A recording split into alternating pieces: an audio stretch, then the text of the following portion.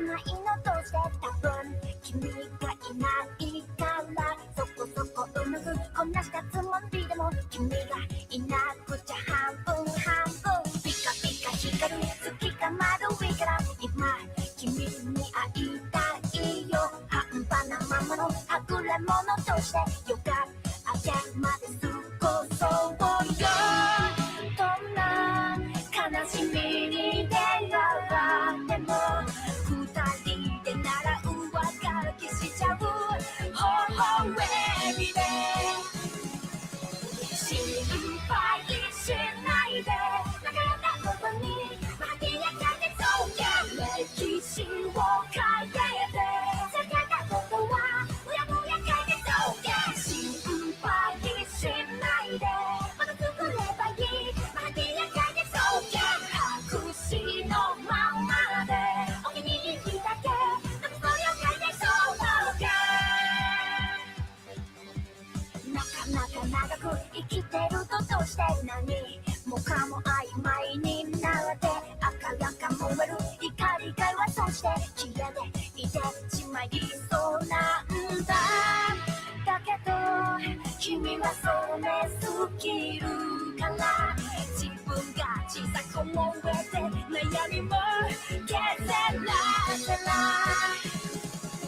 心配しないで流れたことに艶やかでそうや歴史を変えて避けたことはうやむやかでそうや心配しないでまた作ればいい艶やかでそうや白紙のままでお気に入りだけでもそれを変えてそうや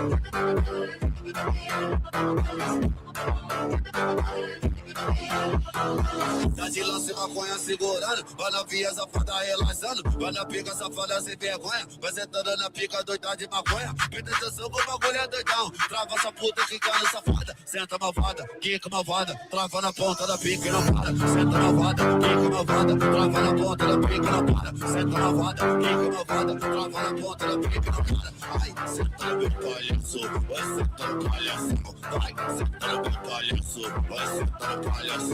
Aquele pique, só couro brabo, me chamam de proibido, porque eu vicio rápido. Combinação perfeita, sete cerveja de maconha, a novinha viciou, tá tudo curtindo a onda. Naquele pique, só couro brabo, me chamam de proibido, porque eu vicio rápido. Combinação perfeita, sete cerveja de maconha, a novinha viciou, tá tudo curtindo a onda. Só socadinha, você tá dando vinho. Só socadinha, você tá dando. Só socadinha, você tá dando vinho. Só socadinha, você tá dando. Só socadinha, você tá dando vinho. Só socadinha, você tá dando. Esse é o DJ Holanda, tá lançando a nova moda. É o DJ Holanda, imã de piranha. Imã de piranha, imã de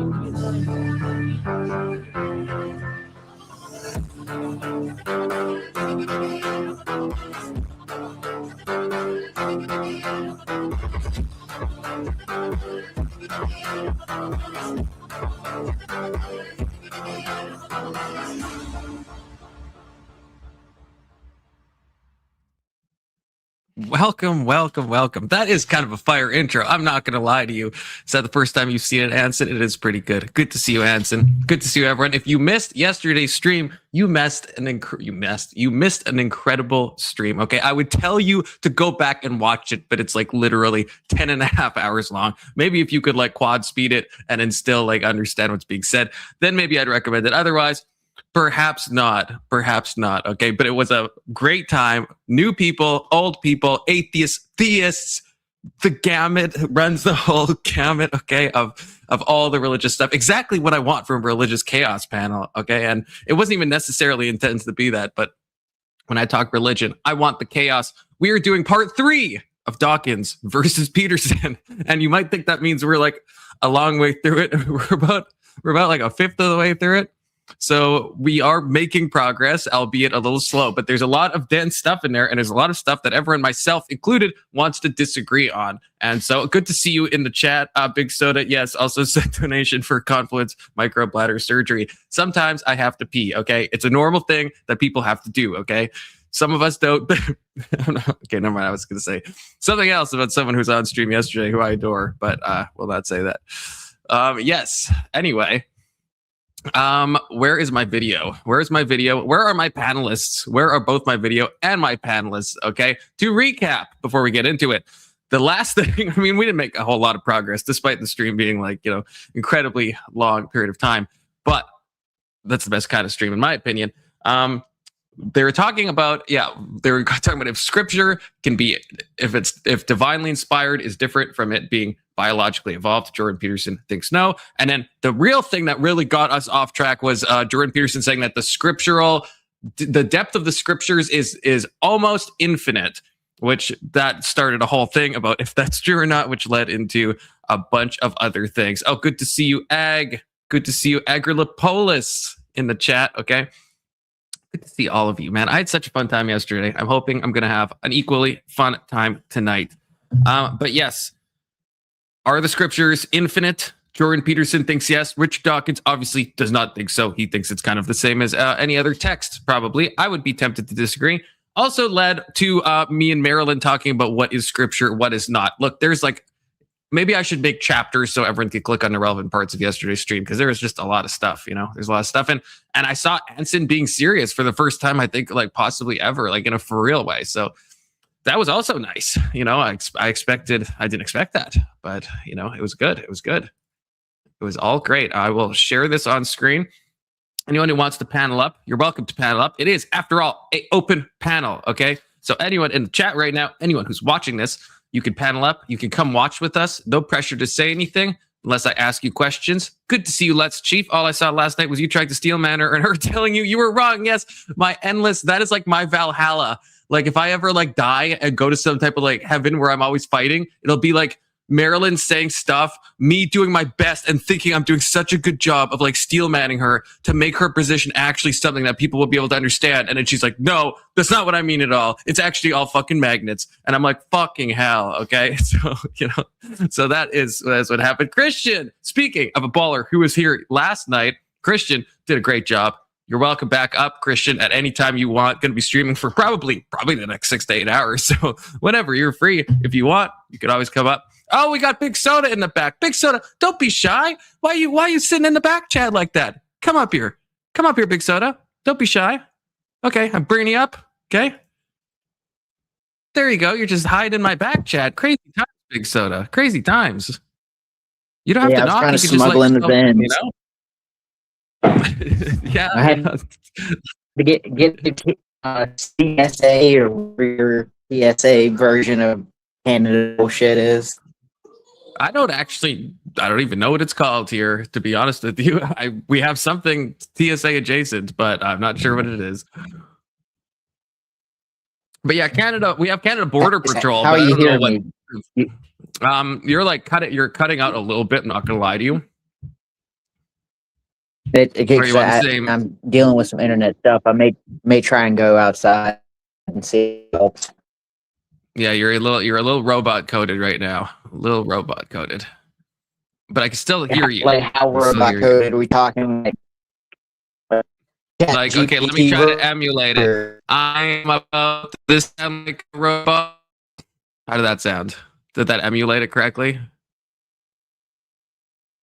Did you hear any of Yeah, that? that sounds about right. I can hear myself. Anson says, "I'm always serious. I just say radical things and you make yourself feel better if you think I'm joking." Yeah, that's probably right. CATSA is the Canadian. That can't be right. That would just like CA meaning Canada, TSA. Are you trolling me, Doomerang? Good, by the way. CATSA? Oh my gosh, it is the Canadian Air Transport Security Authority. Okay, it's just like CA and then TSA. Okay, so that's strange. But yeah, don't like in the same way that Americans probably don't like TSA. I don't like CATSA very much, you know. And I've heard that TSA has never stopped a single check ever. Okay, just a little fun stat. Say hi to Mama Soda for me, Big Soda. I hear in the background. Oh, And say yeah, like did you hear? actually say Confluence says hi. Oh, and now he leaves. Terrible that Big Soda's wife doesn't know my name. Incredible. Okay, we talk like so often, Big Soda. Okay, why is it Jordan Peterson? Jordan Peterson, where are you? Oh, there you are. Nope, there you're not. Nihilism.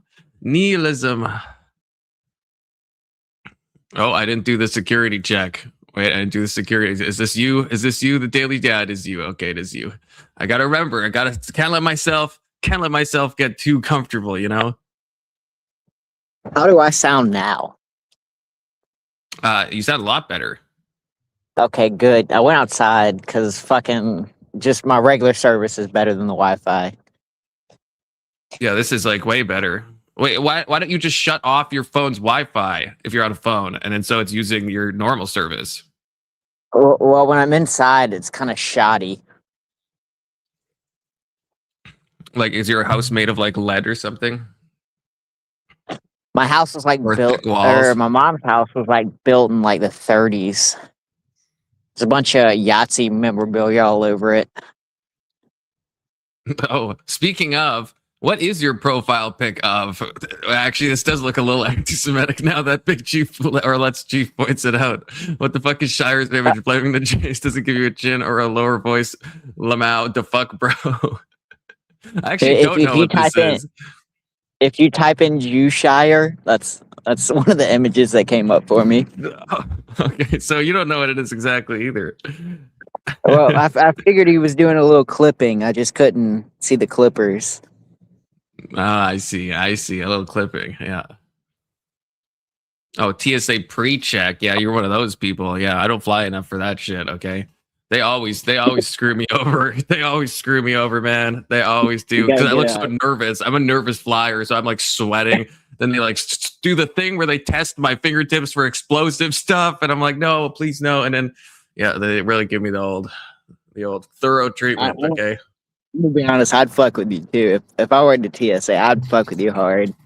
I'd be like, yeah, this guy's carrying something. He's got something on him. And they always ask if I want a private room, and you never say yes to that. I know that for sure. I always say, nope, whatever you're going to do it in front of all these people, because they're not going to do too much in front of like everybody, right? But you ask for that private room, holy jeez, you don't know what's going to happen in there. It's not something you can really refuse either, because then you're on a freaking list for next time. It's like crossing the border. This has actually happened. Brief aside, don't like this, that Trump is now like saying that they can like check like Canadians like phones and like all this like crap, and like you have to give them access to like your social media and all this stuff. And it's like, the problem is if you refuse that, then it's like, then you can refuse that. It's not like they have to, but they'll just send your ass back to Canada. But then the next time you try to come into the States, now they're going to see that you refused search of your devices, and now you're going to get really fucked, you know? Well, the weird thing is like, it kind of went under the radar, but Trump really didn't talk about it. But Congress approved like they approved not to go over the Patriot Act and some of the provisions in the Patriot Act, because there was a vote to go over it and decide if these policies were good for Americans or bad for Americans, and Congress is like, nah, we'll just let it slide. Well, I don't like that. And so it's kind of like, well, that's how they got Trump. I mean, that's the whole Russiagate, FISA warrants. that's how they had the ability to then spy on Trump. But I guess Trump must have missed that part. Yeah, maybe. Yeah, you think, I don't know. It's odd. It's like in some ways, it's hard to know, I guess, because like, I don't know. And so I started before saying that the TSA has never like prevented a terror attack, right? And it's like, but with like all this, like the Patriot Act and stuff, has that, protected people, right? Has that stopped terror attacks that otherwise maybe it would be too hard or too onerous to get a warrant, not enough evidence, but then you are doing some like wiretapping of somebody or you're detaining someone, and now you did stop a terror attack, and so we'd have to. Do you know what I mean? Like I had a friend I had a friend whose family is an embassy worker in a different country, like for the Canadian government. And I remember him saying this a long time ago, and it just stuck with me that the more privacy you want, then you have to accept a certain level of like terror attacks. And those things are like kind of like on opposite sides. Like if you want full privacy, then you just have to accept that your country will accept a few terror attacks. And then if you want like no privacy, right, then you'll stop all the terror attacks, but now you have no privacy. And so it's like a balancing act between those two things, and they're kind of like tied to each other. And that kind of made sense to me. Well, doesn't Benjamin Franklin have a famous quote about that? I'm not sure. You're Canadian, so you probably don't know. From Wisconsin, okay, but I still don't know it. Let me look it up so I don't butcher it. It deals with security and freedom. Okay, does sound related, yeah. Because I do think those things exist on a continuum. It says those who would give up essential liberties. Those who would give up essential liberties to purchase a little temporary security deserve neither liberty nor safety. See, he lived in a time when there wasn't really like massive terror attacks, though. I mean, well, no, not well. I don't know when he died, but we had the Barbary pirates, like over there in like Ottoman Empire. We didn't have like a 9/11. You know what I mean? We didn't have the capability for a 9/11. So I don't know. You know what's interesting? You know what Brennan was doing back in the late 90s in Saudi Arabia, where he was overseeing was it Komar Tower bombings?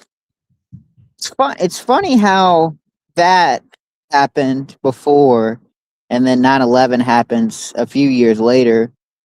It's not that these things are connected, but I don't know the event you're talking about, so I'm not sure. Okay, a rabbit trail for another day. Yeah, perhaps. Is this one of the Saudi dudes that did it, or is this someone that you're saying planned it, or who's Brennan? Am I supposed to the CIA agent for Obama? Oh, okay. I'm not saying he planned it. I'm just saying it's interesting how he was over there in Saudi Arabia and they were planning this Komar bombing, and then a few years later, oh wow, look, our towers fell as well.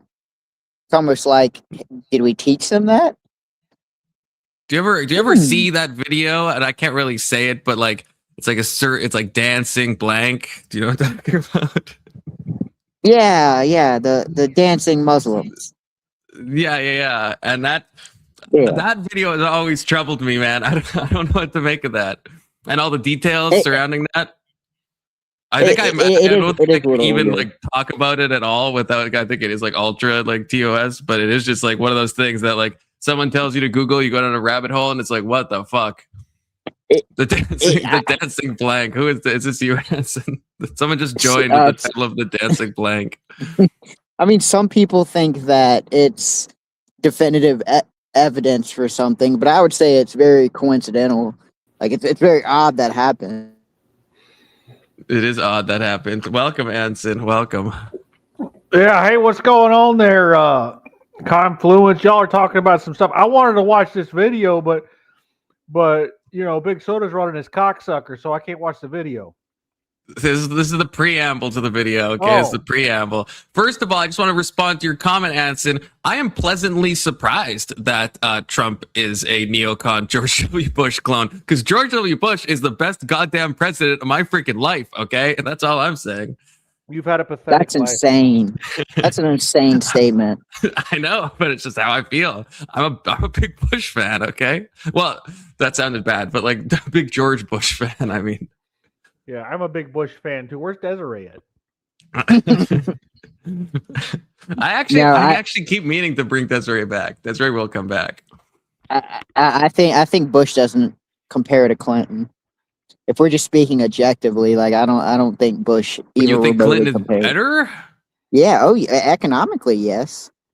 Well, economically is like one vector. You think overall Bill Clinton was a better president than George Bush? So Bush's main thing is he's a conservative, which means he's supposed to lean a certain way economically, and that's kind of his biggest. And socially. Well, okay, socially, what did he do that was conservative? I don't look. I was like super young at the time. Okay, but he flipped real quick on the gay stuff. He flipped real quick. Yeah, and he What? didn't do Did anything he? about the fetus deletus, even though he ran on the cultural Christian right, like the old cultural Christian right that was super anti-fetus deletus. Like he was like a turncoat. He was a liar. George W. Bush is caught. He also did that. He also flipped on the economics too. When we had that economic meltdown in 07, 08, he was like, sometimes you got to abandon capitalism to save it. That's like a quote from him. He's a moron, right? Sometimes you got to subsidize the banks, or was it that the car industry? I forget it. That's what it was in context to. He was talking about all the money the government's going to give to all the big banks, and he said sometimes you have to abandon capitalism to save it, or something stupid like that. He's a moron. Okay, that's a bad quote, but okay. This now it depends who you blame, like the subprime mortgage crisis on, but at the certain point you can't for allowing it. Right, but but I don't know how long that was. I don't know enough history to know like how long that was going on and which government administration should have stopped it. But once it does get to the point of bailouts, you kind of do need to bail out the banks, right? Like, why?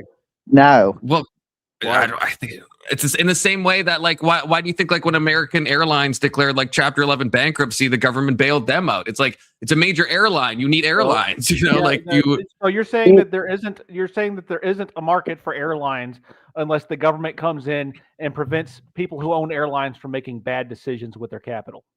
I think the problem is that when you have so much infrastructure in something, it's hard. If let's say the three major airlines all failed tomorrow, well, people need to get from point A to point B. Yeah. It takes time to like accumulate the capital and get the planes and all this stuff. Like I don't think it's that simple. No, it wouldn't be that complicated. If the three major airlines failed, then the minor airlines who are actually running correctly and not making poor decisions with their capital would say, all right, I'm going to buy all of your assets, pennies on the dollar, and we're going to make it actually profitable. That's what would happen. That's what's supposed to happen. Yeah. Well, why does Boeing keep failing these consumer regulations, but they're still the top choice when it comes to government contracts? That's insane. Right. That's probably like a bit like nepotistic. Good to see you, Vibe. I don't know which voice are you talking about, Anson?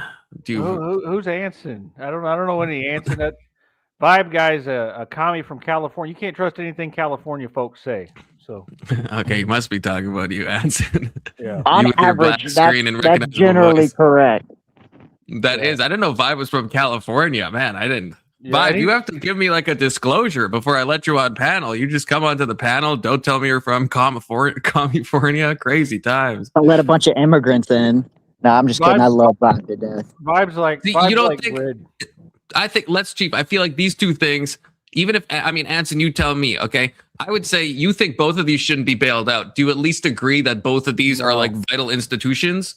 No. If one is the other hold on, wait. What makes an institution vital, and what rights does that confer upon the institution?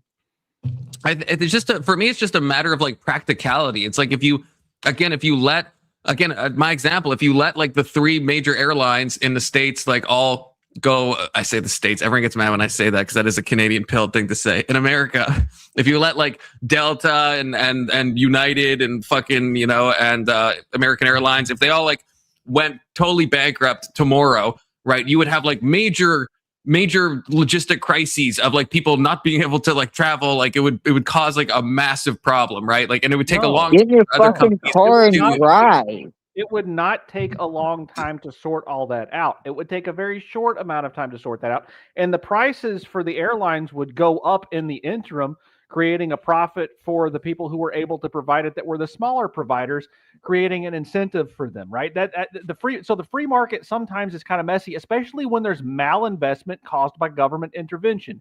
And the only scenario in which all the major airlines would all go bankrupt at around the same time is if there's this mismanagement from the government level and intervention causing distortions in the business cycle, right? That's the only thing that would cause that. The government's not going to bail me out just because I start acting poorly on the financial you're not a vital side. institution. You have to be a vital institution. Well, honestly, I'm more vital. More vital than Boeing. The government's written toward me, not toward Boeing. Boeing is okay. Wait. So Tessiker Johnson had something to say about the subprime mortgage crisis. He says the banks paid back the bailouts. The government ended up making money off it. For your information. But why does that help me? Is that true? How does that help me? Pay back all the bailouts? Yeah. So in exchange for their I know this is true. Testicular. Yeah. In addition to their being protected from their bad decisions in their business, they were also heavily regulated, and they were compensated for that heavy regulation that essentially killed I think it's the opposite. I think what Testicular Johnson is saying is right. I work in this field. This is what I do for work. Like banking? Well, yeah, I'm not gonna like say what I do for work, but you don't have to be specific. But related to financials, very, very, very much. That's very much related to it. But wasn't that the whole issue? Is that the banks were charging interest rates below prime, and that they should have known that people wouldn't be able to pay back. So isn't that a lack of regulation? Like they were thinking about this whole. The regulations forced them into that box because there were regulations forcing the banks to loan people money that weren't capable of repaying it because there was this big push to get blacks in homes that they didn't deserve just because they were black. Right. And there were a whole bunch of other regulations. Well, not necessarily black. I call that poor people, right? Black, poor, same thing. So you basically created this perverse. Okay, keep going. It created a perverse incentive. Anytime you have the government coming in and regulating and telling the private marketplace what they need to do, it creates a perverse incentive where you either create surplus or shortage, right? You can't do anything else when you're interfering with the free market. If you have a totally free market, then you're not going to have that issue because everything's running efficiently, right? That's the whole reason why the business cycle exists is because of government intervention. You wouldn't have these up and down cycles that are so disastrous, like what you're describing with the airlines or even with these banks. The only times in U.S. history when we've had massive bank failures is because of government intervention, and those loans are a perfect example of why the government needs to stay out of the market in the first place because they're the ones that cause the housing. I think Anson's referring to the Fannie Mae and Freddie Mac aggressive quotas that were both private and public quotas that were set by the Department of Housing and Urban Development. So you're saying that's what caused banks to offer at so low mortgages at such a low interest rate? So the banks were told that any loans that they made would be covered by Fannie Mae and Freddie Mac. And Fannie Mae and Freddie Mac were quasi-government institutions. It's kind of like the post office saying that they'd certify the balance sheets of FedEx and UPS. Is basically what happened, right? They'd say, all right, FedEx and UPS, y'all expand as much as y'all want. The post office has your back. If you have any trouble, we'll just pick up your slack for you. And then you have stuff like the Community Reinvestment Act, which it encouraged banks to meet the credit needs of their local communities. And you see how that can go awry. Yeah, that was what I was talking about, where they were giving out loans to black and poor people just because it made them feel better about themselves, and plus they were buying votes, right? Democrats. The government did? Like, are you saying the government forced the banks to? Yes. Yeah, so No, it doesn't have to be a Like, force. It's an agreement between these two entities because the banks know, hey, if this fails, this is your fault. Bail us out. yeah. so okay, so this is, and I wasn't expecting to talk about this issue. So like, I'm honestly curious. So are we saying are you saying that the banks, even if someone like didn't have like the right down payment or the right like fiscal, credibility to like, to get this mortgage, that they had to still meet a quota, they had to still like, Yeah, they had to take these bad debts Yeah, on. and Like those- you're saying the government forced them It's to. a win-win. It's a win-win. You problem- take out the loan, you get the asset back, and you get reimbursed if it falls through by a bailout.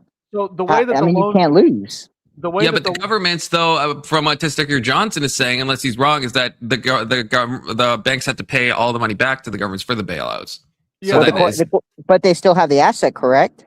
okay, The asset's so inflated, correct? No, he doesn't understand how banks work, right? I'll get into the banks in a second. So, the way that the loans work to the poor people was that they were high risk loans, right?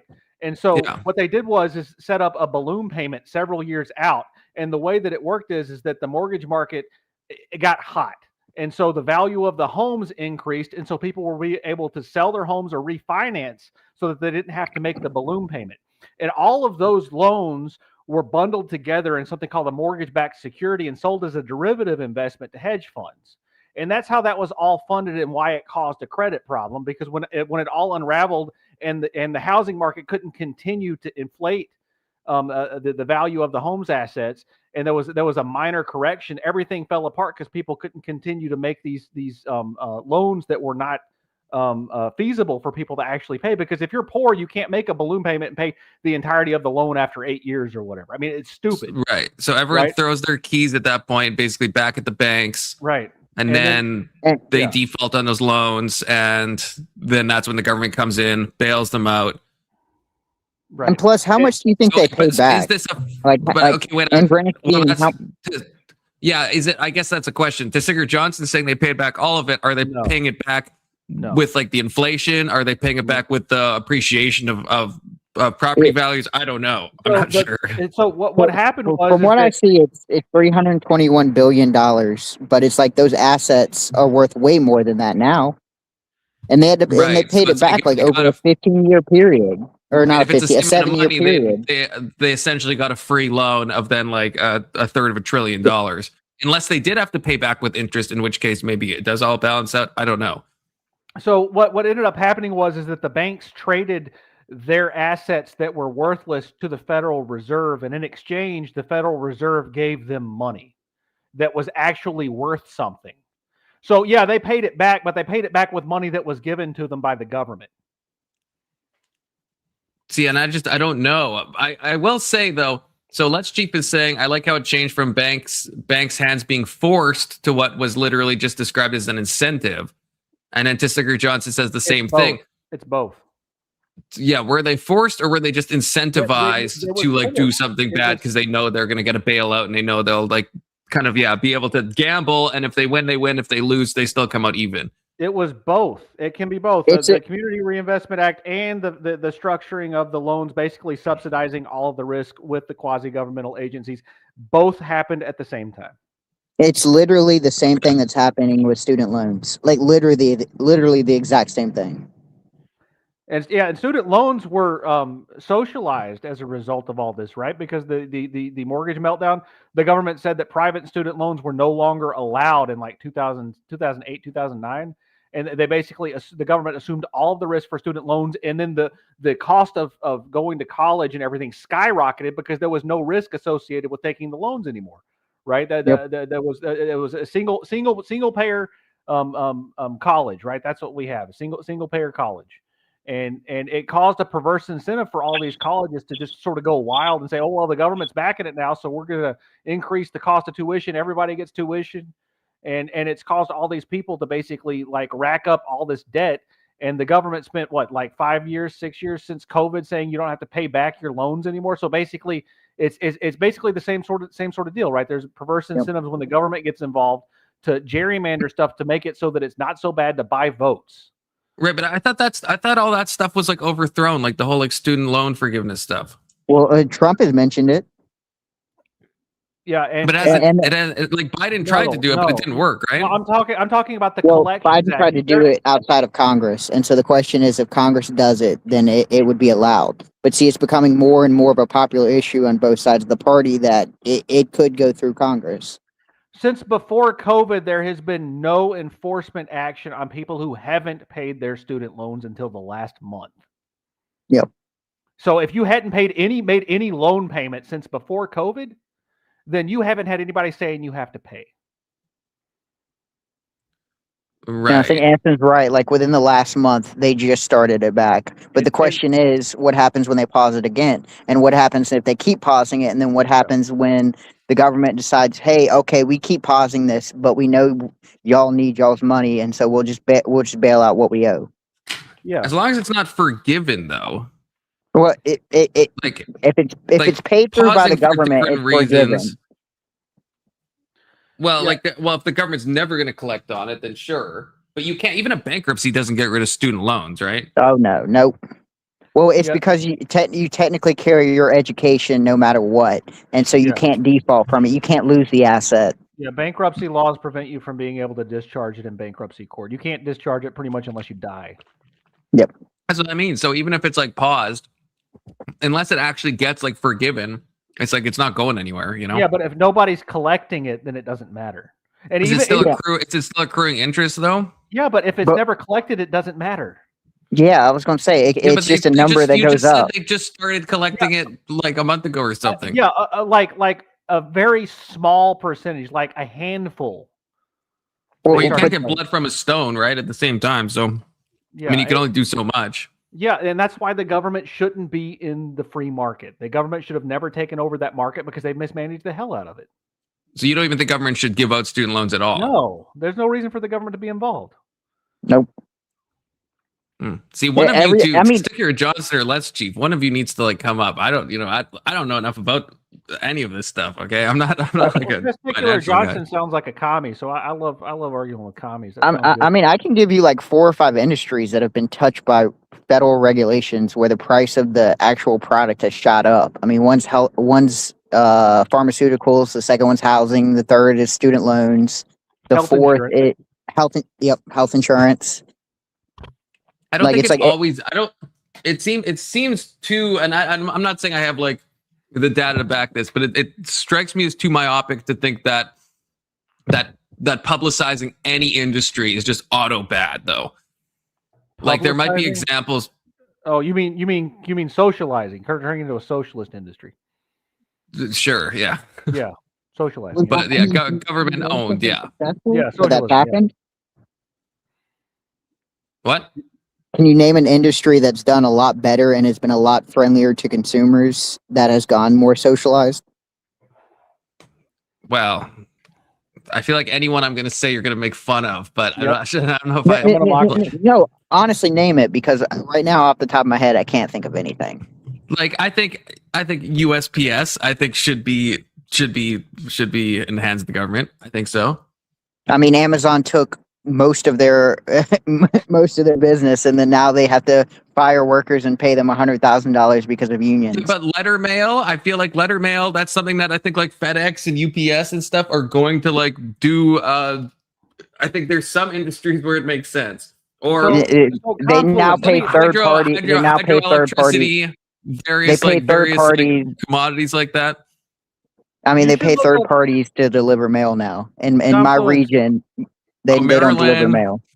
Good to see Maryland.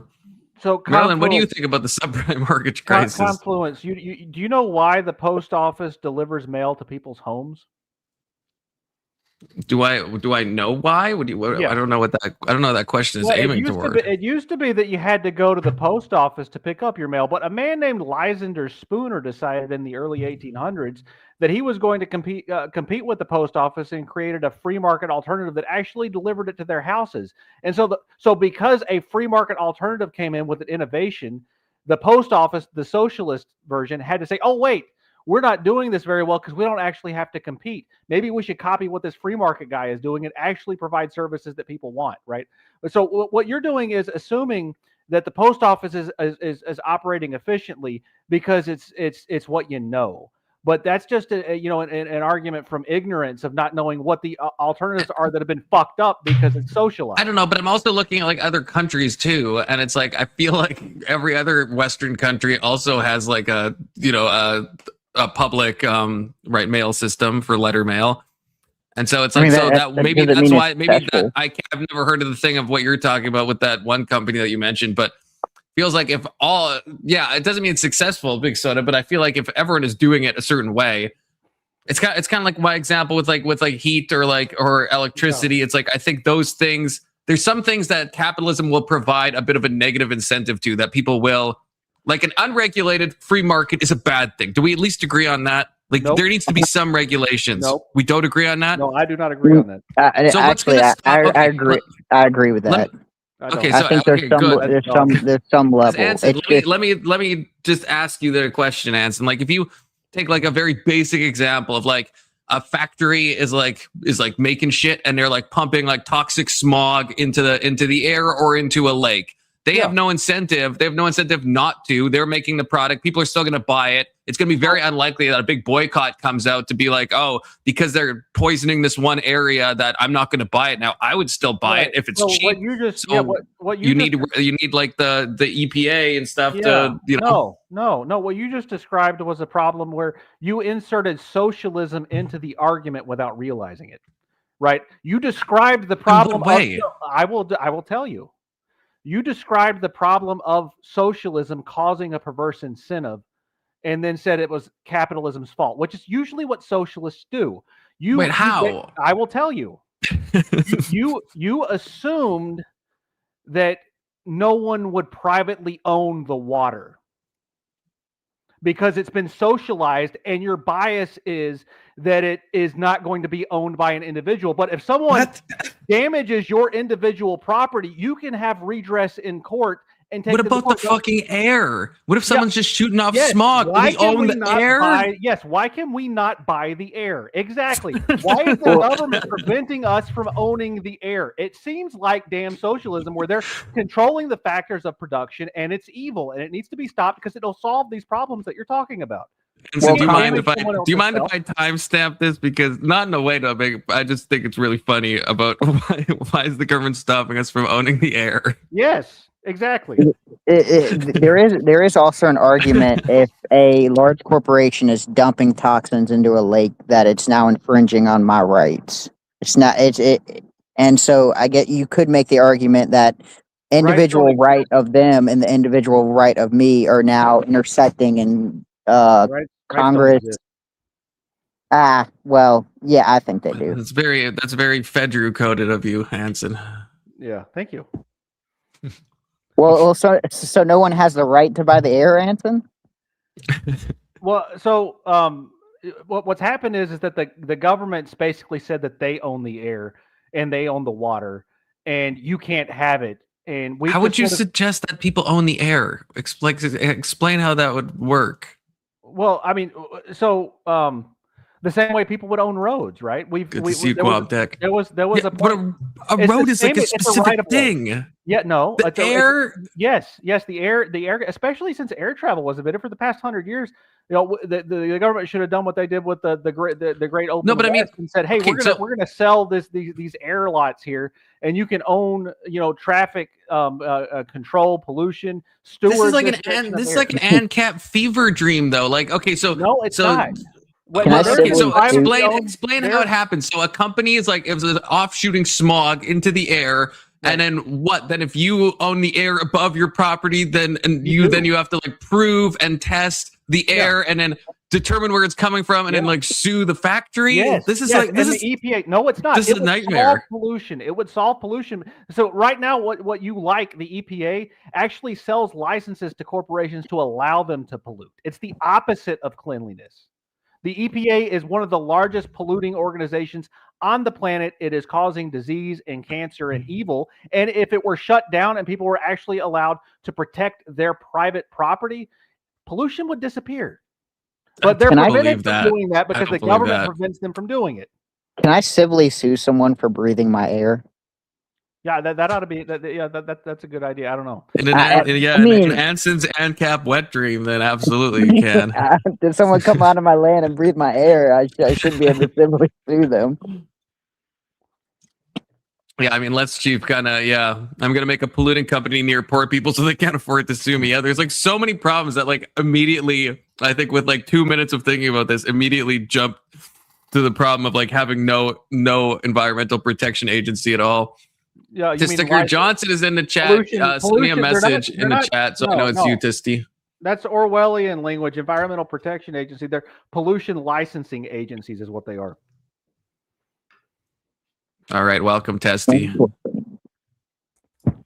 Hey, all right, good. Hopefully you know more about the economy and about all the shit than I do. I kind of don't. I feel like I'm sorry, I missed your name. The dancing, I think, or maybe it was Shire. Sorry, I don't know which one is which. But one of the dudes, you seem like you have a pretty good grasp on things. Like I don't broadly disagree. I think I just disagree on like root causes, because I will be the heel. I am a big fan of regulation, so I think that corporations will fuck people over given enough rope, and we've seen this. It has happened. I think government is the only force that's capable of meaningfully challenging corporations. Yeah, so the only way a corporation can fuck you is if the government limits your rights to protect yourself, right? So the government saying, hey, this big corporation's been given special dispensation to form monopolies, because all monopolies that have ever existed because of government regulation.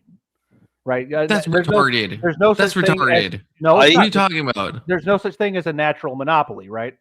Why would there not be? Because it doesn't exist in the free market. Why? Why wouldn't it be? Why wouldn't it exist? Because you don't think someone can accumulate so? You don't think like Amazon could accumulate so much power, but yeah, that no one can finally like actually compete. Okay, like you don't theoretically possible. You think that has to have government intervention for Amazon to just like retain all the market share? How the fuck? But so the government creates barriers to entry, preventing competition. Classically, when companies got large, like Rockefeller, competition would pop up, and then Rockefeller would say, "You know what? This competition is doing a good job. I'm going to buy their company from them." And the people who had the incentive to compete and improve ended up getting compensated for their innovation and endeavors, right? But the system we have now basically creates artificial barriers to prevent these smaller people from competing with the larger people, because there's so many regulations and rules and taxes and lawyers that you need to be able to even open up one of these businesses, that it prevents people from being able to compete. And that's why we have giant oligarchical corporations in the United States right now, because the government has regulated everything. What is making it so? Let's say like Google. Maybe there's something I don't know. What is making it so that Google has a monopoly on like search engines? You don't think that's just a natural thing that happened because they have the money and the resources and the algorithms, and they've spent the most time and they've eaten out all the other competition? Do you think the government is like specifically backing Google as a search engine, or do you think Google is just the best search engine and they have the most money poured into it, and it'd be very onerous for another company to step up and overtake them, and therefore Google has a de facto monopoly? I do not have. Google does have governmental contracts. Yeah, I don't. They have government contracts, but I don't think that's why they have a monopoly over the search engine industry. No, I am certain that there is a government cause, but I don't. I haven't done a case study on Google. I think I do have an answer for that. I mean, okay, so let's not use Google, because I don't know the direct answer for Google, but I do know the direct answer for like social media companies like Facebook and other stuff, and that's usually through Google Play Store.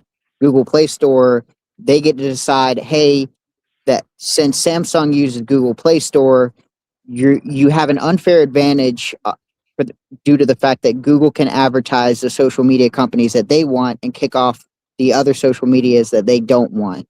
And so now we have this kind of unfair practice of where if you're a company like Minds, you have the government blasting you as this far right entity because you allow free speech, and everyone else prioritizes, the common Facebook or Instagram or this, that, and the third. Right. But that's like obviously like these like smaller companies are not going to like take over these larger companies, right? Like that's just, it's not going to happen. To use the search engine thing, like DuckDuckGo is not going to like overtake Google, right? It's just not going to happen. And Minds is not going to overtake Meta. right? It's just not. Yeah, It's not a and thing. part of that is the regulations and protections for the algorithms that they use, right? It's the government intervention related to the What is the proprietary government? knowledge. Okay, so this is something I know about because I used to work in like SEO. What is the government regulation over like the algorithms of a search engine? You don't know trade secrets and intangible property rights for companies where they can patent things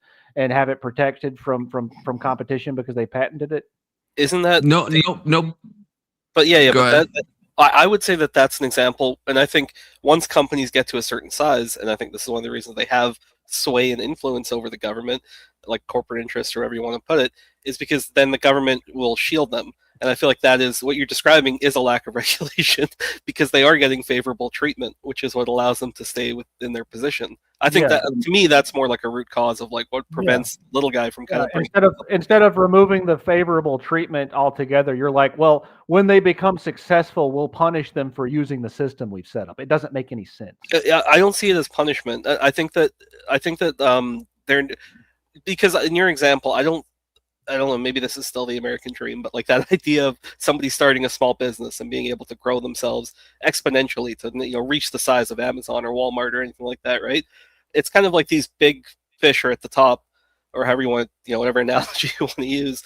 And I think that downward pressure, I don't see it as a punishment for the government to step in and say, well, this is actually stifling the market because now people can't break into the market.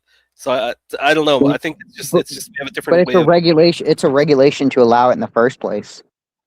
Well, no. So here's like a bridge or like a olive branch. I can admit that I think that how we got here is in part, like, I don't think that overregulation is good. Obviously, like when COVID happened and all of the fucking mom and pop shops had to close, but Costco and Walmart were allowed to stay open.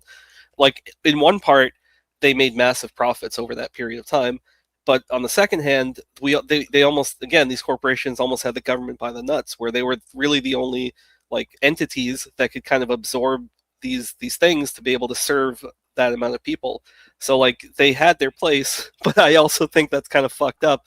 So anyway, like I don't think that overregulation is bad, but I don't think that no regulation leads to like better outcomes. Well, yeah, I agree with you. I don't think I think no regulation can be just as bad as overregulation. The only problem is that's fair, Anson. I don't see how, Anson, you think that you can't imagine how monopolies can form without government regulation. Like, I don't understand how you can't imagine that. Like, if you're Walmart, it is obviously, if I own a small store, it's going to be like incredibly difficult. And it's not because of the government holding me down. Like in some cases, yeah, with the COVID stuff, then yeah, that was a case where that happened. But if we took away the government and I just have a small store, how can I ever compete with Walmart that has massive supply chains and they can run loss leaders and they can warehouse way more products and buy in bulk? Like there'd be that's just a natural thing that happens. Monopolies form naturalistically in economics. That's something I at least know. Well, no. I know that for sure. I disagree with that because then you start getting in the realm of lobbying, and Walmart has the ability to lobby and where they can license themselves to be open 24/7 versus other stores have to go in and ask for a permit to be open 24/7. That's not what actually makes the difference. If I'm a small store that has very little capital, I'm saying it makes a difference, but it's not what separates a mom and pop store or someplace that has like 10 chains from fucking Walmart, right? If you have that much capital, you can do a lot more just economically to squeeze the competition. That's just like how economics work, right? Like that's not. No. You don't need the government to like be doing this 24 hours a day. I don't know. That like those are all like small contributing factors. The main thing is the amount of capital you own, how much you can squeeze the other guy, and how much you can like do actions like the Netflix style of things where Netflix squeezes out the competition by offering super cheap prices. Now my Netflix is like 3 times what it was like 6 years ago because now they eked out a lot of competition and now they can jack their prices up. So I remembered this and I had to look it up because you asked about Google. Did you know that in 2004, around the time Google was starting to really get big, they were entered into a partnership with the CIA? Yeah, I mean that's saying less than I think you think it's saying though. I mean that's like it's not actually because There are It reasons. is. No, it's really, and also I've seen Google get um, uh, incentives at local state government levels to build fiber infrastructure and compete directly with internet service Yeah, providers of course these places get, yeah. that didn't get the subsidies, and so now there are places all over the United States where the taxpayers have basically funded Google to come in and build infrastructure. I get what you're saying, there were but like, other people in the market already doing that. but like the early internet had like obviously government intervention, right? Tor project is like funded in a lot by the CIA and the whatever it is. Like that doesn't mean that. Like they tend to invest in a lot of these like venture, I don't know, Silicon Valley type startups because they kind of want their foothold. But I have and we don't have to pivot. We can stay on this for sure. But I think what's more driving, at least where my head is going, to drive more to the heart of the issue, because I have an issue with like money in politics. And I know that can be a little bit divisive because some people are like, well, money is, $1 is one vote type of thing. Like, you're allowed to put your capital wherever you want to sort of influence things. So like there's nothing inherently wrong with lobbying, but when a company or corporation through either super PACs or the whole dark money thing, if you can funnel a lot of money, and Congress has to at least a lot of them have to disclose where their income comes from. But anyway, long story short, how do you guys feel about money in politics in general? Like, do you think excessive is bad? Do you think more money is better? Like, you have I don't generally mind it. I think the super PACs are a terrible idea because then you can start donating at higher percentages than for me it's like I like the individual standard of like 3,500 or 5,500. I think we should set most corporations on individual donations, similar maybe 7,000 or something like that. But there shouldn't be the ability for super PACs to come in and collect massive amounts and then spend them on campaigns. I think that's insane.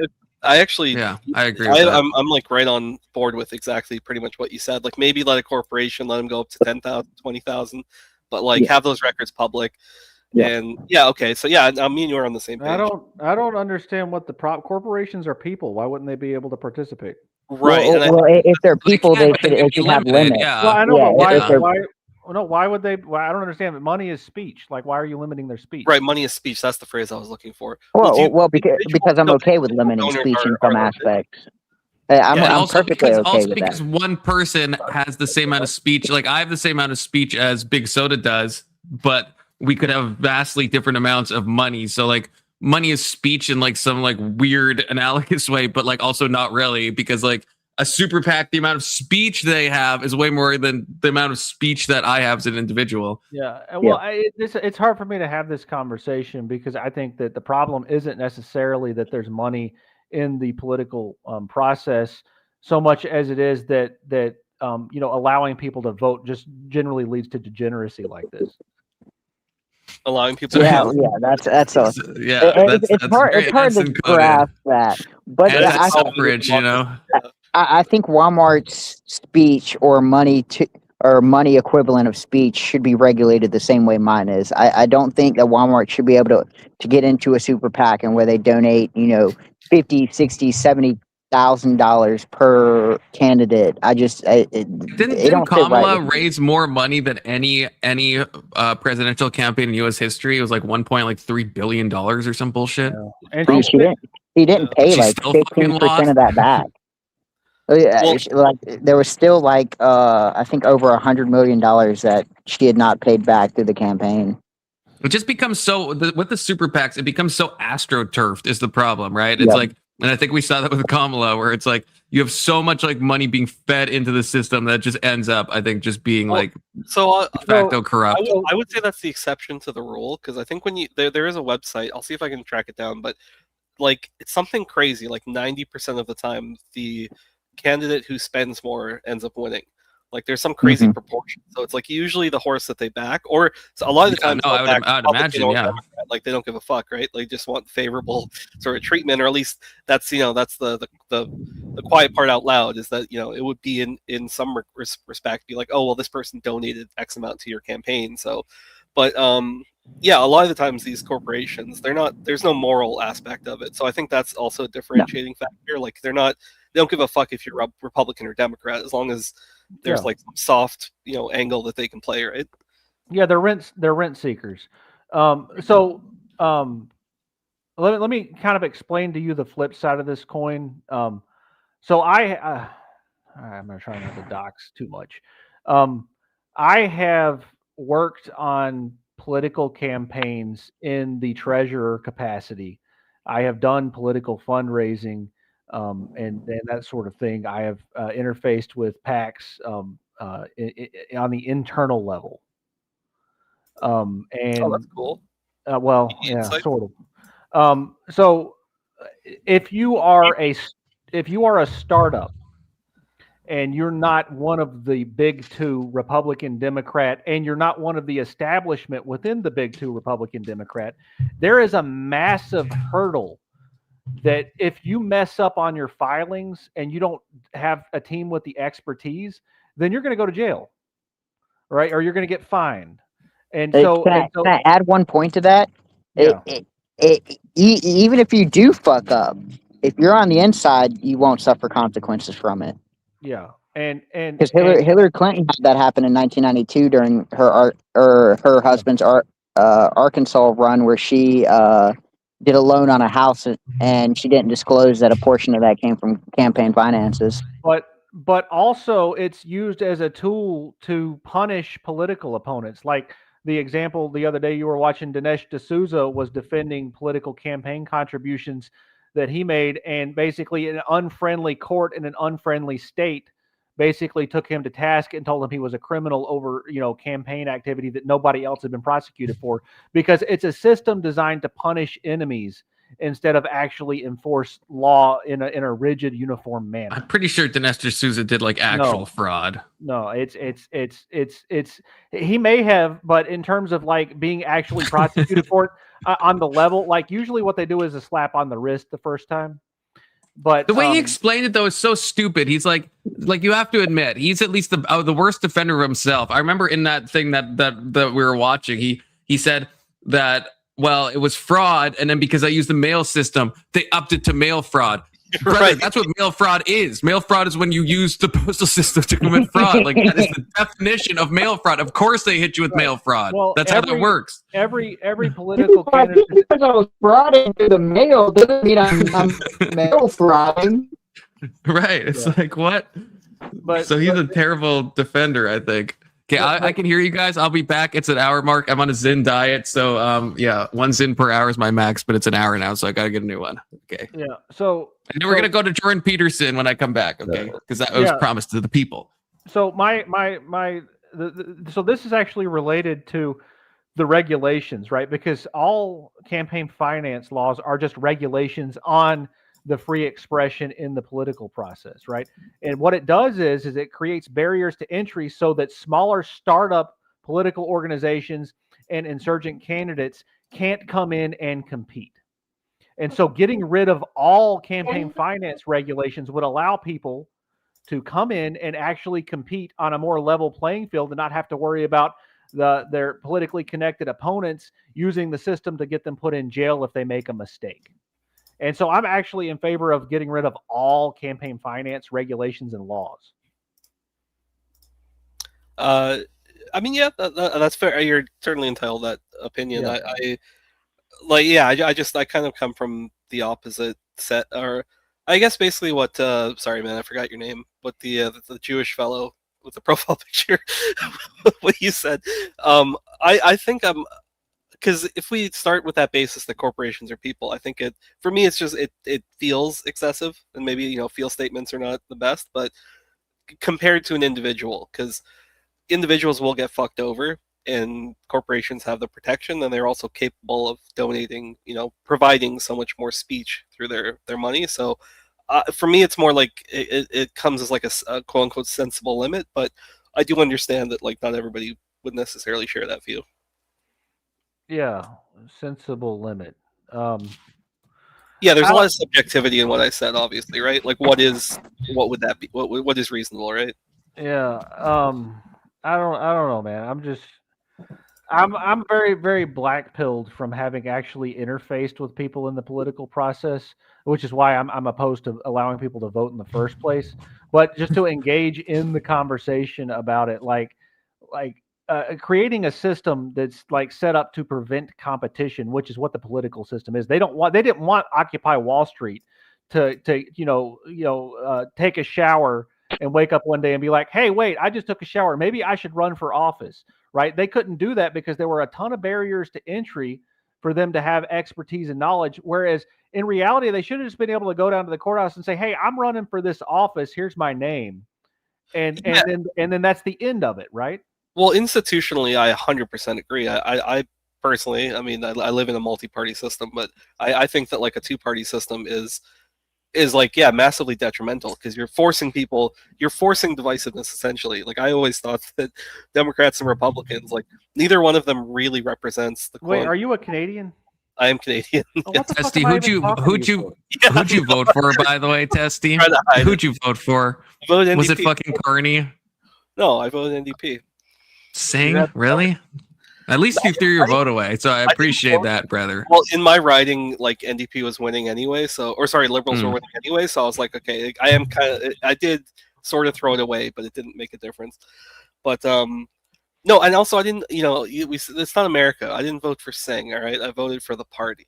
It's totally different. No, it's not. Totally different. Vote liberal. I wish Canadians understood that because then when fucking Trudeau stepped down and the Liberals were at like a 20% approval rating, it wouldn't have jumped up because a new guy's in charge. So I wish more Canadians fucking grasp the concept that they're voting for a fucking party, but apparently they don't. Yeah. But Carney jumped up like 35 points in the polls like within the first like month or two. It's like what the fuck? It was insane, and it was like I'm a little. We don't have to. I mean, nobody gives a fuck about Canada, but like there's that populist type of rhetoric that's been floating around because people became so anti-Trump, and everyone saw Pierre as like a mini Trump. So the Liberals poisoned that. That was like a proven thing. It was they went around campaigns, yes, and deposited buttons and leaflets that made it seem like they're conservative. Like it was basically agitprop. It was like legit agitprop. You should be fucking thrown in jail for that shit. Okay. Well, but the same thing happened in Australia. Like their conservative party was blowing through in the polls, and then the Liberal Party won by like a landslide. Like. Just because of the rhetoric coming out of the States, man. I don't know what to tell you. Yeah, you people need to get a lot. Did Germany have something similar to that? We're doing the opposite of copying. Anything American. Germany's wilding though. The AFD got like 30% or something. Like it was like the second highest. They almost and the AFD is like pretty radical. I'm not gonna lie to you. Yeah. They're pretty far right. They're like I don't think they're that. I don't think they're that far right compared to us. They're definitely not that far right. Well, okay, compared to Trump, they're miles to the right, I guess I would say. So they're like, maybe compared to our far right, they're not far right, but in the sense that they want to like remigrate and everything, like very thoroughly, and in their like platform and everything, they're pretty freaking far right. Why is that far right to remigrate? I don't want to pull out the chart again. Where's Doomerang telling me to pull out the chart? So I mean, I understand it depends, right? What axis we're talking about. I get all that, but it's just in general when people say far right, we usually mean things like intense, like top down social policies. A national. I don't want to say fascist, but fascist in the sense of like wanting a kind of top down social. Economic control government. That's kind of an ethno state because I mean the AFD. There's videos of them singing. What's that song? They like took over a really good electro song. Toujours amour or amour toujours. Yeah, and they now every time I hear that song, I just think about because it means like it's the translation is like German is for Germaner. Germany is for Germans, foreigners out. And it's like they're all like it's a bunch of white people just like dancing to this like EDM song and like singing this like ultra nationalist stuff. It's like the party's wild, okay? Yeah. And they got like the second share of the votes. They almost freaking won. It was wild, man. Yeah. We almost had a fourth right on our hands. I think it's a nebulous term that doesn't really mean anything other than to disparage people based on their political. What it's far right? It's not, because when I say AFD is far right, I'm communicating something to you. You know what I mean. You probably get the idea that they're probably a bit like white coated. They probably aren't like super fans of like Muslims and immigration and stuff. It's not a nebulous term. If it's a term that's conveying information to you, it's not super nebulous. It's a nebulous term because you described a political structure that sounds a lot like a central authoritized government, which would seem more on the left political spectrum than on the right political spectrum. Yeah, just because they want to have their own nation for the white ethnic minority, doesn't mean anything. I mean, the Jews get that, the Muslims doesn't make them far right at all. What words don't even mean anything at this point. Come on, man. The labels are. Are you saying Wakanda is far right?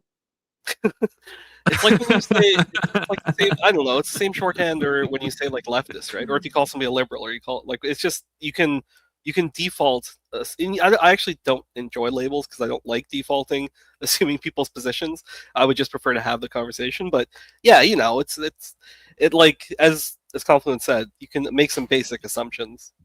Yeah, it's like as a shorthand. Like I'm not trying to disparage the AFD. In fact, it could be better if the AFD won. Okay, don't quote me on that. Actually, I'm going to disavow myself real quick. It's about that. Well, see, the problem I'm not like saying that to disparage. I'm just trying to convey what the AFD is. If you guys don't know what the AFD is, so it is a helpful shorthand. I get if you're like a leftoid and you're like, oh, they're far right, and you're using it as like a fear mongering tactic. But there's also just a legit way of like, if I'm talking about Mamdani, I'm gonna say, yeah, he's like far left, and sometimes I am trying to disparage him, but sometimes I'm just trying to communicate like what side of the political spectrum he kind of lies on. He wants busing to be free. It's going to cost like $6 billion or some shit.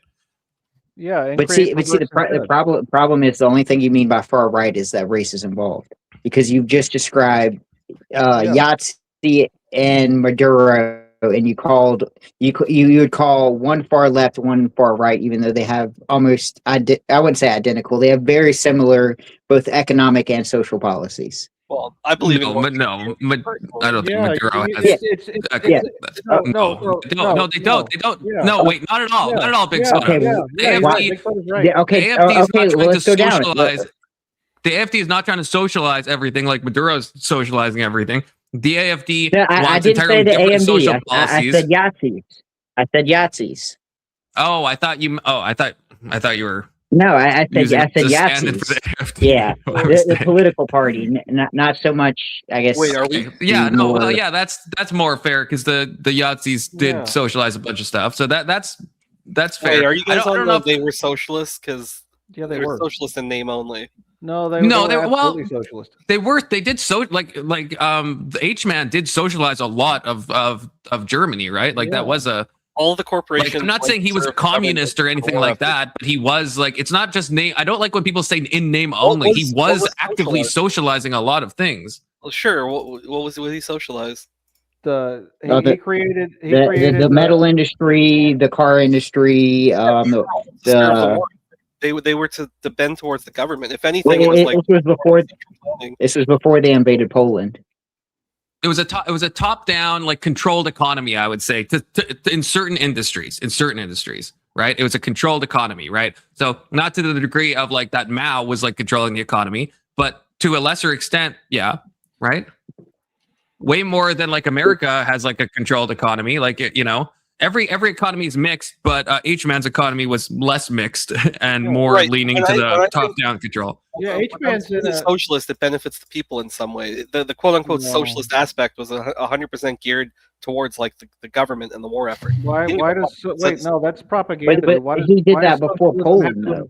Benefit the people. war effort. Well, he was ramping up before the war started, right? Did Stalin's socialism benefit the people under your paradigm of what socialism is?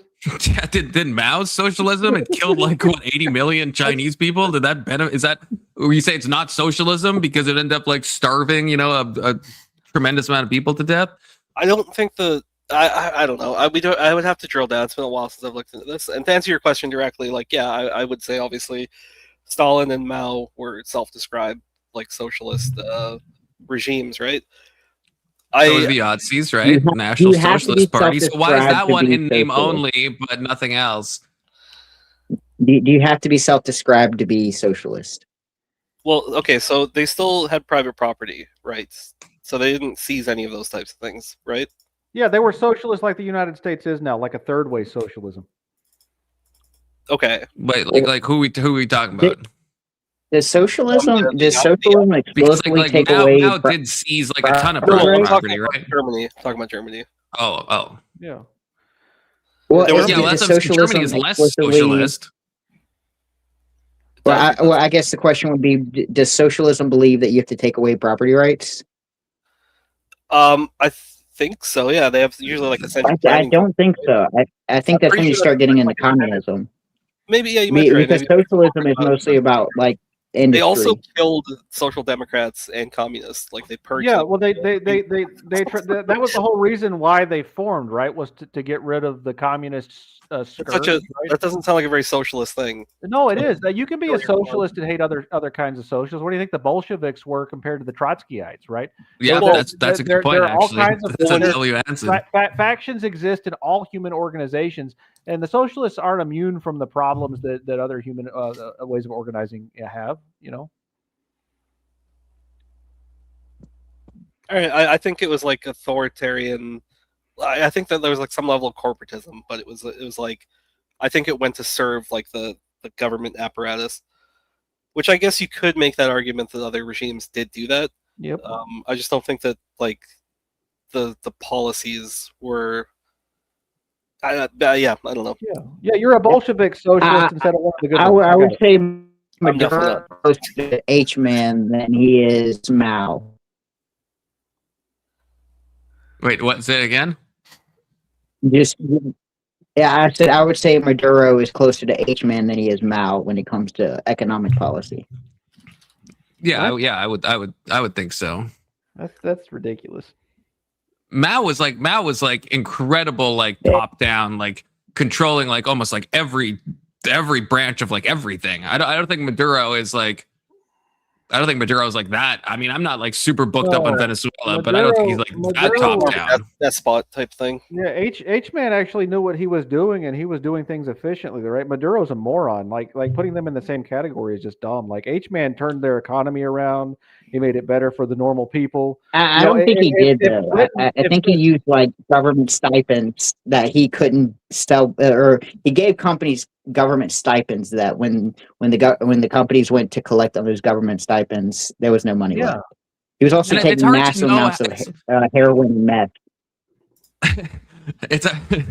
He was using a lot of drugs, but it's hard to also know when you're funding a war machine and you're like pillaging from other people. It's hard to know if your economy would be stable if you weren't like stealing a bunch of resources from like a bunch of different countries too, right? Like if H-man's policies just, if it stayed in place and then he didn't invade anyone, would Germany have continued to be good like 10, 20 years down the road? Or is it because he's like, taking a bunch of like resources from all these other places, right? Like famously, like he was like out of like diesel, right? He was like trying to like find more diesel to like fund everything. And it's like, there's a lot of like, I think, it's easier to see an economy working if you're like stealing everything from everyone else, right? As opposed to like diplomacy and like your own industries. Yeah, I guess that's one way to put it, or you could just put it like they had all of their resources stolen by the Treaty of Versailles, and they were put on the back foot, and they were just doing. That's true as well. Yeah, I mean it's I'm not going to make a an apologist argument for the H-man because I'm not prepared for that, even though I want to. We can save that for another time. Yeah, thank you. We'll save the H-man apology for a different day. But which is a good note. Are we ready to Jordan Peterson dive? Please, now. Don't wait. Do it now. Do it. All right, insofar as I've been able to understand the text, every time I make a improvement in understanding, it reveals something to me. Okay, this is the context was he was talking about scripture being having infinite depth, and Dawkins was like, I don't know what the fuck you mean, and so just like shattering. Quantum physics is deeply mysterious, and you're saying that biblical texts are deeply mysterious. The difference is quantum physics, the predictions you derive from quantum physics are fulfilled to the umpteenth decimal place. The umpteenth decimal place, I mean, I think it was Richard Feynman says, equivalent to predicting the width of North America to the nearest hair's breadth. Now, Right. that's impressive. That's No doubt. the mystery there, as it were, gains its credentials by its predictions. The mysteries of the Bible don't have any credentials at all, as far as I can make out. Well, I guess the credentials that I would put, you made a statement a couple of months ago that I found very interesting. And I don't claim to understand it, and I'm not trying to put you on the spot with it. You said that you were a cultural Christian. Okay, and so that raised a number of questions in my mind. And the first question was, you are changing the subject. No, I'm not. No, I don't think so. I wonder if I should have asked him this yesterday. Would IJ identify as a cultural Christian in the same way? Because IJ likes the Christian morality. Did you guys get the vibe? Would he say he's a cultural Christian? Any have thoughts on that? I think by definition he is. I think he just wouldn't admit it. Because like he Dawkins seems obviously very means adverse that to being compared to Christianity. Right. And Dawkins famously hates religion, but I guess actually, Anson, do you identify? Actually, yeah, I have Anson here. Because Anson, you said you think it's better if people are Christian than atheist, and you don't want to convert people to atheism. So then would you say you're a cultural Christian? You probably like Christian societies more than you like non-Christian societies. Anson could be gone, so I'll let that question hang. Anson, you can answer if you come back, but I may be leaping outside of the topic a bit to get back to it. We can do cultural Christianity, but I think I have a list of questions that you wanted to ask, and that is one of them. But I think Professor Dawkins did ask you... You're referring to the predictive power and to the utility of the stories. Yeah. Okay, so that's actually what I was trying to zero in on. Okay, so that was the point. Well, it seemed to me that your proclamation that you were a cultural Christian was a recognition and a statement that you had found something in the culture that had been derived from Christianity that you had an affinity with, and that there's some reason for that. And one of the things I wanted to ask you is, well, what do you think that Christianity got right that allows you to make a statement like that? I mean, I know that there's differences perhaps in what we both think about the ultimate veracity of the biblical stories. Maybe there isn't differences. Like, it would take a lot of conversation to figure this out. But what did you mean by that? Like, what do you think that Christianity got right that would enable you to make a statement like that? Virtually nothing. I meant by that no more than that I'm brought up in a Christian culture. I went to Christian schools. I therefore know my way around the Bible. I know my way around the Book of Common Prayer. I know the hymns. Yeah, but Dawkins was also famously talking about how he liked going to the Christian mass and stuff, of the Church of England, I think. So I don't like that these atheists, they want the trappings of religion. Oh, Anson, you're back. Do you identify as a cultural Christian? Did you hear what I said before? Yeah, I identify as a cultural Christian, and I think it's actually important for Christians to start identifying as cultural Christians instead of identifying as their nationality. Because I think that elevating nationality above religion is harmful to humans. Yeah, I agree with that. Another rare Anson. They're becoming less rare, the Anson and Confluence agreements, which is kind of wild. But do you at least? Yeah, we should seek to have religious homogeneity in our communities so that there's less trouble, right? Like, we need to export the people that don't belong, and religious separation is an important way to do that. Okay, I think I'm not going to hit you with the Maryland necessarily, but on exporting I will, but on the other stuff, I think religious, I will say, and I don't know if this makes me far right under my own definition, but I think you have to have, I think, shared cultures and values. I think that's important. But now, me and you, Anson, you're not Christian. I am Christian, but we share a lot of values together. I don't think we have to be in separate societies. You know what I mean? But yet we're not the same religion. So yeah. And if someone snapped their finger and suddenly Christendom actually did its job and became Christendom again and kicked out all the Muslims, Like, I would be happy about that. And if the United States, actually allowed the states to set up state level religions, I would prefer to move to one of the states that had the more religious leanings and basically ostracize people who didn't support their religion, right? Because I think it'll be a more a higher trust society. Yeah. Okay. Yeah. Based. I agree with that. Don't worry, Alex. You've missed like 1 minute. We were talking about subprime mortgage crises and then monopolies and then fascism. And so we just started, even though we're an hour and a half in. And yeah, I think this is what Dawkins wants. He wants the trappings, culture, and community of Christianity without the actual Christianity. I'm kind of and Anson, I kind of have some beef with you. I mean, I prefer that you are the way you are instead of being like super atheist pilled and thinking it's like an omni-coded system. But at the same time, well, I guess, and I don't know if you really do this, IJ, who's not here to defend himself, which is why I'm going to say it. I'm just kidding, but actually, I'm going to say it. I'm always nervous when people want to vacuum out what I see as like a central core of something and leave a husk or a shell behind. I'm always like, that really gets my hackles up, because it's like the point of Christianity. And I was talking with Big Soda last stream or the stream before, where it's like, Jordan Peterson, I think, kind of edges on doing that, where he wants to have the psychological lessons and all this stuff, but in the process he's kind of vacuuming out a central like core of what religion actually is. Right. And so what you're hitting on is actually a problem that I have with almost all atheists. Right. And Dawkins and I have more in common. I love Dawkins' books, by the way. He's a brilliant guy.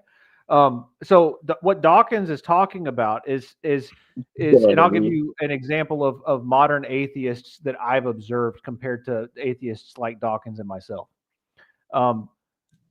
When you reject God, you do what you're talking about, Confluence, and reject all of the tradition, all of the culture, all of the traditional foundation that actually has value. And what ends up happening with these atheists is that there's this massive vacuum, and they replace it with woo-woo nonsense like tarot cards and crystals and a whole bunch of really stupid stuff that doesn't actually add any value. I don't think that actually. To their life. I don't think I've ever met an atheist that uses crystals or tarot cards. I don't think that never happens. Right. So I'm talking about the rejecting of the Christianity. So becoming an atheist, sure, that happens. Yeah. So becoming an atheist for most people isn't hey, I woke up today and I'm an atheist. It's a process, right? You start by rejecting some parts of it. And a lot of these atheists start down this woo-woo nonsense, and then they eventually make it to the atheism. Dawkins and I did not reject Christianity in terms of the culture and tradition and the things that about. And so it created a stabilizing factor. If Dawkins had been one of those woo-woo people, can you imagine like all of the loss that we would have had of his intelligence? Because he wouldn't have had the presence of mind to be able to relate to people the way that he does. Because I think that's directly because he kept his cultural tradition of Christianity. It's surprising to me that you can relate to Dawkins. Dawkins is obviously good at biology, but Dawkins, when it comes to philosophy, I think is like utterly like brain damaged. I think like Sam Harris, I think does a way better job at like explaining things than Dawkins does, in my opinion. Yeah. Before Sam Harris lost the plot. Yeah. You're still on the woo-woo phase. I expect that from you. I mean, yeah, I'm on a bit of a woo-woo phase. Happened for a while, so that's valid. That's valid. I don't value Christianity as a truth system at all. Okay, so let me ask you about that, because maybe that's true and perhaps it's not. So the first question is, do you think that there are any marked differences between cultural traditions that would enable you to rank order them in terms of their ethical validity? Yes, I do. Okay, so for example, we could contrast mainstream UK Christianity with Islamic fundamentalism. Yes. Okay, so there's a hierarchy. There is a hierarchy. Okay, a hierarchy that points to what?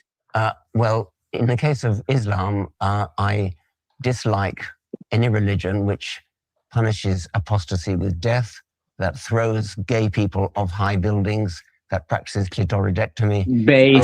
That seems to me to place Islam on a lower level than Christianity, but that's not to say anything very positive about Christianity. Well, it might be to say something positive about Christianity. I think that question is open, because you might.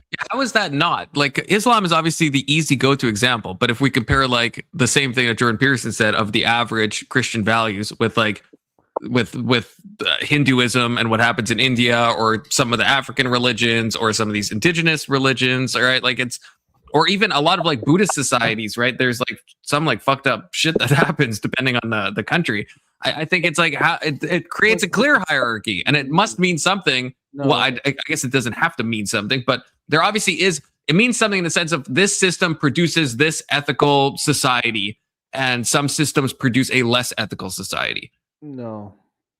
Anson, how do you disagree with that? Yeah, like, would you rather like I feel like you're just disagreeing to disagree. No, what you're describing is the systematic subversion of Christianity post-Enlightenment, right?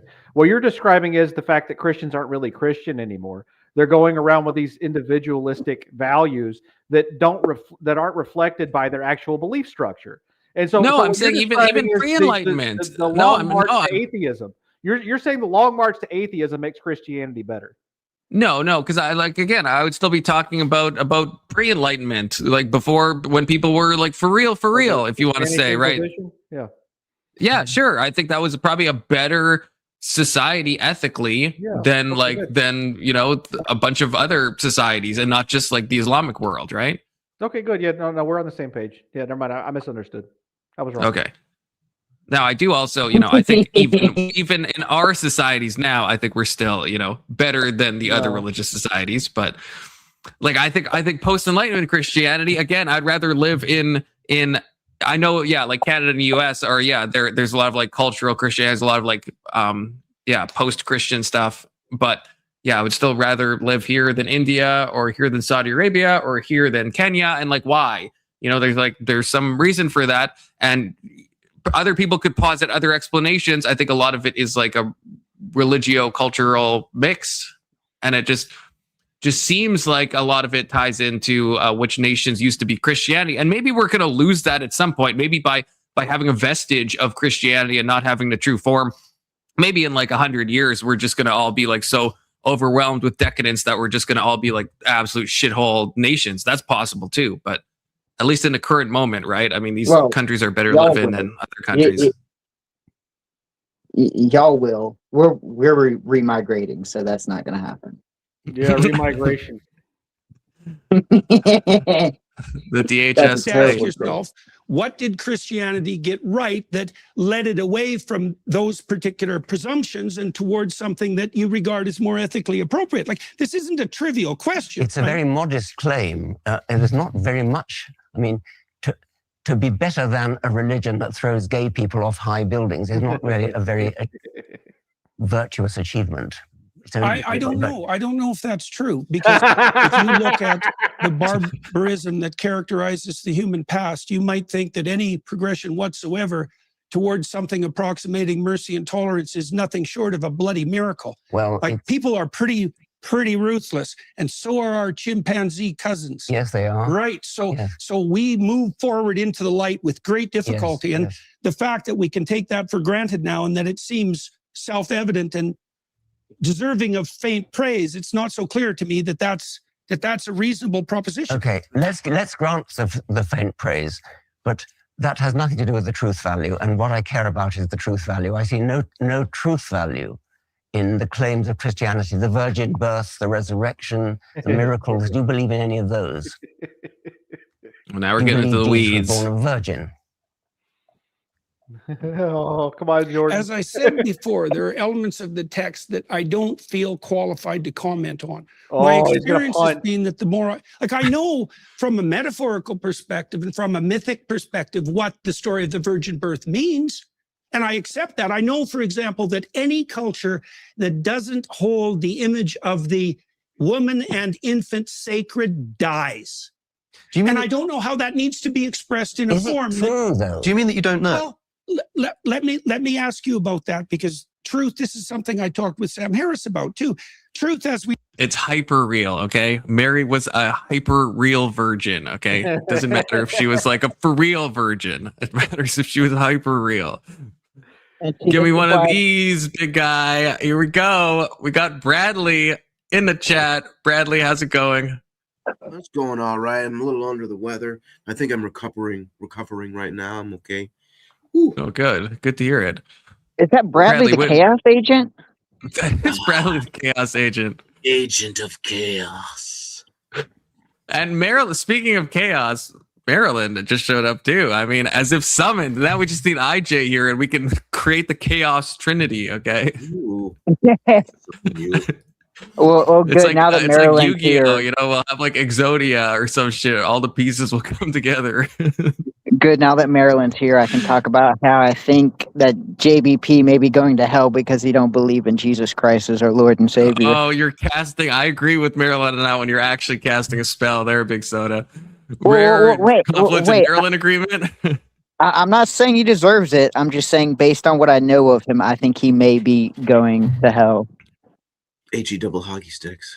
I didn't say he should. I didn't say he should. Or this is the thing, though. If we're talking about like accepting Christ, there, like Jordan Peterson might not think that Christ like literally rose from the dead. I'm not sure, but I think Jordan Peterson definitely accepts like the sacrifice of Christ. I don't think he's sitting there being like, I refuse to accept that. I'm too good for God. I don't need saving. He definitely, so he psychologizes everything, but there's no way in his heart of hearts he's like actually like rejecting that. You know what I mean? Are you saying he metaphorically accepts it? No, I'm saying he literally accepts that which he sees as a metaphor. Like, so let's say, okay, I was actually thinking about this in the shower today. I was thinking about you, Big Soda, not in a gay way, not in a gay way. I was naked, but not in a gay way. I was just happened to be taking a shower, and I was thinking about, like, does it matter? And this is going to sound a bit Gnostic. That let's say someone believes that Christ resurrected in a spiritual way, and let's say they actually don't think it happened physically, but they think he resurrected spiritually, and they think that we will too resurrect spiritually, and they think the second coming isn't going to be a physical thing. And they believe it's like a spiritual thing.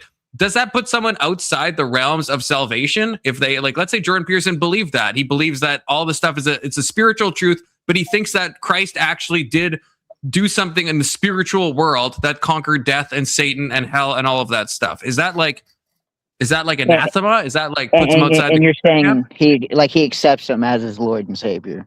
And then you thought I have to wash then maybe you have an argument. I mean that's a fair thing. Like what if you're not accepting the human Jesus Christ, but what if you're accepting kind of?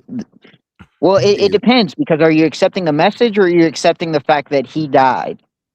Because now we're getting into shaky territory of not knowing. Well, if you accept the idea, does that mean you get into heaven, or do you have to accept the actual entity Jesus Christ? Well, let's say you are accepting the entity, but let's say you just think that the only difference would be that you just see, what you think when Jesus appeared to like Thomas and stuff. Even I understand Thomas like put his fingers in the holes in the hands and stuff, but let's say that was all like an apparition, and you think that Christ like spiritually rose again and then manifested to the disciples. So you just don't think it's like a physical resurrection. Is that like is that? So you're still accepting the eternal Christ. You're still accepting God. You're like hung up on like, did this actually like physically happen? You know, was there a physical resurrection? Is that like so? I don't know. Is that so terrible? I mean, are you like, because I think Jordan Peterson accepts the metaphor of what it represents, and I don't know if that is qualifying enough to also represent accepting Jesus Christ. So if you agree with you, but I don't mean metaphorically. I mean, if let's say Jordan Peterson accepted that it's real, but he just quibbles over if it happened like physically or not. So he thinks it is real, but he just doesn't know about the physical aspect. He doesn't know if you went back with a camera, would the camera have captured Jesus like exiting the tomb? Like, let's say he's like, I'm not sure about that. I don't know if the camera would have picked it up. But I think people actually saw Christ. I think Christ did rise again. I think he died for our sins, and I accept him as my Lord and Savior. I just don't know if if you had the camera there, if you'd actually see the resurrected Christ. Well, I guess then I would ask you, what do you mean by seeing? Like, I guess the people around were seeing him and feeling him, because it's. Well, like in the same way that like I think people today could like see an angel, but I don't think if I know at least Anston's going to balk at that probably, but I think people can like see angels and stuff. But I don't think if you put a camera out, I don't think you're like capturing the angel. Okay. The camera would see him trying to push that big rock. Just go, move this rock. God damn it. I think I agree with the spiritual aspect. If he believes this did happen spiritually, then I would say okay. I think that's a qualifier. But if we're just talking about accepting the idea behind it, or I guess visualizing it as a archetype between the mother and son that is just an idea, I don't think accepting the idea is good enough. I agree with that. A Big Soda, you're catching some shade. Finally, I'm not the only one called a fucking devil worshiper. So you're in my company now. You belong to your father, the devil, Big Soda. Disavow. Well, disavow that, I Marilyn. guess the most polite thing I can say is I hope to see you on the other side. Also, identity theft is not a joke. And it looks like Marilyn is in the chat right now with us. Very silent, very still. Okay. Very sad. And Christian from yesterday says Jewish culture believed their Messiah would be physical. It's why Thomas said he wanted to see the scars and touch him. Jesus wouldn't be the Messiah if he resurrected spiritually. The problem with that is the Jews to this day, they see the Messiah as like a military leader. Like it's already like a reversal of like all Jewish expectations of what the Messiah would be, which is why they wanted him to like be a physical king and why he disavowed that, to quote Marilyn. And so there's already like a bunch of like expectations that aren't fulfilled according to what the Jews thought the Messiah would be. So I'm not sure. And also the Jews thought the Messiah would be physical. Jesus was physical. I'm not saying like if Jesus didn't exist, the Jews don't believe in like a resurrected Messiah. Like that's a Christian thing. It's not like there's a bunch of like Old Testament stuff that like says the Messiah has to die and then come back 3 days later. Like there's nothing like based in like prophecy about that. But they do mention a Messiah, right? They mention a Like Messiah, someone but that's supposed to come back. not about a Messiah who like dies and is resurrected, I guess, right? Oh, okay. So that's the thing. So what Christian is saying is he's saying that yeah, they believe the Messiah would be physical. Well, Jesus was physical, but then the next question is when he died, did he rise physically? And I don't know if that's like super obvious just looking at Jewish culture, because again, their idea of the Messiah was quite different. It didn't involve this type of like, almost a lot of the ideas that we think of Christ, right? They were looking for a military Messiah that would become like king of Israel, right? That's why. I kind of accept that. Over the, I kind of accept that because the question is if we take a camera back and we go through the moments of resurrection and you snap a bunch of photos, do I believe that incident would be in those photos? I would probably say no, probably not. But then I would say that him actually meeting or going and seeing, I don't know how many people was it? Was it 200 or like 200 people experience? A few thousand, I thought. I think in Acts it says that. Okay, a few thousand. Like I believe if you were to put a picture down right in that moment and start taking a bunch of pictures, then you probably would see it as a physical entity and not so much like a spiritual act. Fair, man. If that makes sense. Yeah. I don't think he'd be like a vampire looking in the mirror. If you took a picture of him, he'd be there when he resurrected. Yeah, but he was dead for 3 days. Wouldn't he be like all rotted and stuff? Fuck yeah. No, he's not all he's in a new body. He's not the zombie that Anson likes to say he is. Okay. He's in a new body. He resurrected in 3 days. How quick do you think? Where does it say? What's I'm saying? If it was a physical body, I'm just saying. He have the holes in his hands. Yeah, there you go. So same body. Where's this? He got a new body. I don't remember. Yeah, but how quickly do you think a body fucking decays? He erected in 3 days. But then, this is the problem, and this is the right. He would have been bloated. So this is the problem. Okay, so like, and I know this is taking it really literally, but like that's what Christianity kind of does. So if it is the same body, which that I get it. Yeah, the holes in the hands, but then at the ascension, Jesus like rises. Does he go into space? Does he now like if it's a spiritual thing, if it's a spiritual resurrection, that problem kind of goes away because he's not physically there. But if it's a physical being and then he ascends into heaven, then it's like does he get burned up in the atmosphere? Like what? Like what so happens? Many things in the Bible, right? Because like I think that's why people say it's like allegory a lot of the time. Because if you take the literal interpretation of a lot of these things, it sounds like a fucking acid trip, right? Right. It doesn't. It's really hard to kind of explain away. I think it's probably a different spiritual or renewed body in some way. I think the holes in the hands were just there for probably Thomas, because Thomas is like, well, I want to see those holes. Yeah, so it's a representation. Okay. But I don't know if I can like, I don't know if I accept that rocket Jesus actually like went into like space or whatever, you know, like I'm not sure. I feel like that's more likely just like a spiritual reality that people are seeing, but I don't know if it's like a physical thing. Was Tom when Thomas was testing out the holes? Do you think he went like, "Did you and Mary Magdalene ever, you know?" Probably not. Does Thomas know Mary? Yeah, I think so. I mean, Mary was around for a lot of it. So. But I can't remember. Like, was Thomas a described disciple or like pseudo disciple? No, he was one of the 12. Yeah, he was one of the 12. Okay.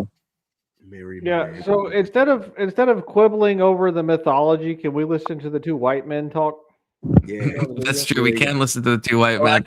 Brandon, good to see you, Brandon. Brandon says not enough over talking. Someone invite Lutch immediately. I agree. We've been too respectful. Okay. I was saying, give me something controversial to say. I would have said it, but no, I do want to let you get back to the video, and without me derailing, just basically say I'm going to jump out for a bit. Maybe I'll pop back in later, but all right. Appreciate me.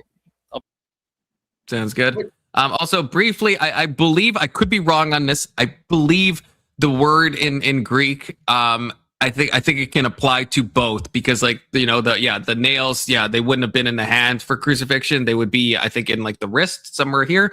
But I think that word in Greek, it doesn't necessitate the palm. I think it is a general word referring to this area. That's my understanding. I could be wrong now. I just want to reply to Les Chief's comment. Yeah, Christian is agreeing with me, so I'm going to say palm could hold you. I'm pretty sure.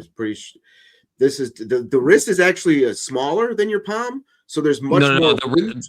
The wrist would definitely hold you way more than the hand. But you're also because the wrist has like a bunch of bones and like a bunch of like other shit. The hand would just like has like the hand bones are some of the weakest bones in the body. I mean, they were just, if you were, when the Roman, this is actually like a fact, when the Romans crucified people, they'd either tie them and then they could do anything because they're tied to the cross, or they would go into this area because that area is the spot that can hold you up enough that you will have the thing where you're asphyxiating and then propping yourself up with the foot thing. And would also probably bleed out.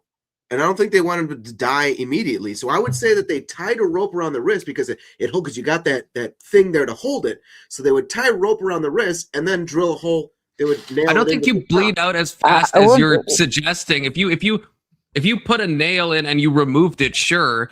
But like, that's why they tell if you get like stabbed not to like pull the knife out, because then you'll like, then you'll like sanguinate. But if it's like just through, I mean, I don't know. And we have depictions. Crucifixion was something Romans did a lot of times, not just to Christ. So we have a lot of depictions of this type of stuff. Yeah. And it's like, on average, it seemed like people lived from like 1 to like 5 days, and they either died from like blood loss, exposure, or asphyxiation. Because again, you can't. My understanding is you can't breathe when you're being like pulled down like that, and so. You eventually, and to be fair, I don't think they care if you bleed out quick or not. I think it was just supposed to be symbolic of like justice being served. So they just wanted to show everyone else what it looked like when you did a crime. They could kill you. They wanted you to be tortured. It's not about killing you. It's about showing everyone else this is justice.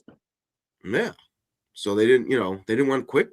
So I don't know. Well, because that's why they brutally lashed him. It wasn't about him dying. It's like you're gonna bleed out quickly. Yeah, thank you, Confluence. I had never heard the word sanguinate before. Be a lot easier to hang just it's a good word. Than to strap them up on a fucking cross to take all. Like they could just. Yeah, but even look at the narrative though account when Christ is on the cross, they come and they pierce his side up into his heart, right, to like kill him.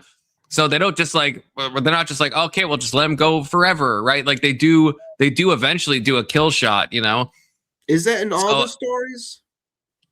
I'm not sure actually. It's in I think the synoptics. I think it's in Matthew, Mark, and Luke. I don't know if it's in John. It would only be in Matthew. I'm not sure that he was, and then some things say that he didn't. That he just. Well, none of them. The problem is with the synoptics, and kind of all the gospels is none of them say that it didn't happen. It's just some will include details that others don't. So it depends how you interpret. Like you could take that to mean that they're saying it didn't happen, but it's kind of just not mentioned, right? It's like the conversation between the prisoners, when the two prisoners are beside Christ and one of them is like mocking him, and the other one says like, stop. Like that's not in all the gospels. To me, I don't think that means it didn't happen. I just think the gospels are kind of trying to highlight different stuff.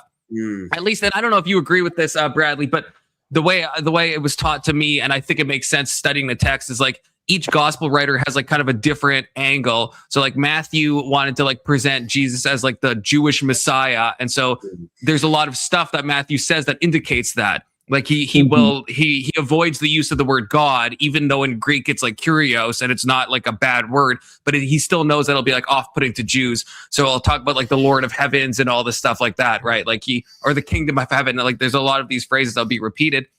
Whereas John seems like he more wants to present Jesus as like this divine figure, right? That's why the whole gospel starts with, in the beginning was the Word, and the Word was with God, and the Word was God. He was with God in the beginning. So even like the setup of the gospels, I think, is different. So I think they're each trying to present a different kind of narrative framework. And so I think they present a different story because of that, because they're each trying to portray a different portrait of Christ. Yeah, it's in Matthew and Luke. Yeah. So what you're describing, Matthew and Luke. Confluence, what you're describing is intention with writing for propaganda purposes, right? And it's what you would expect from a radical revolutionary unit like early Christianity, right? Where they were essentially trying to topple the existing power structure. And be careful about your naming to be cognizant of how the Jewish people would receive the information. Defrauding anyone people or the Roman change the government. The fuck are you talking about? No, they were the government. The religion and government were very intimately connected at that time. Not until the fucking 4th century, Hanson. No. Well, then what was the Pharisees going around punishing people? Why did they have? Weren't they the law keepers for the Jews? First of all, the Pharisees were like owned by the Greeks, who were in turn owned by the Romans. So we have like multiple degrees of like cuckoldry going on in that time. But I mean, Christianity didn't achieve political power until Constantine in like the 4th century. But prior to that, they were just a bunch of radical cultists going around defacing, works of art that the pagans had done, and doing acts of violence randomly against people for no reason. I mean, what radical organizations do. I don't think so. Yeah, I don't know about that. Are you saying that Jesus and his disciples went around and were doing graffiti and beating people up like the black people? Yeah, they were. They were defacing statues of pagans, and they were doing other. Why do you think the Romans tried to round them up and get rid of them? They were troublemakers. Are you saying that there's a scene in fucking Jesus Christ Superstar that's just like Batman, where the Joker's running around defacing things in a museum, and that's Jesus? No, what are you talking about? He got angry and he destroyed whatever, he went around fucking this town square or whatever, was a marketplace, and he got angry and started flipping tables over. But I don't know about fucking defacing. I don't know what you're talking about. No, Jesus and his disciples. I mean, it depends on. Yeah, I don't know. Like in early Christianity, it depends on the time, possibly, but definitely not Jesus and his disciples. Like, there's no evidence of that. Unless Chief, I don't know who you're saying is making stuff up. Feel free to say more. Yeah. Also, hashtag not all Christians, and also Christian is in the back. Christian, I have to go pee soon. So give me one of these, and then I'll let you up. Where does he get these? I'll take 2 hours, Confluence. That's a good time. That's a beautiful time. See that? That's what we're pushing for. For at least 2 hours. Exactly. I'm making. I'm holding it down. Christian, if you maybe just flash me, not in a gay way. Yeah, maybe. Yeah, I spent all that money on it. Oh, Christian says 1 second setting up camera. Okay, I always forget to check the private chat of StreamYards. Always forget to check it. Okay, back to JBP. I don't know why we were talking about crucifixion exactly. If it happened for real. The palms in the hand, the holes in the palms. Kids, I'll come back to me. It's a tricky business. Do you think there are differences in the truth claims between different writers of fiction? Like, is Dostoevsky more profound than? No, well, I wouldn't call fiction truth claims anyway. I mean, then on what grounds do we rank order the fiction in terms of quality? Like, Dostoevsky is a profound purveyor of fiction on the philosophical front, unbelievably deep and profound. Yes, There's something true about what he's writing about. It's nothing to do with the truth that science is concerned Does that with. guy's The tie truth of show how to science is make the truth that gets dinosaurs? us to the moon. I mean, this has nothing to do with whether one writer of fiction has a sort of insight into human nature. That goes without saying. I accept that. Okay, so how do we deal with the notion that on the purely factual side, how do we deal with the idea? Let's take you talked about clitoridectomy. Let's talk about the oppression of women. Yes. We make a scientific case that There's that's a word. inappropriate. He did just say Or what a I thought case he that we're said. making on some other grounds. Like I see in the Judeo-Christian tradition, one of the earliest pronouncements is that both men and women carry the image of God, both. And that sets a certain tone to everything that follows. And it is a remarkable proclamation given its radical age, that both men and women carry the image of God and are to be treated as Especially something women with big white beards. outside of the domain of power and politics. And it isn't obvious to me, having thought about this a lot, how we deal with that in the pure realm of fact. Because one of the facts is, if I can oppress you, why the hell shouldn't I?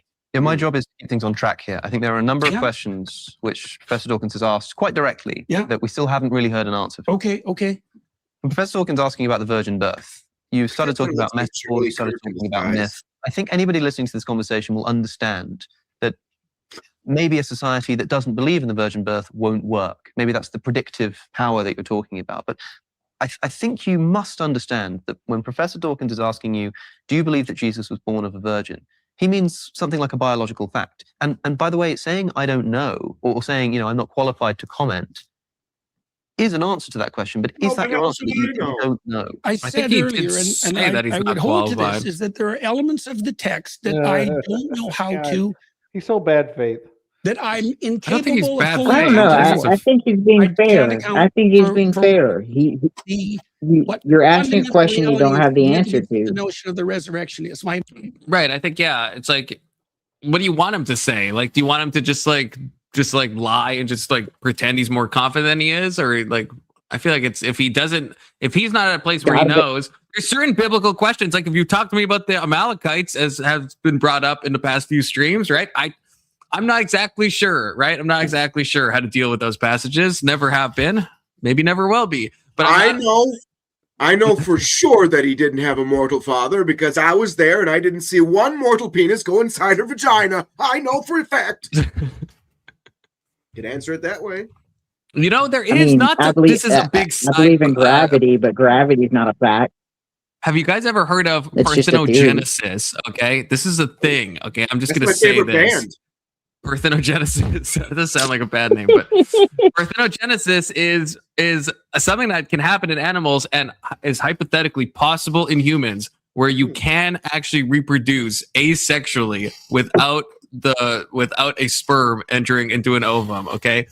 Y'all can Google that, okay? Parthenogenesis. This is like I don't think it's ever been like proven in humans, but it's hypothetically possible, okay? I'm just saying. Jurassic Park, they said frogs can do that, but I don't know if I've ever heard humans doing that. I don't think it's known, but I think it's hypothetically possible. Although then I think the offspring would be like a complete clone of the mother, so I'm not really sure how that exactly works out. But just a little fun word for anyone. My knowledge just ends. Sure, but I know that whatever happened as a consequence of the origination and the promotion of the Christian story was powerful enough to bring Rome to its knees and demolish the pagan enterprise. So there's some power in that story that's remarkable. Let's stick to the virgin birth. Yes. Yeah. And, well, the virgin birth results from a mistranslation of Isaiah. You know that. Like these sorts of questions. First of all, just to interrupt, it's not a mistranslation. The word can just mean both maiden or virgin. It can imply virgin. It's not a mistranslation. The word does have some ambiguity in the prophecy. The prophecy in Isaiah that talks about the virgin birth. It has some ambiguity in it. Doesn't mean it's necessarily mistranslated. Yeah, it can also mean maiden, which a lot of people argue that in the time frame that implies virginity. Although the counterexample would be, I think there is this more specific word that specifically means virgin. But back in the day, especially in Israel times, right? If you were a maiden and you weren't a virgin, you were probably just like killed and shit, right? So like Probably most maidens were virgins, but yeah, I think that Isaiah thing wasn't exactly as direct as it could have been.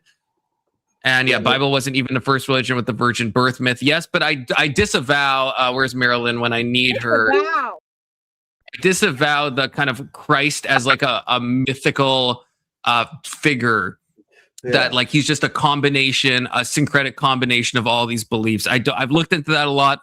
I think there are just, not to be Peterson pilled, but I think there are certain things that will kind of track over. So it's not going to be, Christ isn't the first god to have ever come back from the dead. Obviously, there's a lot of Greek gods. Freaking Persephone came back from Hades, right? I wouldn't say Persephone is like Christ-like in that way. Like a lot of the same with like Osiris, same with like Mithra, a lot of these things. I just like people like put way too much stock in this like comparative religious analysis, maidenless behavior, exactly, Doomerang. We're on the same page. There's a lot of cope to make up for the fact that you can't have a virgin birth because it's nonsense. I said parthenogenesis. Don't make me pull up the Wikipedia page, okay? Parthenogenesis. There's a wiki page for it, okay? There's a Wikipedia page for your cope. Got it. Are you saying? I'm saying it's a real thing, okay? That could happen. From what you said, are you saying that the band Iron Maiden is full of virgins? Yes. Oh, I guess technically. Virgins from the Iron Age, perhaps. I'm not really sure, but Iron virgins. That's awesome. Okay, before I start, Confluence has to go get another Zin. Also has to take a little pee break, to be honest with you. So talk amongst yourselves, okay? BRB. I can still hear you, so don't say anything mean about me. Okay. Confluence, let's push another 30 minutes out of it. I can't. I pushed it to 2 hours. Let's push another 30 minutes. No. Come on.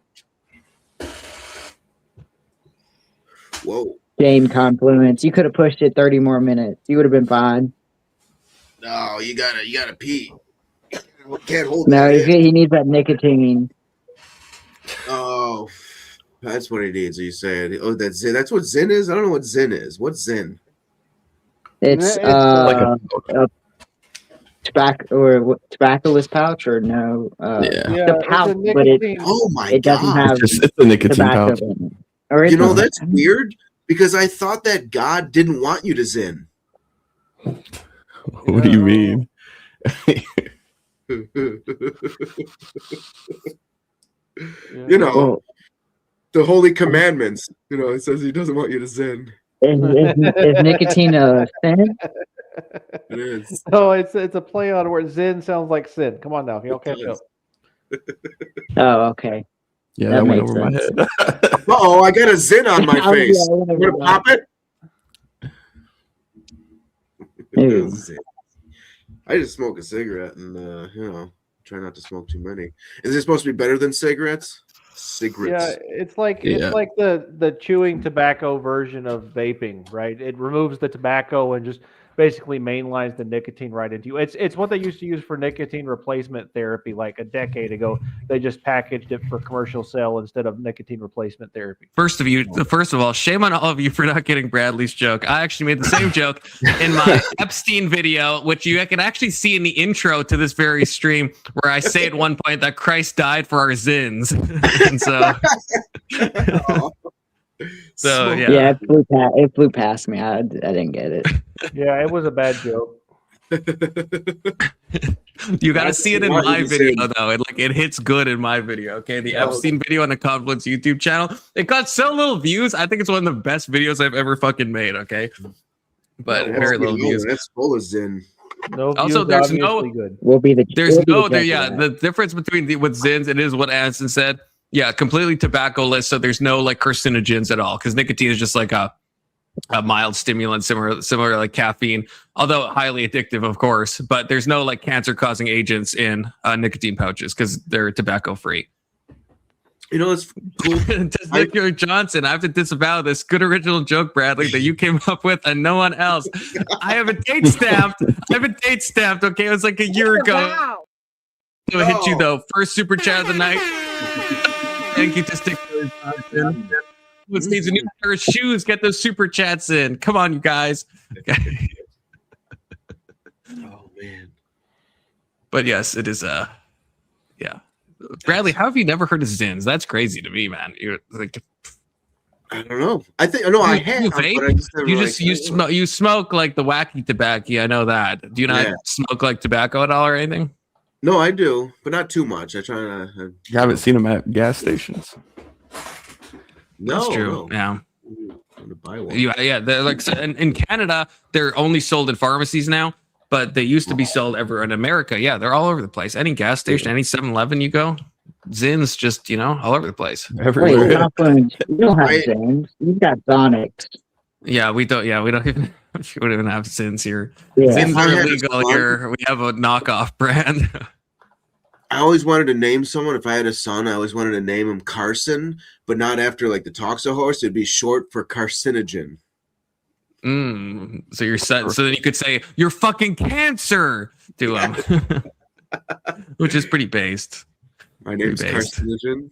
That's kind of a cool name. What do you think? Carson. Oh, short for something? They wouldn't know. No one would know. Carcinogen. And his middle name would be Zin. Okay. Carcinogen Zin. Carson Zin. Okay. Doomerang says, has anyone really been far even as decided? What does this mean, Doomerang? Am I having a stroke? Has anyone really been far even as decided to use even? Oh, you're fucking quoting. Okay, no, I know what's happening. I know Has it's anyone happening. really been far enough as decided to use enough go want to do look more like ba-da-da-da-da. Okay, I forgot. There's a lady that was in the stream. A lady, I don't know, but a lady name in the stream yesterday that was saying like, the word. It was like the most insane, like poor grammar, and so and she was there for like hours, man. And no one knew anything that she was saying. So Doomerang, I think, is making a reference to that. So Me and be here for terrible for 9. And she kept talking about like cigarettes, and Anson, you were talking to her too, right? She was talking about cigarettes and teeth and signs, and it was just like none of it. I don't even know what she was fucking on, man. But I hope she comes back, inshallah. Okay, inshallah. Yeah, that kind of sounds like Maryland.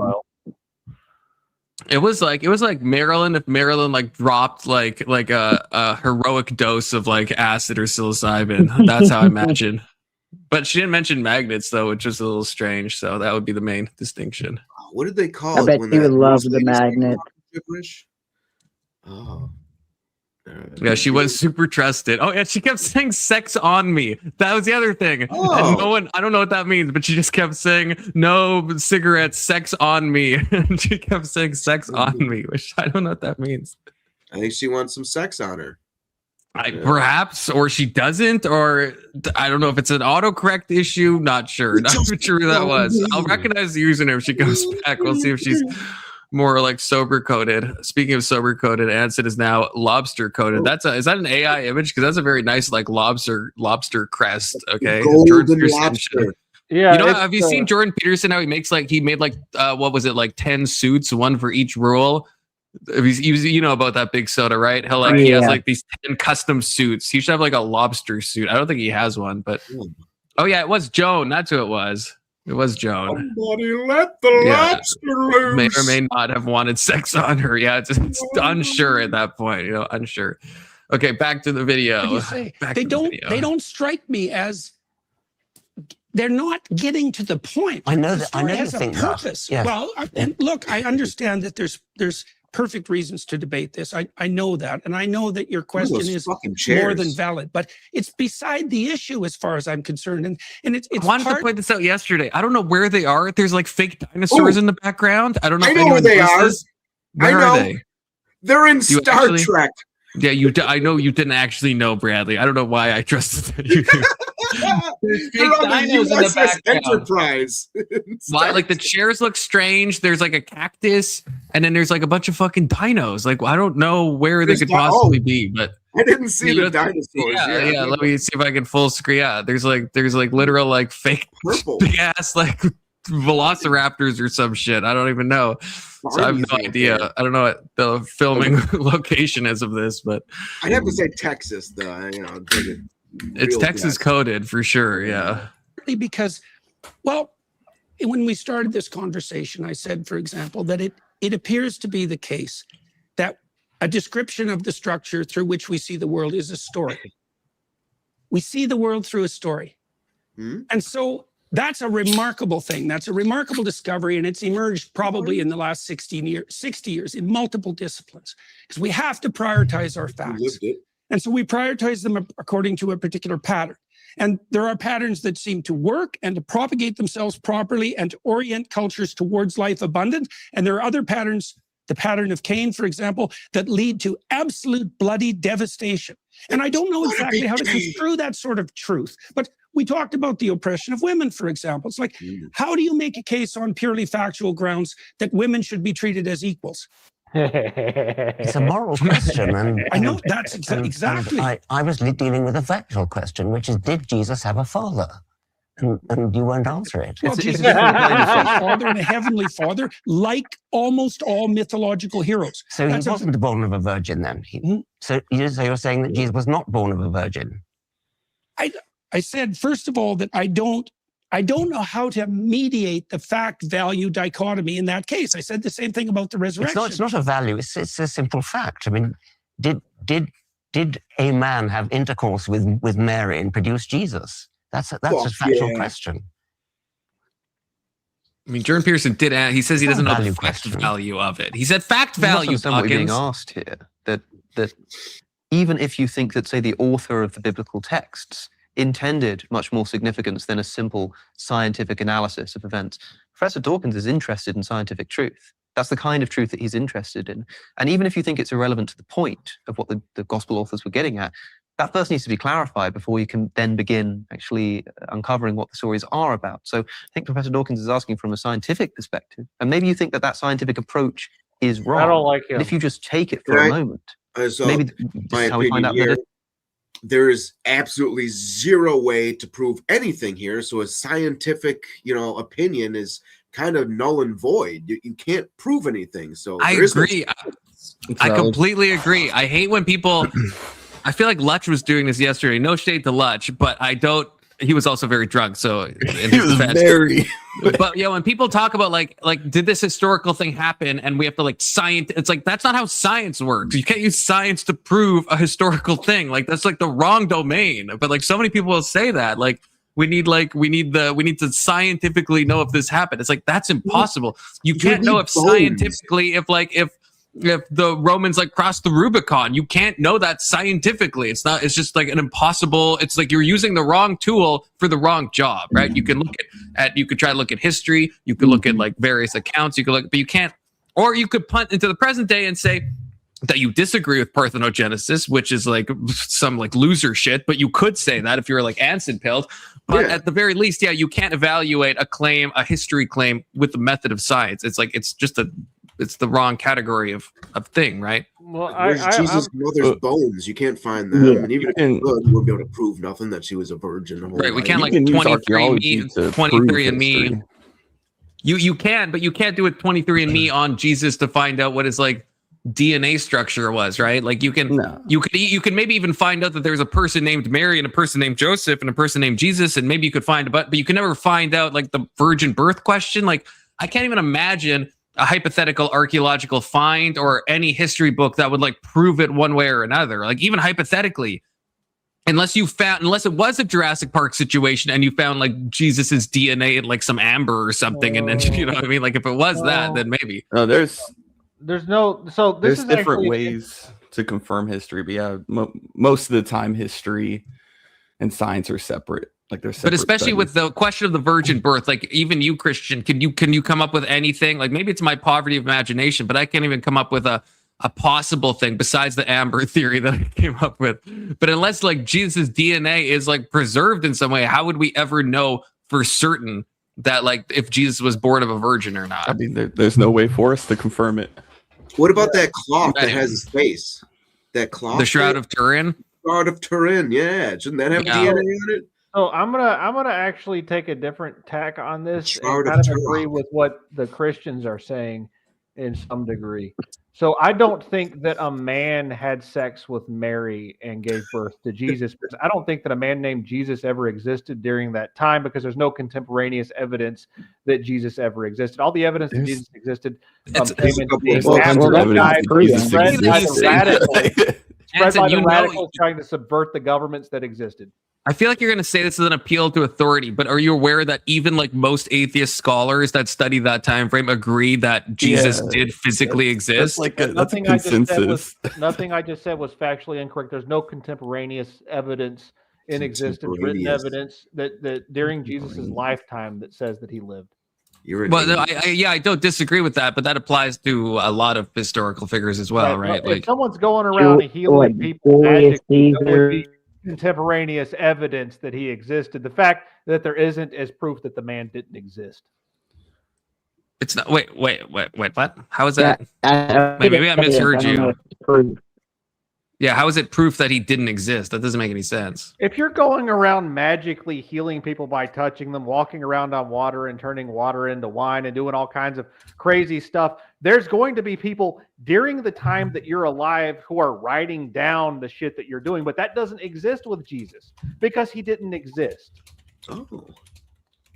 So you don't even. So you disagree with diaries? So what have you? Diaries?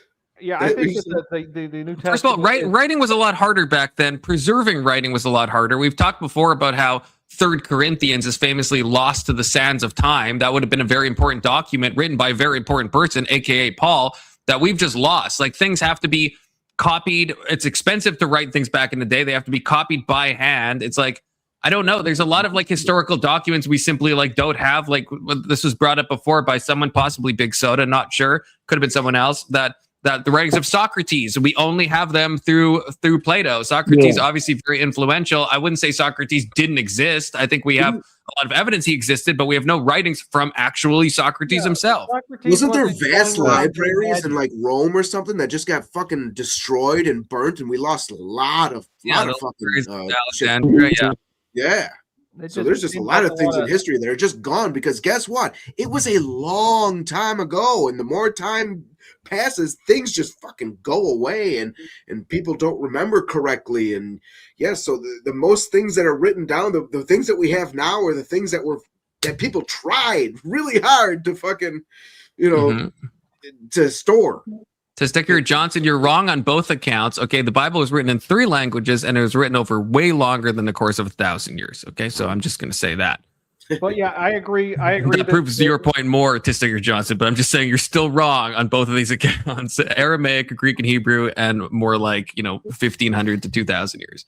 Yeah, but a man did not, like a human man, did not get Mary pregnant and give her Jesus as a child. That did not happen. So I actually agree that there was no natural conception involved.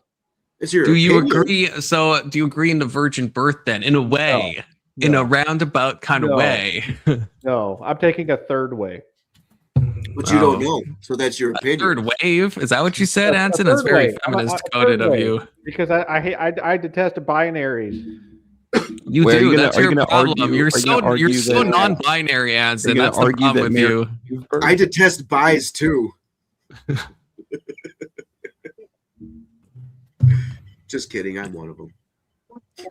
Ugh. Is that true, Bradley? No. Not that there's anything wrong with that. I mean, it's 2026 now, so I mean, there's something wrong with it. Yeah, I was going to say compliments. Don't do that.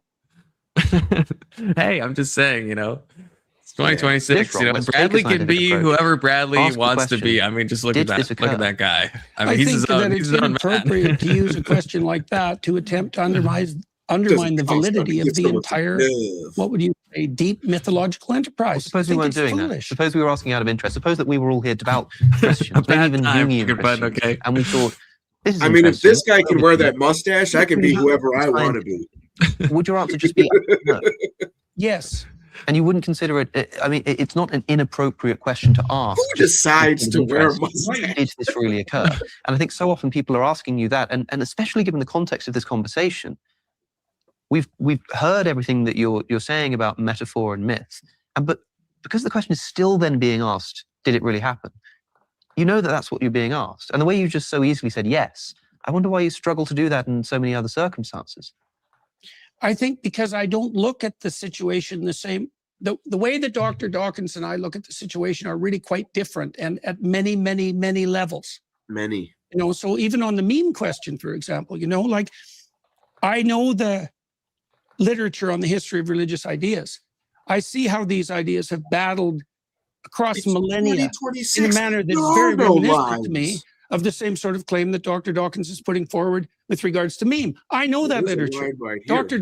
Okay, now, so tell me if this hits with anyone or not. Okay, if I was Jordan Peterson, inshallah, one day, if someone asked me that question, I could see myself responding in kind of a similar way, because when some atheist, some like Anson coded person, asks you a question, a lot of times they're trying to just like dismiss something, and so they're looking for like a yes or no answer.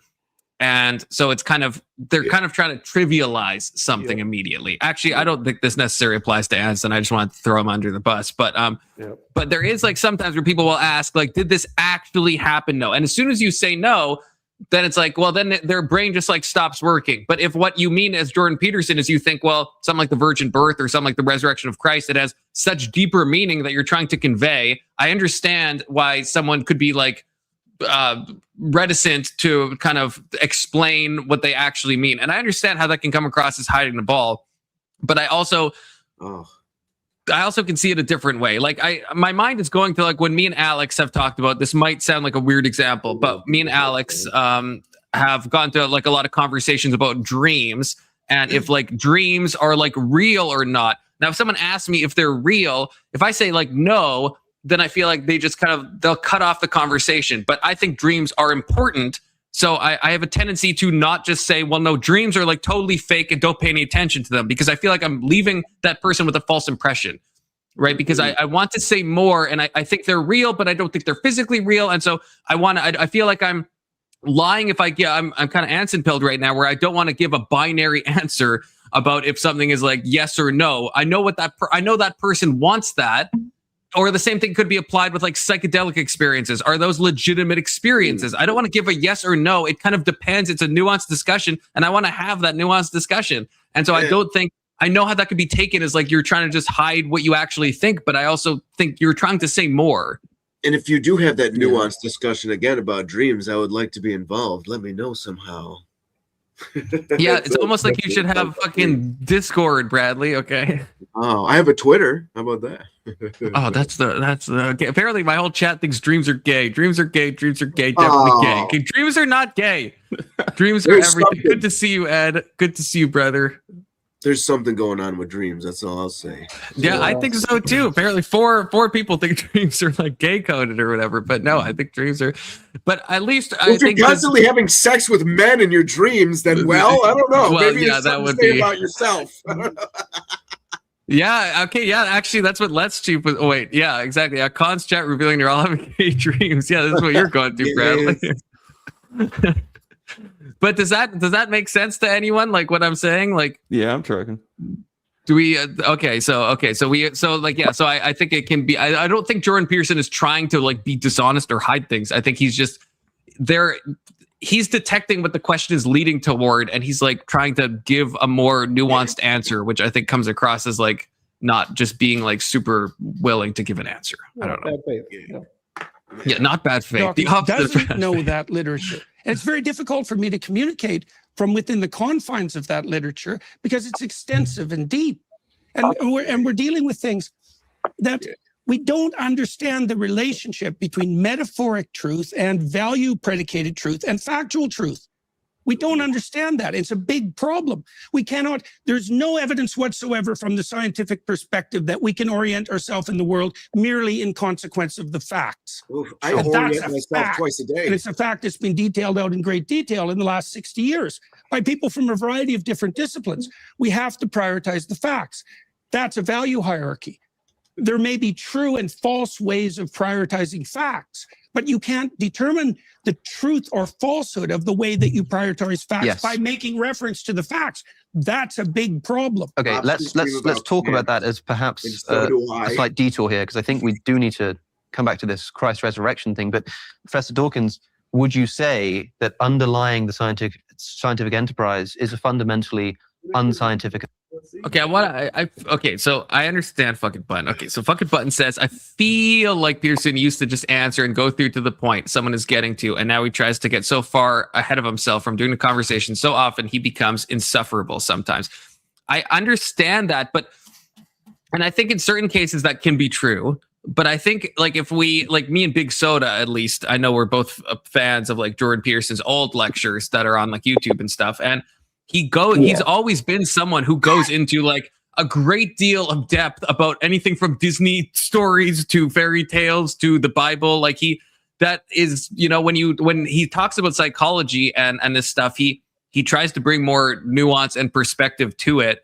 So I agree when someone asks him if he's like a Christian. I agree. I often feel like it comes across as a little bit insufferable when he's like, well, what do you mean by Christian? And what do you mean by I? I understand how that like gets a little like grating sometimes. I get that.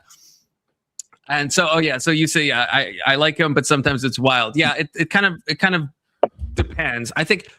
I don't actually think in this Let's Chief, I think Let's Chief is wrong on this. I think when it comes to like politics and him like sounding off on Twitter, I agree the benzos have been bad for him. Okay, everything has changed since then. But I think his stance like on religion and psychology is relatively like the same. I think he's always been nuanced.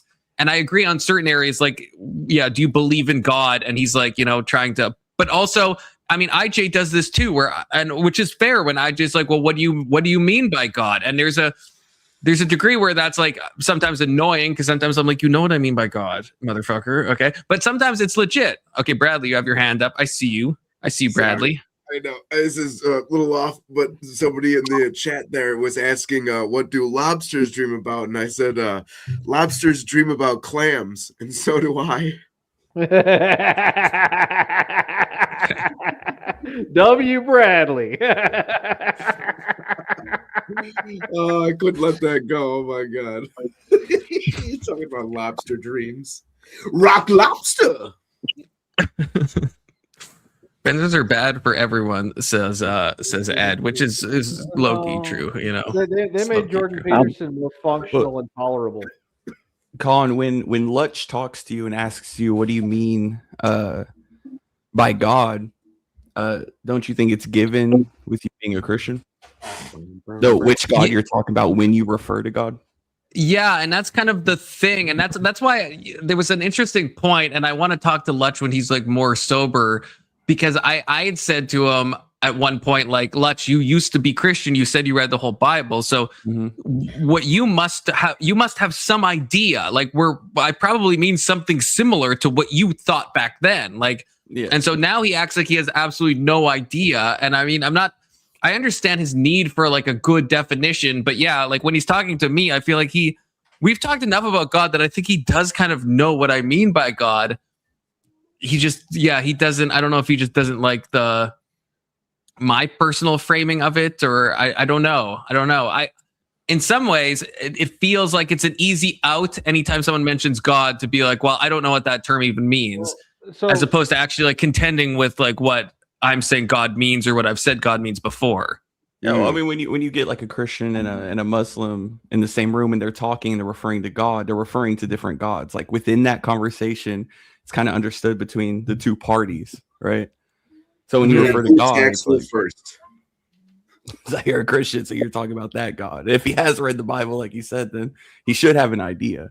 Well, if you get a Quaker and a Unitarian Universalist and an Orthodox Christian in the same room, and they walk into a bar about God, they mean something totally different. And when you're a postmodern Christian like Confluence, your God is so personal, your Jesus is so personal that it really only exists in between your ears. So well, even understand why Indian Jesus does even that, Muslims and Christians have completely different gods. Oh yeah, Yahweh. So you think a Unitarian Universalist and an no Orthodox way Christian believe in the Yahweh? I didn't hear your question. You think an Orthodox Christian and a Unitarian Universalist believe in the same God? I didn't say that. Well, they're both Christians. I would say, first of all, Unitarian Universalist is like, that's like, I don't even know if I would say that's Christian. That's like the most, like, that's the most cuck shit ever. Like, for real.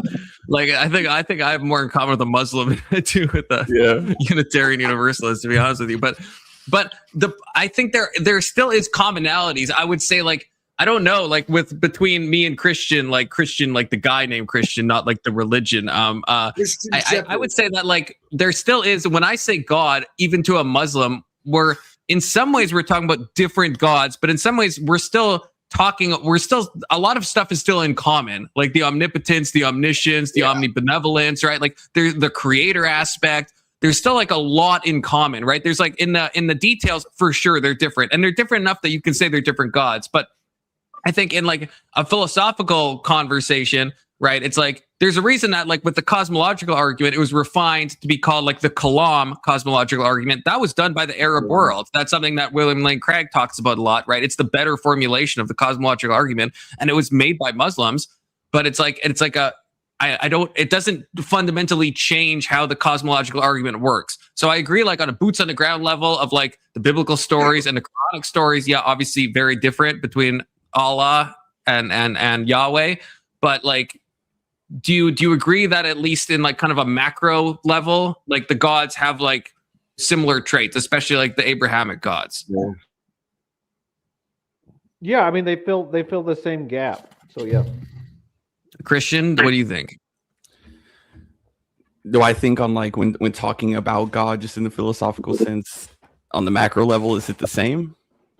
Yeah, like the attributes that I mentioned, like the all the omnis and everything like that, right? Like is that like I would say that is the same between a Muslim and me. Like we would both agree with those fundamental attributes. I think when you reference God, God's got to be beyond everything, right? Right. Like that's kind of like to infinity, you know? And beyond. It's definitely important if you're having those conversations to have each party define God. That way you're not talking past each other. So that's why in some ways when it's like when someone's like, well, which God, if that question is like hit in like a philosophical context, I'm like, I'm not sure if that's like super relevant. If I mean like the God that like walked on water, or the God that went to the moon, you know, and in his journey to Mecca or wherever Muhammad, or Jerusalem, I think, where Muhammad was, you know, like I don't know. Yes, but like I don't know. Like I don't know if it matters if I'm talking about the God of Muhammad or the God of Paul when we're talking like philosophically. And so when people are like, well, which God do you mean? I don't know if that like necessarily like matters, as long as we're talking about like a God who's like the God of philosophy, right? Like the God not in the philosophical sense. Yeah, I could agree with you there. Yeah. Okay. Yeah. And Marilyn said that we're all God, and this is why I'm a heretic. I low-key agree with Marilyn on this, even though Marilyn always, every time I steal a man, and Marilyn disavows what I say, but I low-key also kind of agree with Marilyn on this. I would say to Marilyn, what if God was one of us? What if he was just a slob like one of us? A stranger on the bus. So trying to make his way home. I don't think he would be riding the bus nowadays. I like What If God Smoked Cannabis. I like that song better.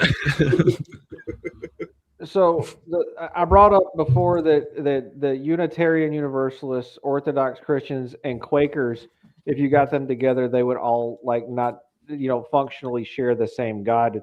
And I brought up Quakers specifically because of Maryland, because part of their belief structure is the divine spark, which is basically like saying we're all God, right? We all have that spark of God inside of us. And I don't know. I think that's what probably every Christian probably believes that, though. I think. Yeah, it's basically what Marilyn's saying in her own like heretical way, though. That's what I think. But every time I say this, every other like the ortho bros call me a heretic, and Marilyn says I worship the devil. But yeah, I think that we all have the divine spark. I think we're on a journey of theosis to become God. I think that's a very Christian belief. You should look into becoming a Quaker Confluence. You would fit in with them pretty well. They're pretty liberal like you. I don't think the Quakers are liberal, brother. I don't think that, at least according to compared to most Protestant denominations, I think the Quakers are very not liberal. I mean, what Protestant denomination is more conservative than the Quakers besides the freaking Hutterites? Well, what do you mean more conservative? They're very liberal, like tradition. Well, I'm saying, but can you name a Protestant denomination that is more conservative than the Quakers besides the Hutterites? Well, all of them, from my perspective. Well, that's crazy. That's great. Like the Anglicans, absolutely not. The Lutherans, definitely not. The Unitarians, definitely not. The what's the other one? It starts with a U. That's heretical. I can't remember now. I have no idea. I don't know anything about that. The one that there's that one church that's like even worse than all of the Unitarian. that they have, like, no, it's worse than Unitarian. United Church. The United Church. Okay, that's Is it the the worst one of that them go all. to gay rallies and yell "God hates the Etzler"? The Westboro. Oh, those are good people. I like those people. Yeah, those are probably very conservative. Although, you know what? I've been like black-pilled. I mean, I was already black-pilled on them, but I'm even more black-pilled. They're all like a family of like lawyers. Do you guys know that? Like, I don't think any of them believe in what they teach. They're all like lawyers. They bait people into like attacking them, and then they sue them. And it's like literally like the whole family structure is all lawyers, and it's just like it's all lawfare. Like, it's like I don't think they actually believe any of the Christian stuff they say. They're carny trolls. They're carnies, so they know how to steal people's money, but they're trolls because they troll people into getting so mad that they're able to sue them for what they do. So that's what they're carny trolls. I think there is, yeah. Holy crap. I think we've gotten derailed a lot. I kind of wanted to hear, Jordan Peterson tap dance and cope some more. Okay, we're getting back to it. Thank you for keeping us on track. And Doomerang is right. Yeah, this is a safe space for heretics. Okay, it is a safe space for real. No cap. Assumption. You can make scientific investigations in the world, but in order to do so, you need to choose what to prioritize. You need to choose what to investigate. You also need to value the truth. You need to have a value and a motivation for doing it in the first place.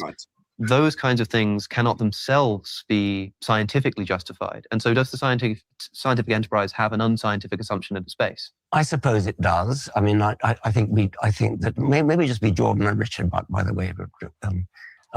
I think that Jordan prioritizes myth and I prioritize fact.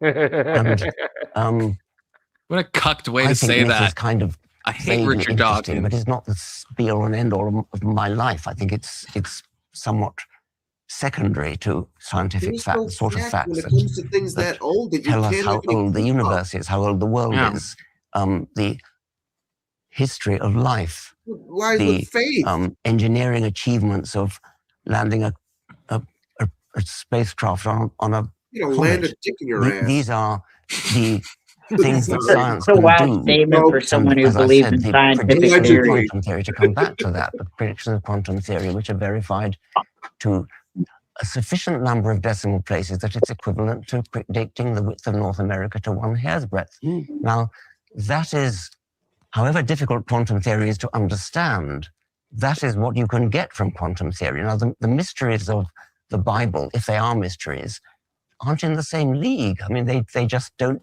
cut it. Quantum Attention, theory? men who still believe in the American dream.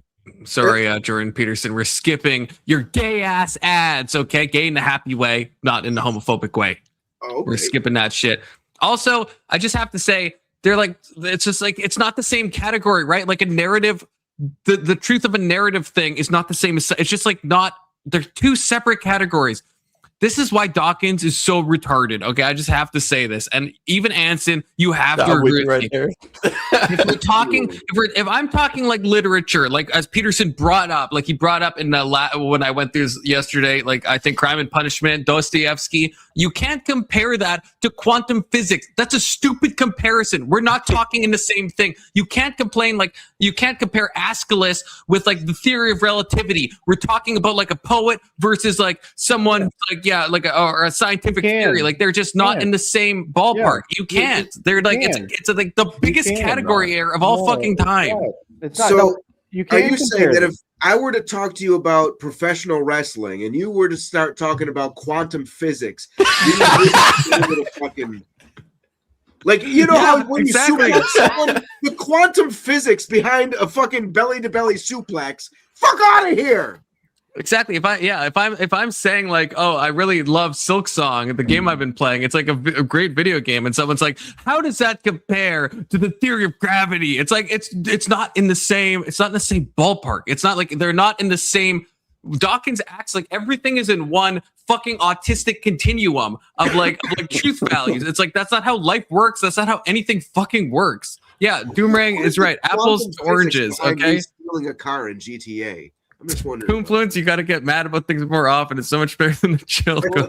Actually, you Dude, can my compare fucking button them. wants me to be more mad. Okay. You can compare them, Confluence. You see, now what he's doing is he's trying to create a hierarchy where actual truth is on the top, and then like fiction is nested beneath it.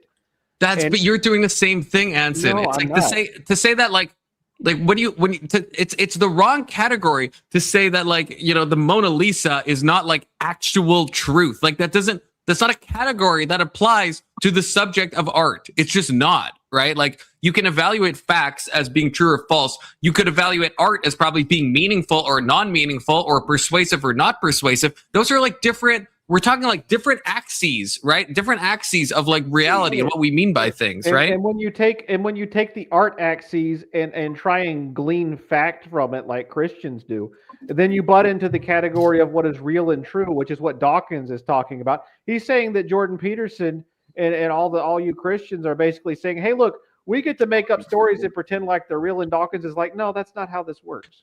But Anson, it's funny because I feel like you don't agree with what you're saying right now, because you've said that you would rather people be Christians than atheists, which means you think the narrative value of Christianity and the morals it bestows and the society it engenders is very important, possibly more important than the fact of if Jesus was literally born of a virgin or not. So it seems like from what you said before, you think that the narrative value is a more important thing to focus on. It's more of a condemnation of the evolutionary level of humans than it is like the value of Christianity. I think that humans are at a control consciousness level where they need myths and made up stories to put them in line because they can't control themselves. That's fine. That still leaves you with the situation where these myths and these stories are still arguably more important than the reality of that situation, right?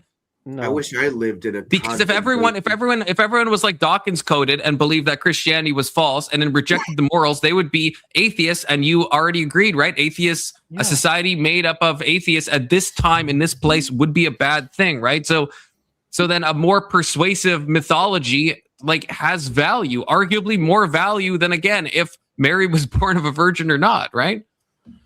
In terms of like, or Jesus, if Mary was a virgin, if Jesus was born of one. Controlling people requires myth telling because of our evolutionary level. I agree.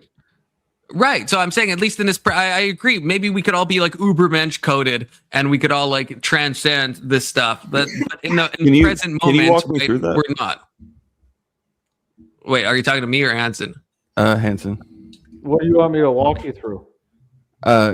Evolution tying into myths work well with us. Yeah, so myths are like language. They're social constructions, right? And they've developed it in our culture, which a culture is just a collective of minds, right? And so they've developed naturally as a part of our evolution over time because humans are social animals and the collective of minds is just the culture. So we need these. Can you tell me how we get that from evolution? Like that specifically? Well, yeah. So we developed our minds and ability to communicate through evolution because we have an advanced brain and we're social animals because of our evolutionary scaffolding selected for these traits. And so because we've selected for the traits to be able to be social animals with a higher cognitive function, we developed this culture. And part of that is the control consciousness within the culture that has been developed through religion, where people have to follow these set of rules that are external to themselves because they lack the internal controls to be able to do it themselves. And until we develop those through evolution, we still need this. It's like having training wheels, right?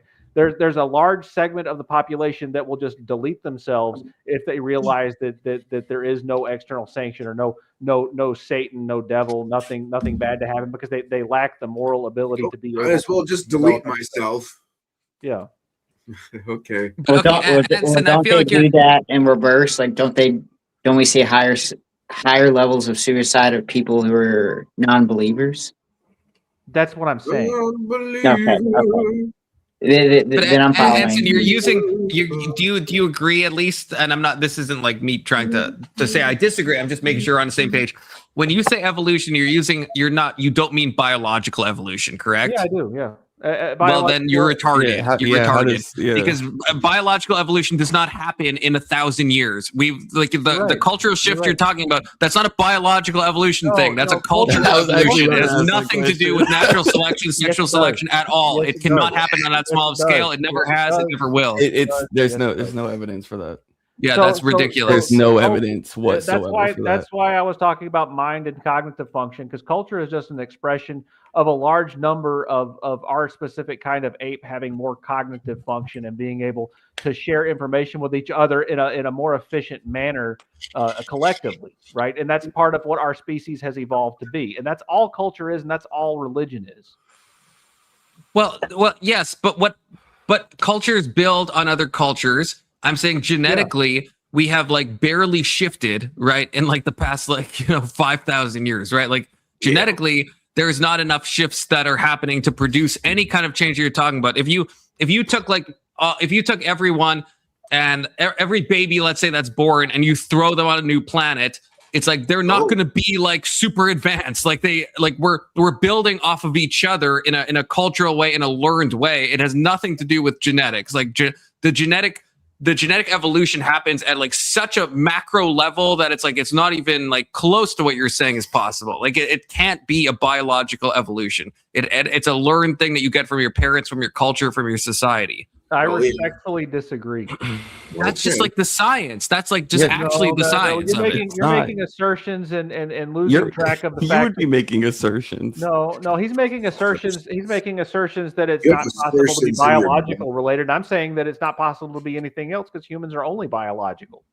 That's now you're straw manning me. I know we're biological. I'm saying that's why I brought up the example of if you take every newborn, you put them on a planet right now, you fucking Lord of the Flies those retards. They're not going to be like as advanced as we are morally. They're going to be basically starting from like square one because everything we gain is from the culture around us, from the parents that are teaching us. It's a form of evolution by proxy. It's not what biologists mean when they talk about evolution as in sexual selection, natural selection, and genetic drift. You're saying that language isn't selected for sexually? Like if there were a bunch of mute children born, they would be less chosen for mating? What? What do you mean? I'm saying I'm talking about sexual selection, which is one of the primary components of I'm saying that's something. I'm saying that is something that if we're talking on a purely genetic level happens over the course of like hundreds of thousands and millions of years, not over the course of like 200 years, 300 years. There's a reason why when we're doing archaeological studies of humans, ancient humans that we don't have information for, that we make note of whether or not they buried their dead, because there's something to that. And that's what I'm talking about. That specific trait that was selected. So you're not talking genetic then? I am. Right? You're not talking genetic. Get that from genetic. That many choices to do with your dead. What else are you going to do with your dead? You know how you can't burn them. You can't float them off into space. You can't put them into the ocean. There's not many choices you can do with your dead. Do you know the temperature you would need to burn a body to actually get rid of it? Okay, but burying them can't do that. You just burying them with care, with things that they possessed, so that they could have them. The sense of the psychic. Unless you're an Indian tribe who eats their dead. How do we get that genetically? From animals is something that was selected for and is directly related to our cognitive ability and communication and communal living style. Yes, I don't know why you feel the need to tie that into a genetic thing. Again, that's why I brought up the analogy. Can you answer my analogy? If you took all of the newborn babies of Western culture and you put them on a different planet, right? Do you think that they would have like Enlightenment values? Do you think Enlightenment values, we've learned that genetically? That's a preposterous claim. I think they wouldn't survive. So he's arguing that if we took people who knew nothing, babies, for an example, put them somewhere else, they would evolve and do the same things we're doing here. I'm saying that they have iPhones and shit, right? There's exact so you're saying it's all genetic. It's inevitable. Part of our evolutionary scaffolding is also our culture. But that's not Wow. a genetic. That's not a genetic thing. It is. It's genetic. But yes. not in the span of the time you're talking about. Not in the micro level. Like you're talking about the micro level. know. I'm talking about the macro level. I'm talking about overall. Humans have been selected for their ability to be able to live in a community fashion where they share social constructions with one another, and those traits have been selected for sexually, and they're passed on from generation to generation. Yes. Part of our cognitive ability allows us to pass it down through writing and words and other things, and those are beneficial traits. Right. I know, but you're talking. What you started. Okay, first of all, yes, Jeremy Razors. Yes, I am advocating. Yes, use code Confluence to get 20% off of Jeremy Razors. Please use code Confluence. Okay, Jeremy's Razors. They have like a really cool bundle. You get like a nice like shaver. You get like some like smooth body butter. You get a lot of stuff. Code Confluence. 20% off. Okay, just for you, Oxycat and Testicular Johnson. Okay, the two people that are looking at the ad right now. Okay. And Jeremy's Razors, give me some fucking money.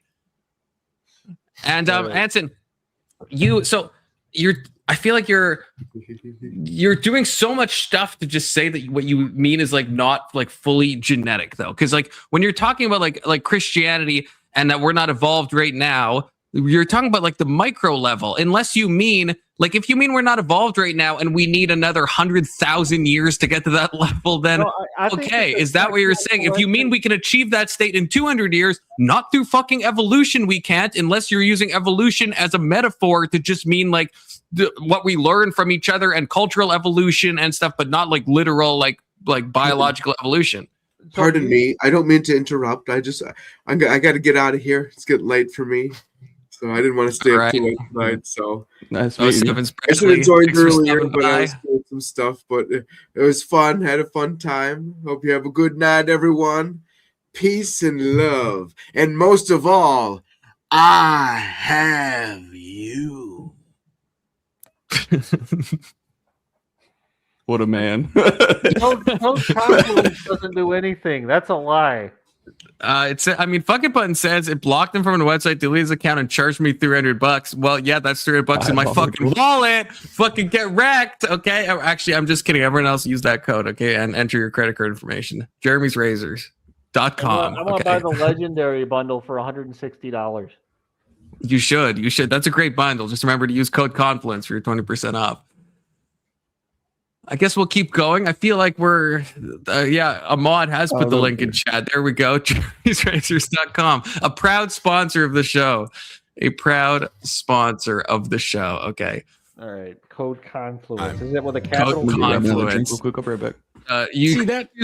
Well, okay. True as well. You only get 15% if you use that code, though. So I don't know if you you could use that code. You just like save less money, though. But let me respond to that. So one of the things that I've tried to study is the preconditions for the scientific enterprise itself. You appeared to agree with Alex that there might be presumptions, axioms that need to be accepted. I don't want to put words in your mouth because I want to get this right before the scientific enterprise can begin. So I've tried to think those through. So let me lay out a couple of them. This is partly what I've done while trying to make the case, for example, that you're more of a Christian than you think you are. So, for example, I think that Dawkins is less of a Christian than he thinks he is. Okay. Motivated by the axiomatic presumption that truth tends towards a unity. I think that it's predicated on the notion that there is a logical order that's intrinsic to the cosmos, that fundamental order is good, that it's intelligible to human beings, and that discovering that order and aligning ourselves with it makes for life more abundant. I think that the scientific enterprise is also predicated on the idea that the truth will set you free. And I think all of those axioms are religious and derived from the Judeo-Christian tradition. And if you don't believe that, you have to account for why science emerged in Europe and nowhere else in the entire... I'm not sure. I feel like, okay, well, yeah, okay, we have Anson and Christian here, right? So, wait, scam. Okay, now I have to pull this up briefly. Now I'm getting distracted. This is a photoshopped image because, the code would obviously work. So, photoshopped image, disavow, where are you, Marilyn? Yeah, disavow that image. But fuck, now I lost my fucking train of thought. Fuck, I got distracted by Anson's profile picture. What were they just talking about? I had a question to ask. You were apologizing for being Christian and converting to atheism. History of humanity Damn it, I'm gonna go back predicated 10 on the idea seconds. that the truth will set you free. Oh, yeah. Okay, yeah, it's back to me. Okay, so question for both of you. I actually think I disagree with Jordan Peterson on this one. I think that the scientific method did stem from a Christian culture. I don't think a Christian culture is necessarily necessary. Like I don't see why you couldn't have other religions build up the scientific method. I don't see the axioms of science as being inherently tied to Christianity. What do you both think? No, you go, Christian. I want to hear your thoughts first. You're more intelligent than me anyway. Christian, are you there? Christian's muted. I'm not sure if he's like there for real. Okay, well then I'll go. Yeah, I mean the best parts of Christianity, the virtues and the ethics, in the New Testament were really stolen from the Romans and the Greeks. And so like the part of Christianity that makes it worthwhile, and even like the orientation pointed towards something higher than yourself, like the Greek virtue ethics and the Stoics, they all had that stuff figured out too. I mean, so like if the Christians hadn't destroyed the civilization that existed, I think that we would have actually gotten to technological advancement faster, but their backwards ways really slowed us down. So I think that Christianity actually was a net negative overall, even though it's necessary today. I actually don't Christianity. Well, I actually don't know if I disagree with Anson on that. I think like Christians in history, not now usually, but Christians throughout history, right, have burned a lot of like valuable texts that like aren't like explicitly Christian. Like there's been a lot of like book burnings under mainly the Catholic Church, because that was obviously the de facto ruling. Well, are we arguing Christians, or are we arguing Christianity? Oh God, this thing. Well, like I think we're like, well, Anson, just going off what Anson said, he said so the question was, would we have reached the scientific revolution? Could we have science without Christianity? Jordan Peterson seems to think that the axioms of Christianity are the necessary components to build up to the scientific method, that you need Christianity to get to science. And so that was the question I asked both of you, and Anson said that you think we would have actually arrived at the scientific method faster because the Christians were kind of like backwards in they were antithetical to certain like movements, and I tend to agree with that, at least on a historic basis. I don't think necessarily. Actually, muted myself. I don't think necessarily Christianity. I think to even begin science, you would need order within nature, within creation. You would need order to even practice science, to test things consistently. So you would need some kind of designer. I wouldn't necessarily equate that to Anson, like Anson was talking about, like the Greeks and stuff. Like the Greeks, like had the Greeks had a lot of philosophy about a designer, right? I mean, we get that's where we first hear of like a whiff of like the cosmological argument, right? It was from like the cause of like the argument of like the first mover. So like were the Greeks like insufficient? I mean, same with the Romans, right? Like a lot of like all these societies had designers and an order and an ethos. So like why is that not sufficient to produce a scientific method? No, I'm saying that the existence of a designer for creation allows science to take place. If things are order, yeah. So I mean, Greeks had their gods, right? Like they believed that there was design. So they were able to practice science. They were able to test things because they're like, no, this is consistent. There's order here. So do you disagree with Jordan Peterson? Because Jordan Peterson is saying, like, the formalized scientific method came around, like, what, I don't know, 16th century or something like that. Like, Jordan Peterson is saying that he thinks you need a Christian backdrop to even get to that. I disagree with that. Do you disagree with that? Yeah, I would say, I would disagree, like that specifically being prescribed to Christianity. I would disagree with that. I would think that you would, to even begin science, you would have to first be like, there's order here, right? Like there's we can test things over and over again successfully, right? I wouldn't give that to Christianity as like a win or anything. Or like right. I think it's a lot of different societies that I'm not sure why Jordan Peterson thinks that's unique to just like Christendom. So I don't know if he's going to say that or not. Chad, Martin Banks, absolutely false. It was the Catholic Church that kept handwriting all of these and kept them in monasteries thanks to monks. I agree with you, but it's not an either or. I'm going to be kind of like be Anson pilled and be like non-binary on this one.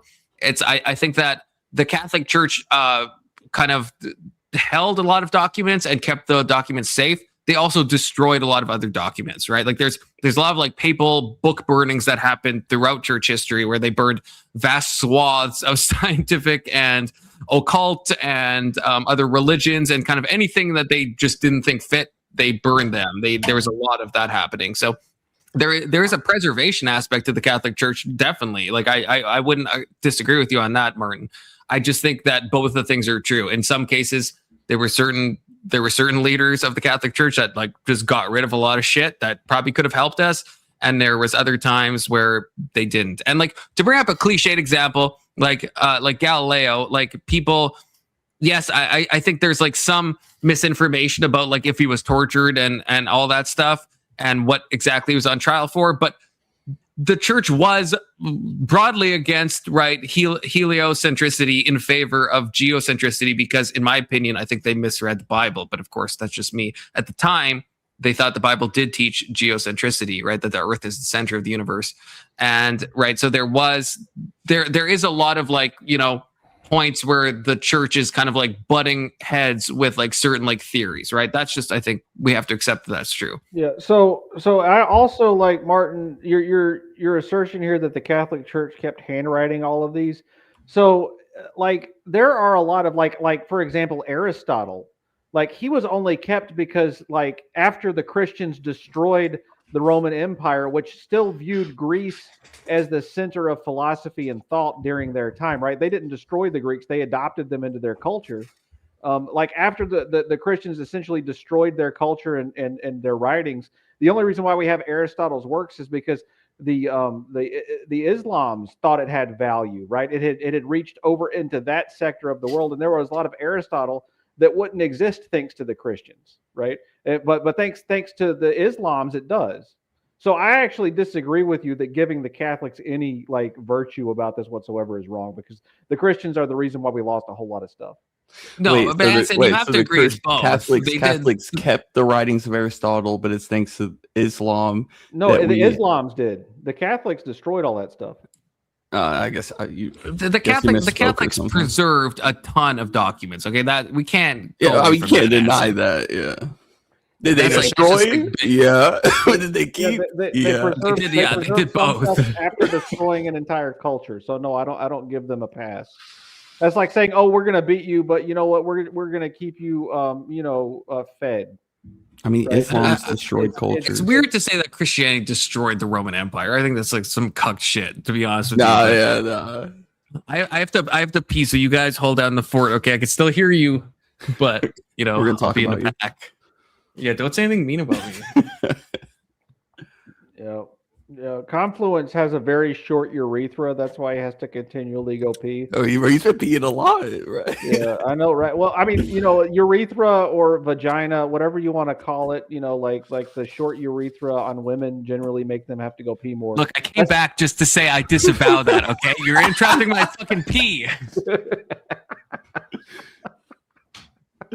Oh, that was good.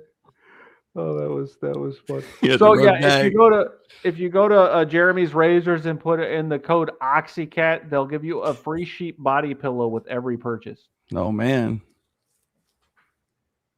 people need to hop on that. I know. So are you atheist or agnostic? Yeah, I'm an atheist. Okay, you're atheist. Okay. Yeah, I used to be an agnostic atheist like the other guys on the panel yesterday, but I decided that I didn't want to be a professional fence sitter and not hold a position. I respect that. It's a contradiction. Like I don't understand the agnostic atheism. Like I don't get it. It's a rhetorical trick to put Christians on the back foot and make them have to prove that God exists. So if you're an agnostic atheist, you can say, look, I don't know for sure, but you gotta show me some proof that God exists, or else I'm just gonna have to side on the he doesn't exist path, right? Like it's dishonest. and I don't like it. I don't like dishonesty. I respect that a lot. Yeah. I'm gonna if I'm gonna say I'm an atheist, I'll be like, "Oh, God don't exist," and just say it like that. And yeah, if you want to argue with me, let's argue about it. Whatever. Is there anything that would make you believe in God? Yeah. I mean, if he existed.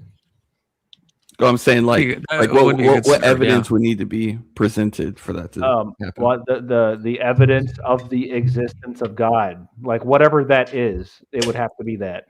Well, can you tell me what that is? No, I can't, because it's like saying,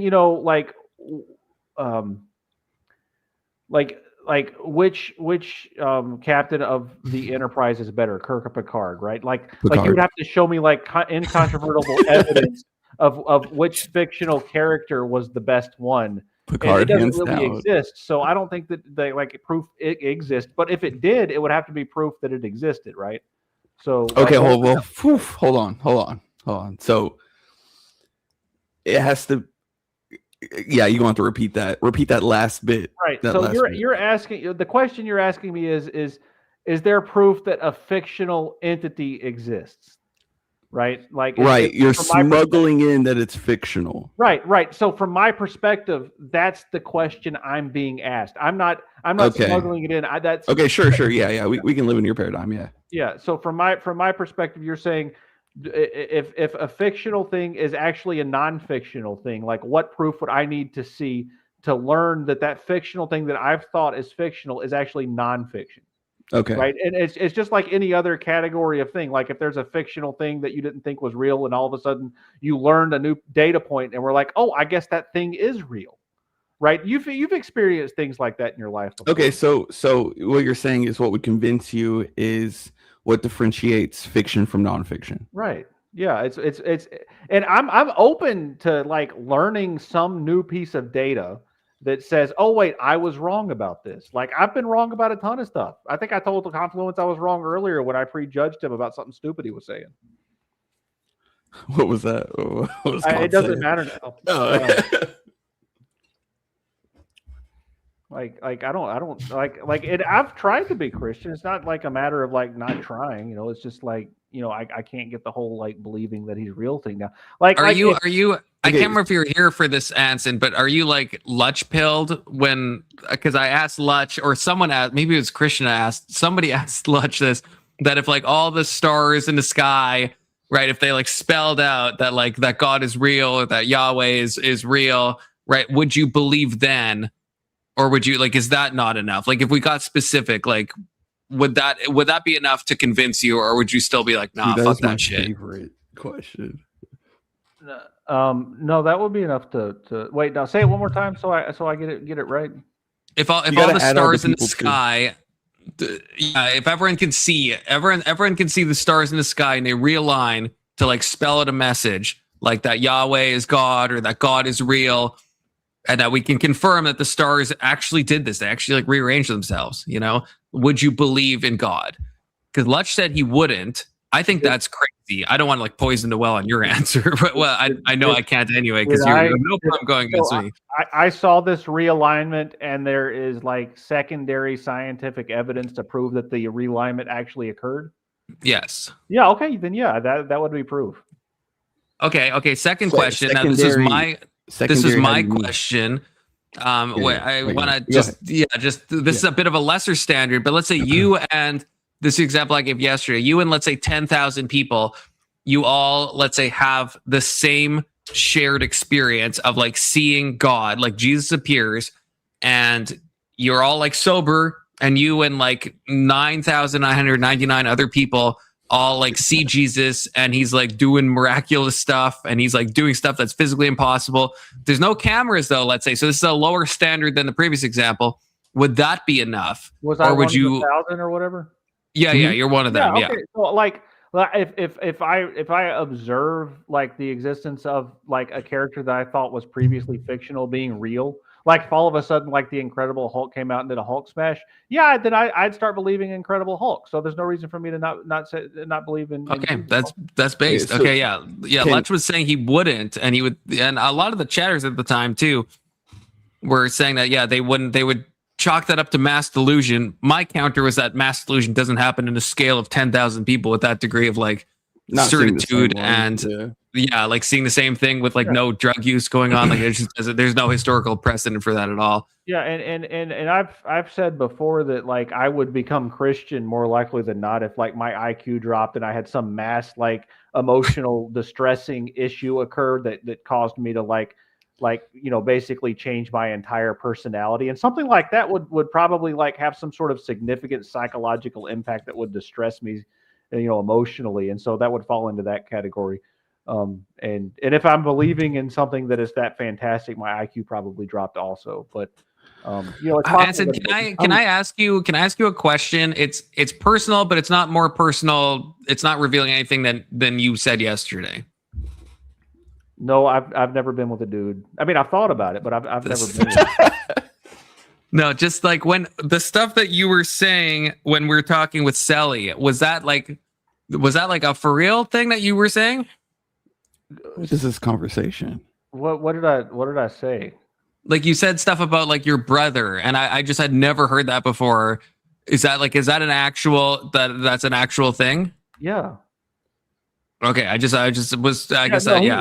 He had a bad divorce in 2015, and after a few months of the custody agreement, he decided it would be better to eat a 9mm than to continue living. And I found his body a couple of days later. So yeah, it was. God. Okay. Yeah, no, it was a pretty traumatic experience. Actually, it was one of the like defining experiences of my 30s, to be honest with you. And it kind of set the tone for several years thereafter. And it was a good experience, though. I got to like integrate a lot of shadow in that particular incident, and really like delve into the negativity that is existence. And it was a good sign of seeing the hypocrisy of Christianity, because he was probably one of the most religious people I knew. But for some reason it couldn't save him, and he was trying to grasp at that, but it had no value for him. And so it kind of made me think about a whole lot of other things that I hadn't really considered before. I agree. It's something that it bugs me when people say that, like, I've heard this a lot from Christians. Will say God would never give us something that we can't handle. And for me, it's like, that what's it called? A survivorship bias. Like the diagram of like the plane with the holes in it. You guys know what I'm talking about?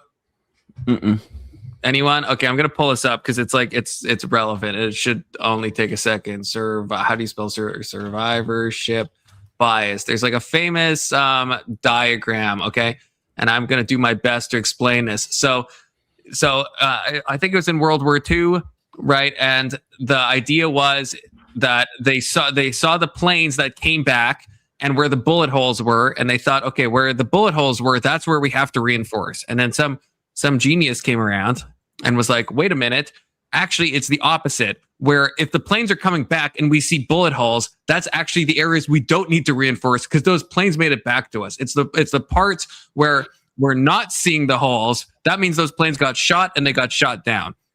And so that's the survivorship bias. Okay, you can read it on screen as well in case I explained it poorly. Let me read real quick, huh?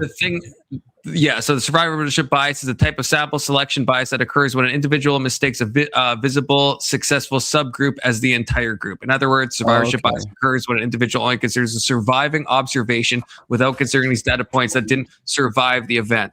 So I guess the point of me bringing this up is that Christians will often say, and it triggers me a little bit, that God will never give you something you can't handle. And the funny thing about that is, like, you can't ask the people where God gave them something that they couldn't handle because those people aren't with us anymore. So it's like, it is just like a definitional like cognitive bias, right? Where it's like, there are things that Christians are given and that it's like, it's too much, it's too much. And that it's religion doesn't just, like auto save you from like self. Yeah. Well, we'd have to look at the statement itself, right? Yeah. Well, I mean, in his self-deletion note, he wrote extensively about God and how he wasn't what he wanted to be in relation to God. Right. I mean, it was very much in his mind, his duty to be what he always thought he was going to be. And that's part of that whole process too, is that you can't accept reality as it is, and so you have to end it, right? Because there's it's unlivable, the situation that you're in. It doesn't have anything to do with religion. It's more of like a human condition issue. I appreciate you said that. Yeah. Right. And I completely agree. And that's why it triggers me when Christians kind of say the opposite, because I think it is just a human condition thing. I don't think it necessarily ties in to a religious impulse. And I think, it's one of those like Christians do, this is me being atheist pilled a little bit, but Christians will say a lot of like thought terminating cliches. And I think this happens on both sides of the atheist and theistic aisle, but maybe I've just seen it more on the theistic side. But there is a lot of like thought terminating cliches that kind of quell conversation and quell nuance. Yeah, I think that's Christians not being able to wrestle not that they're not Christians, but that they don't understand fundamentally what they believe in, right? So they give these like, it's kind of like the same with God works in mysterious ways. Right, exactly. Yeah. That's another classic thought terminating cliche. Yeah. It's like I really know what they're talking about. They got to throw it out. I've been told that so much, and I've been told so much as well that like, oh, you, and this sounds retarded, but it's something I have been told a lot of times, where it's like people will say, oh, you think too much, like by Christians when I'm asking like theological questions, and I'm like, every time I hear that, I'm just like, fuck off. Like what? Well, the Bible calls us to wrestle and to think about it. Like that's the kind of the whole idea why Jesus spoke in parables. It was to have you take it and wrestle with it. And even with the God works in mysterious ways, and the Bible literally contradicts that. It says that God's not a mysterious God. He doesn't do these things. Right. And the thing, I guess, this is where I think there is truth in the atheist perspective, that there is obviously an amount, and I don't think we can deny this as religious people, there is obviously an amount of cope that exists within religion. Like, obviously, like even, and for myself, I recognize that, like, I don't want to die and be dead forever. That's something I have to contend with. How much of myself wants to believe this because I want to like go on and I want to have a continuation of thought, or imagine my loved ones are in a good place, right? Like, obviously there's pros to being religious, right? Like if it was true. And so it's a constant thing. And I think it's a constant struggle to think of like, where does the bias end? Where does the truth begin? And it's something that atheists probably have to contend with a bit less, although atheists have their own cope, because then the counter side is that if you're an atheist, then there's no one to ultimately judge you for your actions. So what you do that is bad isn't really bad in any like real way, right? You could just do what you want. So I think there's cope on both sides. Oh, for sure. It's like, there definitely is religious cope in a lot of these areas. I definitely appreciate it. It's what I brought up. I don't know, Anson said like, oh, this again, that conversation where like Christians versus Christianity. It's like, I think I appreciate conversations more that tackle the actual, what is Christianity, right? Versus what people do within Christianity. Same with atheism. But then it's like, that does lead into like the no true Scotsman thing, right? Like what is actual Christianity, right? And I think I think on the flip side, I feel like I'm kind of arguing with what I just said now in a moment, but like there is almost like a no true Scotsman fallacy, because there is like words have meanings, and so it's like there is a real thing called Christianity that we should precisely define. But I guess, the danger is defining it in a way that just like suits us and like excises other people. Yeah, do you know what I'm saying? I think people can definitely like. It's kind of, I noticed it with Lutch, like the skepticism is so extreme that nothing can be accepted. Yeah, he's dogmatic, just like a lot of the Christians are, and that's another problem I have with atheists, is that they get into their ideology, and protecting their ideology becomes like something that is important to them, to the point where they start to deny facts and reality and reasonable arguments. Yeah. And both Christians and atheists are guilty of this, but I think atheists overwhelmingly are way more guilty of feeling pride in their own thoughts. Do it. You cooking right now. Hold on.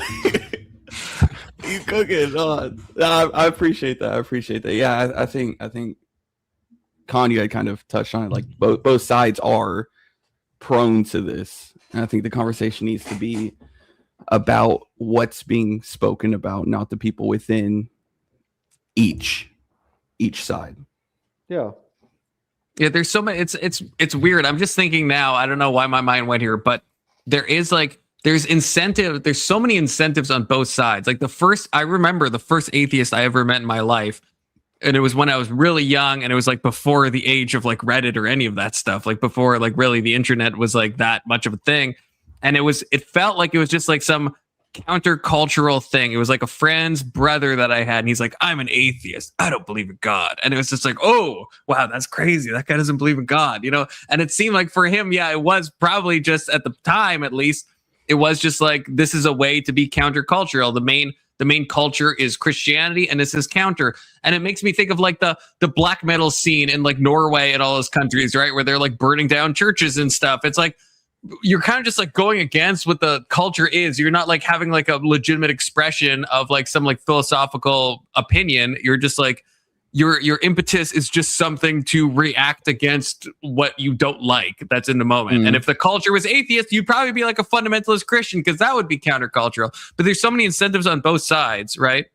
Yeah. I think oh, go ahead. No, you're describing it like hot topic atheism, where it's cool because it's That's a good way to put it.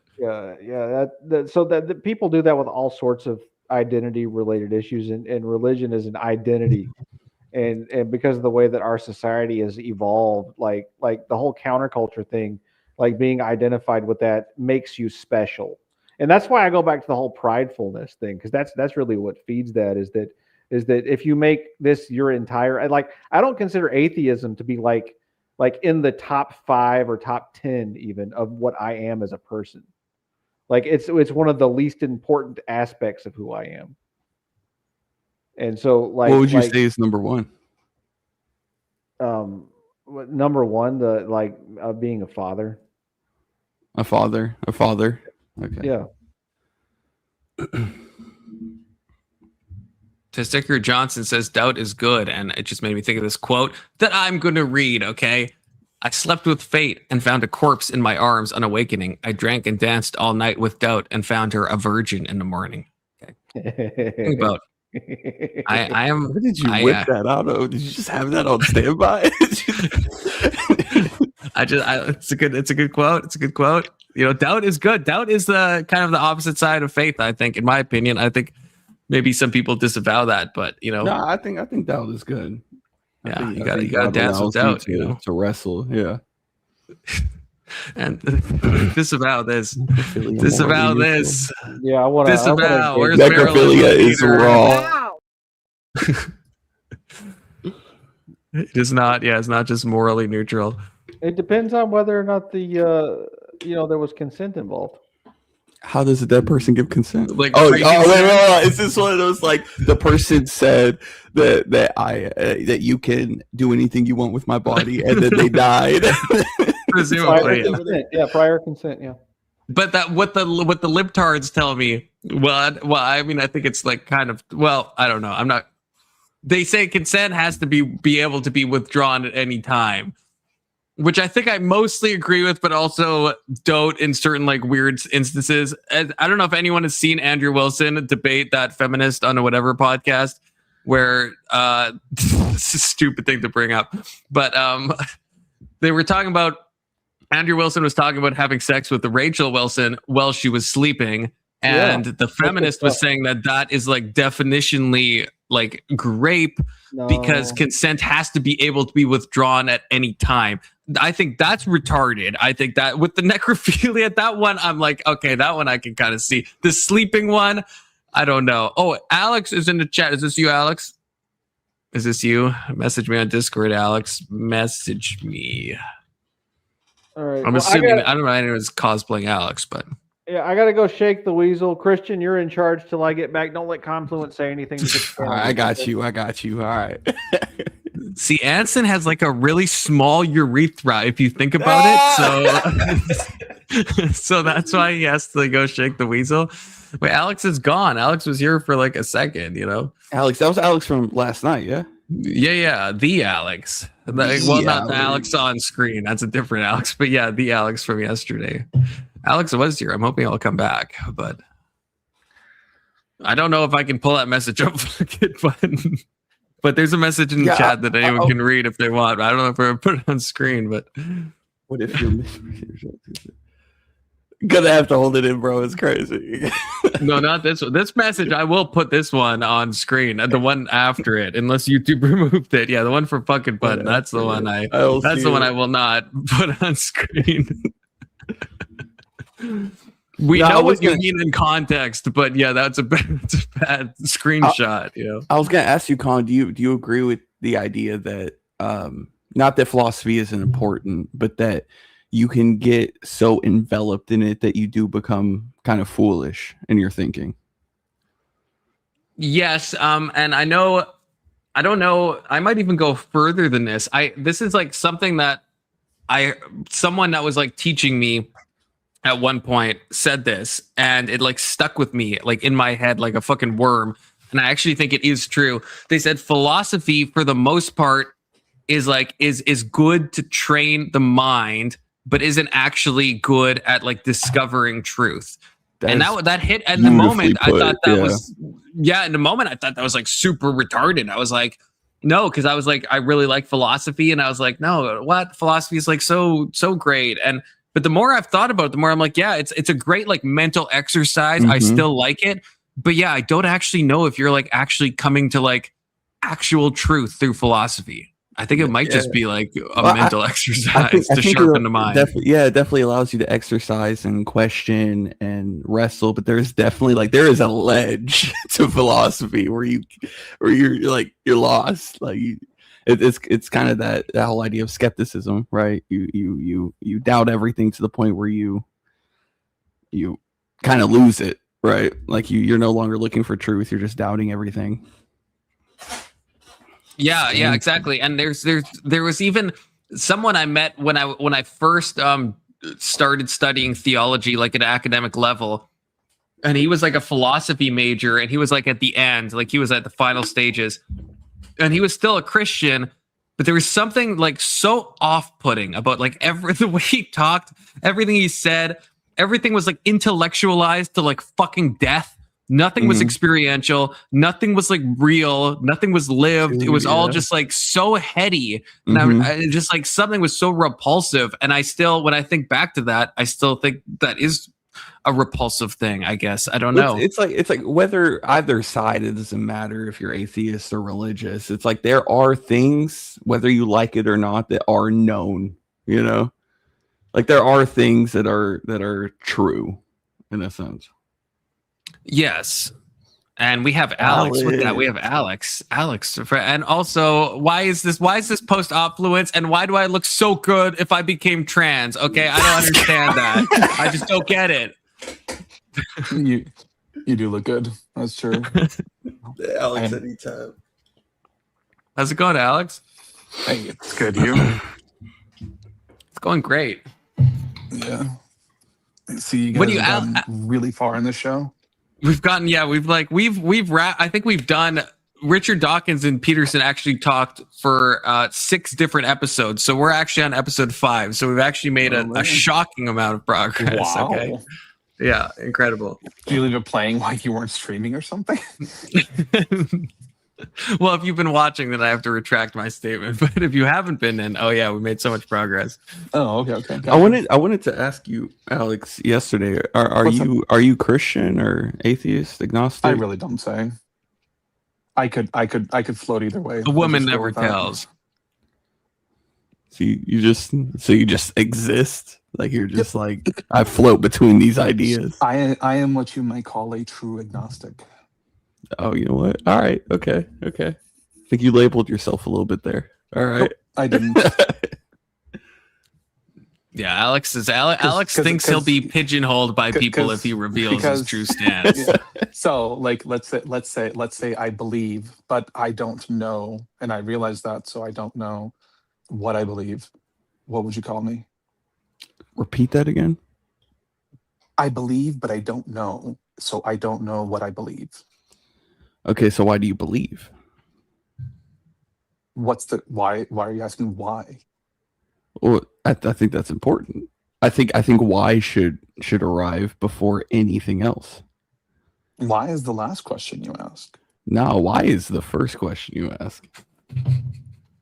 Why would that be the first question you ask? Don't you need to know what's going on before you ask why? That's Does motive matter if you don't have the no. actual, You find you see what's going on. You ask why, and then you make. But you a don't know what's decision. going on. Well, if you don't know what's going on, then how can you ask why? That's what I'm asking you. Yeah, so you would first need to know what's going on. Well, I asked you a question and you asked me why, and I'm like, I don't know. I can't answer why without telling you what's going on. You need to know the what, right? It's like who, the what, scientific where, method. why You to have to believe. observe, right, before you make a Yeah. hypothesis. You know. Yeah. It's like that's like asking about the rain cycle, never seeing the rain cycle, going why rain cycle. It's like what is a rain cycle or the water cycle, though, right? Yeah.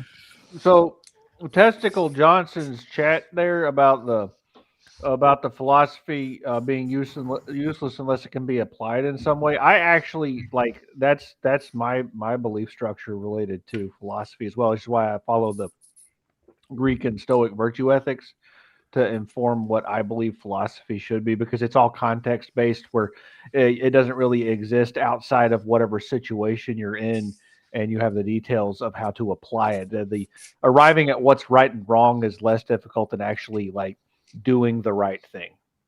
Wait, so do we all agree on this, or wait, on I guess I don't know if Alex agrees, but because that's what me and Christian were just talking about. What do you? Sorry. Dude, if we can all agree on that, then we can actually get somewhere. What I don't think Alex is going to agree. That's a challenge. Yeah. I mean, Alex What did you say? kind of said he. So I had started this off. I said that I had heard from somebody that philosophy is good for sharpening the mind, but it isn't actually good at discovering actual truth. That it's like it's mainly like a mental exercise, and it's valuable in that front, but it's not valuable for a lot else. And then Testicular Johnson said to me, philosophy is useless. It can be applied in some way. One of the reasons I don't get into meta ethics as much. And then Anson also weirdly agreed and talked about how he thinks like Stoicism and I think he's trying to say philosophy does is useless unless it can be applied in some way. He may have missed the unless part, which I would agree with to some extent. No, but the problem is you don't know what can be applied until you've like delved down into it enough to understand its implications. But I don't know. I don't know if I'd say that philosophy is useless. He is saying there is unless there. Yeah, he specified. Yeah. So I don't know if I would say that philosophy cannot discover facts, given that it is the root of all science. I mean, I don't know, man. It sounds like a weird statement to make.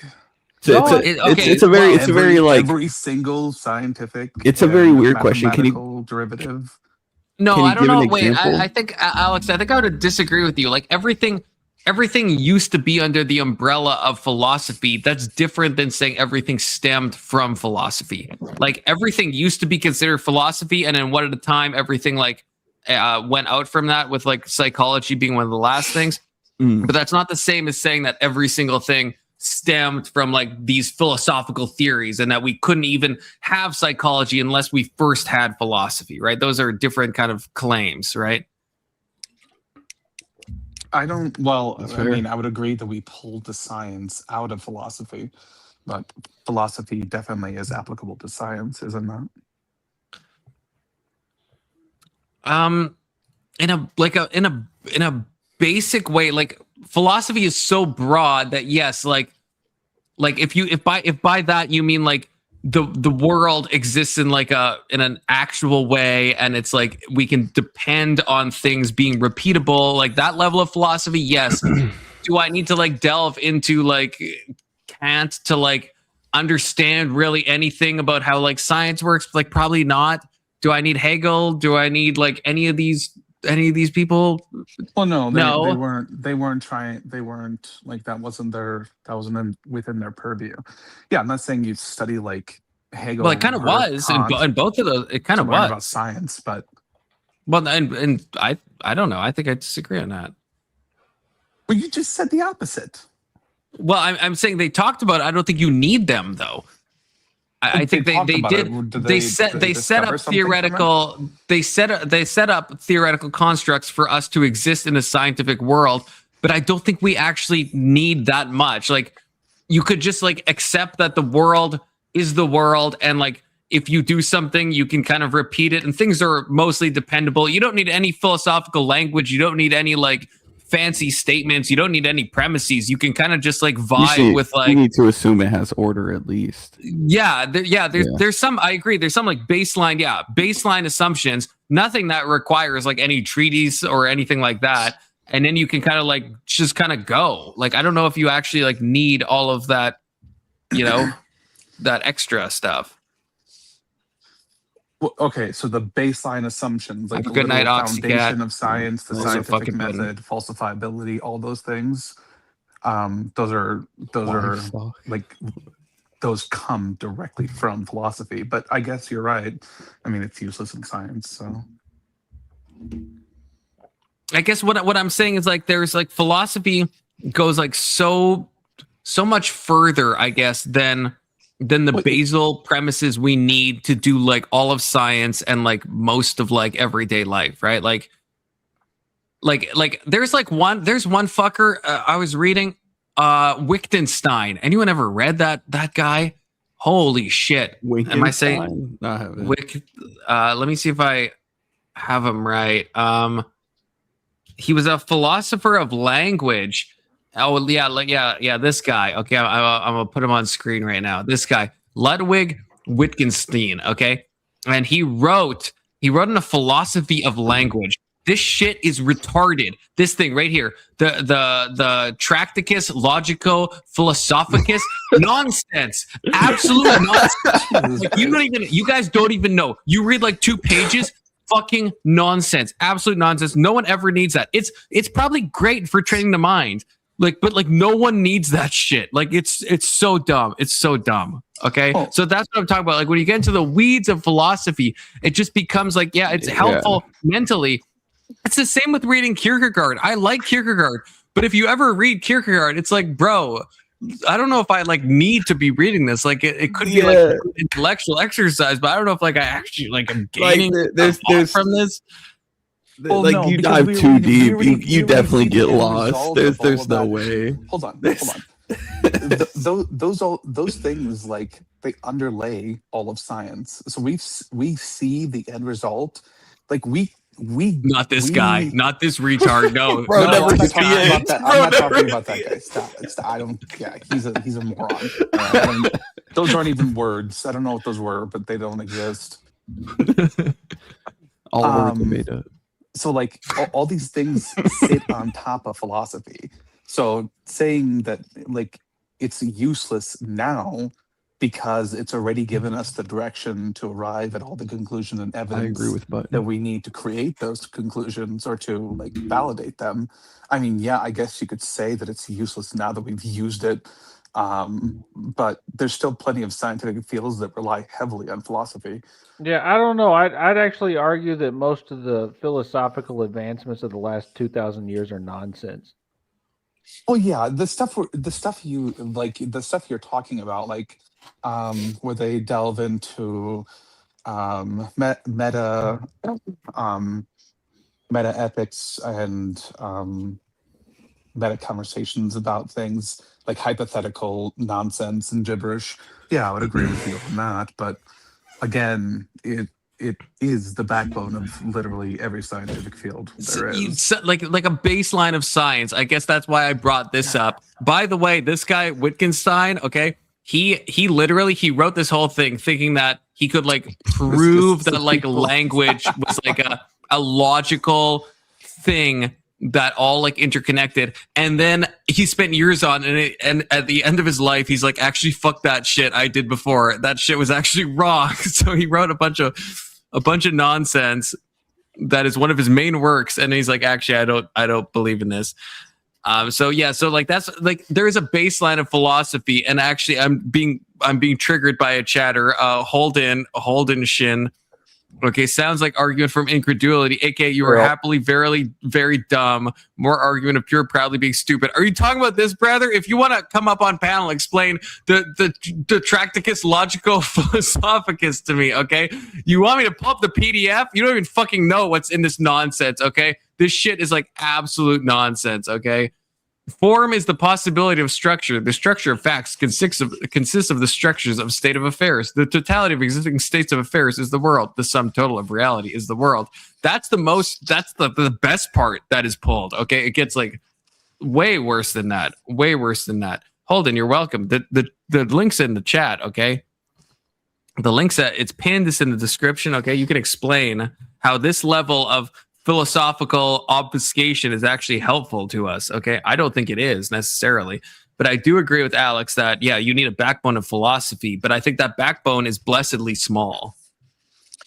I mean, it's small, but without it, literally everything else falls apart, I guess. No, I think you've got philosophy backwards in the hierarchical order of importance, right?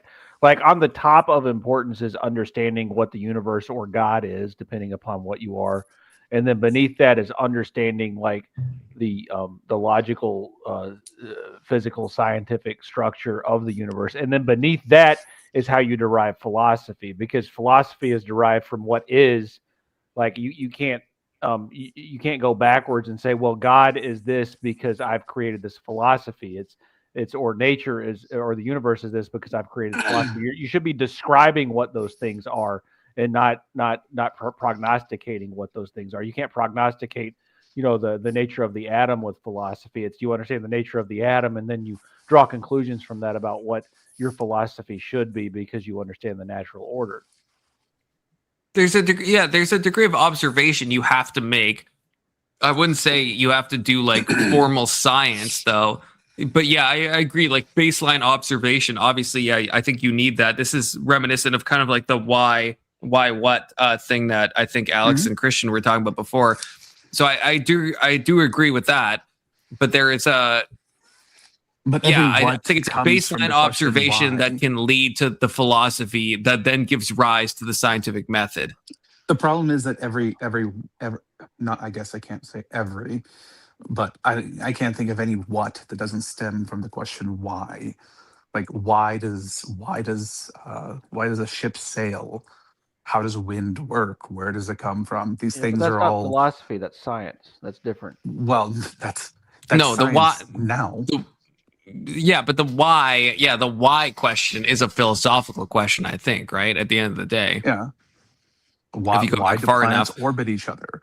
Like we can observe whatever we want, but without a question to understand what it means or why it even matters at all. Oh no, that's a God question, not a philosophy question, right? That's a religious / That's a philosophy question. No, it's not. God is not philosophy. They're two totally different things. There's a confluence, if you will, and you must, between philosophy and religion. Okay, there just is. It's unavoidable. People who have religions nest ethics and philosophy into it to make it relevant, because without it, it will be total nonsense. Well, no. So religion is a way to say that we don't need to understand anything because God. Whereas philosophy says we should be able to understand the thing we see because it has to make sense in some way. Right. So no, you start with you start with what is the universe or what is God, and whether or not you're an atheist. That's like the end stage question. What do you mean? No, that's the first question, because if you don't know what you are in, then you can't draw any conclusions about it whatsoever. You don't even know that a universe possibly exists until you understand that you're living on a planet. Okay. So if you're at that level of like you can't know that what you're in is what you are in, then like whatever it is that you derive from your lack of being able to know is going to be totally useless because it's not going to be tied to anything that's real. Well, we don't start from outside the structure. Yeah, you do. Why? Because like okay, so you're saying outside the structure to mean like the universe, right? The outside. We don't start from the outside. No, there is no outside. the outermost edges of reality is what you're talking about, the universe. The universe is everything. Like it is, or if you're a Christian, it's God, right? God made everything. So you start with what is the higher power, and then you move down to how do you describe that using like logic and science. And then after you go through logic and science, logic is not philosophy, right? It's something higher than philosophy. How can you say that? Because it exists absent any human being. Okay, philosophy is how we discover logic. No. You understand logic, and then you can describe the universe, and then based on that, you start understanding your ability to create a philosophy to describe what humans should and shouldn't do, and how we interact with one another. Right? You can't. You can't do that all. You're doing it backwards. You're saying I don't think you understand what we mean by philosophy. Yeah, you're right. I don't. Could you describe it to me since I'm ignorant of that? Okay. Philosophy is the original endeavor of understanding anything outside of God created it or God wants it to be this way. Right. So your first principle, so your God is philosophy? No, that's not what I said. Okay, yeah. I said the origin of philosophy was trying to understand how the world worked and why. So what is the world then? That's the question that I'm saying. The planet we lived on, because Right. we didn't really know that there was anything else out there other than the sun and the moon and some stars that God put up there, the circle around us, this flat planet. Right, but our endeavors to understand the universe or the higher thing that is the thing that we're inside of, right? The thing that we're in, the thing that is us, the universe. Right, like that the scientific side. Science is not philosophy. They're two totally separate things, and you can't have a philosophy without doing the hard work to understand like the physics of the universe.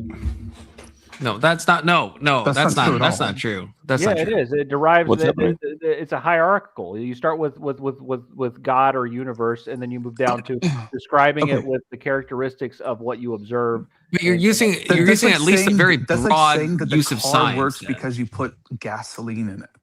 The car works because of all the parts that were invented to be put into it in the first place.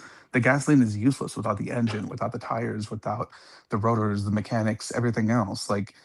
You're talking about the end stage. Given we already know all these things, given we already have the car, how the car was made to you is immaterial.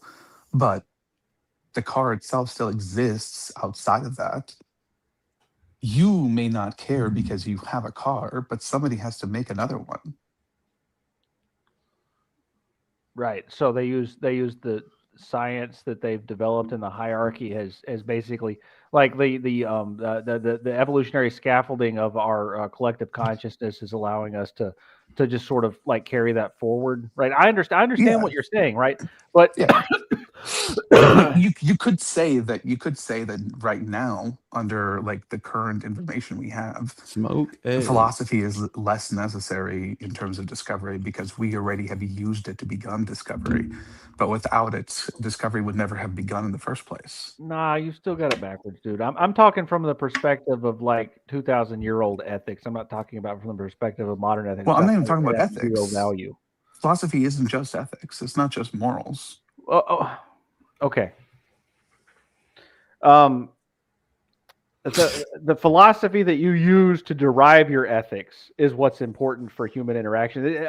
Aside from that, philosophy has zero value.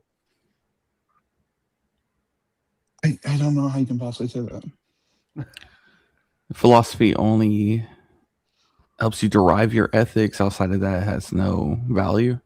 Yeah, so you're talking about like the philosophy. You're saying science is philosophy. Science is not philosophy. It's something totally Science different. is based on philosophy. There has to be philosophy involved for science to take place. Like there has to be some philosophy, though. This is my middle ground. There has to be like a small amount of philosophy, though, like not a lot. There has to be order. That's it. Godwin said, "I don't have to read Kant to understand anything new," but that's not exactly true, right? Yeah, you have to read Kant to realize it's nonsense. Yeah, I agree. Well, no, I didn't say to understand anything new. I said you don't need that. You don't need that to probably gain any like scientific insight or like actually like experience anything radically different from your experiencing before, besides mental stuff, right? So look, part of even like accepting that our observations are meaningful is being able to accept that they can mean something, right? Like between Hume's and Descartes, crazy pronunciation. Whatever. Descartes, whatever. Like Hume thought that all knowledge came from experience, and Descartes thought some knowledge was independent of experience. Yeah, that was their religion. Yeah, that basically No, the religious it's not the subversion religion. of It's just an Christianity. You're understanding of describing how it the Enlightenment. works. The problem with Christianity is the modification of the religion. No. What? Yeah. You're conflating philosophy with religion. So that's what a lot of you postmodern people do. Is you think that your philosophy is unique and special and separate from your religion. That's so define postmodern. You say postmodern in a way that makes no sense every time you say it. Anything after the Enlightenment is can you actually give a definition without Googling? Can you tell me what postmodernism means? Just as a quick. Well, no, I can give you my understanding of what it means. It's the idea that it's a radical individualism that permeates Western culture today, where you think that everything is subjective and there is very little meaning because everything can mean anything. No, that's what I believe postmodern is. That's a bad. You have to actually read like Leotard, even though he's like Leotarded for real. But you have to like read some postmodernists. Okay, they say more than you think they're saying. I know, but that's the root of their. That's the biggest fault in postmodernism. Is it seems like the end result came to be that anything can mean anything, and I would agree with that.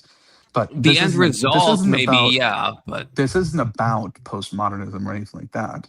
I'm talking about like the philosophy of 2,000 years ago. I'm talking about Aristotle and the people who like created the very foundations of what we accept today as empirical evidence. Well, the Greek ethics is founded on the concept, and that's all I'm talking about. You have to understand God first, or nature, and then you move down into logic, and then you move into philosophy and ethics. Right? It's nested. You're talking about ethics. Philosophy is not just ethics. It absolutely the only useful part is absolutely all the other stuff is just nonsense. I don't know if I can possibly say that. Yeah, I think that's ridiculous. Yeah. Okay. Well, y'all could be wrong. In fact, I would say ethics is one of.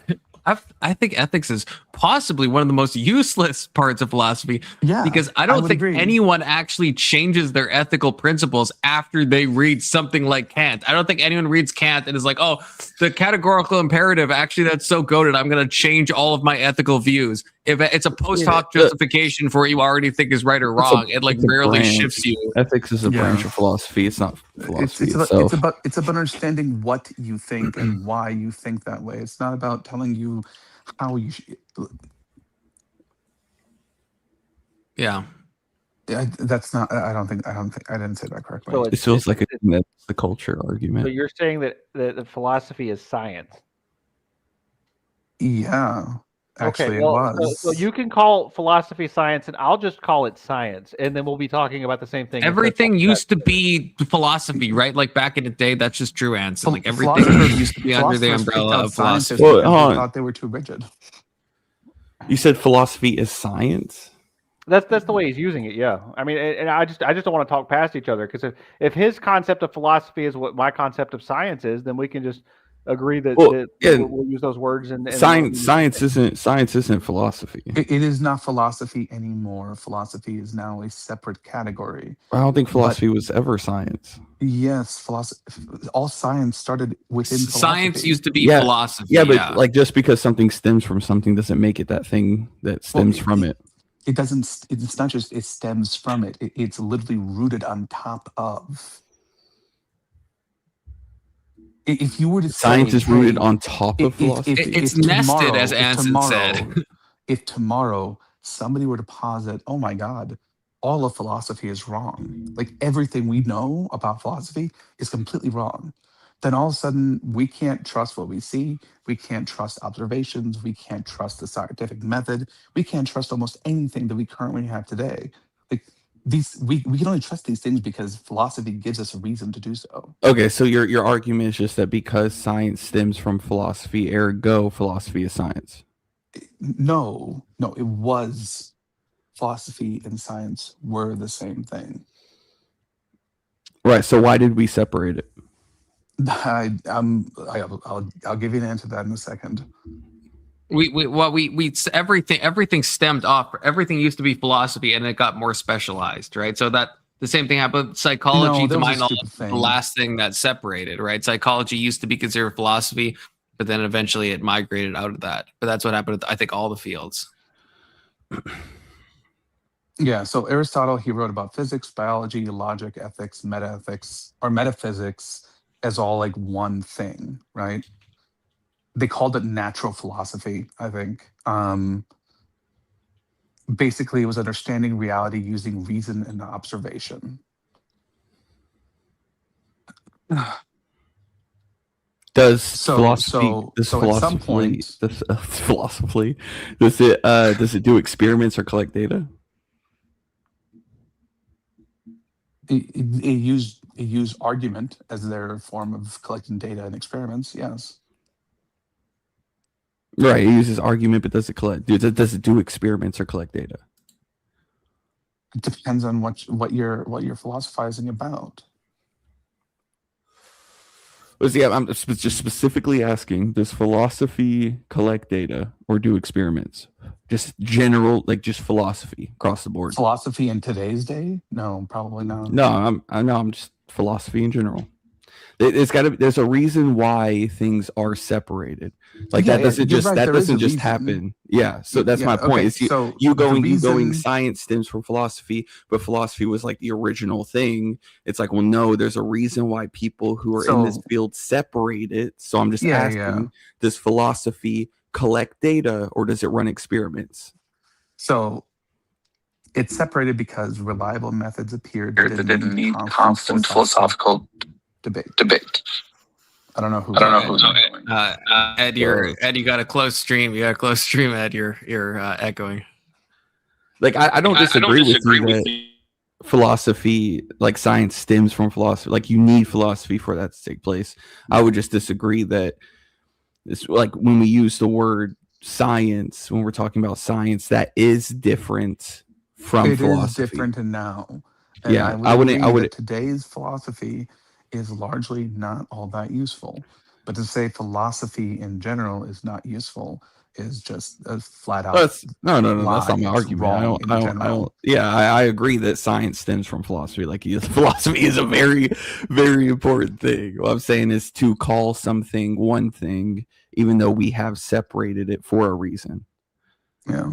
Like it's just because it stems from something. Like the thing that stems doesn't make it the thing that it stems from. Yeah, basically, philosophy gave birth to science, and eventually, the different avenues of science found methods that worked for them and no longer needed philosophy to be constantly debated about and figured out. Right, so they found empirical methods to test things, and they moved on because they don't need that anymore to continue like changing through philosophical debates. Yes. Yeah, like we agree there. Yeah. But that's all. But I'm still saying like philosophy is still necessary in terms of that. Maybe not today's philosophy, but a lot of philosophical works are the reason we can trust science. Yes. Yeah. No, I agree there. I think my argument was just that philosophy isn't science, nor is science philosophy, but science does depend on philosophy, but it doesn't make it so. Yeah. I'm not saying we like actively use new philosophical techniques in science today or anything like that. I'm just saying that it's built on the foundation, or its foundation was placed upon philosophy, and that it didn't need to screw with that foundation anymore. Philosophy is like quicksand. And I would say I don't want to disparage modern philosophy either. Like I don't think it's necessary for the scientific method or for establishing necessary new truths, but there is like I'm a fan of Nietzsche, and I think when I read Nietzsche, I think I do gain new insights, but they are more experiential, kind of almost like religious insights or like new ways of like thinking about stuff, but not there. It's not something I can like concretize in any like real way. It's like it almost becomes like a religious exercise in some ways, or it's a mental exercise in understanding something like the Tractatus Logico Philosophicus. Well, I mean, philosophy is philosophy until it becomes something true, and then it branches off into its own thing, which is what modern sciences did. And I think even in a religious way, I think stuff like that, because obviously, like stuff isn't like genre cucked in that way. Like I think Nietzsche is philosophy, but it's not just philosophy, right? I think you agree with what I'm saying there, right? It's like it's in that realm, but it's not like Nietzsche can't say anything that is like that hits you in a certain way or has like actual like truth values in a way that's like outside of just the mental category, because nothing is like confined neatly, or at least most things aren't neatly confined to like any certain genres. Very, very few things aren't part of multiple groups. Right. Okay. I think that explains that then, because there's some philosophers I read and I feel like it is kind of a mental onanism, and there's some where I read it and it's like it actually seems like it leads to some type of spiritual or if you don't like that word, of some real truth. If you want to rephrase the question to like, is modern day philosophy useful for facts or for finding facts and understanding truth? No, not really. Right. I think that's probably the better. But it wouldn't still be philosophy if it was. Right. That's kind of the problem. When a certain branch becomes so good and becomes truthful in terms of what it is that it's doing, then it ceases to become a part of philosophy. Right. So almost it gets definitionally cut off from philosophy because of its truth value. And it's no longer philosophy. I think I agree with that. I have to. You guys hold on to for like 2 seconds, okay? I have to. We got you. But it's also actually, I have to pee, but I also need another. I'm trying to like cut down on my nicotine intake, so I have it set. If you notice, it is exactly 4 hours in the stream. I'm trying to do 1 Zin per hour as opposed to blowing through 24 of them in like 5 hours. I ain't gonna lie. I feel like you skipped an hour, but set like for 2 hours on one. No, I didn't skip. I've been good. I've been following it. Okay, I've been very religious about this. Okay, or philosophical, if you will. Okay, okay. So I guess while we're waiting on Khan, I want to go back to the what's before the why to the belief. Oh, sure. Yeah. So I think you need to explain yourself a little bit there. I wasn't trying to like I wasn't trying to give you exactly what I believed, and I can't tell you why, because that would give you the what, right? But I'm saying like I kind of treat this world as as somebody who doesn't really care if it's true or not, but has some level of faith about what is true. Okay, so you don't care about the truth of something, but you'll believe in something that you're unsure if it's true. Like, okay, so if you're truly agnostic, you know that you cannot prove or disprove God, right? Unless God is sloppy or purposely wanting to be proven true, you can't prove or disprove it, right?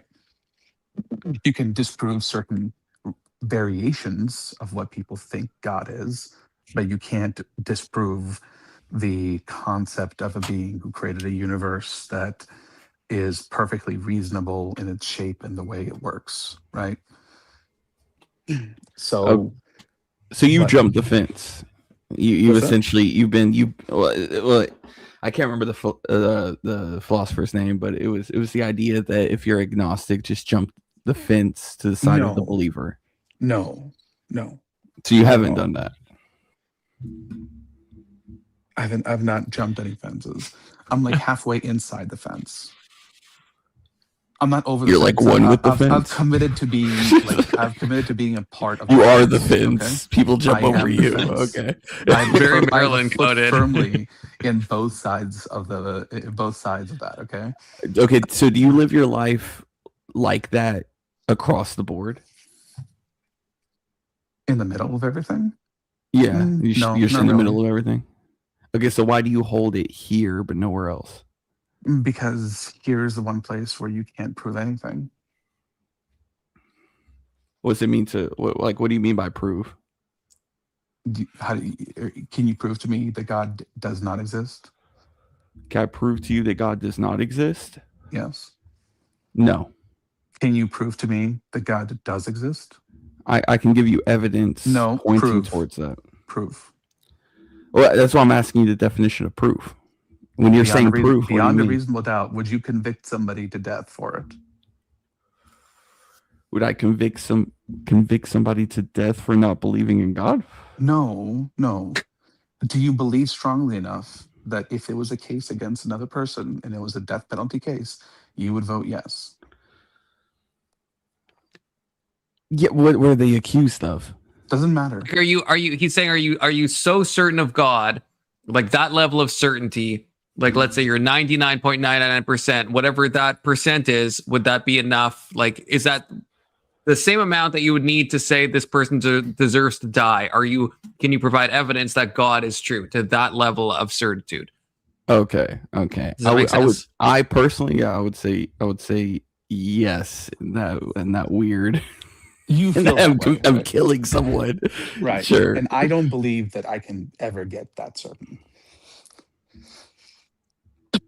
So without that what is certainty- what is something you were completely certain about? Completely certain about which people I would kill if they came up in front of me, I guess. You're completely certain. You're completely certain. The only thing I think Alex, you disagreed on me, which I don't know how. When I think many streams ago, when I said the cogito ergo sum of Descartes, right? I think therefore I am. That's the only thing I would say I am certain of. It sounds like you're certain of like a lot more things that I don't think I'd feel comfortable. Well, like no, I'm no. very To me, it's like certain almost that, proposed that Alex like is Ted saying Bundy just was like because a you bad think- Hold on, guy. why are you but, like, I'm saying not. that I have think- to be like 100% perfectly certain? Well, that's kind of the point. Is that Well, no, is that- reasonable doubt is not beyond. It is not 100% certainty. right? That's But why I you're said saying I can never be. I can Beyond, never be beyond reasonable certain. doubt isn't. Do you wait, Alex? Do you think beyond reasonable doubt is that the tantamount in your mind to certain? No, Because I I didn't wouldn't say that. certain. I'm sorry. Well, I thought that's what maybe maybe I'm retarded. I thought Christian asked, "What are you certain about?" No, I did. Yeah. Oh, well, I'm not 100% certain on almost anything.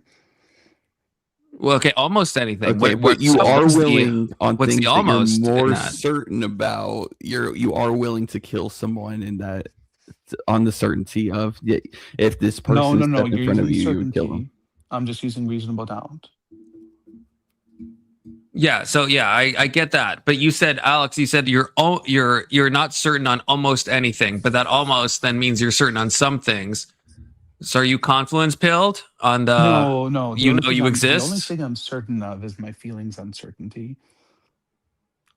That's so The only cocked. thing you're That's so certain. cocked. How can you be So cocked. certain? How can you be certain of the feelings It's that like you it's a feel on tautology. certainty? It's like it's Like, that's like some like okay, hold on. That's What why. I'm asking is that you just said that you are certain on the feelings that you feel about certainty, right? No. My feelings on certainty.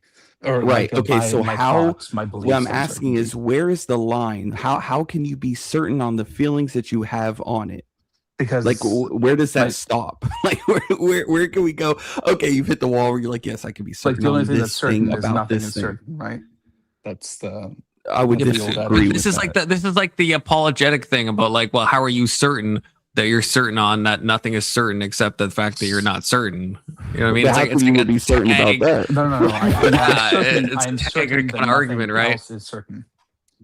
Like It's like that's like it's like presuppositional apologetics, though, in a way, isn't it, Alex? No, you assume something is true. How is There's it no not? way. If How you're can you be? certain How can you about be your certain on your feelings lack of that you're- certitude?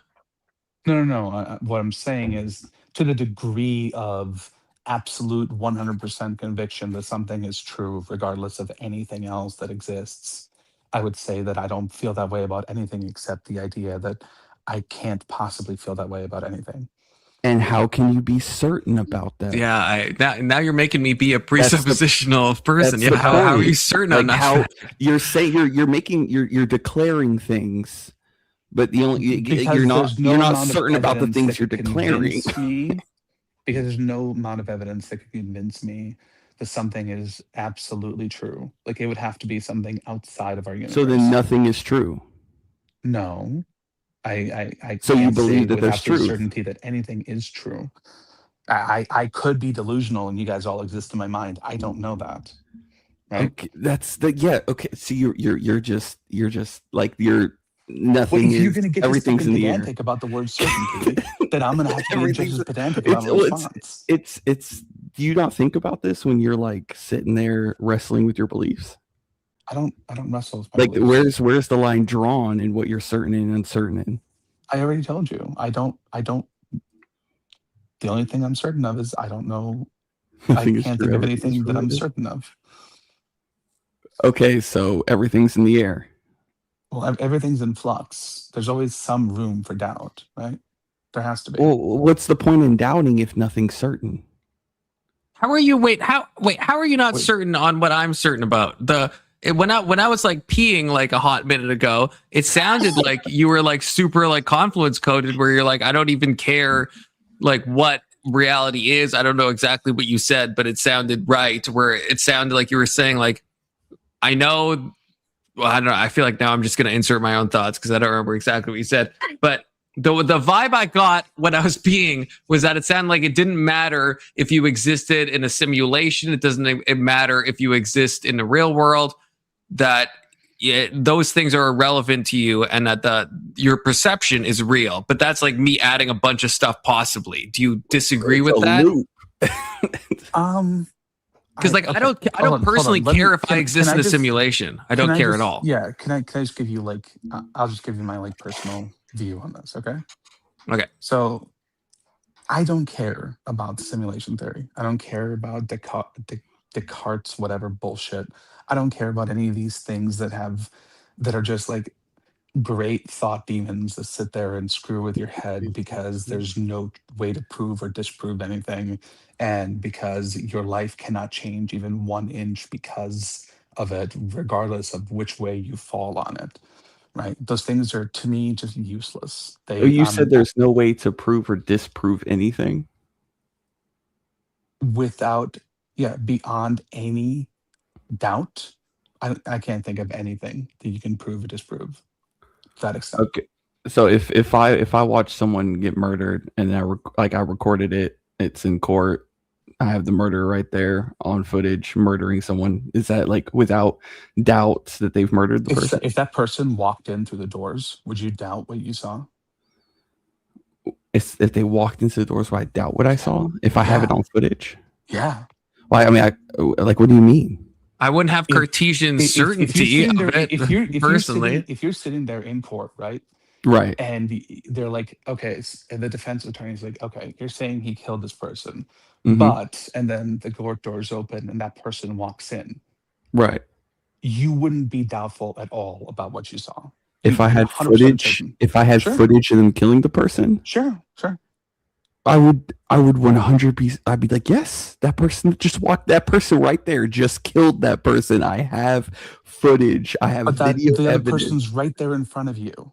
The person Well, yeah, you thought I was think killed the is right there. Yeah, Alex is saying the victim, the murder victim walks in. The victim comes in. Yes. So okay, so again, the whole point was I was saying that this person is murdered. They're killed. They're gone. I have I have footage of the killer killing the victim. How do you know The they didn't victim's fake dead. it? How do you know they didn't stage it? Because I was the one recording it. I had said that. So what? I had said that someone's.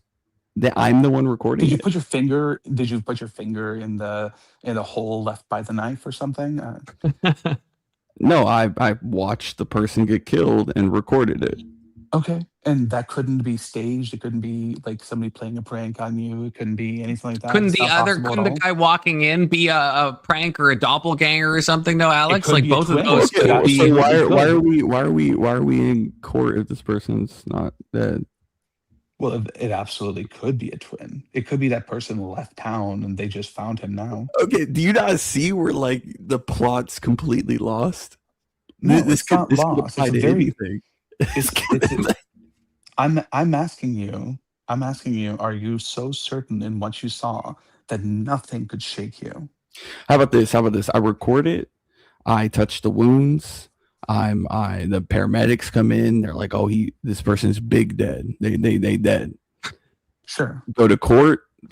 Got the killer on stand. I go, "This is the footage. These are the medical documents. We have the body. The body is here. The body's not buried. The body's not burned. We have the body." That's it. That's a wrap. Why are we talking about twins if there's a dead body? We have the footage of the person murdering the person, and we have the murderer. Okay. Could the murderer have a twin? Like this. Okay, so No. This is the problem. Hold on. How many twins we got, bro? Okay, you don't expose the twins. Hold on. Twins. Hold on. First of all, murdered, Tesco bro. Johnson, this is not ultimate skepticism, all right? I don't give a shit about this There's stuff. no way it's not, bro. No, There's it's no really way not. like You're presuming you're presuming the point that I'm trying to make. Right. I'm not presuming the point. I'm just saying we have footage, we have the killer, we have the victim, we have the Sure. body. You're going, well, what if there's a twin? So I followed that up with, okay, you know what? Both twins were caught on footage killing this person. Matter of fact, the other twin of Triplets. the victim is sitting there Quintuplets. in the footage. Sure. Yeah. Sextuplets. You know what? Yeah. That's the whole Octuplets. point. Is that at what point you're kind of like there's no line. That means nothing can possibly be true at all, and you can't even be certain of that. No, that's not what I'm saying. Like there What I'm is saying is that I reasonable always be like this leave person killed. room for a shadow of doubt because it's always possible that there's something I didn't catch, I didn't see, I didn't notice, I didn't hear, didn't feel, didn't smell, didn't whatever think of that I might have missed. I act as if I'm listen. I act as if I'm certain. But if somebody presents me with like a thing showing me, hey, there's reason to doubt what you saw, I'm not gonna be like, oh, absolutely not. I just don't think I'm infallible. Okay, so if this person had twins, like Are you infallible? It was a twin thing, and Are we have you both infallible? twins. Am I infallible? Yes, could you is there anything that you could just not be wrong about? No matter what. I would say yes. No. I would say yes. Hold on. Repeat the question. Are you infallible? Okay. I can follow be. that up with something. I'm What would you follow infallible that up about with? some things. Do you disagree with that, Alex? What are you infallible about? That I fucking exist. Okay. The Cartesian principle, right? Is that not omni-goated, right? Like that's what I'm saying. Alex, I understand what you're. Yes, Tesco Johnson, that is what I'm saying. I don't pre-doubt things. They're asking me about absolute certainty here after I just told them that most of my beliefs rest on. I feel like you're rest saying on them. reasonable I feel like doubt. you're I don't know why you're saying them. Look, I'm on the same page. I think if anything, I might be more or less skeptical than you. Let me reconstruct. How am I? I said the only thing I'm certain on is that I exist. That's what I would say. When I say certitude, I mean that. I mean that I exist. I don't even could be know a brain of that. Could be Could the possibility dream? be a hallucination? Could murder be a hallucination? I think it's possible. Yeah, You said of course. it's possible. It's possible that you can could hallucinate cameras murder. Sure. can cameras catch hallucination? No, but you could be How do you hallucinating know the that? whole fucking courtroom if you're schizophrenic. How do you know that cameras can't catch hallucinations? Because I've never seen it catch a hallucination before. Is Okay, it so you don't believe possible? that? You I don't know. okay. Maybe. You don't know. But Okay. I act as if it's not because there's no point in thinking otherwise until I've seen a way that it is. ergo you I are act as if I'm certain, but I always leave room for doubt. Yeah, but there is like doubt that's like unreasonable. Yes, that's why I think Alex would agree with that. I know think. it's not.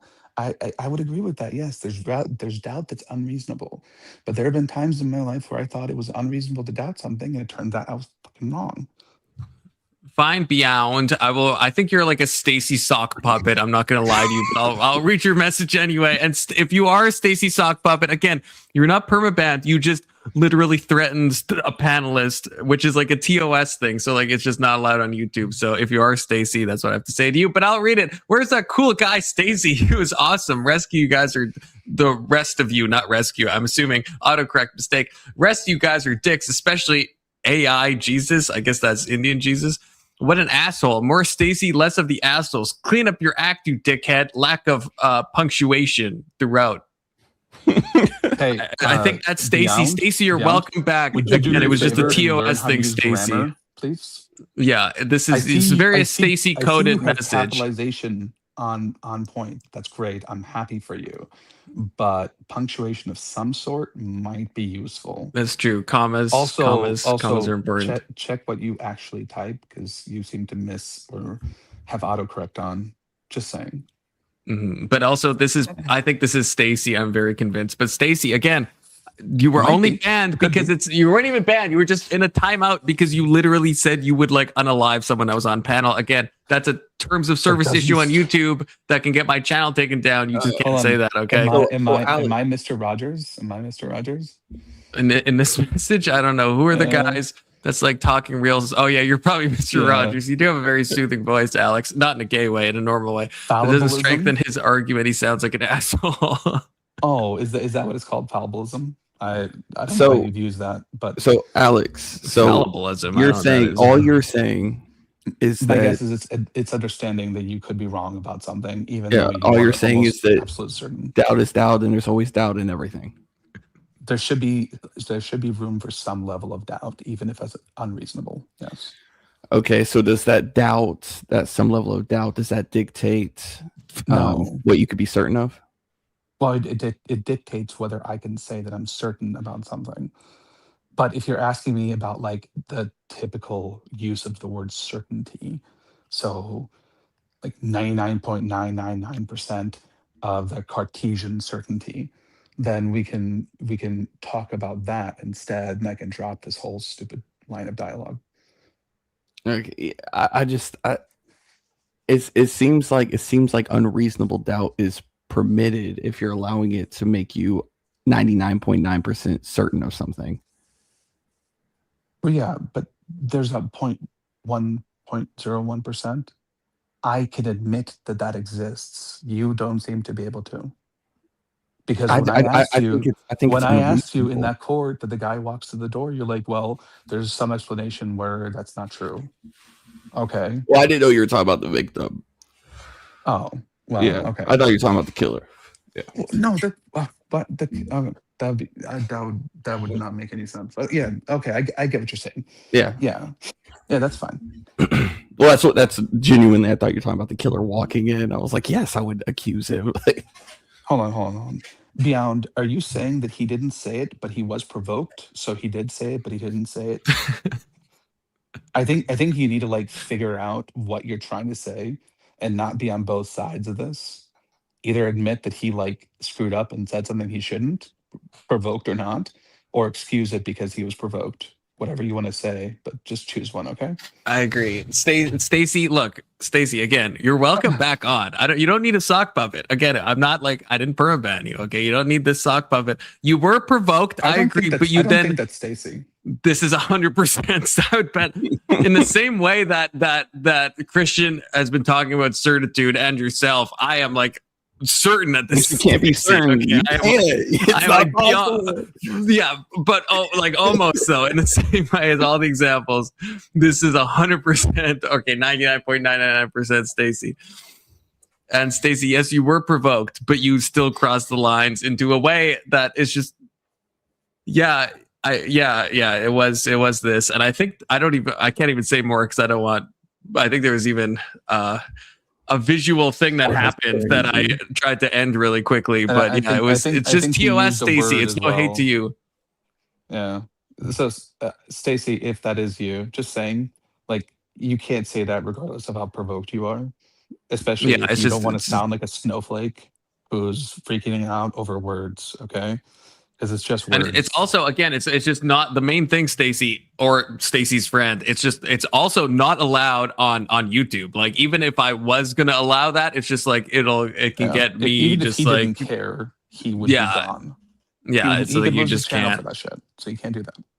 Yeah, so it's not like it's would you say against you, Stacy, and you're welcome back. Would you say it's reasonable to trust the 99.9% over the 1%? Yeah, of course. That's why I said I act. We can agree there. I act as if I'm certain, but I do accept that there's room for doubt, regardless of how like unimaginable that doubt might be. Okay, so when it comes to theology, I think there's more doubt than even that. I think the doubt is reasonable enough that I can't say that I'm certain or convinced on it. Okay. I think we've settled that. Have we Yeah, settled that? yeah, no, that's settled. Yeah, So was I right? was a Right? Were you presuming something that I wasn't trying to say? No, I mean, I think I would disagree that there's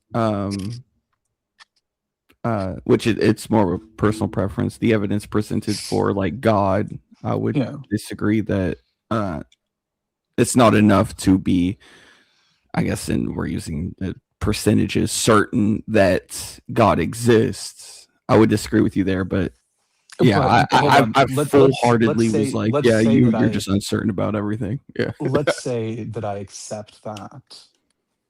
Are you certain about which religion has the true God? Yes. How can you be certain about that? Because I compare the religions to each other.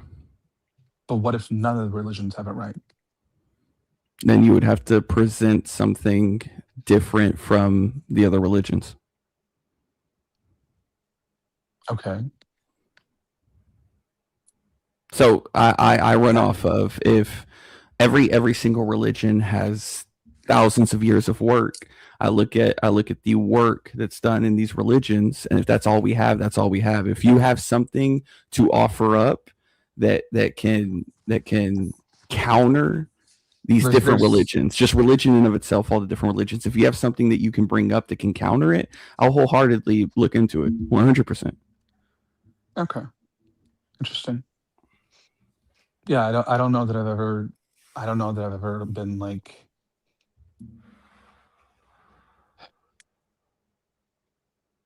it seems too amorphous to give it that level of credibility that I would sit here and try and like figure out why it should be in doubt. Because I don't think it's proven itself to begin with, but I understand what you're saying. Have we not proven that philosophy is mainly a mental exercise and doesn't lead to any truth values? Have we not proven that in this discussion? The current modern day philosophy out there. I'm just kidding. I love philosophy. I love philosophy, but at the same time, you're right. You're right. By definition, all philosophy has no truth value. So yeah, I guess you're right. Because the moment it does, it's no longer philosophy. It's literally, philosophy is literally defined as no truth value. So are we getting Stacy on here? I don't know. Advocating hard. Beyond is not Stacy. I told you. Stacy says, bless, I know for a fact that Stacy doesn't know how to talk about himself in a third person. Not that he's not intelligent. It's just not his thing. I'm a big fan of Stacy. Well, if you can tell Stacy everything I've said to you, and that Stacy isn't actually banned, and it was just a TOS thing, and that Stacy is welcome back whenever Stacy wants to come back. If you can relay that to Stacy, that would be great. So Beyond, just so you understand, okay? I've seen Stacy talk in other places. You're right. He is a really kind person, but he also has a temper when people presume things or say things that he thinks are untrue, or when people get too much into left-wing Dude, him and variation Lutch, that was beliefs. Okay, pain. That was painful. so That when was he does get his painful. temper, when he does get his temper up, he starts forgetting what he shouldn't say, which is true of everyone. Or shade of philosophy. Right? Yes. Not as bad. I think the worst was when Anson joined under Emmett's name and profile, and then Lutch started going off thinking it was Emmett, and everyone was trying to tell him it's not Emmett, but he thought it was definitely Emmett, and he was just, and then Lutch ended up TOSing a couple of times himself He did. in that He did. exchange. So Yeah, he lost his shit. even though I don't know how like Anson's voice is like so different from Emmett's. I don't. But he Where did drunk. Anson go? He was probably not completely sober Yeah. in other variations as well. So Yeah. Yeah, Anson. I don't know where Anson went, but He said Anson he had to go to the disappeared. restroom and they disappeared. And then he just Yeah. An angry amputee. Wait, I have to ask you: are you actually an amputee? You said a comment that is like a long scroll ago that you're actually missing a leg. I thought that was just a username. Are you actually an angry amputee? Is this a true title? Okay, Beyond. You have should fun. join. Bye. Oh, okay, shit. Okay, didn't know that. I can't remember when you said that, but you said something about the simulation theory and about you'd have your leg back, and I was like, oh, I thought it was just a name, but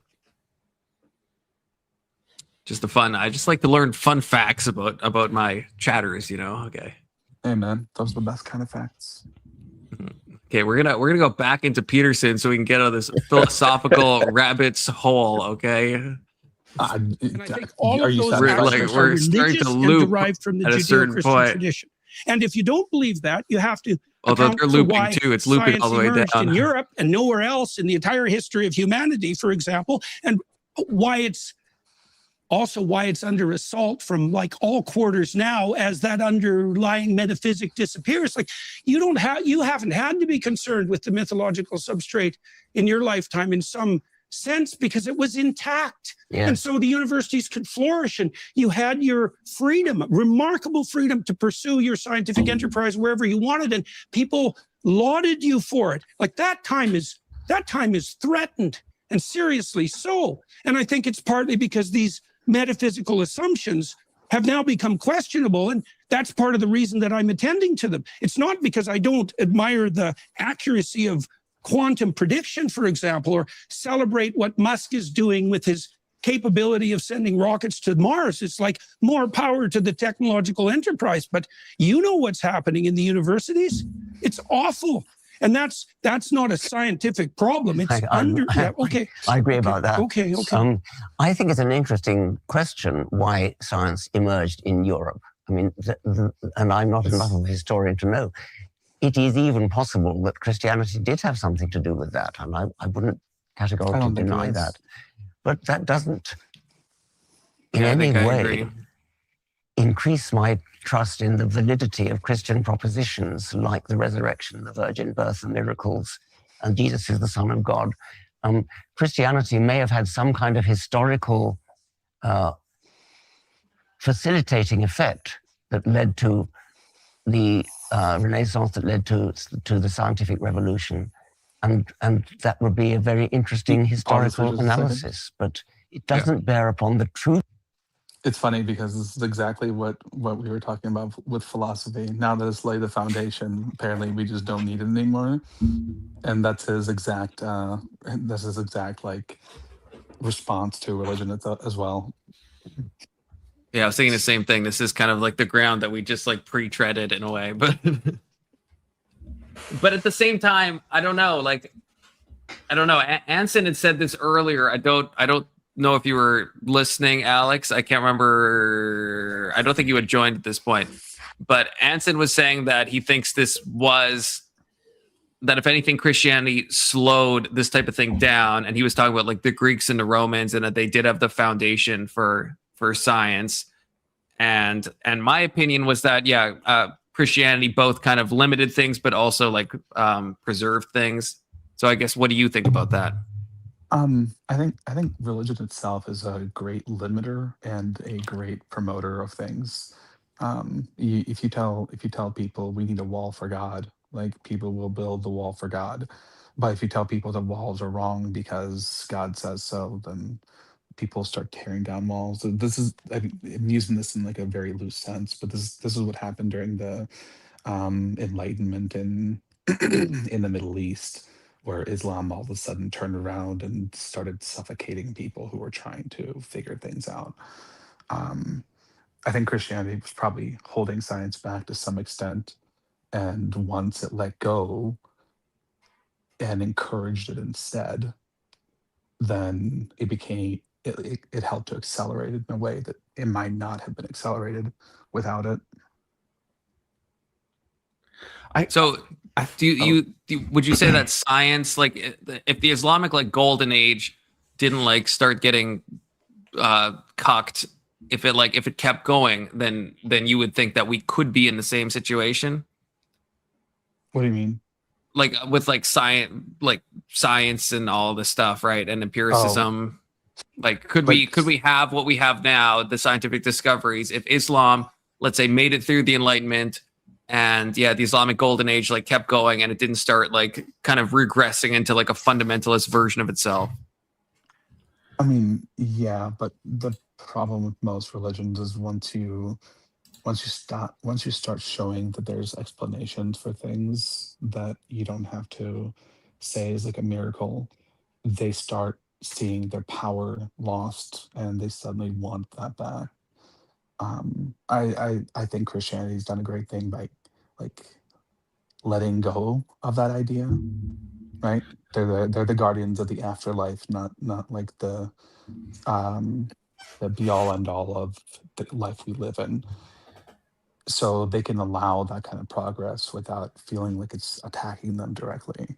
When I was gonna say, when we're talking about stuff like this, are we talking about the religion itself or the people within it? I guess I people get within this. it. The people are they're the interpreters, they're the arbiters of what Well, the this religion is where looks like on the outside. this is where I get confused with it, because you have people within it who can interpret something a certain way and then run with it this way. Another person read it this way and run in a different direction. That's where I'm getting confused with these conversations, because are we talking about Christianity in itself or the people? If we're talking about the people, then I mean this could go either way. The people who run it is typically who I'm talking about when I say Christianity. At the time, it would have been like the Catholic Pope and the Vatican, stuff like that, right? Like what they said was what was. Anything else is heresy. And So who runs Christianity today? it's decentralized to the point where almost no one does. That's what's allowed it to become as fluid as it is, but that's also what's taken away so much of its power. You don't think it's because people can't like our Bible, for lack of a better term, Bible illiterate? To an extent, but I don't know of any religion that like currently upholds every aspect of the Bible, and part of that is because some aspects play against each other, especially if you try and like merge the Old Testament with the New Testament and follow every aspect of both. It's not possible at this point. I think it is possible if you read the Old Testament within the culture it was written in and the language it was written in. Right, but you can't follow all the laws of the Old Testament anymore, right? You can't stone witches to death. You can't stone witches to death? Correct. You could. Yeah. I mean, technically, but we're not Right, but like within the Bible itself. There's moral, ceremonial, and civil law.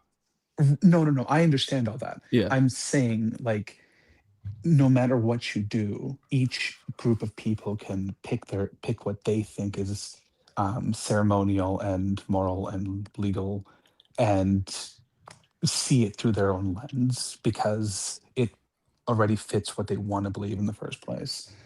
Like I honestly don't think anyone actually represents the Bible the way it is.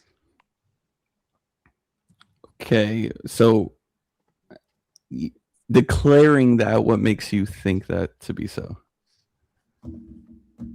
Because everyone seems to be extremely flawed in their in their reasoning or the way they uphold it. Okay, and what do you judge that against? Well, the fact that they're failing, the fact that most people don't like them, and the fact that despite not having to be opposed, they still sit here and complain about science replacing them. Okay, so and you had said prior that you don't believe that majority of people are Bible illiterate. I don't think majority of people I think if you watch Christians like debate with atheists on both sides of the fence, they would be Bible illiterate. Like I would label both agree. Christians that argue and atheists that argue they're But Bible even illiterate. people who've read the Bible, they don't necessarily understand what they're reading. Like there's so much nuance to it, and so Also, much, forgetting is a thing too. I've read the Bible more than a couple of times, and there's still basic stuff that because it's been a hot minute, just there's a lot of stuff to remember, So I think that's why you're called to read it every day. But you have to know the history too. Like you have to understand the context of the things that are happening in that time period, not just the time period that it's talking about, but the time period it was written in. Like these are all important things to understand what it is. Yeah, language, the culture, Like context. even if the Bible is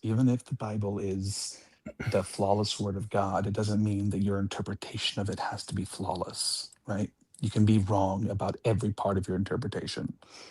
So do we judge Christianity based off the people reading it, or do we judge it in and of itself? I try to judge it in and of itself, but that's why I say most people don't actually like follow or aren't true representations of the Bible. That's a hard thing to separate though. Like without some type of systematic theology, it's really, I think, difficult to just like judge Christianity as just like the whole Bible, right? Like are we discounting like the church councils, the church fathers, right? Like because then like if we take all the people out of it, you know what I mean? Like at what point how do we get to like the true Christianity? I'm I'm not saying take the people out of it. I think there's been people who have faithfully wrestled and studied the scriptures and brought it all together. What I'm saying is that there's a reason, whether it is acknowledged or not, that these 66 books are compiled together. There's a reason why people believe Old Testament to New Testament. There's a reason why, there's belief that Christ is prophesied in Old to New. Like there's a reason for it. I'm not saying take the people out. What I'm saying is that we should take it and be able to wrestle with it and read it and judge it in accordance to it, right? Not take people out completely, because that would be. All right. In the spirit of being a true debate bro, which I'm not, I'm going to set aside the fence and act from one side of it. Right, I'll discuss this as an actual like theist or believer of some sort. Like, I would say that the Bible points us towards a truth, or not just one truth, but many truths, right? And our interpretation is like an indicator of which way we need to go to be closer to it. But we overshoot, and people who are unwilling to reimagine their interpretation or understand that it can change under different dynamics, those people keep overshooting and they end up in a very bad place. Whereas usually what will happen is another counter group will come in and say, no, we can't let this be like the way it's interpreted. And so they'll start getting closer to the truth again. Like, I don't think we can ever arrive at the truth because I don't think we can see it on that level. But we can approximate it closely enough that we can represent it in a way that. Well, I think there are some truths that are very like cookie cutter, like they're very straightforward, that are found within the Bible. Murder. That's what's one of the commandments. Well, it's very straightforward. The commandment is thou shalt not kill, not thou shalt not murder. Wait, no, it's the opposite. Thou shalt not kill is the commandment. Not in the Hebrew, I don't think. Yeah. Well, again, here we go. I think in Exodus, I think that word, there's a different word that's used for kill, and that word is murder. We're hitting here we go. We're hitting the language barrier, right? So it's reading the Bible, the Old Testament, within its culture and language. Like that's what we're hitting.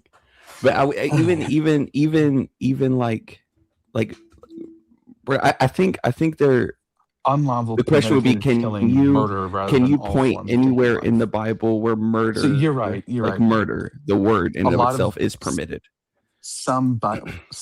Well. So this is. I'm not talking about the English though. I'm talking about like in the Hebrew. There's a different word that's a generic word for. I'm saying in many translations today it says "thou shalt not kill," not "thou shalt not murder." But you're right about the original interpretation. The problem is killing or murdering is about what's lawful and what's premeditated. So if God says it's okay, then it's lawful and no longer murder. If the king says it's okay, then it's lawful and no longer murder. Well, yeah, otherwise they would have murdered the Amalekites, and that would be something that we'd call like a G-side, which it's not, right, in the Bible. So I mean, you could still. It's like the good kind of. It's the good kind of killing, you know. You could still call it a G-side. I mean, I don't know that. I don't. Is the definition of it necessarily evil, or is it just what it is? That's true. That's fair. It's the good kind of G-side. Sure. You know? It's the legal kind. The okay kind. It's the killing kind of G-side.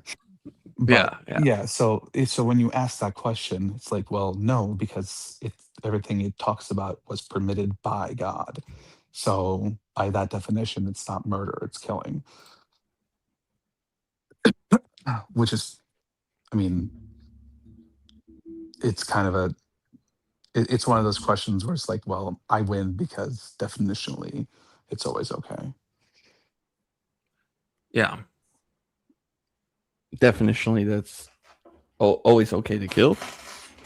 Definitionally, when God tells you that tells you to kill someone, it's not unlawful. So it's not murder; it's killing. Okay. Right, because God. I mean, I guess so. You're right. The Bible never tells you to murder people; it tells you to kill certain people, and it's lawful because it tells you to do so. Right. And the problem with that is like you could probably argue the same with like the Quran, you know, and it's like you could argue that with anything, right? Yeah. So it's only if we consider only if we have like a static law or some static moral reference as to what is murder and what is not, could we say whether the Bible tells you to murder someone or not. But otherwise, definitionally, it's never going to tell you to do so because it's always legal. That's also at least I will say, I don't know if it's a coincidence or not, but that's the good thing about the Bible is that all the prescriptions for such a thing are all like in the past tense, you know. There's no current commands to do any of that, which otherwise that would cause some theological quandaries. Stone a witch to death thing? Well, sure, right. Like in the Old Testament, but I think that is abrogated in the New Testament, like in the Gospel of John, for example, right, with the woman in adultery. Well, the woman in adultery, right? That is an Old Testament thing that you're supposed to stone that 304, you know, get rid of that thought, you know, and right, and Jesus is like, no, man, that's like. We're not going to do that shit, right? If you're he who's without sin, you know, cast the first stone, right? Oh, it's a covenant Did he ever switch. meet a witch? Did he ever talk about witches? No, but I think we can extrapolate that. What about necromancers?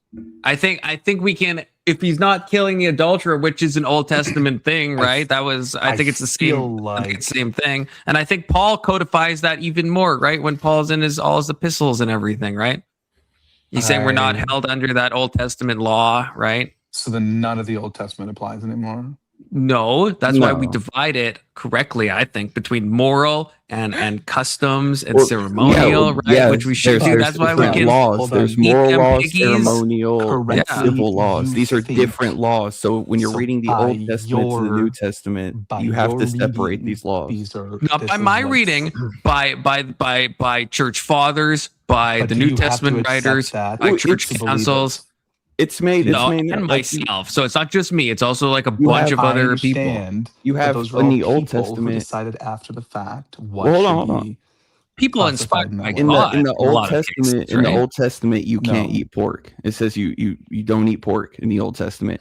When Christ comes along, he says that it's not what goes into your mouth that makes you Yeah. that's the sin. It's what leaves it because it comes from the Yeah, heart. Christ So it's specifically allowed certain things that the Old Testament forbade. I agree with that. Wait, is But the that things was that he that did was not that? mention? I thought that was Paul. Was that Christ that said that? It was Christ. It's Christ that says that. Yeah. Wait, But was you Jesus have eating to- pork? Probably. I don't know. I don't think You so. have to, you have to separate. What you was the have to context separate of that? ceremonial, civil, and moral law. So I when you understand, so when you reference but something these are ceremonial or civil, categories not specified in the Bible itself. it's Oh, it's the very unwashed specified. hands part of it. Okay, so how do we get, if you're saying it's not specified in the Bible, the only way we could get that there's ceremonial, civil and moral laws, where do we get that from if not from the Bible? It's the same with the Trinity. The Trinity is not written in the Bible, but it's Yes, discussed in the it's- Bible. Like the word Trinity is not found. No, the word Trinity, but the concept of it is Right. So the concept of these ceremonial, Where is the concept moral, of and these civil. variations of Okay. biblical law? Another are there? example, a civil law is that you can shave the side of your head, Where right? is You had to that- wear the same. Where does it give you the concept of civil law in the Bible? Well, I think Within the Old what- Testament. You go It's to go to Leviticus. Well, no, I think okay, wait. I think the in the same way, like the Trinity, not only is the word Trinity not found, there's also not any like super clear verses that on their own express the concept of the Trinity. We're using like systematic theology to kind of take a lot of verses and form the concept of the Trinity. Oh, yeah. In the same way with the separation of laws, I would say the same way. We're looking at a lot of what the epistles say and what Christ said, and we're combining those to kind of flesh something out. It's when Paul says that the true circumcision is the circumcision of the heart, right? So it's like that's an Old Testament law. So we're applying, I think, a degree of logic, a degree of systematic theology to think, well, why is Paul saying that you can eat food sacrificed to idols? I think I can't remember where that's in. I don't know if that's in Acts or it's somewhere where Paul says that. And where he's saying the circumcision of the heart is what matters, right? There's a lot of like Old Testament law that seems like ceremonial or like things that are like more like customary, right? Where a lot of the New Testament is like seeming to repudiate that to some degree. So then I think we come along and we say, okay, but there's certain stuff that sticks around, like homosexuality, right? In Romans, it still gives a very clear abrogation. Is that the right word? Of homosexuality, right? So it's like, so I think there is like a clear moral distinction. I know the Bible, it doesn't say, oh, these laws are for sure moral and these ones are definitely ceremonial and are only accustomed to the Jews at the time. Yeah, I think, throughout the whole Bible, I think we can see those context clues. Otherwise, I don't know how we would take all of the New Testament and it going against a bunch of ceremonial laws and stuff. Like, how else would we interpret those? It's like asking, why don't we sacrifice animals anymore? It's like, well, because we had the ultimate sacrifice. Right. Yeah, but that was specifically in the Bible. The sacrifices are no longer needed. Yeah, but why? But Alex, I'm saying if circumcision is no longer needed, which Paul clearly states, right? So then, like, why would and there's a bunch of stuff about eating food that's no longer required. So I think it makes sense to look at those passages and be like, well, why is Paul going against the Old Testament directly? Why does he talk about the Old Testament covenant, how we're no longer under it? But why does he still affirm things like homosexuality being wrong? I think we can build a systematic theology out of that and understand the parts of the OT we're not supposed to follow and the parts that we are supposed to follow. Yeah. Same with the Sabbath, right? Paul says to one, I'm going to butcher this, but to one man, one day is holy, to other man, every day is equally holy. Like Paul is basically saying like, yeah, the Sabbath is one of the 10 commandments. I mean, you were stoned, right, if you did work on the Sabbath. Even Jesus on the Sabbath allowed his people to pick the crops, his disciples. And the rabbis were like, what are you doing? What's happening right now? And he's like, like, God, I'm always working. Like, what are we? So is that not, Alex, do you not think that's valid to then build a theology out of that? Like, even if it's not expressly written, a division between the moral and ceremonial laws? I would say that you're treading out of the ground of infallible in terms of what the Bible says, and now into your interpretation of what it means. But it's impossible to build a systematic theology without doing that, or any type of theology. Ask directly if okay, so how do we what should we gain from it going, you shall not eat pork, to Christ going, it's not what enters your mouth, right? It's what comes out of it. How should we take that? How should we take those two things? If we're jumping, going, you can eat whatever. Sounds like Christ is specifically saying you're allowed to eat pork, but you should watch what you say. Okay, so the Old Testament says you can't eat pork. Right. So he came and said, this one is no longer necessary. Feel free. So would that be do you think that's like ceremonial? No. Do you think that's a moral issue? I think at that point it's just a law that's no longer valid. What kind of law though? Right? Is it a moral law? Why wouldn't you categorize at a certain point? We've given, but Alex, I've given multiple examples, and they all seem to kind of stem from like the same more like ceremonial thing where there's not like a clear moral reason, like the pork eating and the circumcision and the food sacrifice to idols. At a certain point, isn't it fair to like see all these are not in a moral camp? And so they're obviously like in a different segment, right? And Paul's saying we're not under the law, but still affirming all the moral stuff of the Old Testament. Like, look, I understand there's interpretation, but there's always going to be interpretation, of course. But like Scripture interprets Scripture. So if you take all of Scripture and you try to like put it against each other, I think we come to a fair conclusion that there is like moral commandments in the Old Testament and ceremonial commandments. So I was saying yesterday, it's like when Lutch had brought up the scooping out of the eye, right? It's like what makes something moral is the context within the act, right? Is there any moral issue with actually shaving the sides of your head? Is there any moral issue with that? Right. I would say no. I would say all the moral stuff is yeah.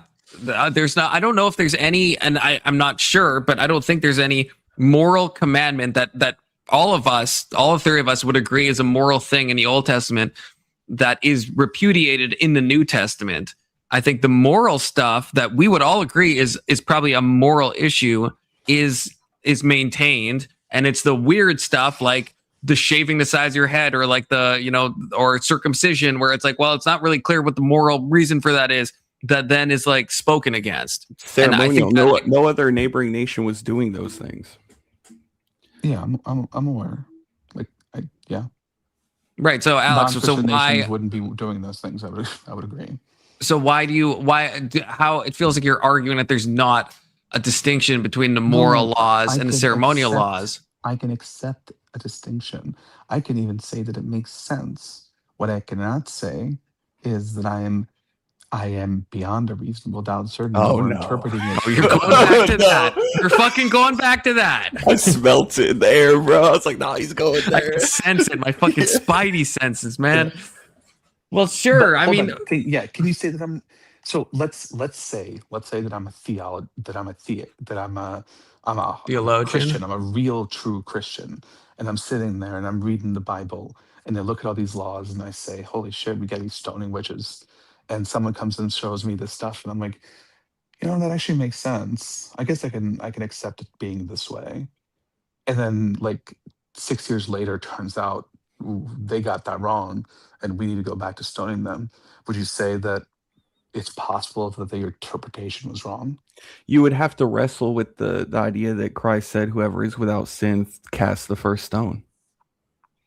You would first have to somehow that's true. demo You're that. right. That would nullify it, wouldn't it? You can't stone somebody unless you're without. I already brought that. I brought that up like You did 30 bring- minutes you ago, brought that brother. up, Todd, you did. Really I'll be honest. I just ignored everything you said. What the fuck? That's crazy. There's like It sounds better when Christian says it. Sorry, man. Fuck me. There's these separations. So it's one of those things where the Bible know, does I make these understand things what you're clear, and saying. there's a reason why there's I thousands understand of what years you're of work saying. done to it. Yeah. I understand what you're saying. I'm just saying that these things are still being heavily interpreted by humans who very much have incentive to interpret certain things a certain way. I agree with you. Can I actually? I want to contest that, and this is a personal anecdote, but Sure. I think it's valuable. Okay, so when I was like 15, this is when I had my, my kind of like my existential crises, and like started looking into religions and stuff, and I was gifted a Bible by like some like Christian that I knew. And I wasn't like going to church. I was just like, okay, I'm going to read it. And I started Genesis and I just like kept moving through. So I was very confused because I saw like this is because I didn't grow up in the church. So I saw all these passages about how if you do this, you have to sacrifice like a lamb or like a dove. And I was like, why aren't we doing this? And I didn't reach out. I was just like, I'm so confused. And I like made it through the whole Old Testament, got to the New Testament. And this is without like any theological influence. And then when I read the New Testament, I was like, oh, okay. So so that stuff we don't have to follow anymore. And I kind of built it in my mind. And then when I started going to church and then like eventually studying theology, it was kind of the same. I don't think I was actually like interpretively loading a ton of this. I was like, I started in Genesis, went to Malachi, and then kept going. And then it kind of just made sense, like looking at the New Testament and all the passages, like, oh, okay, I get it. We don't have to do this stuff. I agree with you, Con. Because the thing is that you sacrifice.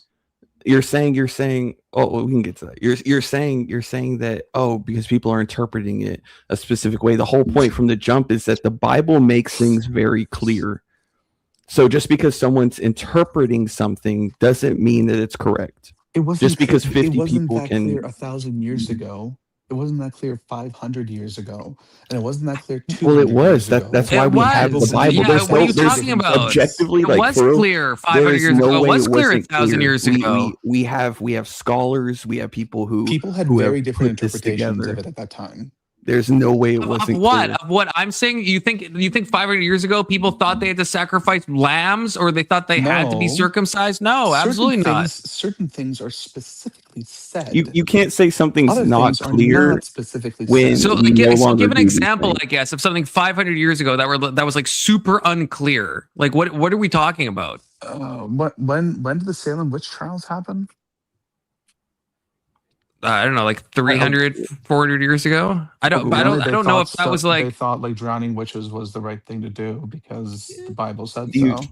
I don't know. No, I think I don't think that's like the same as like saying that capital punishment happens now. So we're like using like, I don't know if that's the case. Like at a certain point, it's like, yeah, certain things were considered capital crimes. I don't know if they were necessarily being like, we have to do this because the Old Testament says we absolutely have to do this. I think they thought this is a crime. It's a capital crime. The witches at the time in the Salem witch trial, they thought they were actually killing people. To me, that's not much different than like killing a murderer, right? They thought that the witches were killing people. When you read the First Amendment, right, and it says that you can say whatever you want, right? Like you have the freedom of speech, right? If I took that and rallied people and was like, we need to get rid of Alex. Alex has got to go. He's got to go. It's got to go. Like I have the freedom. I'm rallying. You got to go. I'll give you my address. you guys can come over. We'll have and then you start combating it. I'm like, oh, everything Alex says is irrelevant because I have this freedom and Alex doesn't. Am I reading the First Amendment correctly? Am I applying the context of the First Amendment? Am I applying what that's for correctly? No. Okay, so why are you pointing towards the Salem witch trials going, oh, they took it from the Bible if their interpretation's incorrect about the Bible? Stop. You're assuming that I'm making the argument that they were right to do so. No, I'm not saying you think they're right. I wrong. think your whole argument is based off that they were incorrect, right? I don't think they were like punting just to the Old Testament laws, Alex. I don't think they were. they were right. They thought that God had permitted them to do what they did. Turns out now we believe absolutely that he did not, right? No, we don't. We don't, Alex. We don't think that. You're So wrong God about did that. permit them to murder. No, what I'm saying is the reasoning would be like they thought the witches in the Salem witch trial were responsible for people's deaths. That's the same as us like killing like a Ted Bundy or like a John Wayne Gacy. Who died right? during the Salem witch trials? People. What do you? I don't know. They thought they. I don't think the witches. I don't think the witches were necessarily. Although some of them were actually witches for real. But I don't think that. I don't think they were responsible. But yeah, there was. Why do you think they had this like witch kind of satanic panic? It's because people had died and they thought that these witches are responsible, and everyone got kind of a little out of control. And so it's a false case of of mistaken crime, right? But that happens to this day. Like they weren't killing people because they were like, reading tarot cards or something, right? They were killing people because they thought they were like actual like witches, like that were like doing sacrifices. Okay, give me a flash guy in the back. I can't tell if this is Anson or not. Oh, it actually okay. People. I was like, who's the Bring you four? up. Hold on. Do you think that anyone at the time was dead because of those witches? I think it's prove possible. otherwise? I think it's possible. I believe in witchcraft, so I think it's possible. That's not what I'm saying. That's not what I'm saying. What I'm You saying asked, is, do I think anyone? they What? did not You accuse literally the said, witches do you of think killing anyone in the people. past was dead They because of the accused witches? them I think of it's using possible. devil We're devolving. magic. They accused them of worshiping the devil and using his magic. They never accused them Yes. of killing anyone. No one They- there said that they were killed by. No one there was thought to be killed by witches. They thought the witches were doing things to people in their sleep or at night. It was not a capital crime. They killed them specifically because they thought they were devil worshipping witches. You're kind of speaking with certainty here. I'm like Okay, maybe I 99% certain. have to look up the Salem witch trials again. I thought people were getting sick. I thought people were dying, and I thought they. People who accused them complained of seizures, pain, paralysis, and nightmares. And nobody died. Correct. So it was just simple assault then, right? Or like assault with intent Sounds to kill? like it, yeah.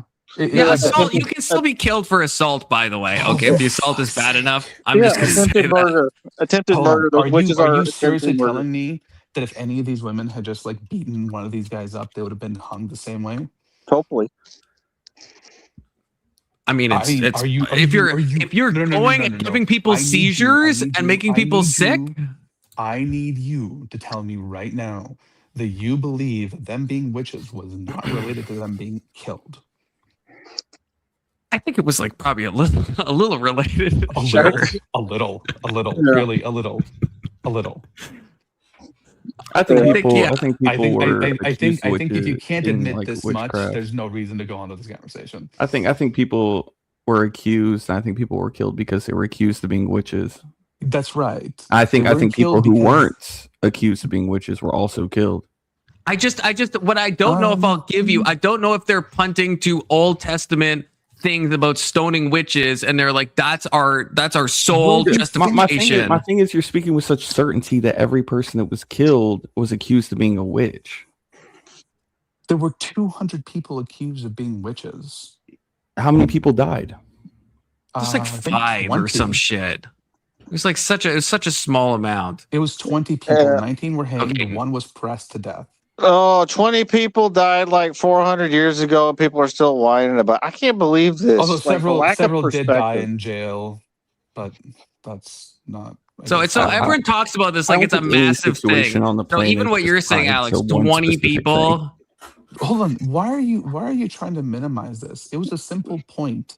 That I'm not was a point minimizing in it. time Where are we not going with that this long point? ago where people thought that if you were a witch, you should be killed. Well, why were the witches I assaulting don't people? think that's the case. I don't think that's the case. I think you're completely fucking wrong about that. Well, I mean, hey, you can show me evidence where they're saying that hey, we have to do this because the Old Testament. I'm welcome to be proven wrong. I don't know if they quoted the passages in like Leviticus or Deuteronomy or wherever where it says that this is how we have to treat. I don't know if that's what they were using. Then sure, then a small amount of people in fucking Plymouth, Michigan, or where the fuck this was, or Massachusetts, or I don't know where this is during that time. Like, you know what I mean? Like, I don't know. So I guess we can take it that Alex has ancestors who were witches and he's upset about it. Is why he's harping on it. If anyone should be upset about witches being killed, it should be me. Okay, I'm just gonna say that. So where were you taking that? The single most cited justification in the written records was, "Thou shalt not suffer a witch to live." Yeah, amen. So do you have a primary source for that, or are you using like AI, Alex? Using AI for that? I'm looking at somebody who wrote on it. I don't have a primary source. I don't have the fucking documents. Well, I want to see the fucking. Do you want me to get? Okay, then go find them. I don't know. I want the cases of conscience. Okay, from 1693. Okay, a case of conscience. Wait, why does it say no? That's not the right one. Wrong one. Oh no, it was in a Michael Moore documentary. I think the fact that you're even like questioning this, tells me that you are debate broing really hard right now. It stems from insane for doing so. I'm just saying there's reasonable doubt. We're still dabbling in the Old Testament. Oh my God, this is impossible to read. I think you were trying to prove a point that people 500 years ago thought the same thing about ceremonial and all these other laws as people do today, which is idiotic. And so you're using that's just true. That's just true. The argument is even if you're right about this, like there's people nowadays that they'll like quote like stuff in the Old Testament to like to explain why like they like killed a gay person. But that's not the consensus of like the broader church that like this should happen. My whole point, like Alex, you're arguing. Yeah, I can still hear you guys. I have to get another Zin. Alex is triggering me. Alex, you're arguing that people who interpret a specific way, ergo Christianity is unclear, when it's like people take religion out of it. People misinterpret everything all the time. Wait, so it's hold you on. should not judge Christianity because of the people who take it and go, you know what, I'm going to use this for my own gain. Christian, are you insinuating that Christianity is clear? Yes. Okay. I don't know who's talking right now. Is that the fourth person? Yeah. So well, what's your name? I can't see your name. So during the 10th century, around 906 CE, the Catholic Church formally rejected the idea that witches had real supernatural power. Okay, that was a formal rejection. Then in the 13th to 16th century, people started believing they had supernatural powers again, and it became a thing to execute them based off of "Thou shalt not suffer a witch to live." The reason why they didn't need to do so before was because they didn't believe the witches were actually witches. They thought they were just crazy fucking people. And then all of a sudden they started believing they were witches again, and now they're killing them. And now we realize they're not witches again, and we're not killing witches. Right. So what like I guess I'm trying to figure out where you're roping that in. My point is, you guys are claiming that the Bible is crystal clear on all these things, and I'm saying no, it's not. I'm saying you can look at it that way now because someone has given you that context. He can read the Bible at 15 and come up with the conclusions he came up with, and the one he cited is the one that was explicitly stated that it is no longer necessary. But that's fine. Okay, you look, can Alex. Look at it now with today's world, today's ideas, today's belief systems, and see it from a certain perspective, and assume that everyone from 600 years ago to 1,000 years ago saw it the same way, even though their worldview was completely different. Okay, so what are your thoughts? If you're saying it's unclear, right? No. What are your thoughts? Well, I'm talking about people taking. You had said that the Bible's unclear. That was the base of your argument. I guess it's not crystal clear. Right. I guess I'm curious. I want to jump in. Well, what Oh, are wait, your you thoughts- finish. You finish. Yeah, what are your thoughts on Galatians 5:19-21? That's What New about Testament. them? That sorcery is the work of the flesh, and who practice it won't inherit the kingdom of God.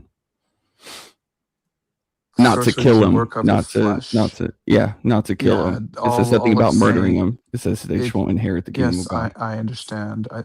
From what I can tell, You know, all this is it's the word saying is- pharmakeo. It means something different than witchcraft. I'm just gonna say in the Greek, pharmakeo, where we get the word pharmacy from. Okay, it's not what the Old Testament means, though. Just pointing that out. It's very anti-science, just like all Christianity. Oh, I can see his name now. Okay, I I didn't will know who say, the I will fourth say, person was. Right? it's Anson. It's Anson. Yeah. Anson always has his name changed. I will say, Alex, I agree. As I was peeing, okay, I was thinking about I am debate broing you a little bit. Okay, I will concede that. Thank you. Okay, I will That's all concede I was that. looking for. But I would say that those people, because there is, the Catholic Church. Okay, fine. I was thinking there is some papal bulls that where they were fine with killing a lot of people for a lot of different reasons. There was one pope, I can't remember his name, but he wrote a whole treatise, whatever it's called, on how to identify like the demonic or the witches, or there was something like that. I can't remember what it's called, and I think I heard you say in the bathroom. Well, yeah, you weren't in the bathroom. I was in the bathroom. That in some century they denied they have supernatural powers, and then people changed their mind. But there was like a panic that happened in some century where the Pope was like, this is how you determine who's And I mean, the Pope has the Pope has commanded, various popes have commanded the death of a lot of people. But I would say I'm not trying to hold my anecdote as like super omnigoted, but I will say, me just reading the Bible again from Genesis to Revelation without the influence of a church, to me it did seem clear. I would say these Catholic people are just like cucked by their own like violence. They want to kill witches, so they're looking in the Bible in the same way that Westboro Baptist wants to hold up signs that are very inflammatory, and so they look to the Bible and they use Old Testament passage to justify hatred and malice. So I don't think that means it's necessarily super unclear about which laws we should follow and which laws we shouldn't. I think it actually, I wouldn't say Christianity itself is like ultra clear. Super unclear. I said it's open to interpretation based on your context and the society you live in.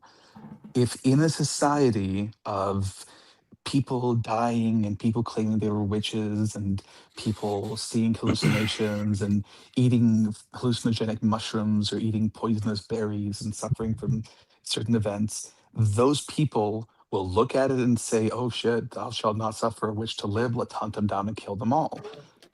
Regardless of whatever else might be exculpatory later on. But that doesn't mean that has no bearing on if the Bible itself is clear or not, right? Well, That's saying that like societies will like cling to things, to cherry pick, but that doesn't mean it's not possible to like build a logically constructed systematic theology, right? Or even that one could form naturally if you just read the Bible. With Galatians, Galatians in John 8:1-11, like I'm trying to figure out how you take those and just be like, this is unclear. Like we don't know what to do here. Yeah. Well, John 8:1-11 is specifically the woman being stoned. Like how do we take these scriptures like and wrestle with them, and we read one thing here, another thing here, and go, okay, this is what was abrogated.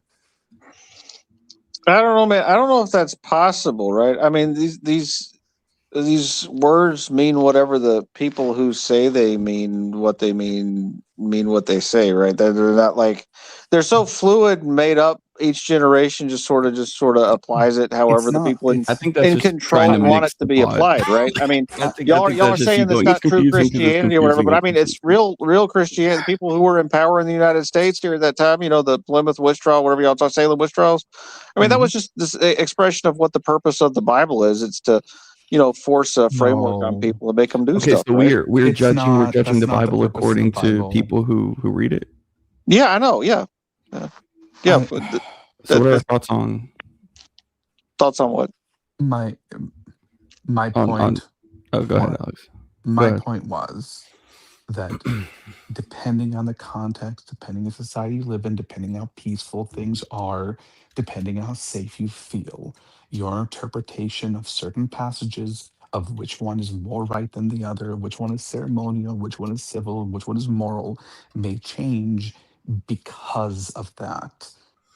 That's all I'm saying. You may think Because it's people crystal clear interpret right it and now. run with it a specific I way. think you're saying. I think Because you're people saying have more than that, though, incentives to Alex. feel about it a certain way. But Alex, that's It- not what it's you're. a That's neat not what you were point. saying before. You were saying that there's no clear delineation between the Old Testament stuff you should follow and the Old Testament stuff you shouldn't follow. Now you're saying No, that there is. in times The of stuff peace that's and war, explicitly people will. stated, the stuff that That's is it. explicitly So you don't think you contradicted. can look at what Christian said, the John passage, John 8 or whatever it is. That you don't. You John think 8, that 1 to passage, 11. a sane reading of that, just means you think Jesus is only abrogating adultery is death. You don't think that any sane reading would also mean probably like the You other could expound passages it to too. the- Owning, You like, could so we expound it, can yes. read, we can take witches and You could prostitutes and be like, expound it yeah, we mark to them with s- stones. And Yeah, Jesus you steps in could- and goes, hey, hold on, don't hold on. kill You with could- stones.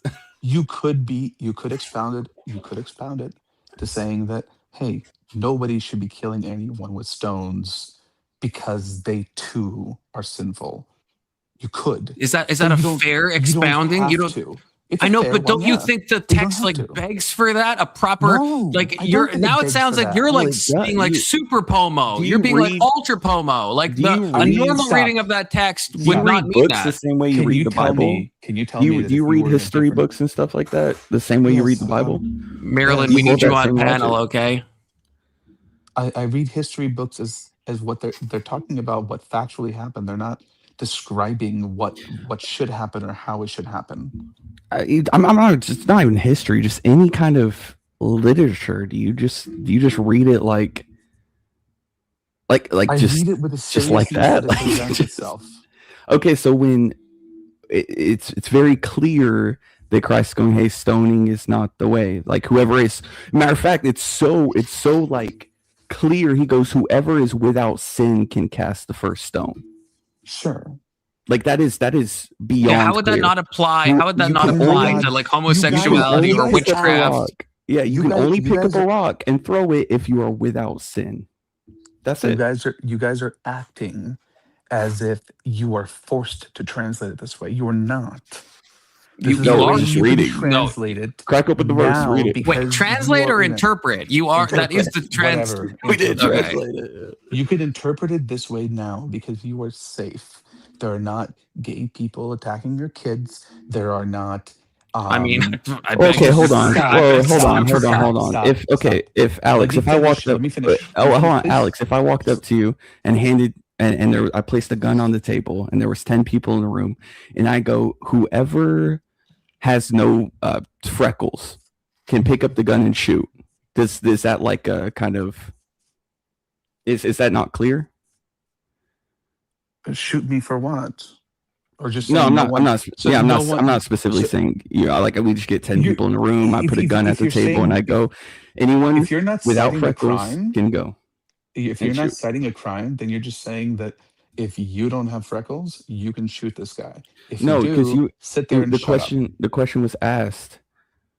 You had said that it's not clear. What I'm saying is, if I put 10 people in a room, right, regardless of whatever crime they got going on, we'll say adultery's mixed in there, witchcraft's mixed in there, the stealing, whatever, and I put a gun on the table and I go, whoever is without freckles can pick up the gun and shoot whoever.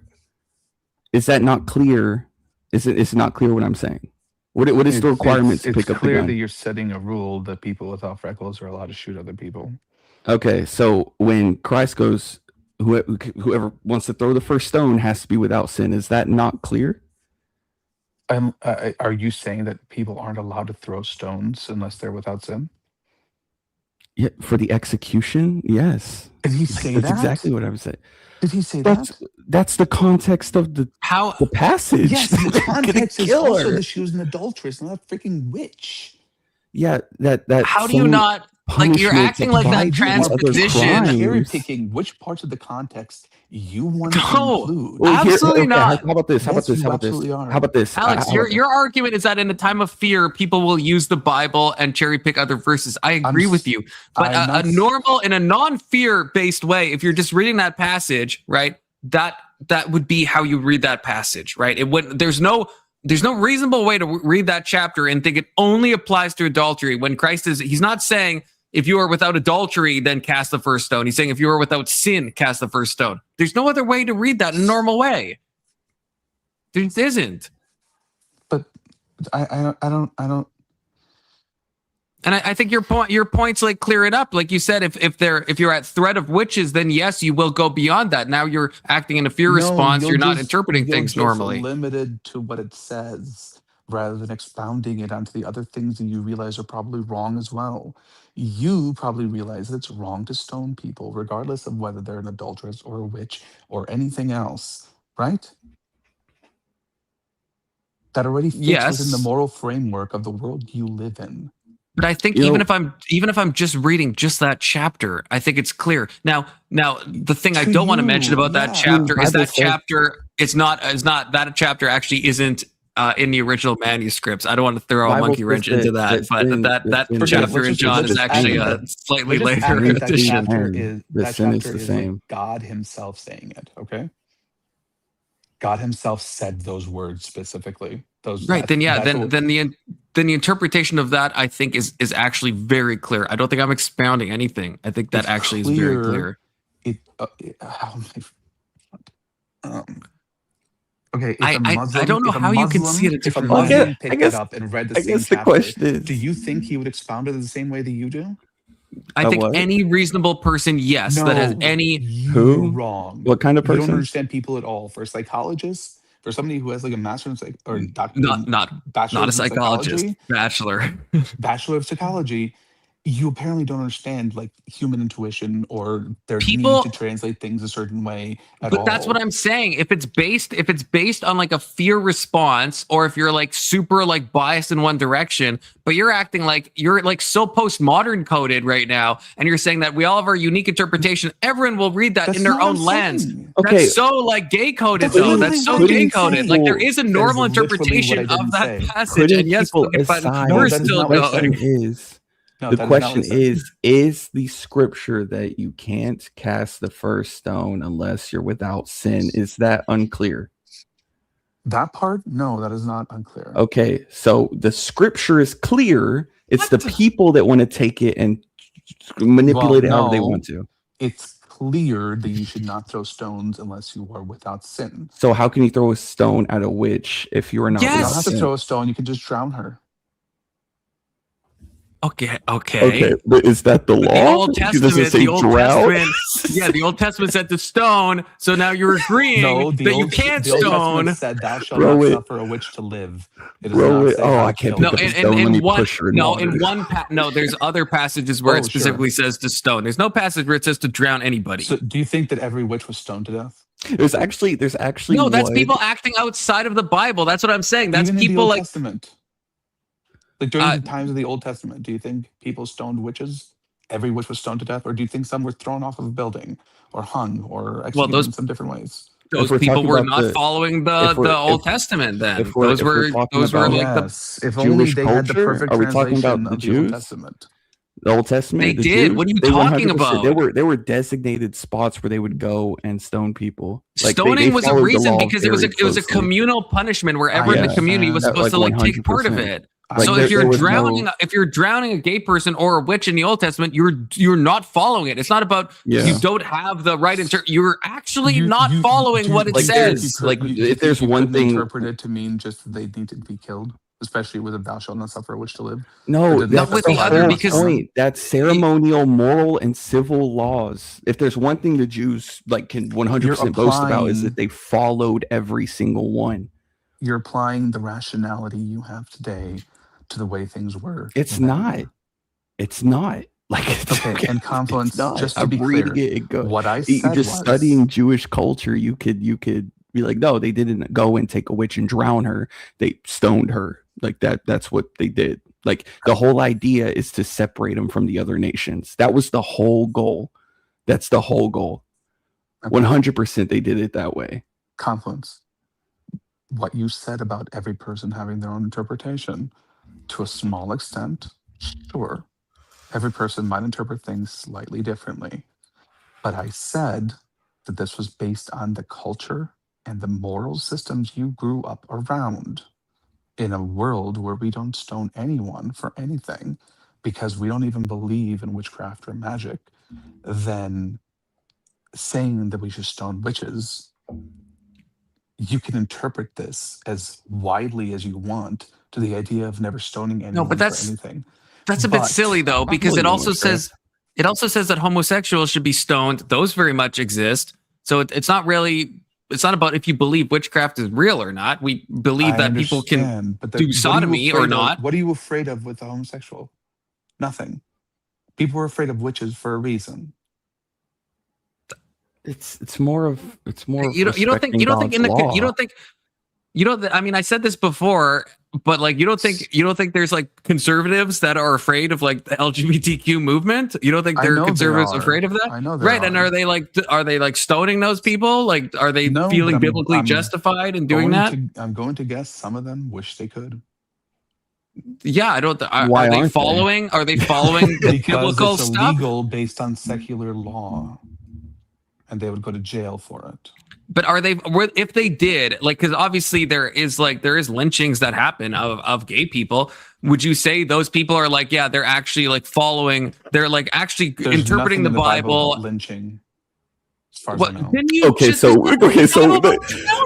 Hold on. So the scripture is very clear about lynching. There is no lynching found in the Bible. Okay, I'm glad we understand. Yeah, there's no drowning either. You just said that someone could interpret stoning as drowning or any other form. So why not lynching?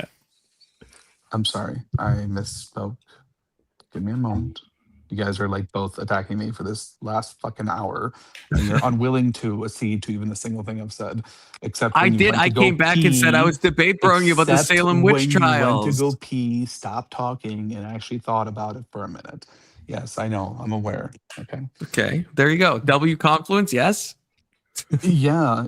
It shows that if you like back off for a minute, let yourself sit, maybe you'll come to realize that I'm not. I don't sit to pee, brother. I'm saying. I don't sit to pee. That's fine. You can pee however you want, in whatever you want, okay? Maybe on some eggs, that'd be great. Disavow that. Disavow. Good callback, but disavow. Look, I'm not saying that under the perfect set of circumstances, the Bible cannot be clear on something.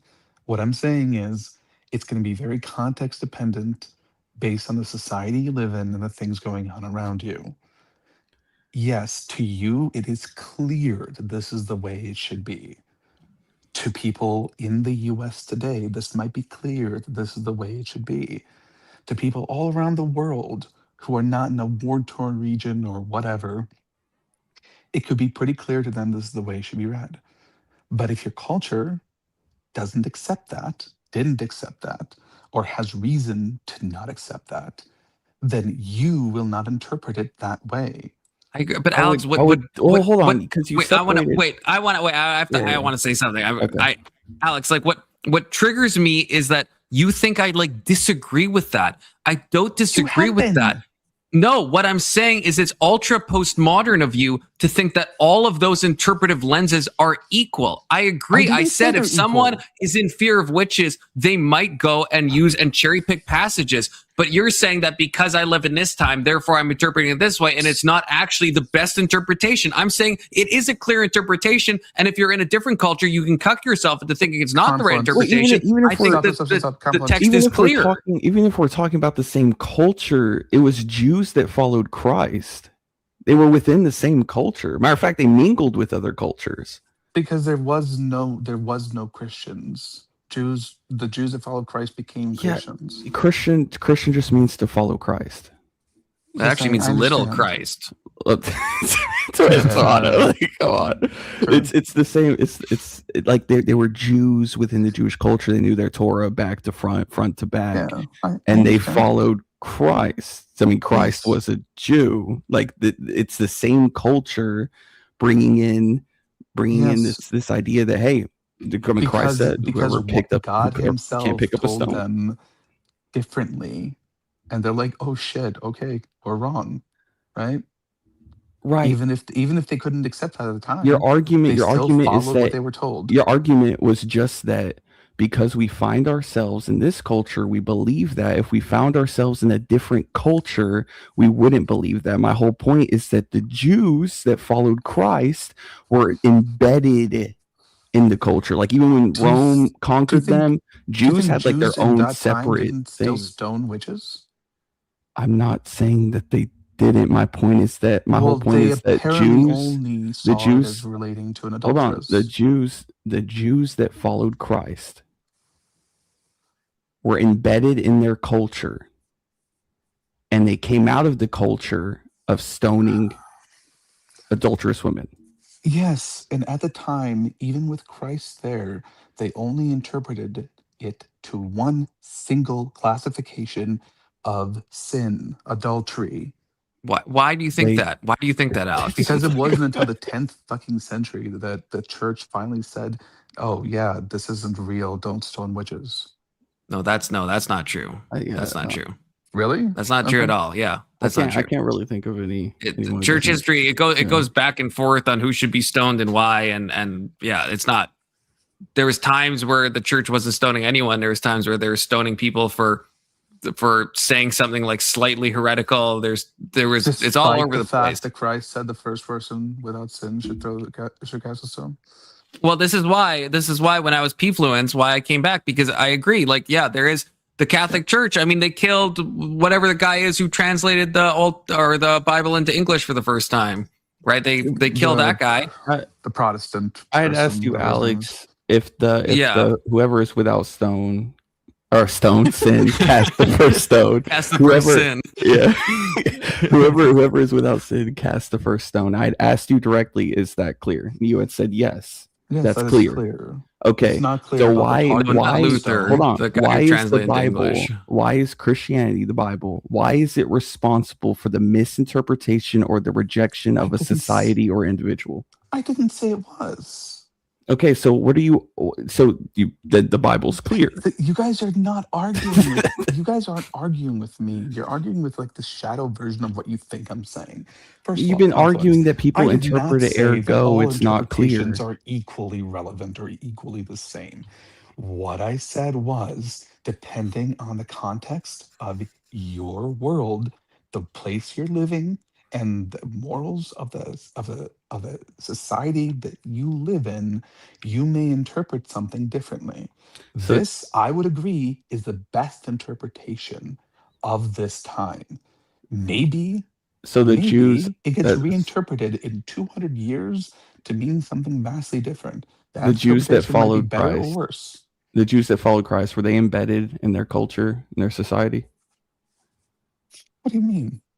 The Jews that followed Christ, were they embedded in their culture and society, which it was built around the Old and Testament? they had a really fucking hard time trusting him and listening to what he was saying. And did they trust him? Not all the time. I'm not saying all the time. I'm saying in the end, did they trust him? Yes, when a mentor is taking your hand and walking you through the maze, you are correct. You'll make it through the maze. That doesn't mean that you trusted him the entire time. And if they could barely trust him sometimes, what makes you think that people later on who were reading this stuff would trust him more than they did? Even until the end, they didn't believe he was the Son of God. I'm not disagreeing with you that people can't interpret like that. Like that's But a that's all I'm given. saying. That's all Right, I'm I saying. understand that, but I'm saying that your premise for the argument is that because in modern times this is how it's interpreted, it's correct for this time. But it's like Christ, the thing that you're going, oh yeah, this is correct. Christ did that very thing in that time. Like that's exactly what he did I say did. about truth? What did I say about truth? Do you remember? I mean, I'll repeat it. There's been a lot said. We approximate the truth. We approach approximate the truth. And sometimes we pass by it and we either realize that we're straying from it and reread, figure out what's wrong, and start coming back the other way, or we don't. You said certain things in the Bible are absolutely clear, and I said, I don't know of many that are. Actually, I didn't know of any that are. And I still don't know of any that are absolutely clear. I think it's very clear if you're reading the text honestly. And I said that is going to depend on the context of the society you live in. So if it's context So why is the dependent, context moving from the Bible to society? no, it's how you interpret the Bible. It's how you interpret what you're reading. Somebody who's never picked up a philosophy book in their life is going to read Kant differently than somebody who's studied philosophy their entire life. You understand this, right? You just said An that the atheist is going to context read for the Nietzsche. scripture is Hold on. dictated on the An society. So I'll read a atheist, book according to what the society expects me to read it. no, Is you'll that how you see treat in the everything? book what you think this is, what you're expecting to see. We don't read things and then put them together. We're pattern recognition machines. We look for patterns in what we're reading, and usually the first thing we look for is the things we already know. If you're living in a brutal society where people are being stoned to death every day, you're not looking for validation that you shouldn't stone people to death. And do you think that that's an honest reading of That's the an honest. scripture? Like, regardless of the society you're in, that's my point, is that the reading of the scripture should not be affected by society. Just because some people do that, right? They're like they don't want to look for anything that says that, oh, you can't throw rocks at people. Everyone But does that's found in the Bible. Why are you saying some? Everyone does this. Everyone does what? They interpret what they're seeing. Would you say our societies? Would you say our society's hypersexualized? Yeah. Okay, so cracking open the Nowadays. Bible says that's sexual immorality. So should I ignore that because society is hypersexualized? No. Okay, But so I don't some read the churches Bible now according to do. society. Okay, just Yes, because some because people you already ignore believe that that's the like sexualization is wrong. I just But if asked you you grew why up does the thinking it context wasn't, I just asked you why does the context move from the book to your whole argument has been the context no, it doesn't is move from the book. societal.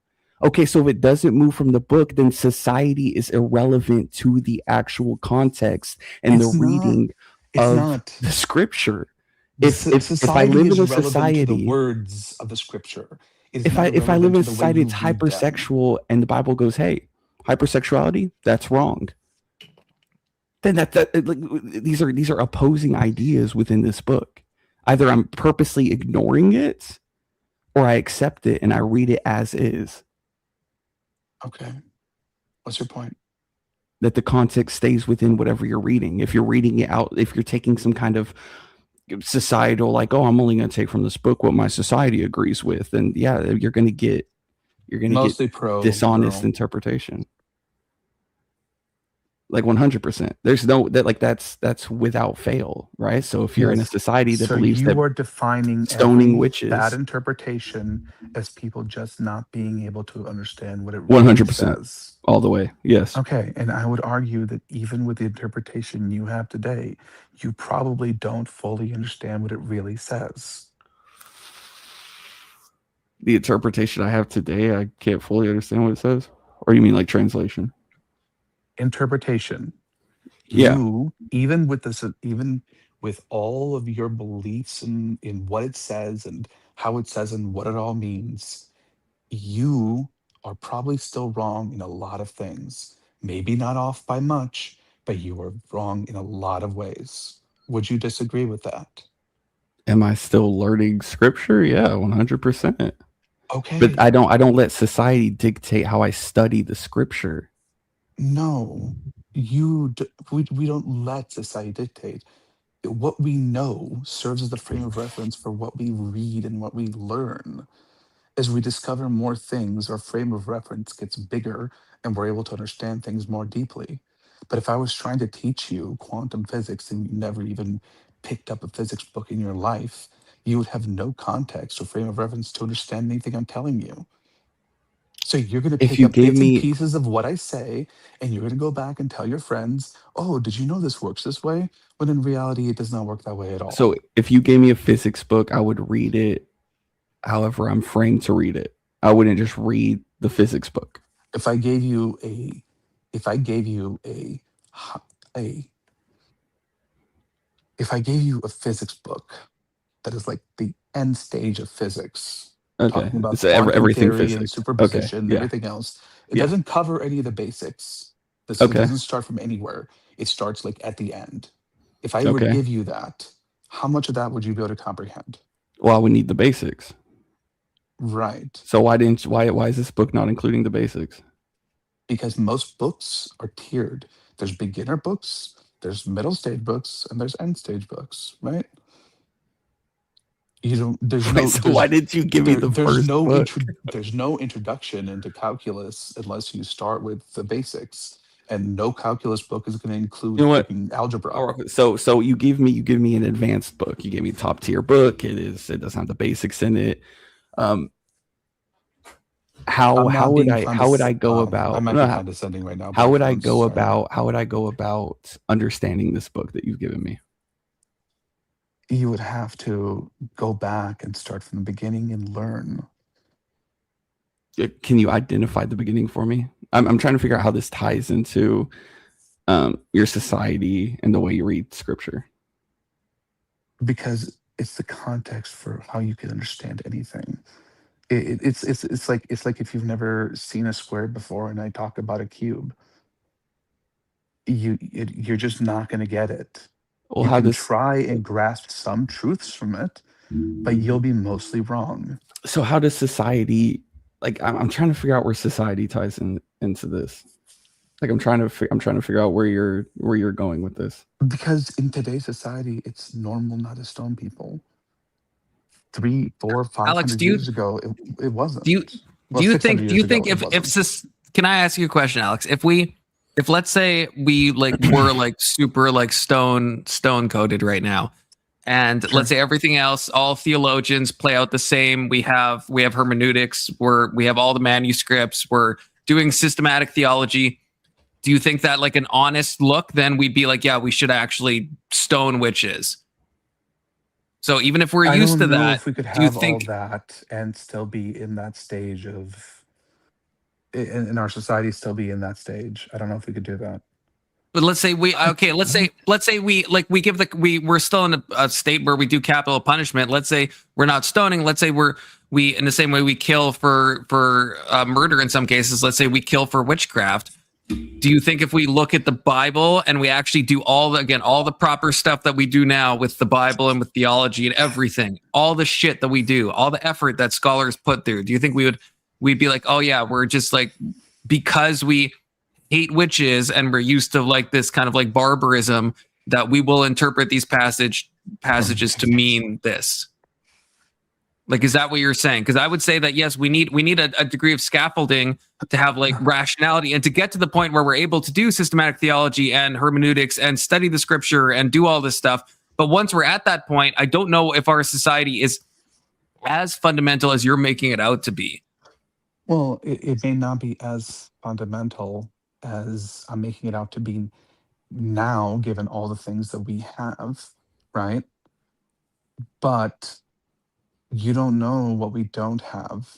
And I do know that there's areas in areas in the world, entire countries and regions, maybe even entire continents, that would read those same passages and not arrive at the conclusion you've arrived at. But that's not what I said, though, right? That's not what I said. But their I said that are society is doing different than yours. proper like language studies, that are doing hermeneutics, that are like doing textual criticism, like all this stuff. Name a country or a continent that's doing that, that's still like stoning gay people. Like there isn't one, right? They might just be reading a plain like translated version, and they're not like, they have no basis for theology, they have no like basis of church history, they have nothing.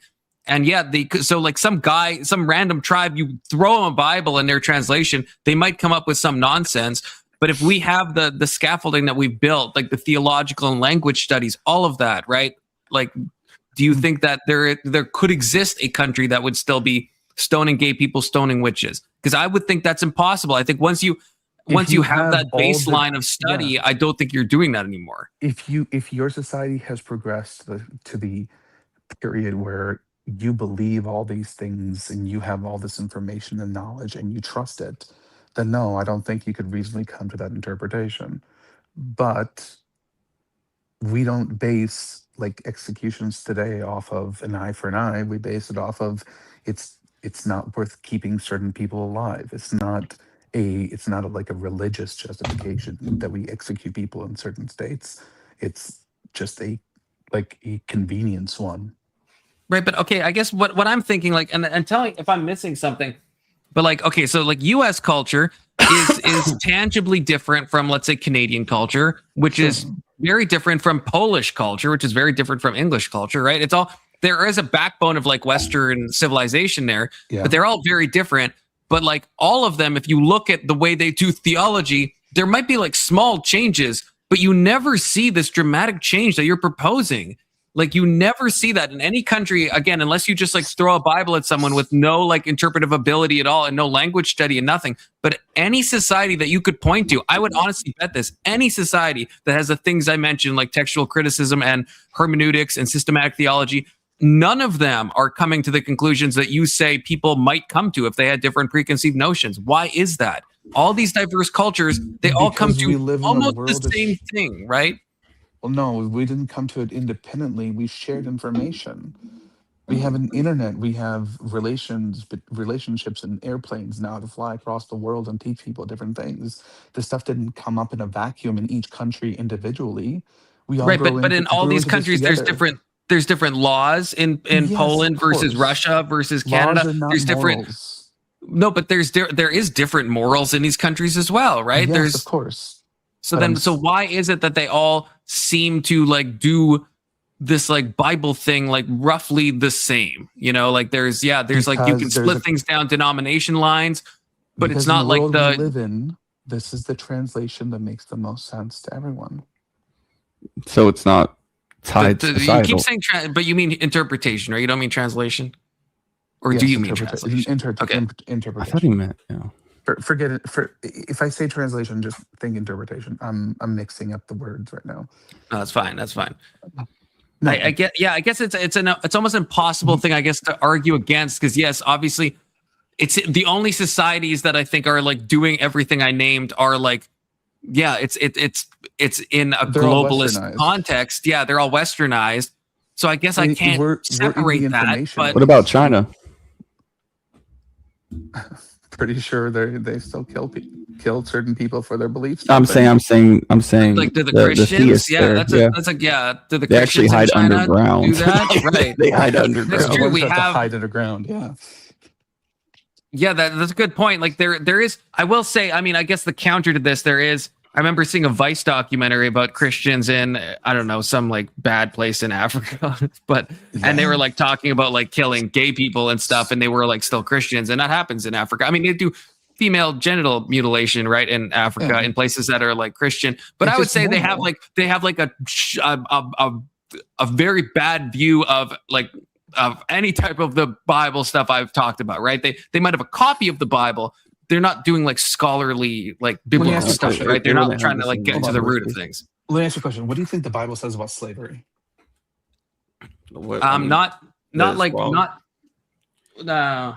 mean, I don't know if I would say that actually. Because we're getting back into the different laws. So you have the Old Testament that gives regulations to slavery, and then you have Paul actually sending a slave back to their master and saying like, hey, take this slave back in as an equal with Christ, as a brother in Christ. But he's not, but in Philemon, Paul, the advice in Philemon is not that he should not be a slave anymore. It's just that he should be like treated nicely. Well, yeah. Then you would find what does it mean to be equal in Christ? What does that mean? But then why wouldn't Paul just say like, don't have slaves anymore, you know? Like, and I fell into, I think it was Alex O'Connor that said this, that hit me. There's that passage where it says there is no longer slave nor free, male nor female, Gentile nor Jew. I don't remember where it's in. It's one of the epistles. But Alex O'Connor pointed out that's not a destruction of slavery any more than it would be a gender absolutionist standpoint, right? In the same way that we still have females and males, we still have slaves and frees. Like I always took that passage to mean slavery bad, but then if I did that, then Paul's also saying gender bad, and obviously I don't think Paul's saying that. Well, I guess okay. So how about this? Hold on. In the Old Testament, Imagine 100 years, if the leftists actually accomplish what they're trying to accomplish and get rid of the concept of gender as something like a societal thing. Do you think people might translate that differently in 100 years? Wouldn't it make sense to them at that point? So I have to switch my headset because it's dying. So give me 1 sec. I can't hear you guys. Sure. He needs time to think about it. Right? Shit's supposed to last longer than it. It's 5.5, almost 6 hours. How long do you need it to last? Shit. 20 hours. I guess, yeah. No good headset's gonna last that long is the problem. Can you hear us now? Testing, 1, 2. Testing.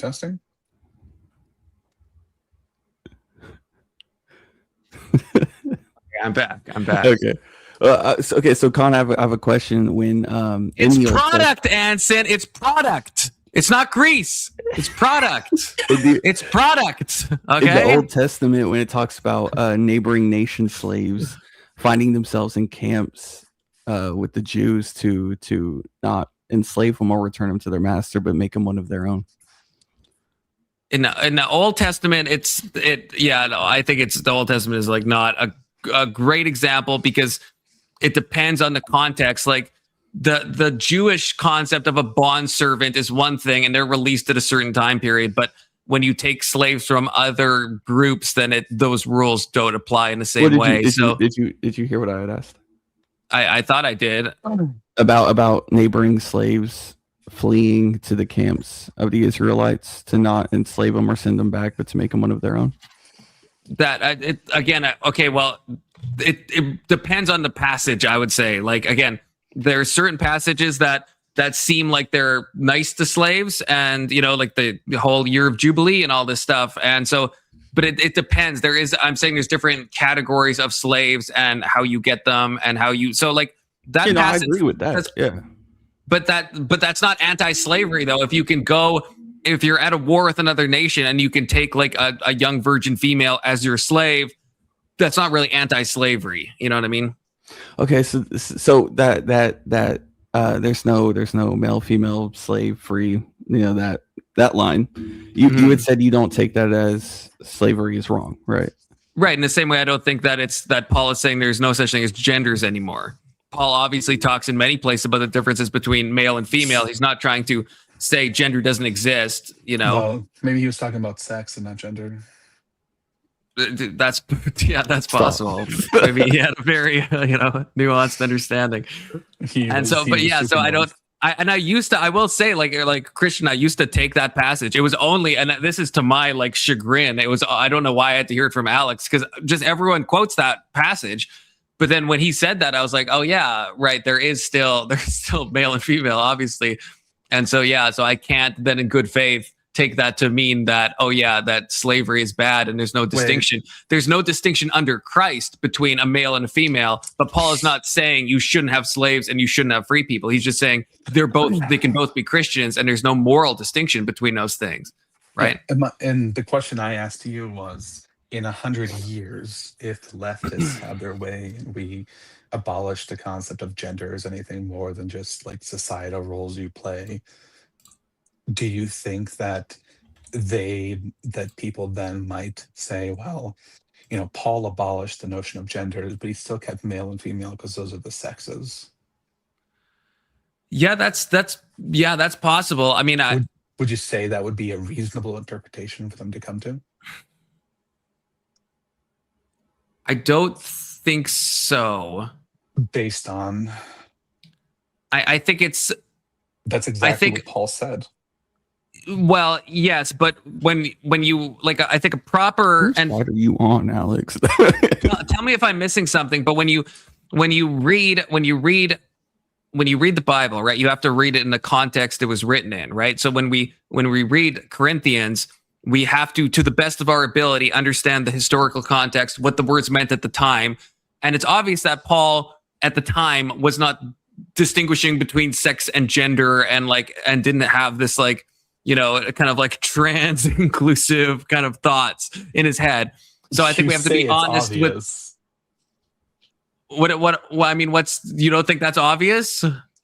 I mean, I don't know. Based on what you're telling me, with this obvious interpretation that thou shalt, or the first man without sin can. I love how cast Alex the is first tying this stone. back in. Whatever, right? I hate how he's I tying. love how he's tying. I was actually. I was actually you're, about to ask the same question to you. You told me that that's an obvious interpretation. That Yes. shouldn't stone anyone, regardless of whether they were. But you, the difference is, Alex, but this one is for certain can only be interpreted in this way that you're interpreting it as. And no, because when you hear me say obvious, you don't think I understand what you mean about how we're all in a culture and we don't understand the water in which we swim as fishes. I understand all that. When I say it's obvious, I mean it's obvious from the text itself in the culture it was written. So that's the distinction. If we look at the male and female passage, it's that would be obvious to the culture at the time. But if they did the proper textual criticism and proper hermeneutics and all the shit I mentioned, then they would not think that Paul was like being a gender abolitionist at the time, right? Oh, okay. Do you disagree? It seems to me like that's maybe a little less obvious than you'd like it to be. It's not. You can look. It's not. So you what about that culture and that time tells you that when Jesus said the first man without sin can a man without sin can cast the first stone, that he wasn't just talking about adultery, but in fact anything they were ever told to stone to death. Because all the nonsense that happened, Alex, real talk, all the nonsense that happened like in the 4th century and beyond, right? Like it happened with the institution of the Catholic Church and stuff, like the Roman Catholic Church, right? That's when we started torturing people and killing people and doing a bunch of naughty no things, right? That wasn't something that at the dawn of belief in all of this was no, not the dawn. This? No, like 300 fucking years after. That's a long period of time. That's a very long period of time. When was the Bible written? Between like 70 and like 100 AD, like the New Testament. I have a question, Con. Oh, go ahead. Oh, okay. So what are your thoughts on Galatians 5:13? Say 13 to 15. I mean, give me a hot minute, okay? You're good. Yeah, let's pull it. Whoa, not me. Well, there we go. Galatians 5. We're already in Galatians by Galatians 5:13. We could just start at 13. Just kind of read now. You, my brothers and sisters, were called to be free, but do not use your freedom to indulge the flesh. Rather, serve one another humbly in love. Wait, do you think this is an anti-slavery passage? No. Keep reading. Well, now I have to. Well, fuck. Okay. How do I just make this show me the whole? This is a part of when you take all these different scriptures. How do you come to the conclusion that slavery is permitted? Okay, for the entire law is fulfilled in keeping this one command: love your neighbor as yourself. If you bite and devour one another, watch out, you'll be destroyed by one another. I don't see any like anti-slavery. Well, why would Paul tell Philemon to go back to his freaking master? We were called to be free. Why would you take this in the context of like chattel slavery? I don't. Like, I agree slavery bad, but I don't think I can in good faith take this to be like an anti-slavery passage. This is talking about our freedom under Christ. There's nothing in the context of this that is talking about slavery at all. Right. So if we're spiritually equal in Christ, right? Right. Okay. Were the abolition? I can't even speak. The people who ended slavery in America, were they Christian? Yeah, but so So, So how, are do you, the- how do you think they arrived at the argument that slavery is not compatible with the gospel? From the Bible, but They so were the didn't. people that were defending slavery They at all. They were didn't. like both sides. Well, both sides were using the Bible. The abolitionists and No. The only Well, yes, we they have did. Galatians 3, Yes, they did. Colossians the 4:1, reason for the abolishment of slavery Romans was not because 13:10. Christians decided that it was immoral and wrong. Yes, it was. What are you talking about? No, That- no, it historical wasn't. It was fact. What you're just wrong. Yeah. In Yeah, you Britain, are, in Alex. Britain, it was directly like In Bible the United stuff. States, he said Oh, the I'm United sorry. Oh, I'm States. sorry. You didn't? Yeah. Did someone say the United States? No. He said abolition in the United States. How did the North and South come? How did the I- North come to the conclusion? Okay, I You must have were talking about the I must have North and the misheard that. South. I You didn't. were just talking about the North and the South. Am I crazy? Am I having a stroke? I don't think I said. I don't think I said just north and rewind. south. Yeah, can I? Is anyone in chat? Can someone go back? I don't rewind. think I said.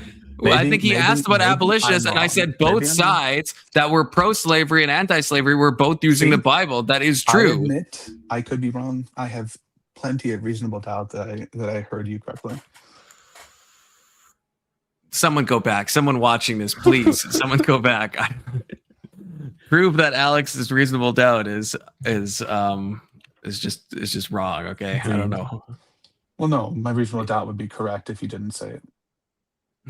Yeah, I don't know. I was So going to you say want that to prove unreasonable, that but I'm wrong. yeah, I don't know So, if that would okay, make so it Con, unreasonable. do you I'm believe? not sure. Do you believe that slavery is right or wrong? I believe, yeah, slavery bad. Boo slavery. You have to think about it. okay, so why? I had why? to think about why you're fucking asking me that. That's what I had to why fucking think about. Why do you think it's wrong? I think it's wrong because I don't want to make it complicated, but I think the way so the way I'll try to make this brief. Okay, so the way I look at the Bible, I see we have progressive degrees of morality going from like the Torah into like the prophets, into like the intertestamental period, into like the Gospels, into the epistles, and then I think there is a trajectory that we are probably supposed to follow.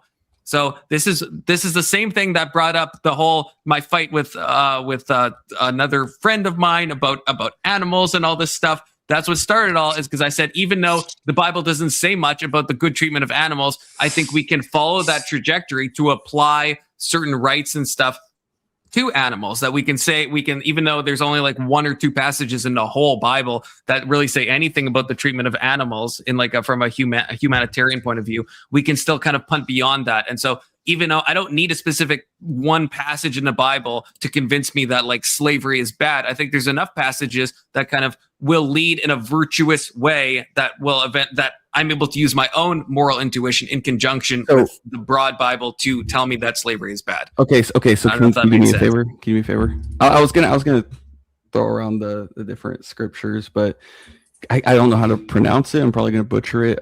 Philemon, Philemon, yeah. Philemon. Thank you. Philemon 1:16. You know, this book, this is a weird book to quote, brother, because this is the one that Paul literally tells a slave to go back to his master. Yeah, just verse 16. 1:16.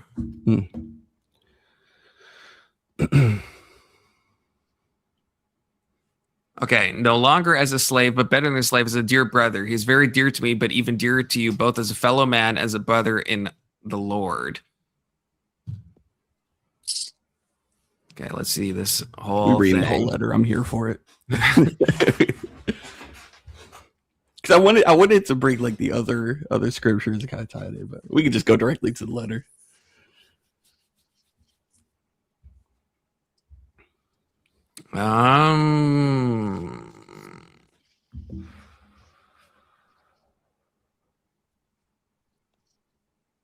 But I did not want to do anything without your consent, so that any favor you do would not seem forced, but it would be voluntary. Perhaps the reason he was separated from you for a little while was that you might have him back forever, no longer as a slave, but better than a slave, as a dear brother. I don't know. I mean, Oh, like is it clear? It seems like what Paul wants is for him not to be a slave, but he's saying it's like not forced, it's voluntary, and he's saying you might have him back forever. I agree. He's also saying no longer as a slave, but better than a slave, as a dear brother. I don't know. Like he's sending him back. He's saying it's not your choice. Like you have a choice. It's not forced. You can do this. So I think Paul. Yeah, I think Paul is. I was grabbing at the other scriptures. Is where do you think Paul gets that? Right. I mean, ignoring the context in which they find themselves in, like the world at the time, right? But where do you think Paul is essentially saying, like, hey, I want you to do this voluntarily to no longer make him a slave, but as a dear brother? Where do you think Paul gets that ideology? I think he gets it from, I mean, he says it earlier in the chapter, right? That he was like a slave under the law and now he's free under Christ. But that's kind of what I was like waffling about when I'm talking about that trajectory. I think Paul is kind of working off the same thing. I think Paul is extrapolating based on, right, his own freedom and is coming to the idea, but isn't necessarily fully confident to just say, hey, you shouldn't have slaves anymore, right? Wouldn't you agree that freedom is one of like the core values to being a Christian? It's like just a core value. The whole idea of being like slaves to sin, freedom is a core value. Yes. Yeah. So with Paul actually like meeting Christ, right? He goes blind, he meets Christ. And he's with the disciples and he's growing in faith and he's moving and he's discipling. And he implores the slave master to set free the slave that has to come from somewhere, because in that time, slavery was normal. Like it comes from somewhere, but it's like you're like, are you a egalitarian when it comes to like how you view the Bible, like and gender roles, or are you like a complementarian? Like, do you think that like men and women are like supposed to be like equal, or do you think like one is head over the other one? No, I believe that men and women are equal. The roles, however, are different. Like right. I would ontologically equal, I would hold more, functionally different. Yeah, I would hold more responsibility towards the man. And right. But you could like say Romans, like where it says like through one man sin entered the world. Right, but okay, I guess what I would say is I think the same kind of arguments you're using to say like freedom is a fundamental fundamental theme of Christianity. It's like, but we still have a bunch of passages from the New Testament that talk about like women submitting to the man and the man being the head of the household. Is the woman free? I mean, she's free to an extent, but she's also like subservient. Yeah, in the same way. Are we arguing? Okay, I'm gonna throw this out here. Do you believe in the Trinity, right? Yes. Son, Father, Holy Spirit.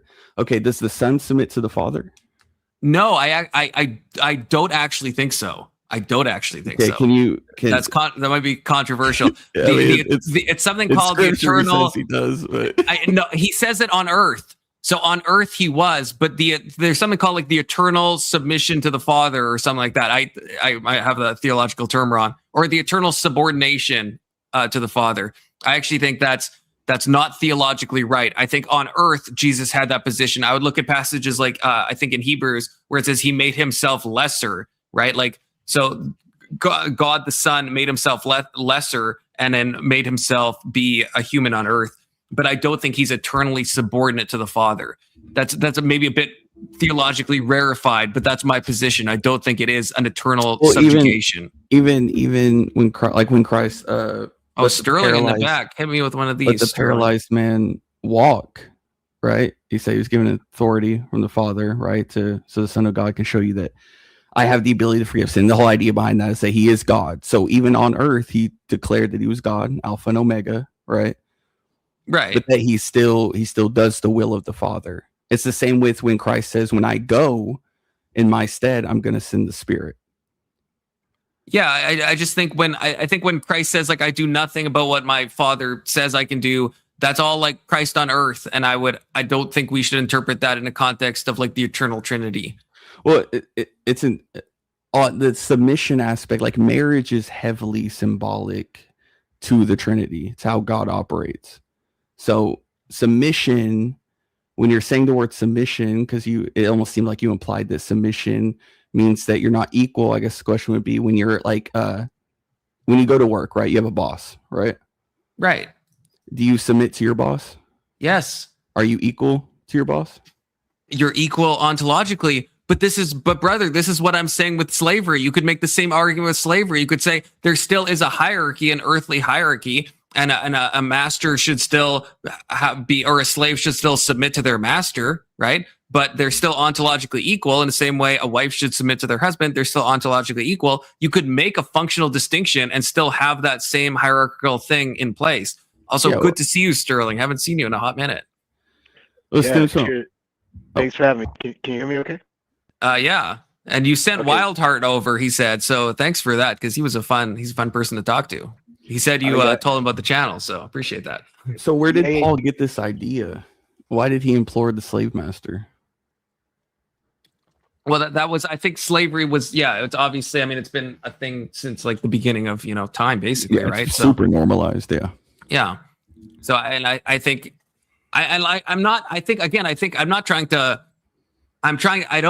don't think there's any one passage or even a multitude of passages that necessarily say that slavery is bad. But I think that looking at the trajectory of the Bible, I think we arrive at the conclusion slavery is bad. But I think that's why it took us like so many years of church history to fully understand that, because I don't think it is plainly said anywhere that like you shouldn't do slavery. I think it's something that we're like collecting a lot of Bible passages, thinking of what the spirit and ethics of God are, and now taking that into the present moment, being like, yeah, this is probably something we shouldn't do. In the same way, like why did we? I guess I would ask the same question. Why did we? And I mean, a lot of conservatives might disagree with this, but why did we give women the right to vote? Right? I would say for the same reasons, right? It's like there's nowhere in the Bible that it says that women should be able to vote or own property or anything like that. But I think we're extrapolating on what the Bible says, and we're like, oh yeah, okay, we probably should treat women in the same way that we treat men in these like legal contexts. I think we can agree that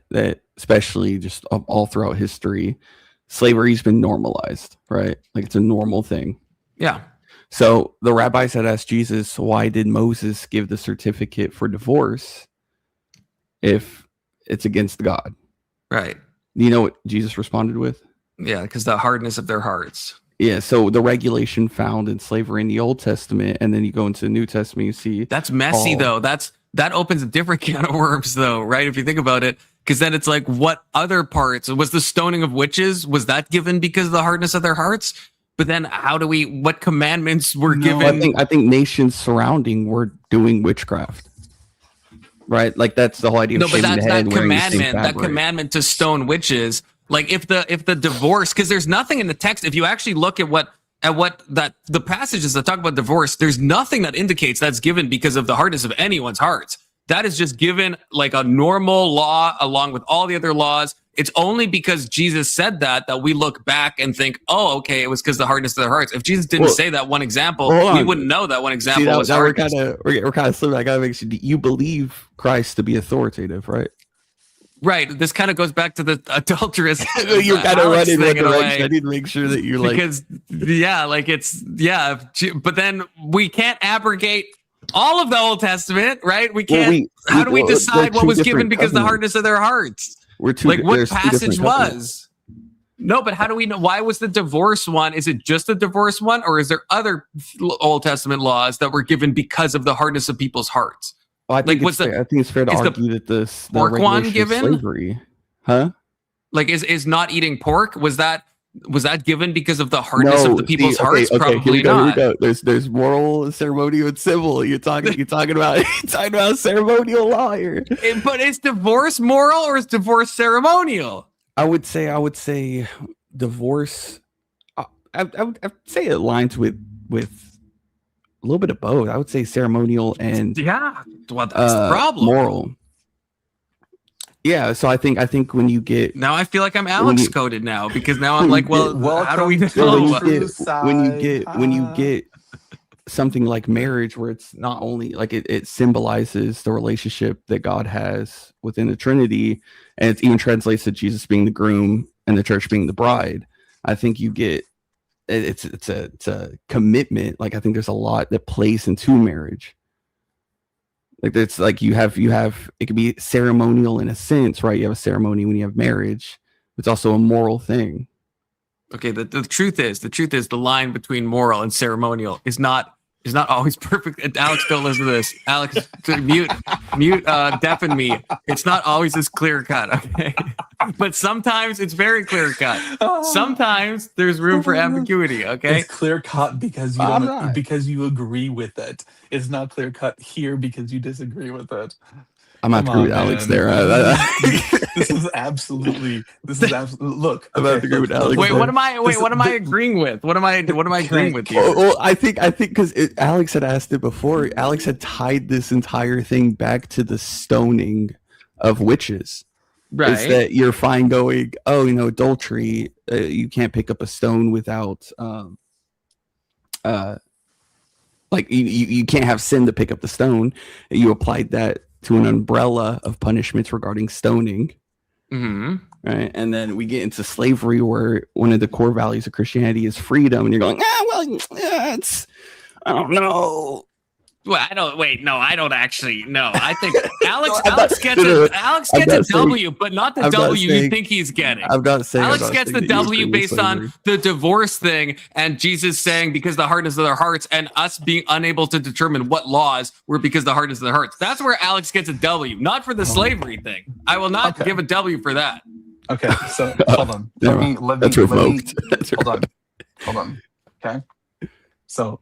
I've thought about it for a little bit. I've been trying to figure out how I can explain this to you guys and what exactly it is that I'm seeing, because it doesn't make sense to you, and maybe I'm wrong in the way that I'm trying to tell you. Okay, so I did some quick research on it, and basically it amounts to this. Okay, texts don't interpret themselves. You do. But when you interpret a text, you're doing it through your own society's threat model, moral priorities, and legal imagination. So when you're reading something, you're not saying, what does this text allow in a vacuum? You're saying, what can this text possibly mean without destabilizing what we already know to be true? All right? So Sometimes. I mean, yes, there's people who are anarchists who don't. I think we've hit a hate their wall. society and will look for anything. But my point is this, right? I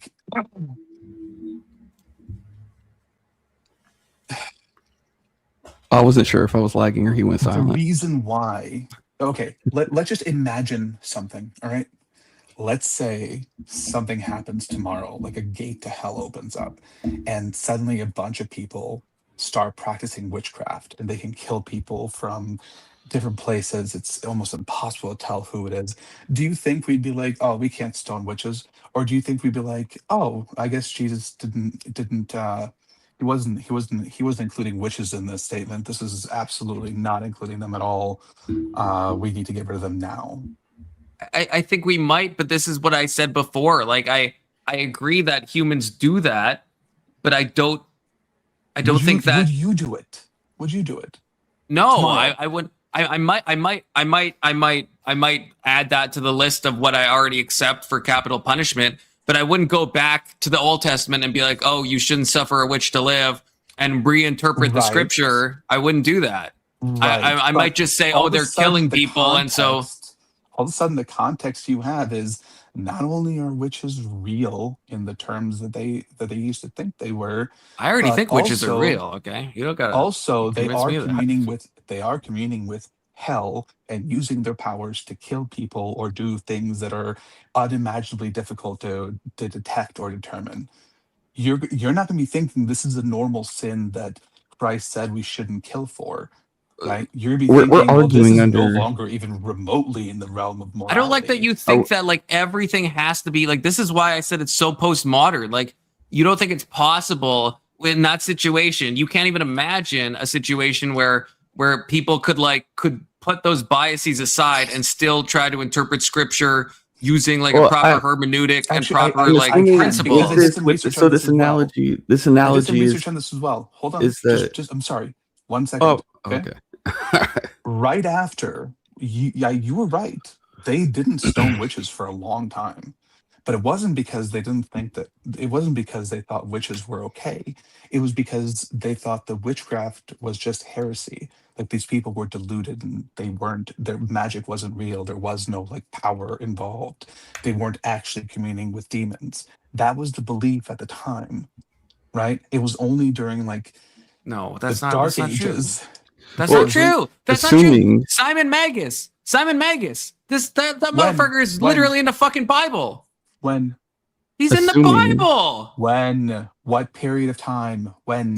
What are you talking about? He's in the New Testament. He's like first century. Like he's like yeah. He's What like did he's you- written what about happened? in the Alex, Bible. in this hypothetical, are we assuming that Christianity is true? Yes, of course. Okay, 1 John 5:18. Can you just tell me? So I don't. I got you. We know that anyone born of God does not continue to sin. The one who was born of God keeps him safe, and the evil one cannot harm them. Yeah, I can interpret that to say that if you've been baptized, you've been born of God. Otherwise, So then the witches can't nah, hit Christians, right? Well, no, they can absolutely kill Christians. They can kill your kid. All it takes is seeing it happen once for you to realize, oh yeah, this doesn't actually protect me. It does not mean what I thought it meant. Now we have to Well, reevaluate. I thought in the hypothetical Christianity was like true. Sure, but not every part of. You're asking me if Christianity provides you ultimate protection from witches? No, in, it just in, says in, evil in this one cannot hypothetical, harm. assuming that Christians are invulnerable to the witches. Or what? In this hypothetical now, you want me to assume that Christians are invulnerable to witches? Well, that's what the scripture would say, Okay. right? Okay, so then you are invulnerable, but they're killing everyone else. Okay. Then I would share the gospel. You would share the gospel with the witches who are communing with Satan. And No, with the victims. The victims are Not the dying dead ones, not horrifically. the dead ones. Like just people who are alive. Yeah. Yeah, I just want to point this out. Okay, Simon You'd be Magus. like, Okay, you'd like walk past the witch and be like, "Nah, she's okay. I'm gonna go work with the victims." I mean, no, and try and get them to I would believe." try, right? But there are people that God actually tells you to avoid, like scoffers and mockers. Yeah, it's not because they're going to kill people around you. It's because they're just gonna bring you down and have no actual power over. No, I you. mean it even talks about violent people, right? If you try to share it, like I'll look it up for you. Yeah, if somebody's stabbing you with a knife, you're not sharing the gospel with them. Right, but the point is that these witches are already just murking people. How I could share the gospel with them, but they're stopping or I have to mocking go or grab a Zin. violent. I have to grab a Zin. But again, Simon Magus. Okay, Alex. See, this is again first century, right? Man named Simon, practicing magic, astonishing people. He had the power. They were saying this man is the power of God. It's called great. This was the power of God, not the devil. They what? claimed it Then to he be the gets power of gets God. baptized and he repents of his ways. He Yeah. wasn't. He was a magician and like a bad. He wasn't like a good magician. Like he was seen as like a not a good guy. That's why he was like baptized. Why do they say that he had the power of God? Because he was doing magic. He was like he was a sorcerer. So the magic came from God. Then it was not. Hold on, whoa, hold on. Brother,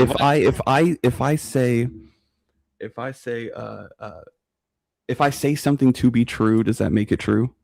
No. Okay, so why are you assuming that the people here are declaring that it's from God, and then that's I followed didn't up with say that it was baptism? true. I'm saying they thought it was true. So what are you It's not about what arguing? is true. It's about what they believe. But you were. I thought you were saying What I- earlier, Alex, that you thought that you were saying that until the like 10th century, people thought like witches weren't real. I'm saying that's not true. I'm saying for a lot of centuries, very people thought common. that magicians and witches were It was absolutely very- true. It was very common for Christians, at least during those periods of time, to not believe in magic. Or It was witches or it's psychics common or and it's anything not else. common. I mean, it's they believed and they didn't. It just depends. Like it's not as like binary to just say, oh, for like Yes, of so many course. centuries it wasn't a they didn't. universal belief. in I wouldn't even every think it was the Christian. majority. I don't even think it was the majority belief. I think it was. You Well, might have I to mean, look this it is- up. I mean, this is an example from it's an example from the literal New Testament, brother. Yeah. So what? It's in the New Testament. How many other examples are there in the New Testament like that? And by the way, in the New Testament, apparently it says it's from God. It doesn't. It says the people said. It's a quote. It says the people said, "This man is the power of God that is called great." That's the people saying that. It's not the Bible. Isn't just Luke isn't saying this. This from it's Acts. Not just everything God is done. I didn't see that the Bible operates from other people. The Bible operates as a history book. It's not just okay. Yeah, it says all the people from small to great were paying attention to him, saying, "This man is the power of God that is called great." That's a quote. So it's not Luke saying this. This is just the people of Samaria who are being astonished by his magic. In other translations, it says bewitched by his magic. Okay, I gotta grab my Zen, and unfortunately I can't hear you because I'm on my other grounded headset. So we don't talk about you. Look, I'll even give you this. Some people believed it and some people didn't. Whatever. I'm saying during a majority of that time period, from what I can tell, people did not believe that witchcraft came from communing with actual demons. For the most part, at least the people who were in power or who made policy. Now, could there be people who did believe that? Sure. But from what I'm reading, a lot of people did not believe that, which is why they didn't treat it seriously. Repeat that question. It wasn't really a question, but I was saying it wasn't treated seriously because people didn't believe that it came from actual demons and deals with the devil himself at that time. Because Christ had just banished all of them. He just dealt with sin. He just dealt with everything, right? People at that time were not worried about being killed by witches. Later on, suddenly it became relevant to them, and they no longer included witches among. So when you say witches, are you just referring to that, or is this anything demonic or just witches? Okay. People who use it. I was gonna say, because if your argument is the spiritual realm. No. The context in which they were talking about witches were people who basically had made pacts or deals with demons or the devil to essentially allow them to use forbidden powers and whatever else. That's what the people in the Salem demons are super rampant.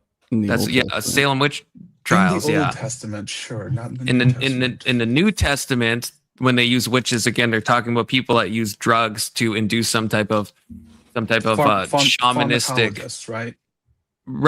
Right. Yeah. And by that they meant people that are using drugs in some type of shamanistic sorcerer way. They didn't really believe that witches were real in that time, not in the way that they used to believe in them in the Old Testament. That's not again. I just showed an example from Acts, and not in the way they believed in them in the 15th century. What do you think? What do you think Simon Magus was doing, where everyone said he must have the power of God, and that he was bewitching and astonishing the people of Samaria? He killing people? No, he was obviously doing acts of magic, right? He wasn't just taking drugs and just hallucinating. Were they being paralyzed? Passed around LSD? No, I think Simon Magus was a normal magician. I don't think he was Then there wasn't that much to fear, was there? Well, that's fair, but that's different than saying they didn't believe that. Maybe I'm mishearing you. If they didn't believe that witchcraft wasn't, and I guess it depends what you mean by witchcraft. They thought you could do spiritual things that would have an effect in the physical reality. That's what I'm saying. Do you agree with that? Yes, they thought you could. They thought the magic was real to some extent, but they did not believe that it came from deals with the devil and demons. Okay. Then yes. Okay. I thought you were saying they just thought that they were delusional and they didn't think that they were doing anything and they thought it was all like stage magician and that type of stuff. In many cases, they probably did think that to some extent until they were convinced through some method or another, right? But once they discovered that someone was using magic, they weren't like, oh my God, this came from the devil, we must kill them. They were like, oh, this person needs saving. Okay. Yes. Okay. Yeah.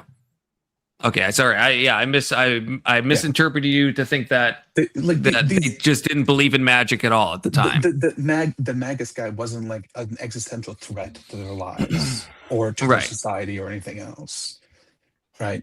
Yeah. And yes, if you believe that you are actually immune to whatever it is they could do, then you don't really care. But people during the Salem witch trials adamantly did not believe they were immune to witches. And so they ended up executing a bunch of people. Yeah. It's a matter of convenience and a matter of like what is going on around you. Alex, do you think people can make deals with the devil and do supernatural stuff? Do you believe in witches? I don't. Do you believe people can do magic? Not really. So you're if they could, I would be hunting these bastards down so hard. I want to learn everything I could from them. But the deal with the devil, you think that's an impossibility? Yeah, I don't think either of them exists. So yeah. So black-pilled, Alex. So black-pilled. It's crazy. It's crazy, man. Just never so seen like it. So Never materialistic. seen Such like a physicalist. It's crazy. It's crazy. Hey, if you want to show me real magic someday, I might believe you. Okay. We'll have to see, Alex. I'm open. We'll see. I told you, man. I live knowing that there's enough doubt for me to be not truly convinced of anything. But I still need some like real evidence of it happening or being real. I'm not gonna just sit here and change my mind because it sounds really cool. And it does sound really cool.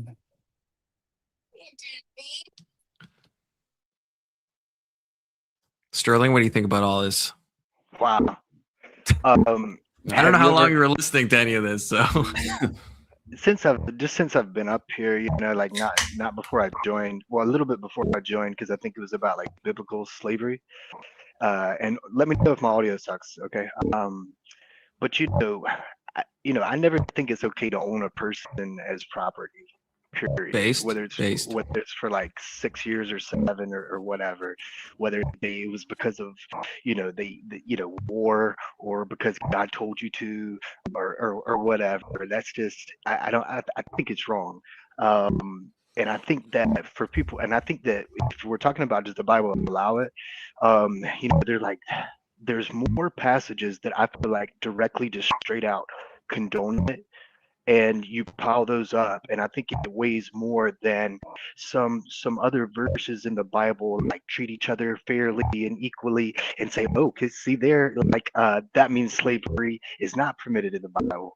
I feel like the verses that people come up with to argue that the Bible does not allow slavery are all vague. It never comes out and just says it outright. Whereas it does give you laws about slavery and how to own slaves and where to buy them from and things of that nature, how long you can have them, how you can beat them with a ride, as long as they don't die the next day, so forth and so on. So I feel like the Bible condones it at the very least, and some people would argue it instructs it, like in Leviticus, I think it's 25:44, where it tells you, ye shall buy your bondsmen from the neighboring states around you, and you could interpret ye shall as a commandment, like ye shall, you should do this. I don't know. But as far as magic and witches, that's interesting too. I personally don't really believe in magic per se or witches, and I heard you compliments earlier say something like you either believe or know that witches exist, which it is quite interesting. And I heard the other guy just now say that he would need basically more evidence, like some hard evidence before he would believe it. And it made me think of, and this is the last thing I'll say for now, but it made me think of the Amazing Randy. You ever heard of him? You guys ever heard of him? Yeah, of course, yeah. $1 Million Challenge, Right. Okay, cool. Did you ever watch any of those? Yeah, Obviously. I dug into that stuff extensively. Yeah. So with it being said, and here's my question to you, because it sounded like, I don't want to put words in your mouth, that you believe in magic in various forms, but you also know about the amazing Randy, and then so that leads me to believe that you know that no one ever won that $1 million, and I'm just wondering how you square that circle, so to speak. Yeah, I can give an answer to this, because that's something that's something I was wondering. I was like, how this $1 million challenge is out there, you know. Then I started looking into the $1 million challenge, and there's a lot of cuckoldry that happens with that $1 million challenge. First of all, it was pulled off the table at a certain point. I don't know why. It's kind of strange. Okay, like why take it away? If I mean, I think Randy's dead now, but even when he's alive, it was pulled off the table at a certain point. I'm not sure why, if you're so confident. He also, the rigors he would put people through was like beyond, like, he didn't count even just proving something paranormal. It had to be like something that was like so intense as to be even beyond any reasonable doubt. Like it couldn't just be like some parapsychology thing, even if it was repeated, like pulling the right Zener card and stuff like that. It had to be something that was like very, like, the bar was set super high, because like, so for example, in parapsychology research, right? If you do you know what I mean with like Zener cards, you know, like the little like 5 symbols and stuff, and it's like, you know, square, and so there's different like cards that people would use throughout like parapsychological research of like a square and like a wave and like different basic shapes, and right, and it's like if you looked at one, the idea was like if you're like telepathic, maybe you could communicate that to somebody else. And so like if you do a massive study, if it's well controlled, even if let's say you're getting the right card, let's say it's one in, you would expect to get it right 20% of the time if there's 5 cards. If you got it right, let's say 30% of the time over enough samples, that is statistically significant. That is proof of something happening. But James Randi wouldn't accept anything like that. He wouldn't accept 40%. He would, like, the bars he would require, it has to be like 90%. But it's like, but if you're guessing the right card 50% of the time and there's 5 cards, that's like something's happening there. Like something is. He was talking about like incredible amounts of like of abilities, even beyond just something that's paranormal or magical. Oh. It had to be a lot of stuff. And also, wait, one more thing before you jump in, Alex. Also, the rigors he would put people through, I think, kind of fucked the testing up in a lot of ways. Like he would be hooking people up to like 1 million monitors and everything, which I understand why you want to be careful that there's no like chicanery going on, or like someone For $1 million, like, I think you have to be. Yes, but also, and so this part might be a bit of cope, but it's something I can still appreciate, that I think some of these things, to be able to manifest these abilities, if you're like hooked up to like 1 million things, I think it changes kind of the circumstances of what you're able to do and puts you in a different headspace and different state of mind. I think I understand why you want to be thorough. I don't know if you need to be like doing all the monitoring of like all the blood pressure and all like the heart rate monitors and all. I don't know why that would necessarily be needed. So a lot of the conditions he put people under, I don't think it was super valid. So no one got to the final, the final thing of actually winning the $1 million.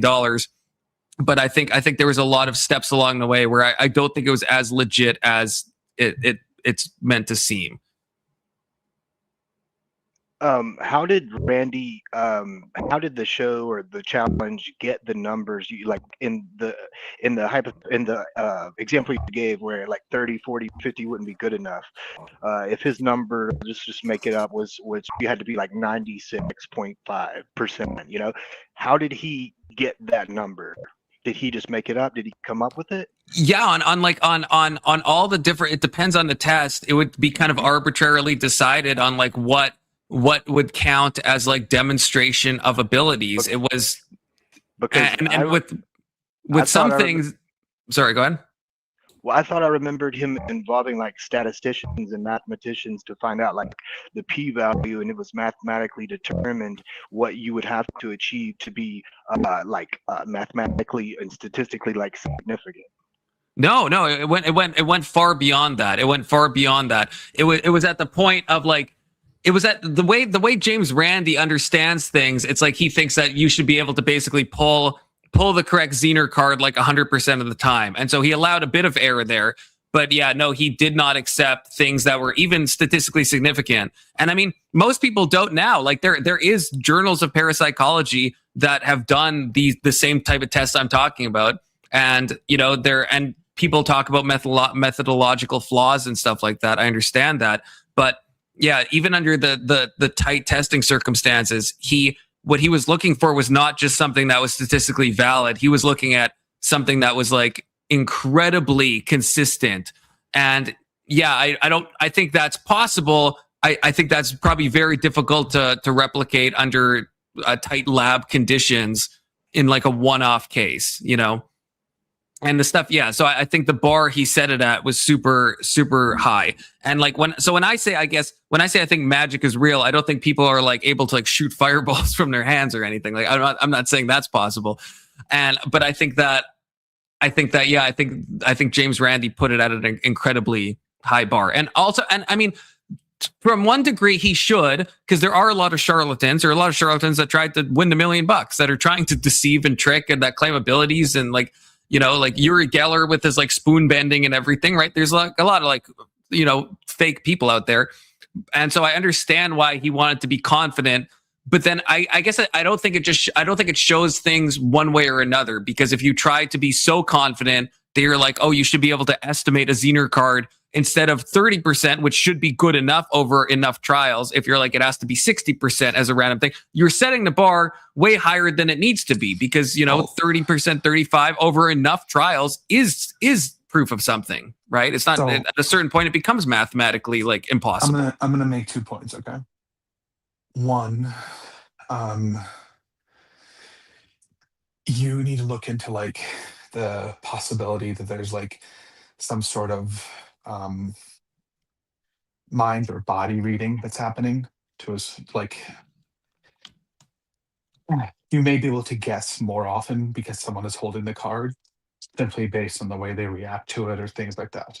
Of course, so again, I get why he wants like a high degree of certainty, but of course, if you can do that 100% of the time, you're not coming in for $1 million payment. All right, you probably already got $1 million or 100. Right. Yeah. Like if you're, but I go back and forth. That used to really kind of haunt me, this $1 million challenge. Because on one hand, yes, like you would have no incentive to win the $1 million. But then I think, would there be an incentive if you could do this, let's say 100% of the time, would there be an incentive to just like disprove materialism, right? In the same way with like the Catholic Church, they claim to have these like, you know, mummies that don't decompose, or they claim to have like cardiac tissue from like a transubstantiation Eucharist event. But it's like, they only give it to like certain labs. And it's like, why not just release this? This would like disprove like materialism, like completely. So it's like, in the same way, I think, wouldn't someone go and do the challenge and just be like, yeah, no, you know, fuck all you atheists. You'd end up in a CIA bunker downstairs underneath some like 50th That's floor possible. Of the ground, and you'd be sitting there interrogating terrorists all day. Like, yeah, that would be your life from that point forward. I mean, I guess, okay, so this kind of, speaking of that, I mean, I guess Sterling, and Alex, but Sterling, because you mentioned the James Randi stuff, like, are you familiar with like Project Stargate and any of that stuff? Like it sounds refreshing. It's like the CIA kind of like parapsychology stuff. They did a lot of like remote viewing and whatnot. And it's like, they funded it for years. And yeah, it's not funded anymore, at least not public knowledge. But that's something that they released all the documents. They're all like, you can view them now. You can remote view them even if you wanted to, maybe. But yeah, they say a lot of crazy stuff. But also just the fact that the CIA funded this program for years. I mean, like, to me, that's what makes me think, like, were they not picking up on something? Is like, why would the government pour so much money for so many years into stuff? Like, you would know probably in the first like couple weeks if this is like just like not even something worth following. Or what do you think? The government isn't exactly like careful with their money. Yeah, but I don't know. Like, to have a whole program dead. Like, when else has that happened with the government where they're pouring money? Do, like LSD trials and like hypnosis and making people like do things that they don't want to do that last like years. Yeah, but I think, yeah, but I think that did produce results. I mean, nothing significant enough for them to use was the issue. You don't think they like in black sites, you don't think they give people different like truth serum drugs? I don't think there's actually such a thing as like truth serum, but there's nothing that will make you like there was like a Vsauce thing where he took it and he was trying not to reveal certain information. I don't know if you've seen this episode. And it was like part of his like what is it called, Minefield, or it was like the TV show that Vsauce did. And he took one of these drugs and he was like trying not to reveal a certain piece of information, and he ended up being tricked into revealing it. So yeah, there's not a drug that is like a technical truth serum that will just like make you say, not lie, but there's stuff that can make you more susceptible to revealing stuff. And I think some of these drugs were revealed in some of these, MK Ultra adjacent projects that the CIA did. So I actually do think they gained knowledge. What they wanted was the ability to remotely insinuate themselves into a country's television or billboards and convince them to do certain things, or at least prevent other countries from doing it to us. And what with which one? With none of this. Well, there's two different. There's the MK Ultra was.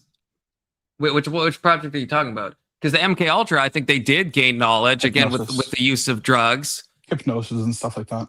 No, right? Like but that's through like pictures, series. Oh, sure, yeah, okay. Flashing images, things like that. But that's what I would say with if you look at the remote viewing trials. Again, this is all like on the CIA website because it's all like been declassified. It's like it seems like they found remote viewing to be successful, but just not reliable and replicatable enough to be like useful at a government level. Like it's still when you read the documents, unless they're just doing bad science, it's hard to know because like you're just reading the papers and you're not there in the moment.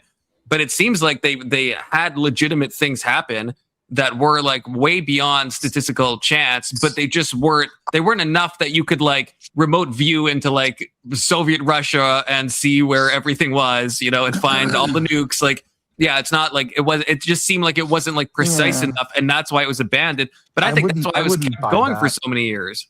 I wouldn't buy that because they would have kept going with that forever if they thought it was remotely possible. And like you said, it might be in some black site that they don't show on any. Why do you I don't know, you think because, like because it might be through training, it might be through certain cocktail drugs, it might be through certain generations of kids. Like I don't think a company like the CIA company, whatever, like the CIA would give up on the ability to like see what their enemies are doing anytime they want to, just because of ethics or inconvenience. Well, I don't think they would either, but I think the remote viewing trials are it's not at all like just like seeing something. Like it's not even in the ballpark of that, right? So like I just don't know if it's like useful. If they had, well, yeah, if they thought there was something paranormal enough there that it could be trained or like handled through genetics or through like coordinated breeding, stuff like that, I think they absolutely would keep going on this. Okay, so that's interesting. But then why did they stop? Because again, the papers that they released do show a paranormal effect. Now, the skeptics might say that like it's just poorly done research. They quote unquote stopped. It could be they just didn't believe the scientists that were saying it because they couldn't reproduce it well enough to like convince anyone, or it could be that that they were like saying it was real, or that they had like produced this to some effect, but not enough, and they thought this person's like clearly making this up because he doesn't want to lose his position or doesn't want the project to get scrapped. And I'm honestly not sure either, because like there's some like if you're ever interested, you should look at the CIA website on Project Stargate, because some of the papers are insane. Yeah, okay, yeah, I will. Because it's I don't know I don't know which ones because it's kind of like a trove of information. Just a root link to wherever like the highest level is, not just dig down from there. But like, yeah, I would, if they found anything, I would be almost convinced that they're still doing it, but they're just not doing it anywhere that anyone can get to. And if they found nothing, then, or if they didn't believe the results that were coming back because it was inconvenient or they wanted money for a different project. Like the government is both incompetent and what's the term? Fiscally irresponsible. Irresponsible and incompetent in all the wrong ways, right? So what I'm saying is even if they had like real results, the upper level people may not have believed it. And if they didn't have real results, but the scientists were making shit up, they could have kept it going for years until they realized it wasn't real. Or they realized it was real and then moved it somewhere else so that they couldn't be exposed. Yeah, I don't know. And You I have honestly, to imagine if it's possible, if they truly believe it's possible, then they're going to believe that other countries would do the exact same thing, and they would be doing the same thing to us, right? There's no way they're going to give up on an advantage like that. So, yeah, I guess I don't know. I could see it in either way. Like even with like the parapsychological stuff, with like the Zener cards that I mentioned before, it's like, yeah, there are studies that some people criticize, like, you know, obviously, but that do show that there is statistical difference, but the difference is so small that it's hard to know what would one do with this ability. You know, like, like let's say I could predict Zener cards at a 50% rate instead of the expected 20%. From a military, like, what is the CIA going to necessarily do with something like that, right? Like, because I'm still wrong a lot of the time, and I'm picking between 5 options, so it's like there's like a slight statistical edge, and that's being trained on specific symbols over a long period of time. 2 options. What if we narrowed it down to 2 or 3 options? Would you but be this is more than 50% accurate then? Because if you would, then that would become very useful in binary yes or no questions, wouldn't it? Well, yeah, but again, that's assuming that it transposes beyond the Zener cards that you're like trained on, right? Like if you can guess like a circle or a square more often, does that mean that if the government's like, hey, you know, Fidel Castro is either in this part of Cuba or in this part of Cuba, does that mean that you could do the same thing? Like, not necessarily, right? Well, like, no, you're not. I wouldn't assume that you're like able to know what the card is so much as you're able to see or understand what the other person thinks the card is. Right, and so well, yeah. I mean, it's kind of an open question on exactly. Yeah. So if that's the way that if that's like the and maybe what's it called? Lie detectors might make this less relevant, but like if you're interrogating someone and you've been trained to like understand them and be able to, because there's some people who it might not even be like supernatural or anything like that. It could just be like somebody who's really well attuned to body language or to facial expressions or to microscopic tics. Then that person would be incredibly useful in a lot of situations. Yeah, I mean, I think they do employ people like that. I just don't know if something like, I guess what I'm trying to say is let's say the cap, and I think the cap is higher than this because I do actually think this stuff's possible. But let's say the cap was between between 2 objects, instead of 50% over a course of many trials, you get 60%. I don't know. Yeah, I don't know. I mean, you bring that guy in like, no, but over enough trials, it's not right. If you can get 60% a million times, it's not just luck, right? Or it could be, but it'd be extreme luck. Don't you remember what you said? You could theoretically flip a coin a million times and always get heads. Well, that's what. Yeah, that's why I corrected myself at the end. It's possible, but it becomes a point of like almost mathematical impossibility, right? Like, at a certain point, right? If I can get 60% out of 2, and I can do that a million times or a billion times, right? a certain point, that would be like, there's not really like that's too lucky to be luck, you know? At that point, what I would want to know is like, let's say we could transpose that to truthful answers. And so instead of just asking the question one time, I ask it in like 5 different ways. Would that suddenly become like 80 to 90% accurate? Or would you still be at the 60%? Because they're answering the same question, right? Right. Yeah, I'm not sure. So at that point, like you can find ways to game something like that if somebody were able to do that. Well, you could, but you also maybe couldn't. They very well might. But it also could be that it's not transposable as well as the problem, right?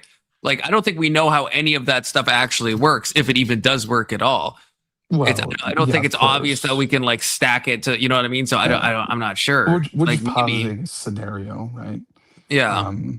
But I mean, if they said like remote viewing worked in some way, but it was like unreliable and how often they can get it to actually work, but they were able to see what was going on inside of a room that was somewhere else that they had no access to.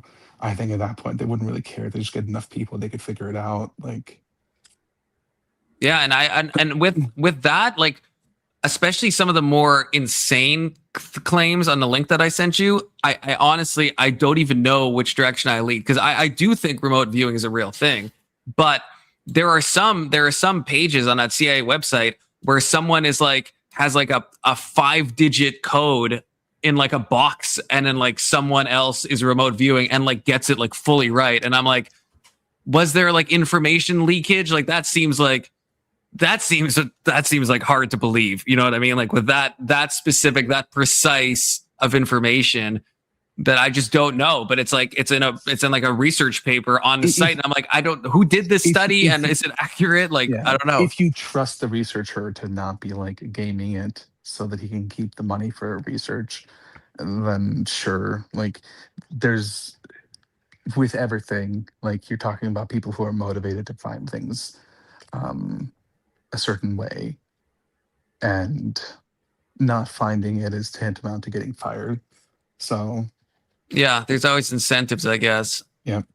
So this is why I always say I don't believe in it, but I believe in the possibility that I'm wrong.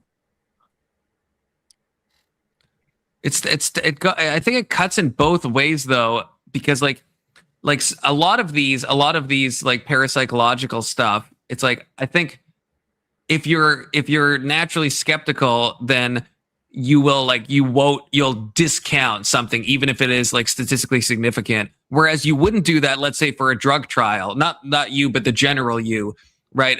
A lot of the same standards will approve drugs based on like less, but then we apply this like ultra level of incredulity to things because we're kind of like biased from our worldview to think that, well, that's just impossible. So then we'll look at like every possible way that something could be different, or there could be like some methodological flaw, but I don't know if we hold like other research to that same standard. And there's some things where it's obvious, like some people like cite like Dr. Emoto, if you ever heard of him. I don't think that stuff means anything about like water and like the way it like crystallizes and the intentions. I think that's like, that actually I think has poor methodology to it. But I think with stuff that we find hard to believe, we'll look for stuff. We'll look for errors where there isn't necessarily errors present, because we're like bias. So like the bias cuts in both directions, you know? So the fact is, like, most science operates this way about everything, until something has been like proven so many times to be true that it doesn't, though. It doesn't. Some science operates that way. Some science doesn't. Don't. No, even science. No, absolutely not. Why do you think we give SSRIs to people still? We give SSRIs to people. We know they're no better than placebo. We fucking know that. No, they're not. That's not true at all. Wait, what's not true? That is absolutely not true. SSRIs are no better than placebo. That is 100% guaranteed not true. That is, you can look that up. That's like on Wikipedia. That's like a well-known thing in psychology. Yeah, that's like I'm not saying in any case. I'm saying there is like meta-analyses that show that SSRIs are no better than placebo. There's some that show they have a slight increase. There's some with major depression, but then they find almost any drug will like kind of, because it changes your mental state. I'm not saying on an individual basis, and I'm not saying placebo is nothing. Placebo is something. I'm saying this is a statement so well accepted that it's on fucking Wikipedia, let alone in the psychological literature. This is something that is well known, and SSRIs are still given as the first line treatment for fucking any type of depressive disorder, which is, I think, is crazy. What's the conclusion you come to knowing that it's like, let's say, as effective as a placebo? What conclusion could you come to from that? I think that the conclusion that you come to is that you think you're taking something that will help you, and so it helps you.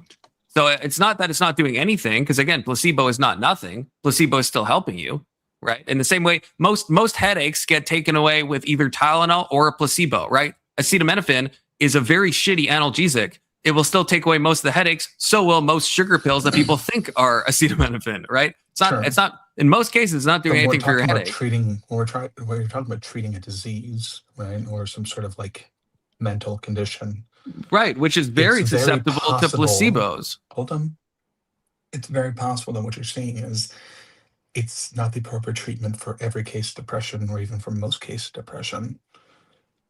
But that's some people they need an SSRI, some people need an SNRI, some people need an SDRI, right? Yes, and those and an SNRI and SDRI are found to be way more effective than SSRIs. That's why SSRIs are fucking shitty, because in most clinical trials they're found to be no better than placebo. Or if the effect is, you can look. They have I made a whole video on this. You should watch my video. It's on my YouTube channel. Okay, well, that just means that like the serotonin isn't the issue for you, right?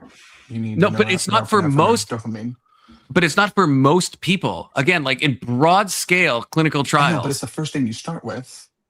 It shouldn't be. It shouldn't be. Especially because if you're, no, absolutely not. Absolutely not.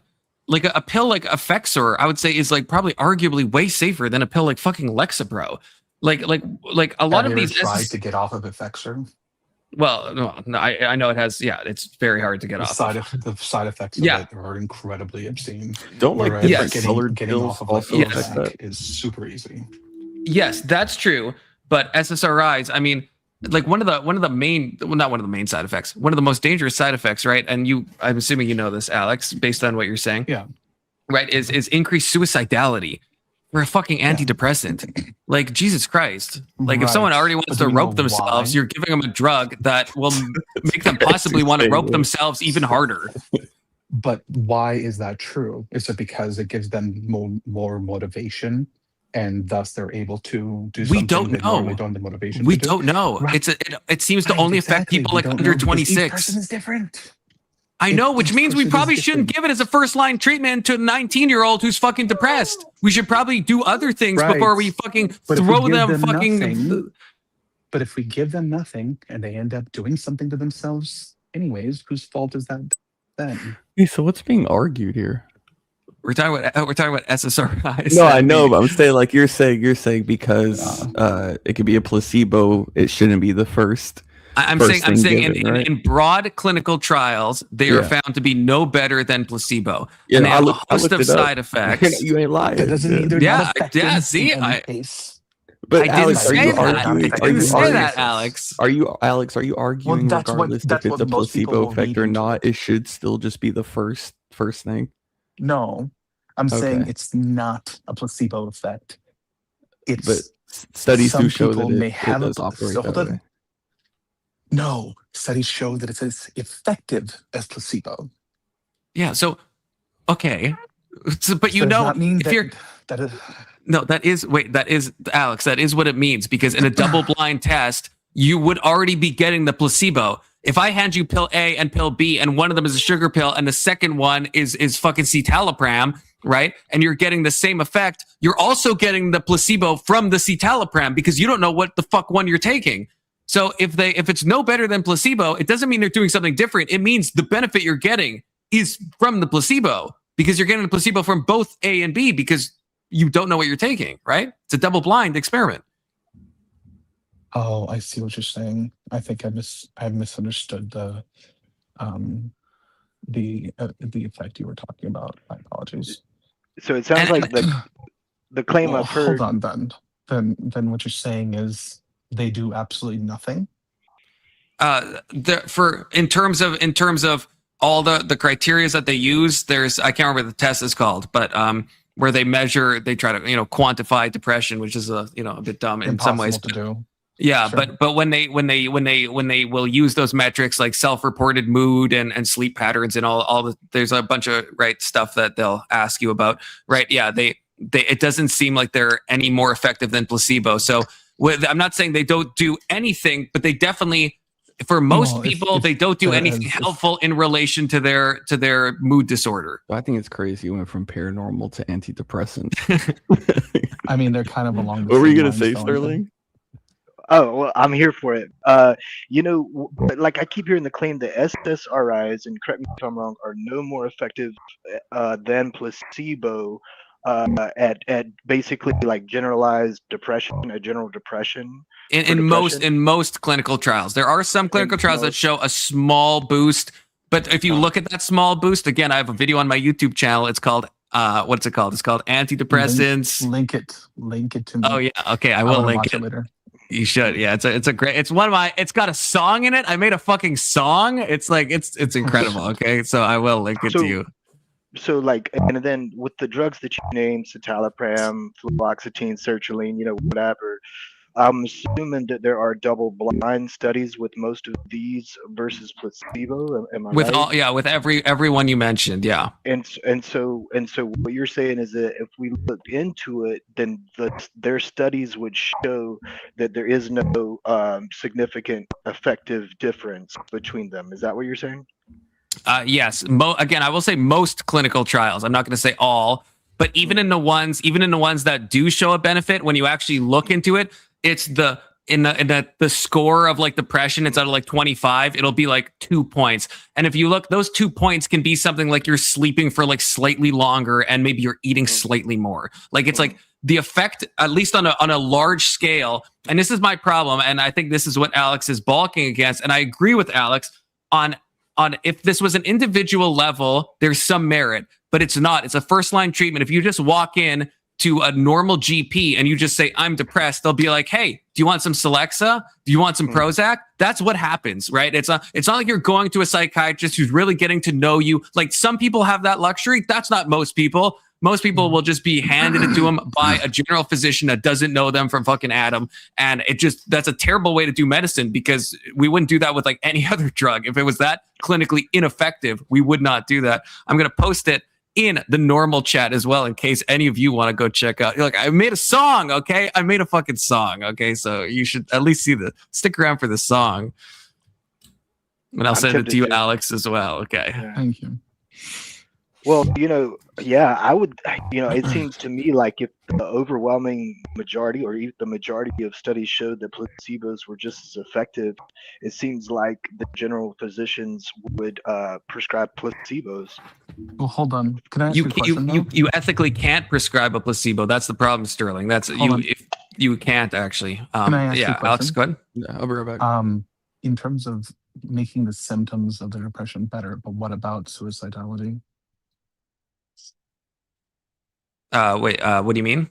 What effect did it have on that? Like in most studies, nothing. Like nothing. So it had no effect on anything in any way? Well, I can't say anything. I mean, there's definitely side effects. In terms of positive effects, no, most clinical trials, it doesn't have positive effects. In most, you can find some, but in most. And the effect when you do find it is very small. How have these ever been approved by the FDA? That's a good fucking question. That's something I ask myself. I don't know. They're some of the most ineffective drugs I've ever looked into. I'm not sure. In certain cases, again, I think, and this is, now that I'm thinking about it, it's probably my guess, because I said this earlier, in cases of like severe depression, they can be helpful, but also so can literally like any other drug ever, can be helpful in those cases. Like if you're like so depressed that you like can't get out of bed, any mental change can be seen as a positive change, right? So 'Cause I'll tell you, they do something. They absolutely do something. They typically make you really numb. So they work in some way.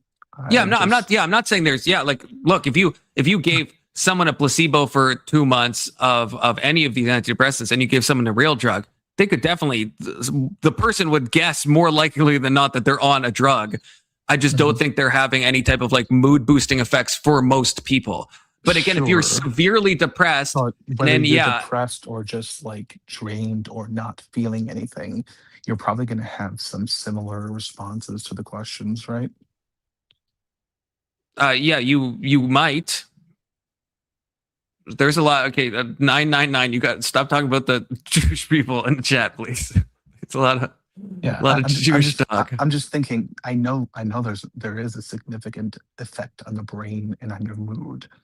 So I can't imagine that statistically it is absolutely no different than a placebo in terms of actual relevance to what you're trying to do with an SSRI, which is stop people from actually hurting themselves, or at least stop them from feeling immense pain.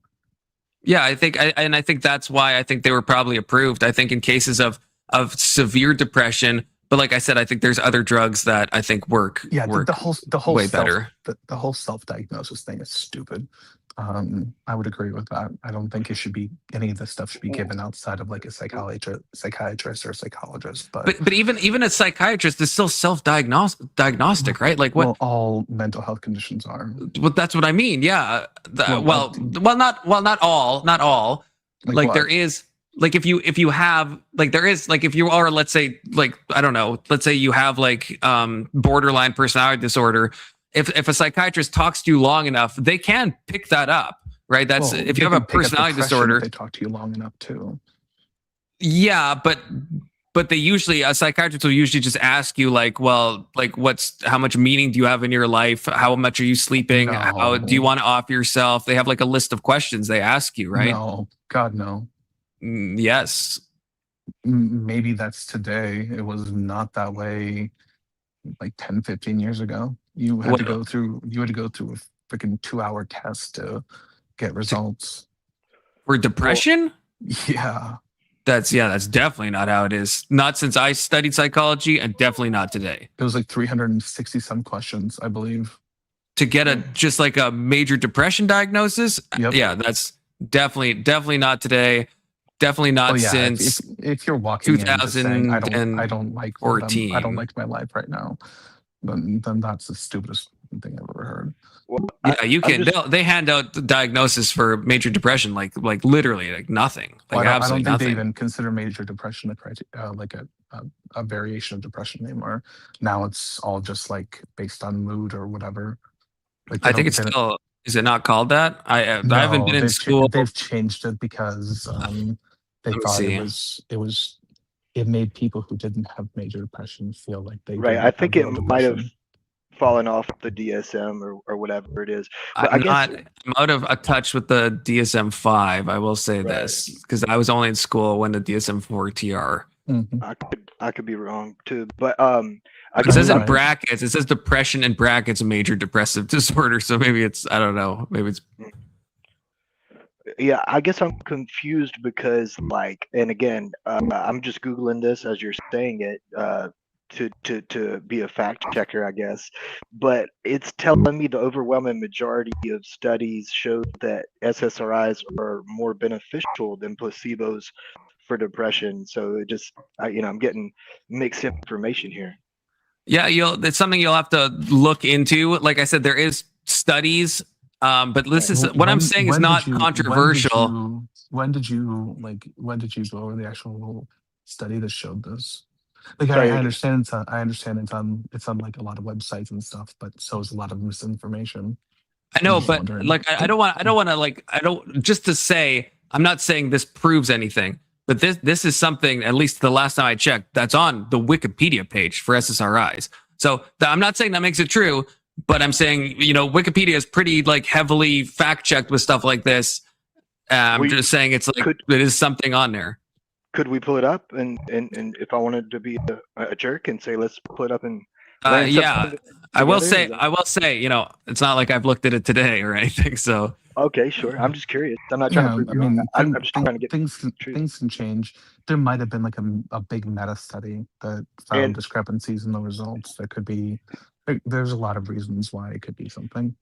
And earlier, I heard like, why do SSRIs or these drugs have a label of suicide potential? You know, if they're working, like, why would they list that? And I feel like that's a good question, but I feel like the people who are what they're comparing is the people who are on those versus I guess maybe like the general public. And I feel like people who, or perhaps even the placebo, I don't know, I feel like the people who are, it's not versus the placebo, it's people who aren't, I think, because the people who are on them, you could argue, are more likely to commit suicide because they already showed symptoms of depression, they already went into their doctor talking about it, they already are, you know, having issues clearly. So I feel like, you know, is it because of their depression or is it because they just started a new SSRI? I think, you know, you could make the argument that it's really just their condition that predisposes them to that suicidal tendencies, you know? Yeah, I mean, okay, on the wiki here. So different parts of the wiki, I will say different things depending on which part you look at. So we have here a 2005 review observed that suicide attempts are increased in those who use SSRIs as compared to placebo. An earlier part I read, or a 2006 meta-analyses of random control trials such as that SSRIs increase suicide ideation. So this one is talking about suicide attempts increase. This one is saying suicide ideation increases. SSRIs associated with significantly risk of death, although it doesn't really say anything about depression. Yeah, there's a lot of stuff here. Usually there was one thing I read that said they show on the Wikipedia shows they show a modest benefit. And again, if you look into that modest benefit over placebo, it is very not great. They're more effective at social anxiety.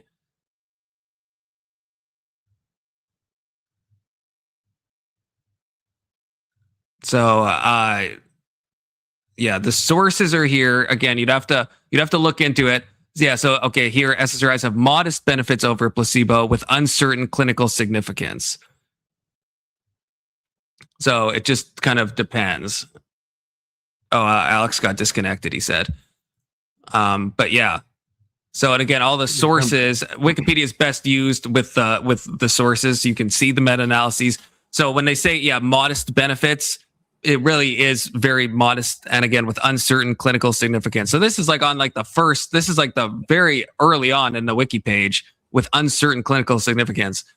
So, and may produce a substantial drug response in only a minority of patients. So again, I'm not saying that in nobody they work, but right, to prescribe them, wrong layout, to prescribe them to so many people, I think is a little insane as a first line treatment if we know that they only have a drug response. Later on the wiki page, it says that only 15% of people have a drug response to SSRIs. So, but if they're given as a first line treatment and only 15% see any benefit, there's other things that have way better benefits. Oh, Alex is in the back.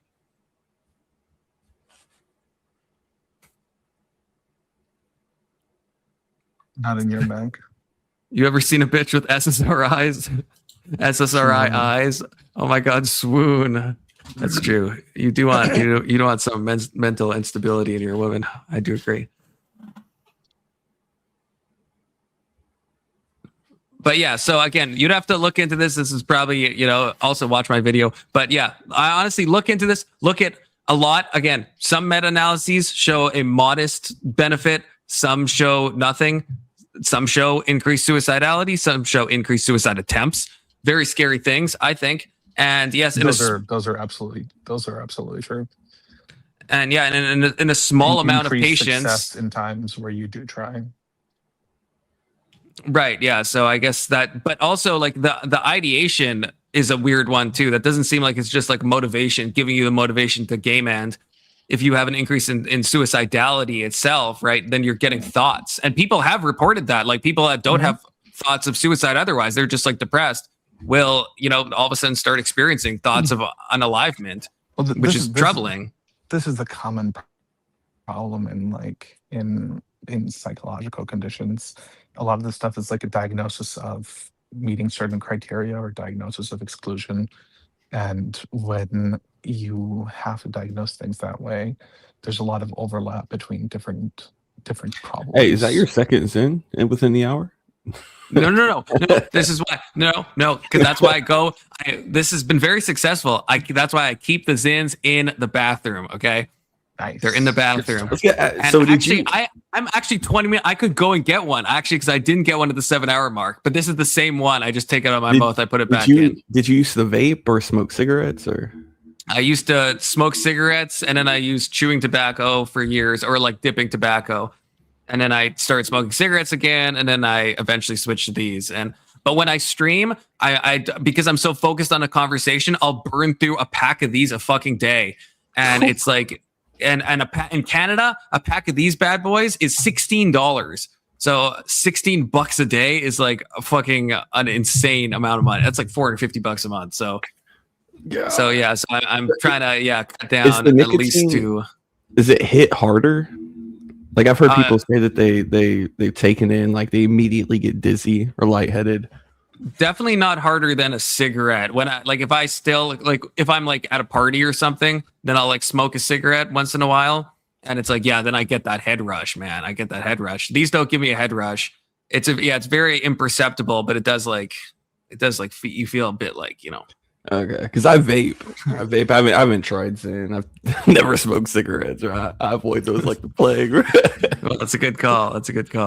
But I have to. I have to. This bathroom strat, I got to keep doing that because if I have a pack of Zins next to me, like this one's empty. That's why I'm showing it, but it's fully empty. Because if I have one next to me, I don't even realize it's happening, man. I'll show you. Empty. No You poured them out before you open that. Because sometimes I think I was telling somebody this. Sometimes I'll go through 2 packs in a stream. Sometimes I'll go through 2 packs, and I don't even notice. I'll like wake up and be like, "Where did my fucking Zins go?" And I just have like 2 empty packs beside me. I'm like, "What the fuck?" How much are they? They're $16 in Canada because we put so much tax on shit. And so like that's like untenable. That's untenable. So. But now I've only used, I think this is because I am due one 20 minutes ago, still using the previous one. And so, I've only used like 6 tonight, which usually I would have gone through 24 at this point. So how long do they last? If I'm not streaming, then I'll just keep one in my mouth. I'll use one every like 4 hours. But then when I'm streaming, I don't know why, but I don't know if it's like an oral fixation. Like you see me playing with it all the time. I don't do that like in normal life, but for some reason, when I'm like talking, I just like absentmindedly will just like keep like, and then so if I have a new one, I'll be like, oh, this one's like, I'll just like throw it away and then like grab a new one, shove it in. Sometimes in the span of like 5 minutes, which doesn't even make sense because they're supposed to last like 45 minutes to an hour. But okay, that's okay. So each pouch lasts 45 minutes to an hour. It's supposed to, but if I'm super engaged, I won't even think. I'll just take one out and just like toss it, grab a new one, put it in. 5 minutes later, doing the same fucking thing. Wait, so you probably have like unused pouches just around your house, just pretty much that have been used for like 5 minutes, and then just like get like discarded into like some can somewhere. You know, it's like stupid. So Sterling, are you atheist, agnostic? Yes. Okay, but like one or the other. Or? Both. I think I call myself agnostic atheist. Yeah. Okay. I was just asking. I was just curious. Yeah, no worries. But like, you know, we were talking about the statistical significance of the $1 million challenge, and we were saying that, you know, that doesn't apply to other sciences, and like I think that's what led us into the SSRI versus placebo thing. Yeah. But, dude, that makes so. I was seriously wondering how we got there. I forgot how we got there too. So, but yeah, that is how we got there. Right, but it almost seems like what we're saying is that because let's say the SSRIs offer a 15%, you know, advantage on a certain trait versus placebo, like for treating depression, right? Well, it only 15% of people like benefit from it. But then like in the $1 million challenge, if you were 15% above the average, that's not good enough. And I don't think that it's okay to compare those two, because I think in each one there's a p-value, right, showing that what you would have to achieve to be statistically significant. And I'm saying Randy doesn't accept that. He doesn't accept it. It explicitly, if I'm remembering right, it explicitly says that the type of parapsychology that will show a small amount of statistical benefit, but over a long enough time, he still doesn't accept that. So the same criteria that we use to allow SSRIs, it would not meet the standard of the $1 Million Challenge, which again doesn't exist anymore. And Randy pulled it. And why'd that fucker pull it? Because he knows someone was about to freaking claim it. He knew Confluence was coming for that prize, and he's like, "No, I gotta pull this shit." Fuck Randy, okay? So let me ask you this: if let's assume the SSRIs are really not that much more beneficial than placebos for depression, what should they be prescribed instead? I think for most people, and I understand there's a cost. The reason that they're prescribed is because they have a relatively low side effect profile, especially for SSRIs, and they're very cheap. Those are the two main reasons, right? It's not really about the efficacy. It's about they're cheap. They're cheap as shit, right? Like a pill of Celexa is like, I don't know, $1 or something. Like it's like nothing. And so whereas like things like CBT, like cognitive behavioral therapy, or just even talk therapy, these things cost a large amount of money. They're way more effective. Like if you compare CBT to SSRIs, they're not even on the same playing field of effectiveness in terms of dealing with depression.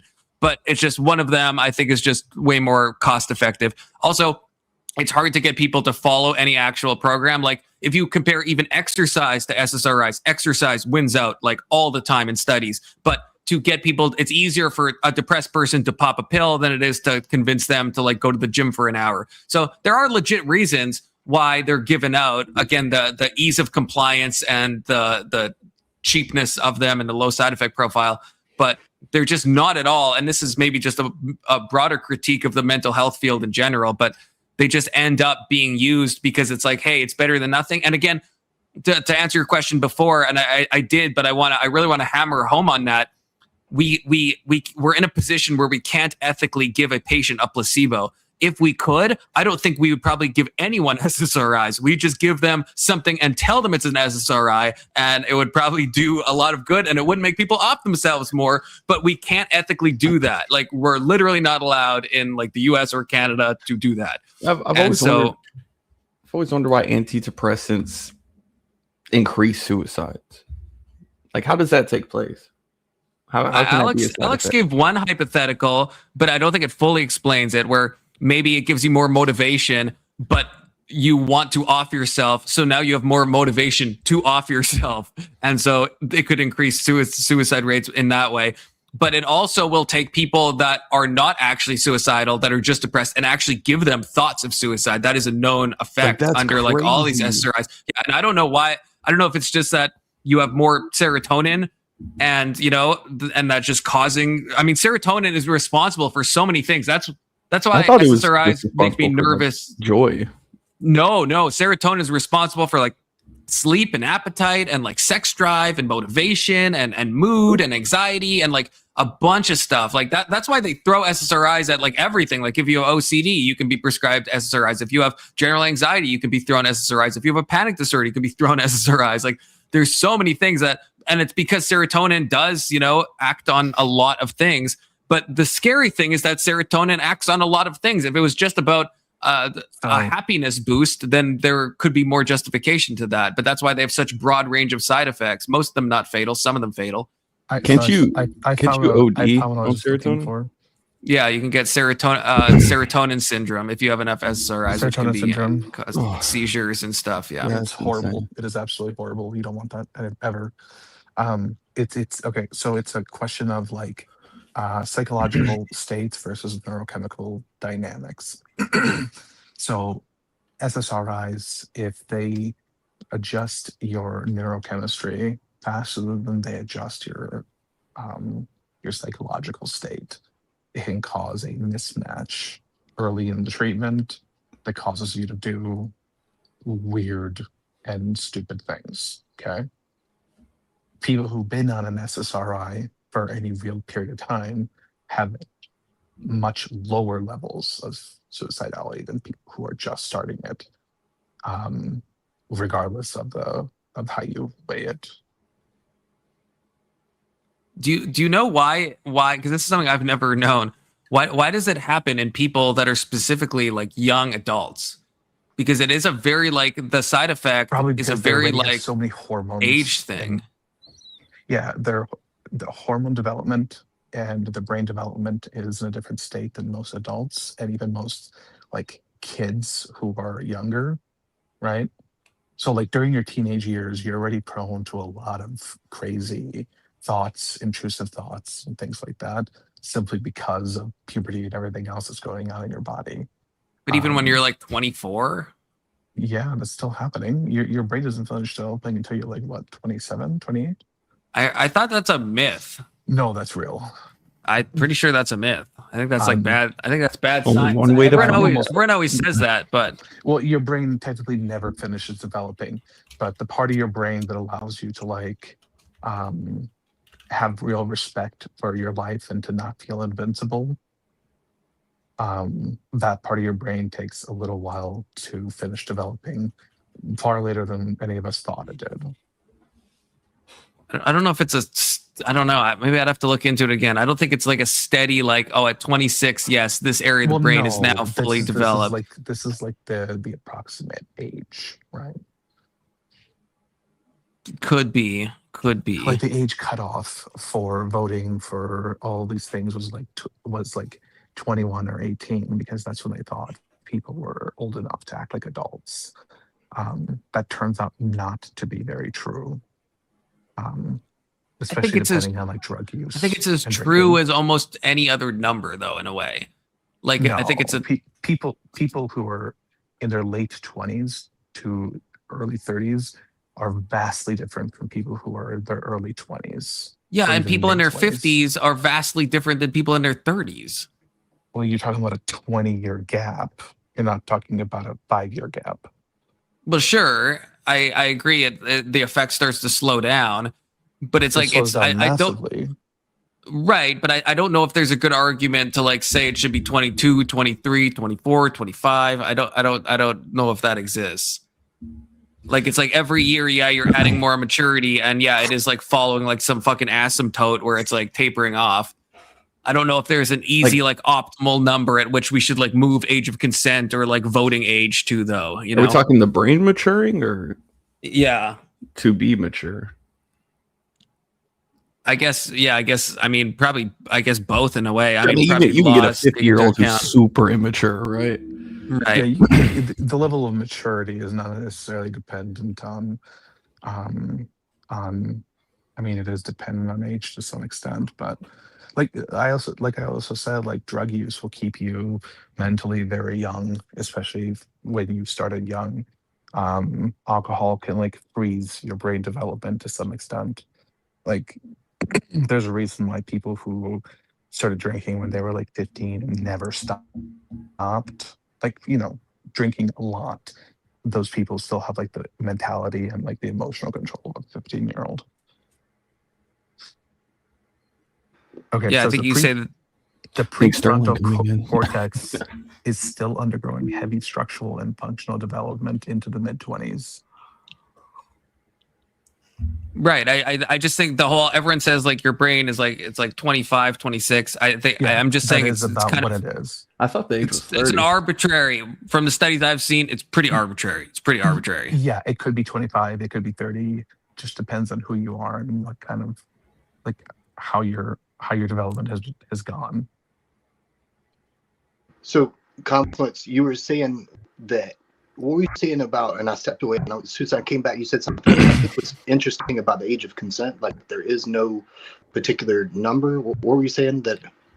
Oh, I was just saying that when we're talking about, when we use like these approximates, like to, and societies vary, right? And even states vary in the US of what the age of consent is, right? And right, but I'm in Canada, and so the drinking age here is 18, right? In America, it's 21. And so I'm saying we all try to approximate what we think adult maturity is for different things, and we come to different conclusions, right? So I'm saying the science isn't set in stone. The brain is kind of developing into your late 20s, early 30s, and there's different markers that you kind of arbitrarily place to say, well, now we're considering you an adult, and that can be off in one direction by like 5 years in either direction on kind of where we're like guessing some of these things. So it's like, yeah, the average might be around 25, but that's a certain point. And I think I would argue that, at 21, you're probably mature enough to choose if you want to drink alcohol or not, right? I wouldn't want to change the drinking age to 25, even though, brain development happens from 21 onward still. So there is a degree of arbitrariness in where we're choosing things. Yeah, just be clear what's actually happening during that period of time. Myelination is still undergoing, which increases your signaling and reliability and reduces your cognitive noise. Your brain is still doing synaptic pruning to remove unused connections and things like that. And you're integrating with your emotional centers, which basically is like impulse control, risk assessment, and long-term judgment. This is all general. This sounds like an AI summary, though. I'm not going to lie to you. This is from an actual textbook. Look it up. It's not. I'm saying if you look up these individual studies, all of the things you named, they happen at different times. I'm looking at psychological. Right. I'm saying you should look at studies. I'm saying you should look at studies. That would be the highest form to know what we actually. A textbook is giving you some generalized thing, right? All those things obviously don't stop and start at the exact same ages, right? Each of those things stops at a different age. But they start at an approximate age and they stop at an approximate age. All of them? At least they finish. All the things you mentioned? Yes. No. Yes. No. This is like the last part of your brain that finishes developing. I don't think that. I don't think that's true. I think if you look at the studies, I think you'll be shocked at the margin of error. Show me a study that says otherwise. I think that's a bit. We're gonna be in the weeds. We're gonna be. I promise you, we'll be really in the weeds if we start. That you don't know about or don't have. I do. I've read the studies, but it's the same way. I'm not going to pull up an SSRI study and go through the methodology of it. I've read the studies extensively on SSRIs. To pull it up, it's gonna be like 3 hours to go through a single study. It just is. So it's like I'm comfortable personally referencing a study and saying. You can look up studies on this, and if you want, you can get back and we can continue talking about it. But yeah, it's like it's going to be really onerous on stream to just pull up study. I think that's a fair thing to say. I'm not trying to hide from that. I'm asking you to send me a study that says what you're saying it says because I haven't found one. Okay. Yeah. Okay. Well, I can. Yeah. I can't. I'm not going to look now, but I can. I will. Not Okay. Not now. I'm not saying now. Okay. So, okay. if what you're saying is accurate, then I want to know. Right? This is my whole thing. I don't. We had a huge discussion about this earlier. Jump in, Sterling. Just jump, bro. Jump in, dude. Just do it. Oh, were you done, Alex? Yeah, I'm just talking. You can just come in anytime. Well, let me ask a question because I'm curious. Like, confluence. I don't know. I think you mentioned you're in Canada. Just from Wisconsin, though, an American. Just okay. So morally located in Canada. So I have to clarify that. One thing that's always interests me along that line of when are you an adult, when is your brain fully formed, should there be a number on it? Like in the States, like when someone's charged with, let's say, homicide, right? Like I guess like the court, appoints a psychologist or something. They interview the person, and you could be charged as an adult at 15 or 14 or 17. You know what I mean? Like some 17s are charged as a juvenile. And then some 14s are charged as an adult. Sorry? It depends on the circumstances. Yeah, they can charge like a 15-year-old as an adult if the crime they commit is heinous enough or whatever. Well, is it based on how bad the crime is, or is it based on their mental mind state, or what should it be based on? It's based on like how bad the crime is and how what's the term? How remorseful they are. Do you agree with that, Confluence? Or? Yeah, it's based on I would say the severity of the crime, the mental state at the time. So an example that was actually, I live like 10 blocks away from this. There was a case in Wisconsin that was called like the Slenderman killings, and I lived like super close to this. It was like two like young there was two young girls that thought that if they sacrificed one of their schoolmates, they could like summon Slenderman. Oh, I know what you're talking about. One was like 11 and one was like 12, or like the ages were ridiculously young, and they like stabbed the girl like 26 times. The girl survived, to my memory. She did, But I think both of them, they were found incompetent to stand trial. I think they were in a asylum or like a mental institution. Because they looked, even though the case was heinous, they thought, well, they did this to summon Slenderman. They obviously don't have the mental faculties, or they're dealing with like mental health problems. And so in that case, they evaluated them as, that they're just like, they're less, I still think they're evil in my opinion, because I don't think they're that. But society's a little cucked, so we just call them severely mentally ill, which they are, but they're also evil. So actually, one of those girls that was convicted or whatever was living in, she was in the news recently. She escaped from like the group home she was living in. Oh no. They just found her and brought her back like literally last week, I think it was. Oh, okay. There we go. But I'm not, I would push back on the notion that it's like due to the like how heinous the crime is, because like one 15-year-old could be charged with pretty much the basic same crime of homicide in very similar circumstances, and then another 15-year-old very similar circumstances of the crime, but they get treated differently or charged as an adult. I'm saying, are you rejecting like what do you think being is the difference then? I'm sorry. What do you think is the difference then? Well, I guess I don't know, and I was kind of under the impression as I sit here and think about it that it was a court-appointed like psychologist who determines like if they have the ability of choosing right from wrong and morality, and like what their mindset was. And then I guess I was getting at like, should we also apply that to the age of consent? Should we, would it be better off if there was, no age and it was all relative, just like being charged as an adult? Should it, since you agree that it is? I get. How would you test that? What would you propose? So again, I would go back to like, how do they test it with the person who's the 15-year-old that's charged with homicide? Right, but how would you do that with age of consent? Like, if age of consent is 18, and then you fuck an 18-year-old, and then so you think you're doing a morally right action or a legally right action at least, but then the court's like, no, she has the mental age of somebody who's 17. Now you're on the registry. Like, well, I think that Sterling, seems like impossible. Correct me if I'm wrong. You're saying depending on how the child takes in information, processes it. Right, but you can't as a lay person, you can't know that ahead of time. Yeah, but if you're deciding who to have sex with, you kind of need an arbitrary age that the government tells you. Otherwise, like, you can't have a society where you sleep with a 19-year-old and then the court decides she's actually like, mentally, only 17, right? Like that wouldn't work out, because now you're just going to get hit with like a statutory charge. I guess what would happen if you had a 30-year-old with the mind of like a 12-year-old, and then you get taken to court and they're like, oh, she can't. Right. Yeah, like a lot of I've been with some retarded women before, you know what I mean? Like, so like, should I be on the registry? Like, I hope not, some of them are dumb as a stump, you know what I'm saying?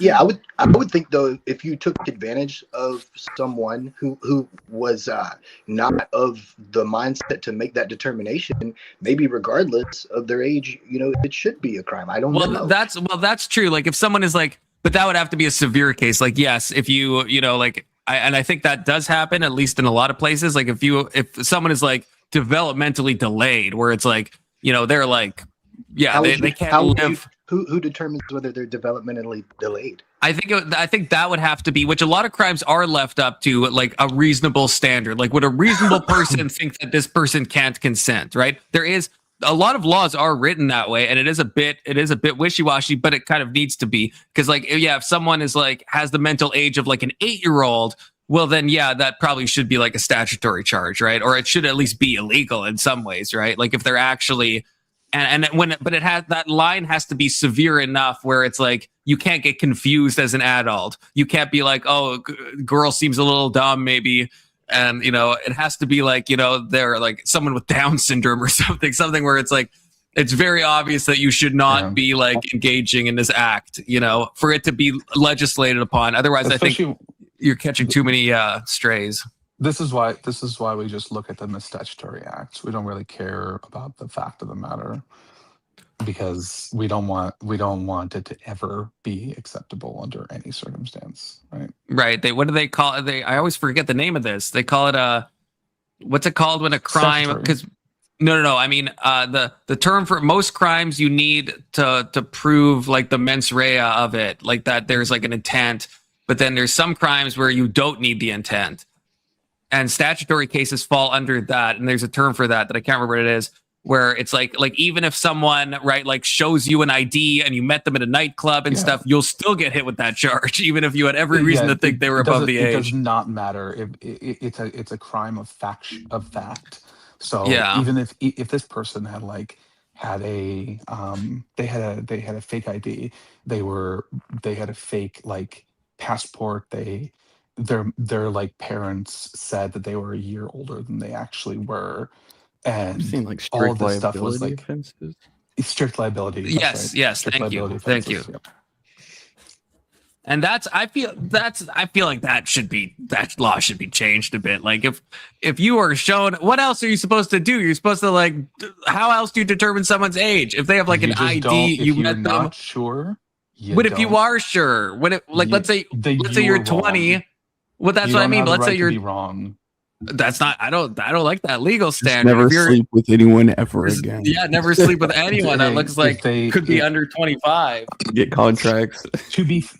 Also, how unromantic is it to ask for ID? Like you meet a girl. Even club, if you ask for ID, it doesn't matter. Right. It doesn't. So I don't even know what the your worst part is. I'm pretty sure even if they provide you ID and the ID is real, but the date on it is wrong, I think you're still liable for it. Yeah, I think that's right. I think in any situation. I'm so thankful that I'm married. Yeah. The only question is, were they under the age of 18? And did you touch them? If you did, you're liable, period. Depends on the state, though. No, how weird is that, right? It does. This is a federal thing. No, it's not. It's statewide. Age of consent is 16 in some states, 17 in the other, 18. That's what I mean. I'm saying I think it's a federal charge, but it's based on the state's age of consent. I would be shocked if it's a federal charge. Unless every state grape in general is usually crime. Yeah, grape in general is usually a state crime. I mean, murder is a state crime. Strict liability. No, I think it's all a strict liability crime in every state. How did every state agree to this? I think they just do. I don't know. I mean, every state has an age of consent between 16 and 18. They agreed on that somehow, It's not like you have some random state being like, it's actually 13. It's like you don't see that. Well, it actually was in the past, yeah, but not now. Yeah. And in Canada, it's 16 in the whole country. Fun fact. I think that still in some states like Massachusetts or something, you can be 13 if you have the parents' consent and you're getting married. So I mean, that's just there is. You have to have the parents' consent and you have to be married. Yes, and then there's also Romeo and Juliet laws where it's like if you're 13, then it's like you can have sex with someone who's like 3 or 4 years above yourself. So that can end up in kind of weird things. If one of them turns like 18. No, it's usually set in laws like it'll be a few years off. So it's like if someone is, even if the age of consent is like 18, but if you're, because they don't want a 19-year-old, like let's say two 17-year-olds are dating and the age of consent is 18 and one of them turns 18 and they've been dating for like 2 years, you obviously don't want that guy charged with statutory. Right, yeah. So they usually had a Romeo and Juliet law where it's like a 2-year grace period.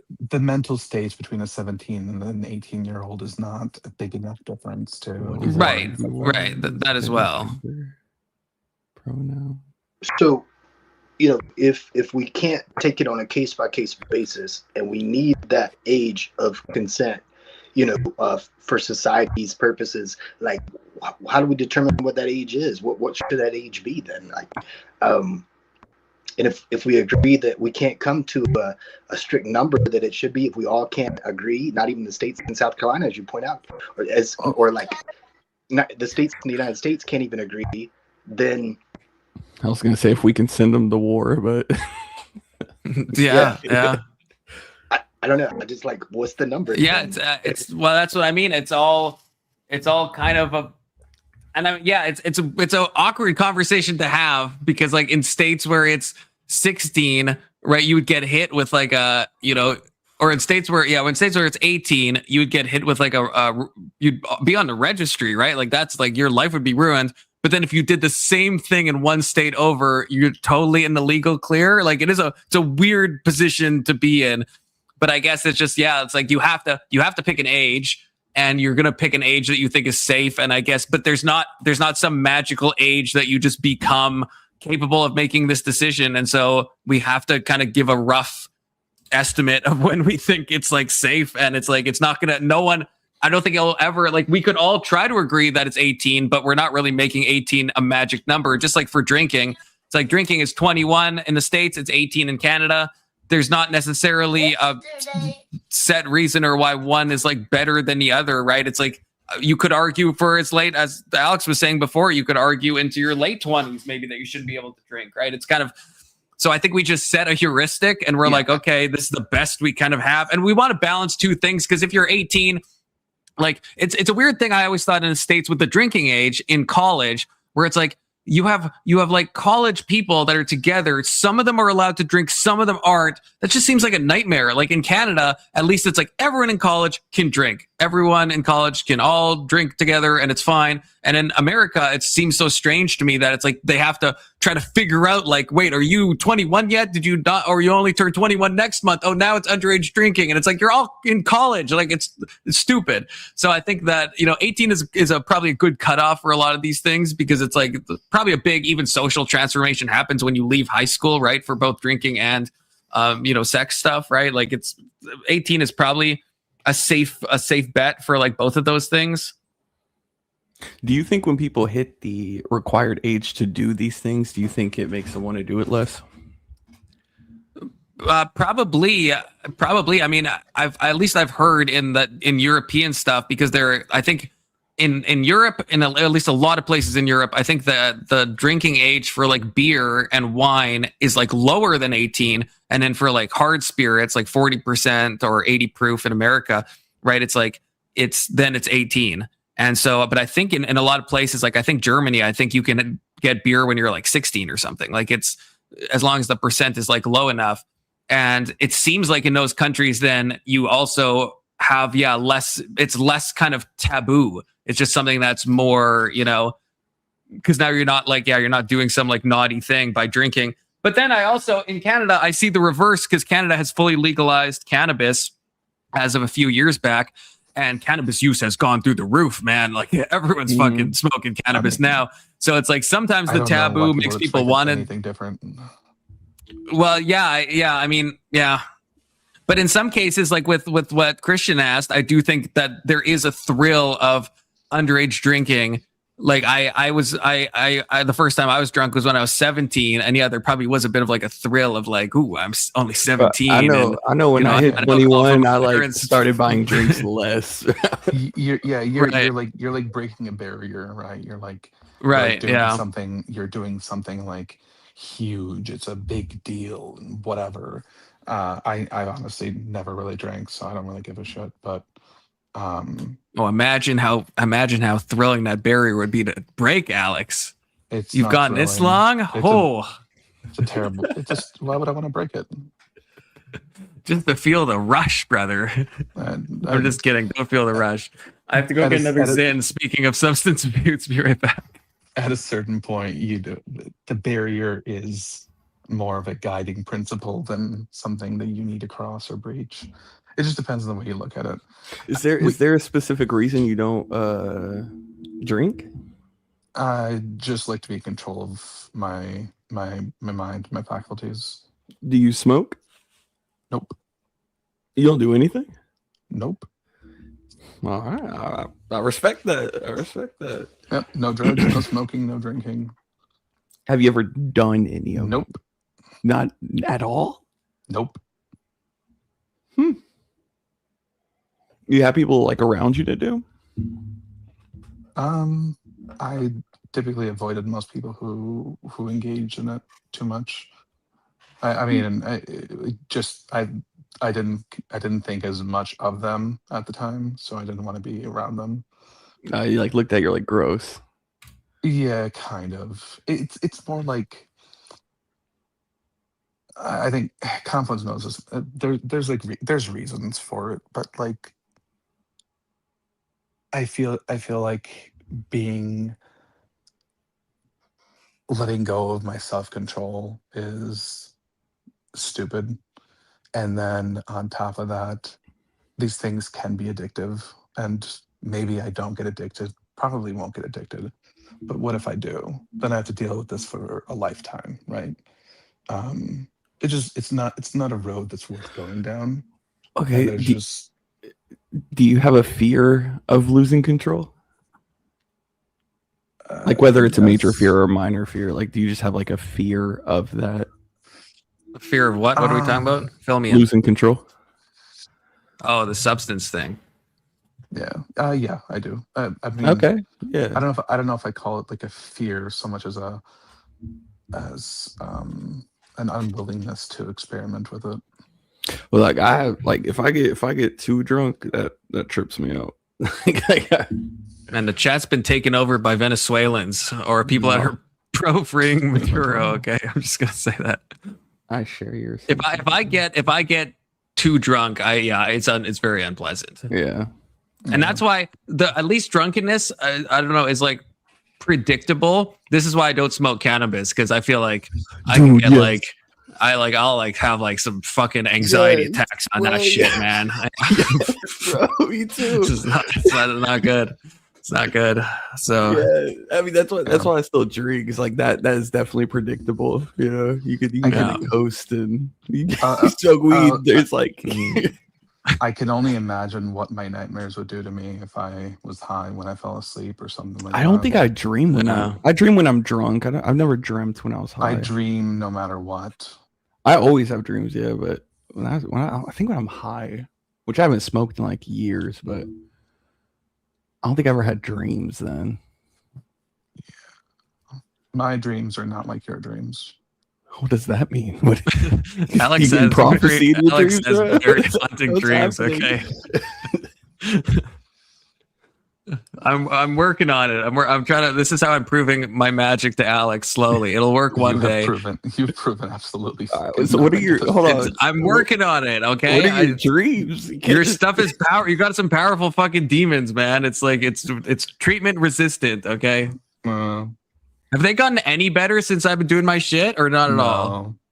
Like nothing. No improvement besides me showing up in your dream that time. That one time, yeah. That's the only fact. I was like, holy shit, I really hope he didn't actually enter my dream, because that would have sucked for him. Yeah, no, I told you I wouldn't, Maybe I'll have to though. Maybe I'm gonna have to astral project it. So I'm afraid to though. Something. Do you really want to Yes. Remember what I described to you? I don't want to, but I want to be able to help. I don't want to like get fucked though. Is the problem? Well, what is the dream? Like what are the dreams? He was hanging from a hook. Let's just say that. All right. A few parts of his body were missing, and yeah. Do you normally have murderous dreams, or every night? Every night? Alex didn't do this to me in the dream, to be clear. Okay, he's not the one doing the. He just found your body. No. Yeah, he's not the one doing the murdering. We were showing him as an example as we were walked past of what waits for us. Alex descends into hell, the pits of hell, every night. Oh, is that what's going on? Who said that? Basically. I'm sorry. Who was saying that they don't do drugs and alcohol because they like to be in control? Or me, Alex. Okay. So, and Alex, are you the one also that said you had the dreams about Confluence? Is that? I had one Of him dream hanging with on a confluence hook. in it. Yes. You had one. Okay. I guess my question is like, do you feel out of control when you dream? There is no control in my dreams. So Right. yes. So if you had your way, would you not? I guess you would not dream. You know, in the same way Yeah. that. Okay. Oh. Are you kidding? I mean, I don't know. Maybe you would see a benefit to dreaming. You know. No, there's no dream. There's no benefit to any of my dreams. But I just want to say on record, I will fix his dreams. Okay, No, this is you my will proof. not. Stop. I'm fixing these dreams. I've been doing some stuff. I've spent a couple hours honestly on it already, and so it's sad to hear it hasn't fucking done anything. But I have to just do more, I guess. Okay, some powerful shit. Seriously. Every time you drink, let are it you go. like desensitized to them, or does it freak you out? Yeah. I've had this since I was like 7 or 8. How do you consistently dream about death? It's not a consistent method, just consistent themes. The themes are usually about choices, right? Like choosing who goes through what. Alex, I'm curious because like I know I heard you say like you don't mess with alcohol, never have, which is yeah, I respect that. What drugs would you be willing to take? What chemicals, like what about like caffeine, nicotine? I'm fine with caffeine. No, okay. not nicotine. No, but would nicotine are you against it because you might lose control or for different reasons? No, different reasons. I don't appreciate any. I try not to take things that alter your mind in any like significant way. Caffeine is a necessary evil, unfortunately, but it's not addictive to the same like manner as most other drugs are. I wouldn't say nicotine's like super addictive or anything like that, personally. I mean, you're as you suck down 24 of those in a single sitting. Look, yesterday I was up till like 4 a.m. or 4:30 or something. So like It's 2.5 not hours addictive. after this. After putting down $36 or $38 worth of. I've only used 7 tonight. You have okay, to put it in the bathroom so that you're not tempted to just pull it out every couple of minutes. Come on, don't even start with Hey, it. Okay? off stream, do you just down the entire container? I don't think he has a problem off stream. yeah, it's just when I'm off stream, I can get through using like 4 a day. Yeah, it's habits. But then it makes streaming like a confusing thing because it's like then I get like donos and it's like, but then if I spend more money on nicotine than I get into, and I'm like, then was this like I had fun during the stream? But then I'm like technically losing money by streaming if I'm huffing down like. So that's why I'm trying to freaking cut this shit out because it's like it just ends up being Look, here's what it like comes down to. I think your life is a vector, right? Like you are proceeding through life in a certain direction at a certain speed, and every choice you make is going to influence that speed and that direction. Now, you're never going to just turn around and let the scripting go the other way, at least not like quickly. But it's a lot easier to start falling down and keep falling down than it is to keep on like a level. That's why the sins are in the bathroom, brother. I know, but once you break that boundary, once you break those barriers to begin with, it is so hard to keep saying no in the future. Well, I understand that, but that's why you just don't break them. That's why you never cross the I know, line, but I can't go period. back in time. Okay, I can't go back in time. Something I was asked why have I never even like tried it. That's a big reason. How do you feel about cocaine, though, Alex? Can I convince you on that one? No, that's not addictive either. If you think about it. About you again. No. What about ketamine? We're speaking of antidepressants. Ketamine is one of the most effective pharmacological products for depression. Ketamine's a crazy. Although my kid did. Oh, for like an anesthetic? He was on a lot of drugs when he was born. What was that? He said his kid. Oh, was on what drug? Ketamine. Oh, okay. He was on a lot of drugs when he was born. Okay. But yeah, they'll use ketamine sometimes as a sedative. But it's shown remarkable effectiveness for people that struggle with severe depression. Mm-hmm. I think it's costly because you have to go in and you're under obviously like medical watch, and you are in a dark room, and they play nice music, and then you take some ketamine, and then you're just like, oh, everything. And it's one dose of ketamine lasts you for like 6 months. It's crazy, like how effective it is. With psilocybin, I don't know why I would. Well, ketamine is way more likely to not cause you to like trip balls. Is the thing. Like a low dose of ketamine versus like psilocybin. Like psilocybin, you're going to be like, right. Now, if you take enough ketamine and you go into the acclaimed K-hole, then you're going to be fucked completely for a prolonged period of time. Right, but psilocybin can also give you like prolonged, anxiety for like years on end as well. Like it can kind of cut in both. What you see.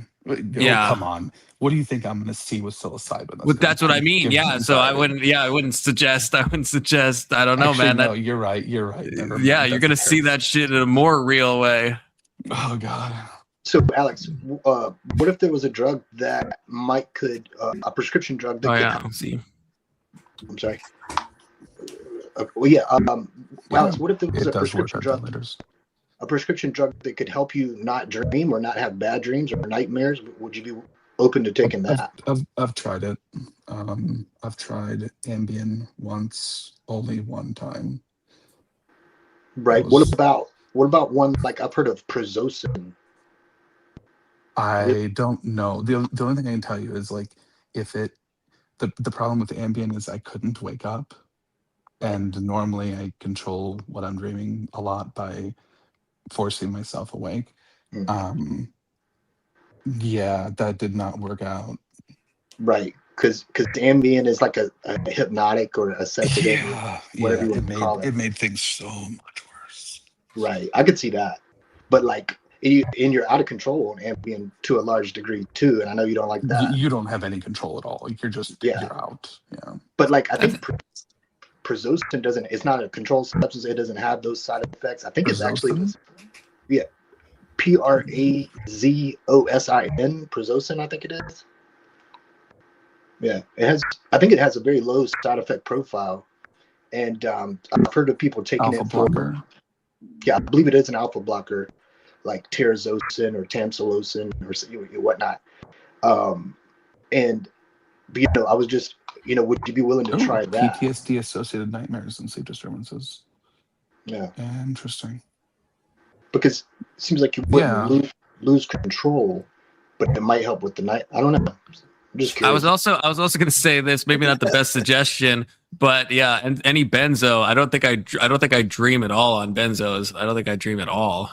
But obviously very habit forming and dependence forming. So. Yeah, completely out of control. JVP, nah. Yeah. he's like the poster child of why for not taking benzos. Yeah, fair enough. I'll look into this. I might be willing to try it depending on what the you're gonna mess up my if you start taking, you have to tell me, Alex, because you're gonna mess up my clinical trial that I'm running on you. Okay, your clinical trial has failed on every level. All right, it takes time. I told you it takes time for serious business. Okay, listen to me. Okay, every single night of my life since I was 8 years old, I've been having dreams like this. That's why it's gonna take me a little bit of time. With any of your we'll see. Okay? We'll see.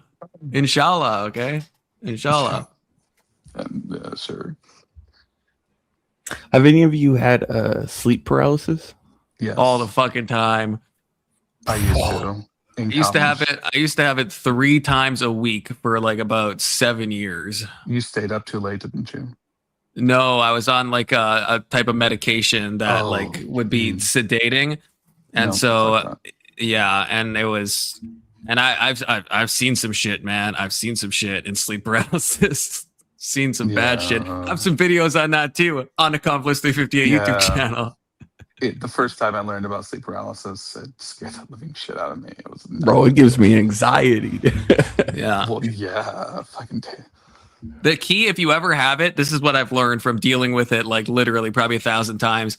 And sometimes you forget in a moment because it's so scary. You got to focus on like wiggling your toe. All of your energy, every willpower you have on just a single toe. And eventually that toe will start moving. And then you try to move it more. Eventually the foot, eventually the ankle. You work your way up and eventually you snap awake. The only thing. Because if you just try to move in general, you'll have phantom movement and you'll like move out of your body, but you're not actually awake. And now you're just in some like, but you think you like have moved, but you haven't. So it has to be a small part of your body, like maybe a finger could work too. I always do the toe, and that's what like. Bro, ends it for what me. You could just opt out of your body? Like for me, every time I've had it, I will just roll out of my body. I'll be crawling along the floor, and I can like see under my bed. I can like see stuff. I don't know. I must have seen it before. I've watched. This is gonna sound crazy. I've watched YouTube videos in sleep paralysis while facing the other way. Like videos I've never seen before. So I'll fall asleep this way. I have maybe a laptop on this side. I'm facing this way. I'll roll over in sleep paralysis, but I'm not really rolling over. I can see the video. I can see what's happening. And then I'll snap back to my body, not facing it. And it is what happened in the video. Bro, that's so I'm like, freaky. how is that possible? That doesn't make any sense. Dude, that is freaky. Yeah, it's a bizarre the state. few times I had it, I didn't sleep for like 4 days straight. Don't do that. Yeah. So, well, Colin, yours fine, is medically like induced. So when it was 3 times a week, that was because I was taking a sedative that made it more likely. But now I'll still have it just normally. It could just happen Sleep paralysis sometimes. is fun.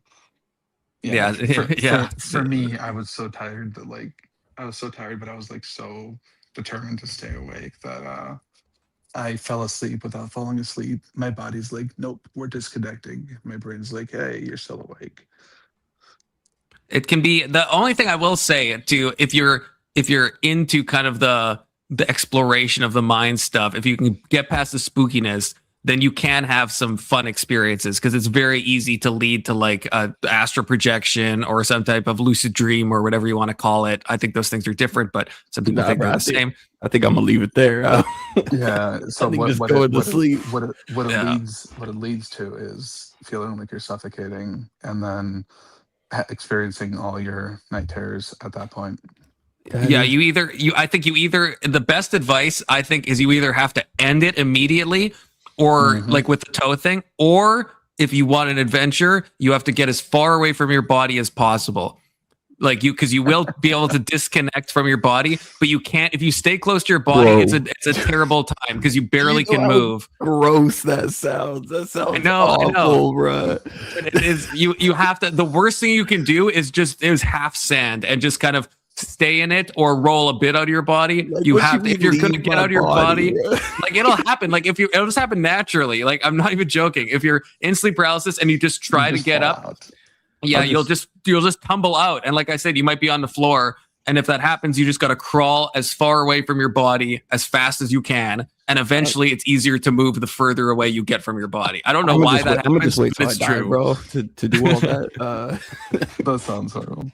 So Sterling, do you recommended this? Do you know something about this? You have your own experiences?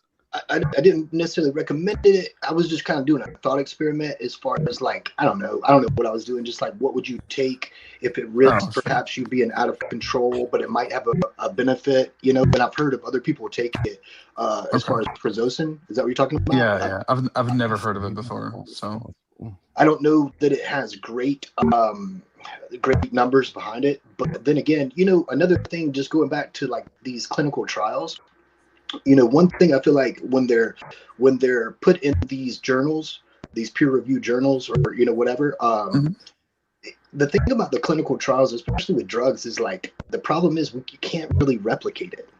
You know what I mean? Like who could afford to put together a pharmaceutical trial themselves? Like if you wanted to test the outcomes, you know what I mean? Like it would cost millions. You are fucking crazy. Say that. You say, huh? He's talking to the chat. Oxycat. I stay in as long as possible of sleep paralysis. Con, the amount of times you're moving the pouch like from your mouth to your desk, I'm convinced you got like a stash. No, he's just playing with it. Yeah, it is the same. It is the same one for You real. don't keep it like you don't just try and be tuck it more and keep it mindful there. of like playing with it. See if you can like learn to not play with it. While One you're- time someone, it was like K2 or something, donated so I couldn't play with it. And it was terrible. It was terrible. I had you to like just couldn't stop paying constantly, attention, right? yeah, I had to like constantly, like I would almost reach in and have to like, I was like, fuck. It's not easy. So are Yeah. you not supposed to like keep them behind your lip or? No, you are supposed to. It's just become a weird oral fixation, I guess, of just like, yeah, just like a tick. I mean, I like take my vape apart and I'll like put it back together, like the pod. I'll like unsnap it, snap it back. Yeah. I don't need blood pressure stuff, so I don't know what that would do if I used it. It should be that for most things that's fine as long as I think the risk is if you have like low blood pressure already or and if you I've take already it, taken then some sort of medication. yeah. Because like there's other stuff that they use for like anxiety and stuff, or like clonidine and stuff that also works as a blood pressure thing, and you can't take that if you already have like hypotension, because then you'll just get even more hypotensive. The fun kind of crazy. I don't know. I don't know. I don't know if that's worse than if that's better or worse than crazy. Yeah. You know, that is a result of the curse of consciousness. We are thinkers, and it's our divine punishment that we are doomed to think. Oh, I didn't even see that message for Testicular Johnson. Why is he not on here? He's Yeah, where is he? He's just yapping in the chat. Mm-hmm. You little shitheel. Get on here. So let me ask, I get, because we've touched on it. If you're interested, you could answer, or if you want to. But like, are there any? Let's start with Khan. Are there any substances that you just wouldn't touch no matter what? You know what I mean? Like, are there any drugs, chemicals, or whatever that you just say are completely off limits to you? He likes all of them. There's a two-tiered answer. There's one where it's like, at this present moment, I don't touch them, but I would like to one day. I just don't think my mind is robust enough, and that would be like hallucinogens. I've never done a hallucinogen or a psychedelic or anything like that. I want to be the kind of person that could. I just think my mind might break, so I haven't. And then there's like probably the only drug would be like something like PCP, where I have no interest in like or some like severely retarded drug like that, or something that would be like incredibly like brain damaging, like inhalants and stuff like that, like certain inhalants that just like you're killing brain cells as you're doing them, you know. Kind of anything else, yeah. I mean, yeah, anything else, it's like maybe. But yeah, the hallucinogens spook me. Christian, what about yourself? I mean, everything. I did like hallucinogens for a really long time, but now I don't touch anything but it's nicotine and alcohol, caffeine. I had a really bad experience on LSD. I turned 21. I had a really, really bad experience. Is that the last time you did a hallucinogen, or did you do it since? No, that was the last time. Like kind of scared you straight. Yeah, I was just so I was gone. I was so high. It was bad, bro. It was really bad. I've thought about maybe like microdosing like psilocybin. Like I've thought about it. Like I'm like maybe that could be good. I don't know. But any large dose, I just feel like I don't know. If I had like a button to like stop the experience or something, if it got like too intense. But stuff like acid, man, like what? It's like lasts like 12 hours or some shit, right? Yeah, it's just like a really, really long time. Like on when I had a bad trip on cannabis, I don't know much about cannabis, but I smoked that shit that's at like the very bottom, that's like all oily, whatever it's called, like sheesh or something, or you know what I'm talking about? Anyone smoke cannabis a lot? It's like the stuff in the grinder that like, yeah, I don't know if it's. I think they call it Keith. Keith, I think that's it. Yeah. And I loaded up a bunch in a bong and took like the biggest bong hit I could. And it felt like it lasted like days, but like it didn't. And so I can't even imagine what like a bad LSD trip could be, because it was only probably like 4 hours, but it was like, yeah, it felt like honest, like days and days. And so it's like I had severe time dilation, like looking at a clock and the clock hands are like tick, tick, like literally like that slow. I was like, how is this even possible? It was a nightmare, an absolute nightmare. And so, yeah, I can't even imagine like something that lasts longer than that. During that time, I was taking LSD I was, like every week, like once a week. Jesus. Like once a week, bro. I was doing it once a week. And then I turned 21. I was like, oh, I'm going to take 3 gel tabs. And then that was, oh my God. That was a wrap, bro. That was it. It did, though. It did. I don't think it's obviously the answer, but it did actually. That's kind of what led me to start looking into God, was hallucinogens. Yeah, you take enough LSD, you'll probably see God. You know, that checks out. Right. Well, once I stepped out, I totally believe that. that. I was like, oh, okay. The experience, I think, told me just that there's more. You know, so I took that. I was like, okay, well, yeah, let's avoid the drugs and let's look into it. So, Alex, is I guess Sterling's question was, what drugs wouldn't All you of them. take? I guess, yeah, your answer is going to be like all of them. Everything except caffeine. Except caffeine. I mean, I don't consider caffeine to be that. Well, isn't like the definition of a drug anything that like alters? Yeah, But yeah, it's not a loosening of my mind state. It's not like I lose control over my mind. It's just that I can feel awake even though my mind wants to sleep. Yeah, it's a psychoactive, but it's pretty mild psychoactive, I guess. And then Sterling, if you're here, what drug? Your same question back to you. What drug? Is there any drug you would not ever take? Well, I guess like if we're talking about recreationally, I don't, which I should have been more specific. Like recreationally, I would never touch like opiates and opioids, but I could certainly envision like a scenario where I would, like, if it was like end stage or, if I was in so much pain. It's easy for me to say I don't want opioids and opiates because I'm not in pain right now. You know what I mean? So recreationally, I wouldn't mess with it. But yeah, that's fair. That's a good call. Everything else is a go, though.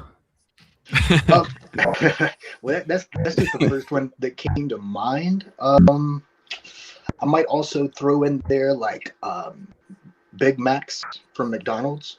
Yeah, I wouldn't touch that either. You don't fuck with Big Macs. Nah, I don't fuck with that. I don't fuck with processed foods. Yeah, nah. That's a good choice. Yeah. But also, good.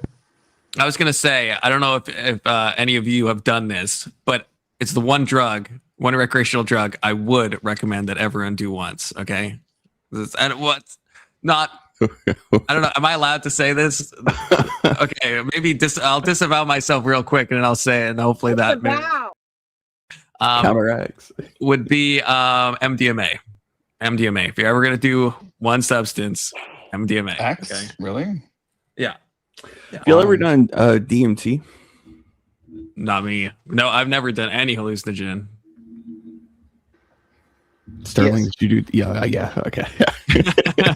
Yes. You had those shifty eyes for a second there, Sterling. Yeah, I did it because like I watched some documentary on Netflix about it, the God Molecule, I think they called it, or something. Oh, yeah, like yeah. Mm-hmm. Yeah, and I was curious. I tried it once. Yeah. Do you like smoke it? Did you meet God? Yeah. Well, yes, and then whoever asked that, no. And maybe I didn't take enough. I didn't blast off, but after that experience, I was like, all right. I don't think it's worth the hype, so I just didn't do it again. But I used to grow salvia back in the day, like when it was legal, and not to sell it, just growing the plants, to be clear. And I never got a chance to freaking use it because then I went on vacation. My friend was supposed to water it. I paid like hundreds of dollars for 3 salvia plants, and then my friend fucking didn't water them, even though I asked him so often to, and then they died.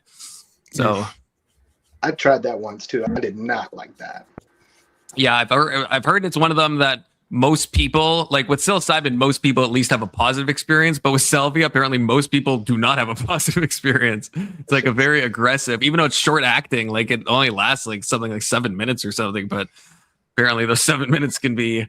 But that's why I thought if I grew the plants and nursed them, that they would treat me well. And I'm not even joking about that. Like I actually thought, like I actually truly believe that. Like I was like, if I treat the plant with respect, grow it from a pup, Kiss it every morning. Yeah, like take good. But then after they died, I'm like, well, shit. Now I probably pissed off the salvia gods, you know. But it's not my fault, so hopefully not. But you know, haven't done salvia since, so not hard to say. Oh my god! I think plans. I can't remember where I saw this. Was this? I can't remember if this was in the Jordan Peterson. No, probably not. I don't know where I would have seen this. It was on some YouTube video, and it was someone saying that we have become. Oh no, yeah, it was a channel called Esoterica, which is like this Jewish guy that talks about esoteric stuff, and he was saying how, like, the way that we used to do like psychedelics like throughout history, right, is so different than how we do them now. Like so often it's like you're in someone's basement or your own basement and you're just like dropping acid, right, from some guy you met that like sold it to you or whatever, right? Whereas like back in the day, like during the like Eleusinian mysteries, right, you'd all be together. It's like a ritualized setting, you know, and people still do this with like ayahuasca in certain places, but it just, even I haven't done any of these things, so I'm talking out of my ass here. But it does kind of feel like that's probably the better way to do it. Like if you were actually in like the proper setting to do these things, like how, because there's got to be a reason that throughout most of history, this has been like a group activity. It's not just someone taking peyote, you know, in the desert by themselves on most cases, right? It's usually something where like someone is guiding you through it. You're with other people. You know, it's not usually just like, yeah, tripping alone in like in an urban area, you know, like that's like not. So I think that's where I think a lot of this is my hypothesis. That's where a lot of these kind of bad trips come from. Is just like the, you know, it's just the wrong setting, wrong, you know, mental state, all that stuff. Isn't there like a honey where if you drink water, it makes you higher? Or am I tripping? Honey? Yeah, it's like a hallucinogenic honey. I don't think I've ever heard of that. That could be true. Like that bees make? Like that kind of honey? Hold on, I'm gonna look it up. That could be tripping. Oh man, did you already eat the honey? Is that why you're tripping?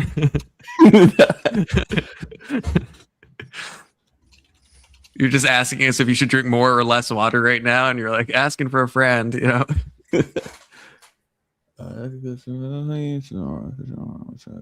There's some weird shit. I actually did a video on this. I thought it was a pretty funny video on diphenhydramine, which is like there's like a Reddit community, like Benadryl is like diphenhydramine, and it's like there's a Reddit community of people that will like take it for recreational uses, and that shit causes like those types of hallucinations where you don't know you're hallucinating. So it's like most people on like LSD and stuff, at least they know they're tripping. But if you take enough Benadryl, apparently you just like will have a full conversation with someone and only find out the next day that you didn't even have that conversation.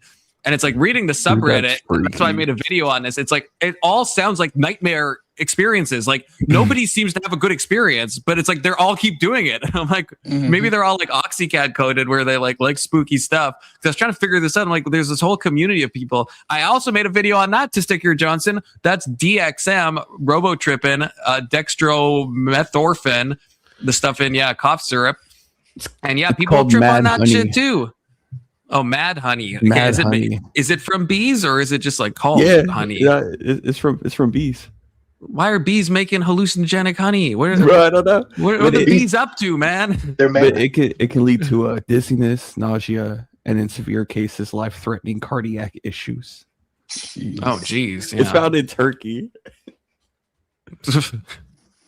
Yeah, Oxycat, you should get in that Benadryl grind set, okay? You'd fit right in with these people, okay? You could see the Hat Man, Oxycat. You could really get to know him. It'd be great. I kind of want some of this mad honey. Anything bees do. I trust bees. I think like in terms of like how much I trust different creatures, bees are kind of on the high trust level for me. Have you ever met a killer bee? I haven't met a killer bee. That could change but I mean like honeybees, not so just you would take something called mad honey if it was made from actual, like, for real bees, Yeah, I think I it's made for trust. bees. Yeah, I think I trust, and not wasps though. I don't trust what if it wasps or was- hornets what or if anything it- like that. Wasps What if are those are evil. made by killer bees? The killer bees, I feel like killer bees don't make honey. Just in You're my right. mind. They don't. Okay, see, there we go. See, They eat I'm killer in tune. things. I'm in tune with the bees. Okay, I'm bee coded, you could say. Is this you, Testicular Johnson? Say something in chat so I know it's you for real, for real. The giant Himalayan honeybee makes mad honey. The giant Himalayan honeybee. That's scary. How giant we talking? It's a Okay, honeybee. we're looking up the giant I Himalayan. don't know if these are zoomed in. They look pretty giant. I don't. I have a. Oh, yeah, if they put the word giant on honeybee, I think you can just anticipate it. Probably. I have a It's pretty conspiracy fucking theory about honeybees, which I can't What? prove. Obviously, that's why it's a. Bro, look at the conspiracy. flower Sure. compared to the bee. What if it's a really small flower Yeah. though? Something else. Just do like Google Images. See, we need like someone has to put like a fucking banana beside like it. in their hand or something. Like, what is this? Oh, I'm getting like that. What's it called? The tryptophobia or whatever. I'm getting some tryptophobia here with all these fucking holes, man. This guy's like almost holding one. I don't know. What is Oh, I thought this was the bee and this was the man. I was like, oh my god, that is a giant bee. But that's the nest, I'm pretty sure. Can't really get a sense of scale. Oh, there we go. Wait, that doesn't look. I mean, it's big, but it's not like. Is it giant? I mean, that's a big bee. Big four Is it- bee. is- I mean, is it's it as big big for as a the- bee. Is it as Hornet. big as the Japanese wasp? Dude, the Japanese Oh. hornet is fucking nightmare fuel. It is. It is. Okay, where's this mad Now honey? imagine them putting their nest inside of you. Oh, the red honey. I like those Yeah, chocolate. honey, there it is. Okay. Is what? honey that contains gray anotoxins. That sounds good. Nepal and All of Turkey. that. What could go wrong? I'd take some of this shit. Wait, except you said it can like stop your heart or something. Maybe I actually. Yeah, I don't know. it's Too severe much. cases. It can give you cardiac Whoa, issues. this It didn't sounds say cool stop your though. heart. Rhododendron poisoning. I love rhododendrons. They're so True. pretty. So that sounds like a pleasant type of poisoning to have. If you had to be poisoned. True. Right? Yeah. If you had to be poisoned, that is the poison to get. How much of it would you need to take to just get high? I don't All know. of The degree of mad honey intoxication depends on the quality consumed, as well as the concentration of gray anotoxins. It doesn't really sound like it's not saying anything about euphoria. Like, what's the positive effects? I guess giddiness is the only. That numbness would send me if I can't I mean- feel my body. Delirium, vertigo, nausea. Yeah, it sounds like a great time. Yeah, I don't know why people would take this. I think it's like some spiritual thing or whatever. That like how it kind of got trendy for people to go to like the Amazon and do what's it called? Ayahuasca. Yeah. I think it's similar. I've seen a couple of YouTubers. They Wait, go, did that say no deaths in 2015? no Yeah, deaths? it dude. said a systematic review of 1199 cases found no reported deaths. So sounds pretty safe. It sounds pretty unpleasant, but it sounds pretty safe, If you guys do it, I'll do it. Like, I'm just saying. We I'll could do a do it mad together. honey stream. Mad honey stream, anyone? But yeah, Think how oh, many but- views that would get, though. For real, probably illegal on YouTube or like not allowed on YouTube. But I'm not sure actually. That's a good. are you allowed to do collective? I've Depends there are probably if people it's- if tripping it's- out on YouTube, like their videos of that. The people Right, and I don't even think it's illegal, right? Yeah, it I says it's think rarely if they have produced in the U.S. I don't think they can show like taking it, but I think they can show like being on those substances. I could be wrong, but so we could do a mad honey There's stream. YouTube videos on people trying it. Yeah, my conspiracy about honeybees is I think bees, specifically honeybees, but bees in general, I think are overrated. I think we've been told lies about how You they son of a. keep. I think it's bullshit. How dare you? I think it's a Where's Marilyn? by Here the she honey comes. industry, and because it's like obviously profitable to have honeybees, And my reasoning specifically is honeybees are originally from Europe, and in North America was like an agricultural society for like 10,000 years or whatever, right? And honeybees didn't come over until like, I think it was like 1895 or something. It was like the turn of the century.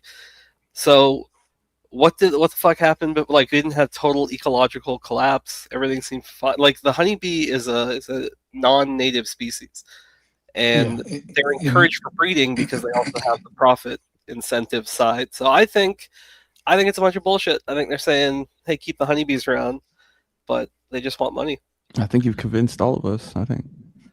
I think you're onto something, but I think honeybees are not the only pollinator, and so there were bees native to North America before the honeybee was introduced. So I agree. I think they capture our heartstrings with the honeybee because they're so bumbly and and fuzzy and stuff. Those are make honey and they don't sting you very often. Is a bumblebee? Bumblebee is different. A bumblebee doesn't make honey, does it? I like those guys, and they don't even make any honey. Yeah, bumblebees are awesome, and they're better pollinators. They have no purpose. I've heard the counter argument that like we didn't have industrialized farming, so I think that like certain crops might take a hit, but I think like I just don't think it would be as catastrophic as people say. Like people are like, oh yeah, the whole food chain would collapse, and I'm like, I don't know if I buy that.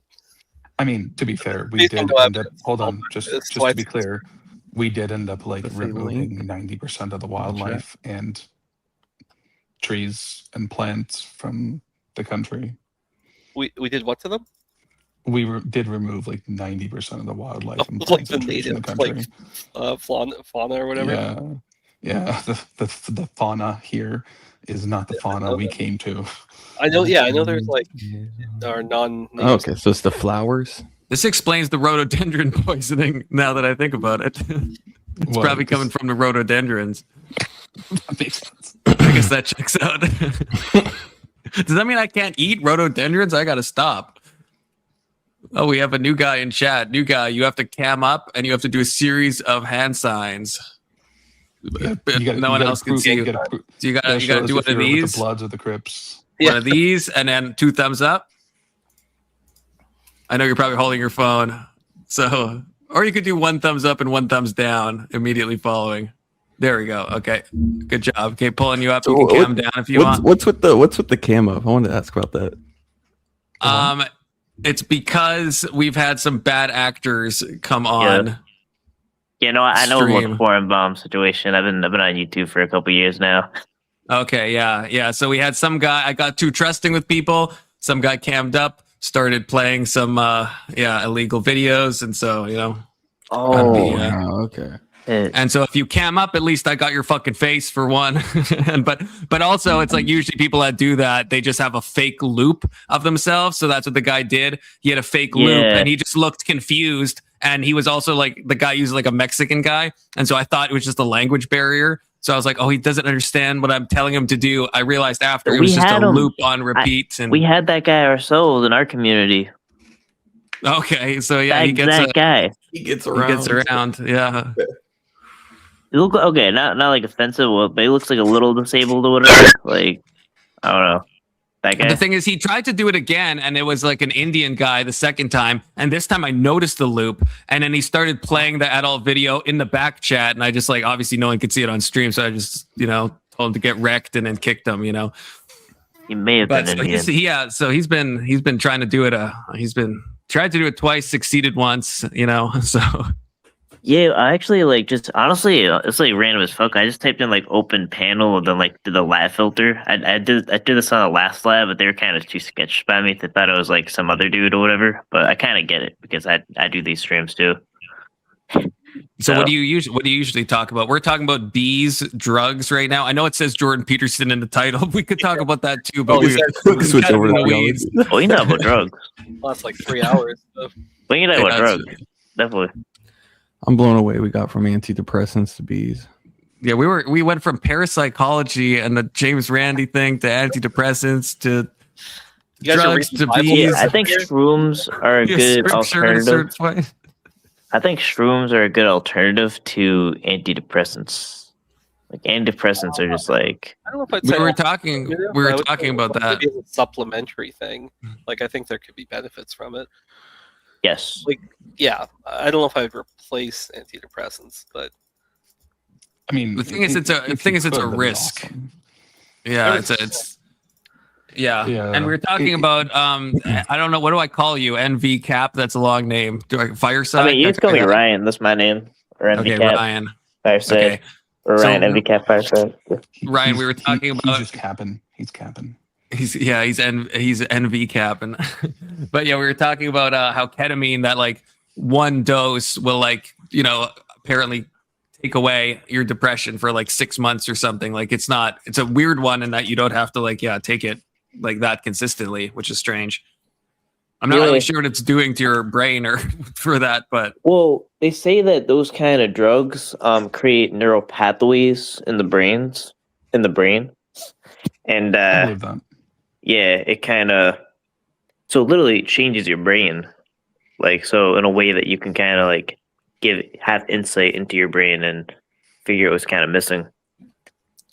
that's interesting. yeah, there's also your brain chemistry. there's also something for people. What's it called? There's something for people who are hooked on opioids. That it's like no, that too, but no, it's a psychedelic iboga or ibogaine. It's called, I think, both. I've heard It's like an African hallucinogen, and it can have like cardiovascular effects, so it's a bit risky. But they found that like if you are like fully addicted to like heroin or opioids, that you can go and take this and you'll just be like, most people that take it apparently just like never want to touch an opioid again. Yeah, and it's like this has been done in like clinical trials. Yeah, that's how you spell it. That sounds and it's like a awesome. bad experience. Apparently it's vomiting, Yeah. or, like, sweating, and like it's not like Yeah, a it's fun very time. it's very unpleasant. But I don't know. Yeah, for some reason it like takes away your desire to like use opiates, and it's like very effective. I don't know why, Let's do but it. I'm a we'd have to get opiate addictions first, though, right? For it to No. test it out. So we here's what all we do. after the Mad Honey, we can switch to that as a for the next stream. I think on addiction is I think all addiction is kind of genetic, because like they say like if you really look at like addiction rates, or I don't know if you're familiar with Dr. Carl Hart, but really like the addiction rates are like 20 something percent, 30 some percent, even meth, heroin. There's like and Dr. Carl Hart is like a neuroscientist, and he actually does heroin recreationally. I actually did learn about this in psychology. The amount of people who try heroin and get addicted, is incredibly low. It's it's like 1 in 5 or something. Like I always would assume that if you try heroin, it's like probably very likely, but it's Hold on. actually John, right? Try how many times? Yeah, they like make it just sound like once. Like if you use it one time, what is the chances? If 5 people use it once, then on average, one of those will end up developing an addiction and dependency. That sounds. That means that's That high, sounds but that means pretty- that 4 sounds to pretty 5. high. Yeah, but that means 4 to 5 people are just like casually trying heroin and not getting addicted. Like I would expect. I mean, it's Yeah. heroin. It I would goes expect on. it to be higher. What's the chance of getting hooked like the second time you try it? I don't know. Probably a lot higher. It probably goes up very It's about the dramatically. I think same, the curve actually. is probably It's all steep. the same. It's there's the doctor you're talking about. I haven't heard of him, but they call it like chipping when you use like heroin recreationally. I think there's probably very few people that successfully do that over a long period of time. Because I think a lot of times eventually something catches you in life where you start breaking your own rules, and you start using it maybe a bit more often. I mean, that's what I'm a big fan of Nirvana, and in Kurt Cobain's journals, that's one thing he says. He says that people think that when you use it once, you're going to be like hooked, but he said it's not like that. You use it, maybe once a year, then you maybe use it twice the next year, then maybe you use it, once a month, and then maybe something bad happens, you're using it once a week, and then it just kind of one of those things that like sneaks up on you. I don't know how like true that is for most people, but I mean, that makes Could sense. be. It's probably similar for a lot of. I would imagine that's probably similar for a lot of drugs. I wouldn't be surprised. It's just kind of like you got to know your own biochemistry. Like it's not even drug addiction or like taking certain drugs. It's just drug management. Like that's literally all Or of you it. could just not Well, fuck with it can I and ask not you a risk question? addiction. Oh, I Yeah. know- Same. there's two different schools of thought. I'm not one of those people who thinks that like, oh, like it's natural, so therefore like it's good sort of thing. Where I'm being a little flippant about it, but do you guys sort of have any thoughts on that, like natural substances versus like synthetic ones that are made in the lab type of thing, or is it just kind of drugs or like drugs? synthetics, as in like, I mean, I'm not really sure. Like synthetic, that would be like PCP. Well, Kind of stuff. LSD, like, a lot of psychoactive substances, but things that I guess don't really occur naturally in nature, or they're like processed from natural products. Like cocaine could be considered like a. See, that's what I was gonna say. With that, I make a distinction with that because like chewing coca leaves is going to be very different than isolating cocaine and then like snorting it. And same with like if you have like poppy pod tea, that's one thing, right? But then if you like extract the opium, get it, turn it into morphine, diacetylize the morphine into heroin, and then like shoot it into your arm, right? Like the more degrees I think of synthesizing, not necessarily because it becomes less natural, but I think when you start trying to make something more potent, right? More like, more like, what the chemical you want, right? Even with kratom, which I think, Ryan, you mentioned, right? It's like they're doing, kratom is like something that's like on its own is pretty like fairly harmless. I've tried it a couple times, Yeah, and it's like, but then now they're doing stuff where, and these people are probably going to get it banned. They're synthesizing like the Neutrogena and stuff that's in it to make it like pure and selling in pills. And it's like, then you're getting like really, that's a lot more habit forming. What I take. Neutrogena pills? No, like very, very high doses of kratom, like in their capsules, like the powder. Oh, okay. Like is it like an extract? I know that people get stuff. Yeah. Then there's like another one. It's like hydroxy something. I forget. Yeah. I think that too. That shit's. You got to be careful with that shit. I'm just saying. What's it called? It's the second There's two compounds in kratom. One is Neutrogena, and the other one is like the one he's talking about. It's like What is it? Kratom. Hydroxy something. Hydroxymitragene. Mitragene? Okay.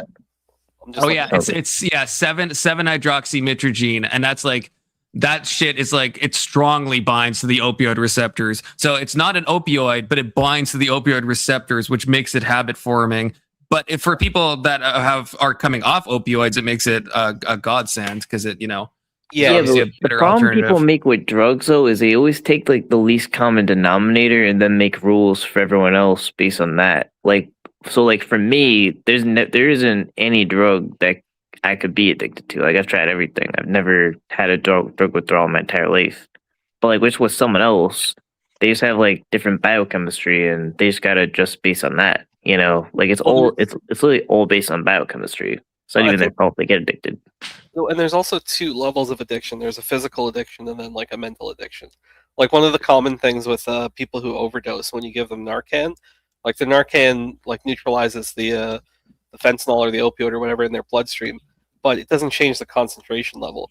So what often happens is like an ambulance will go out and bring somebody back with Narcan. The ambulance driver leaves, and now the person is just like, well, I'm not high anymore. So they'll take some, and then they'll instantly OD again because the shit's like still in their system. Narcan has a famously short half-life too, so it doesn't. And the other thing is, if you take Narcan, you're in something called precipitated withdrawal. Like it's so not only is it making you not high, but now you're woken up and you're instantly in full withdrawal. So of course, when the ambulance leaves, you're gonna be like reaching for more when they come back to life. Yeah, it's crazy. They'll be mad. Because they're in like full withdrawal at that moment. Sorry, my brain was firing off. I mean to interrupt you. You're good. I was just gonna say this is also something similar for cocaine. Is that it's the similar thing. You can develop mental resistance or like there's a word for it. You build up a tolerance. You can build up a mental tolerance to cocaine, but the physical effects you don't. So this is why people will snort a line and they're like, I'm pretty high, I feel okay. And they'll keep snorting. They don't realize that the physical effects, like their heart is starting to beat faster. So this is one of the reasons why the longer that you generally use these substances, the more prone you are to eventually overdosing, is because the physical doesn't really keep up with the mental side. So I don't know, just something to throw in. Yeah, I think that's the same with opioids too, where it's like the boundary to get euphoria and the overdose level become closer and closer the more your tolerance goes up. Yeah, because like, your respiratory depression doesn't increase at the same rate as your euphoria does. So like you end up getting into this delicate balance where it's like a little bit more, it puts you over the edge. You know, which is why so many habitual users. Yeah, it's like how you feel. Like I used to smoke weed pretty much daily for I don't know, a good portion of like my late teens, early 20s. But yes, I mean, probably same with anything. Like it's even with coffee. If you drink coffee every day and then you don't have coffee for a week, like that first coffee after that is amazing.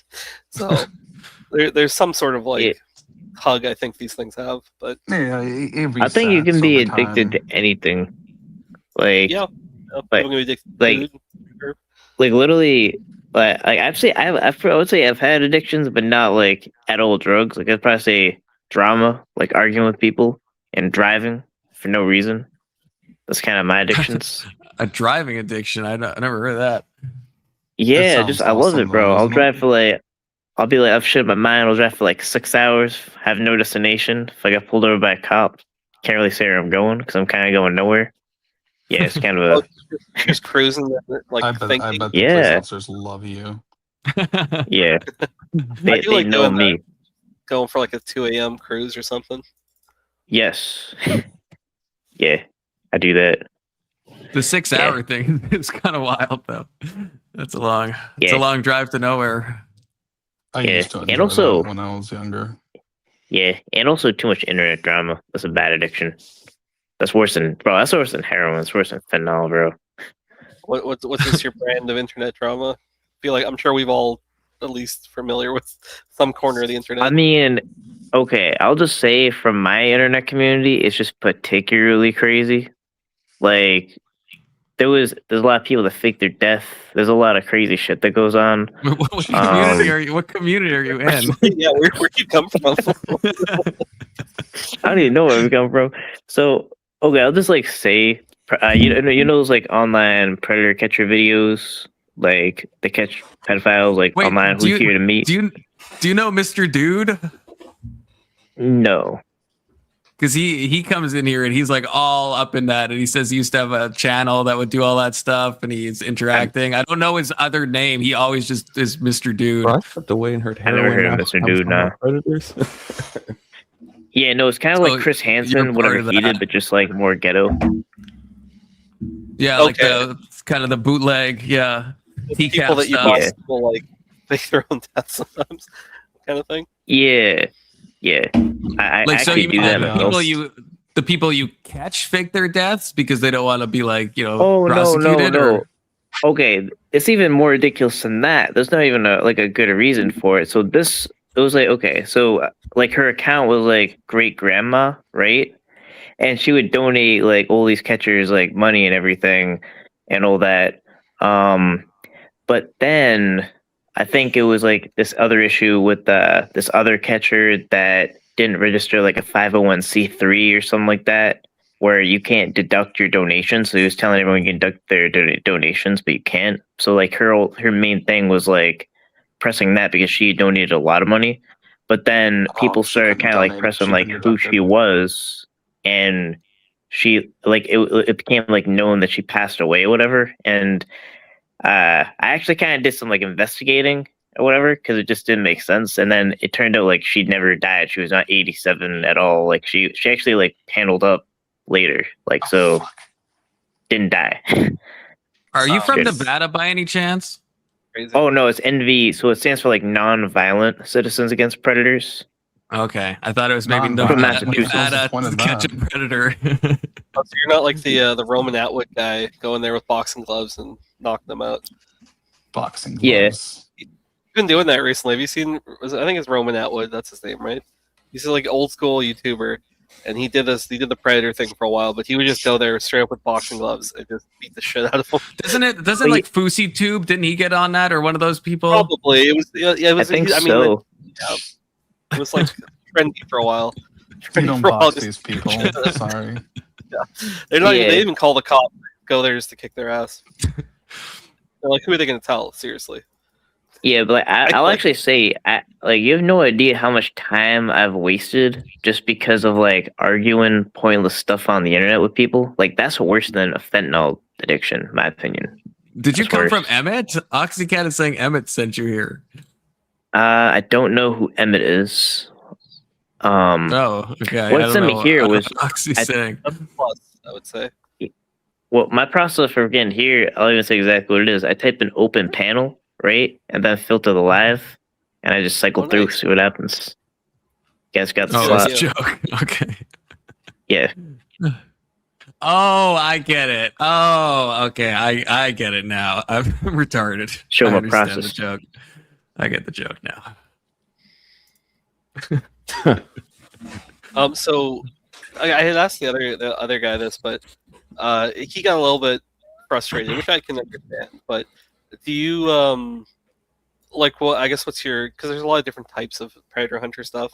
Like, do you generally like report them to the police, or do you like have like a group of people that you operate with, or so you just are about. See, I think that's good. I know the other guy was like, yeah, the police aren't going to do anything. What are they going to? And I'm like, but you could potentially fuck up investigations, like potentially. Yeah. Yeah. Okay. Yeah. Cool. So I mean, there is kind of a thing about like, whether, like, I like to like feel them out before I like let them know before the catch, but there's actually always like a cop caller from me, and they call the cops like to the scene. But yeah, if there's kind of a lot of things where if like you do it the right way, a lot do take the case. But the kind of issue that I kind of fight against is that like even if you do the case perfectly right and make no mistakes, there are DAs that'll literally just categorize you as a vigilante and will just say, just based on their opinion, they'll willfully just not take the case, regardless of. Yeah. Yeah.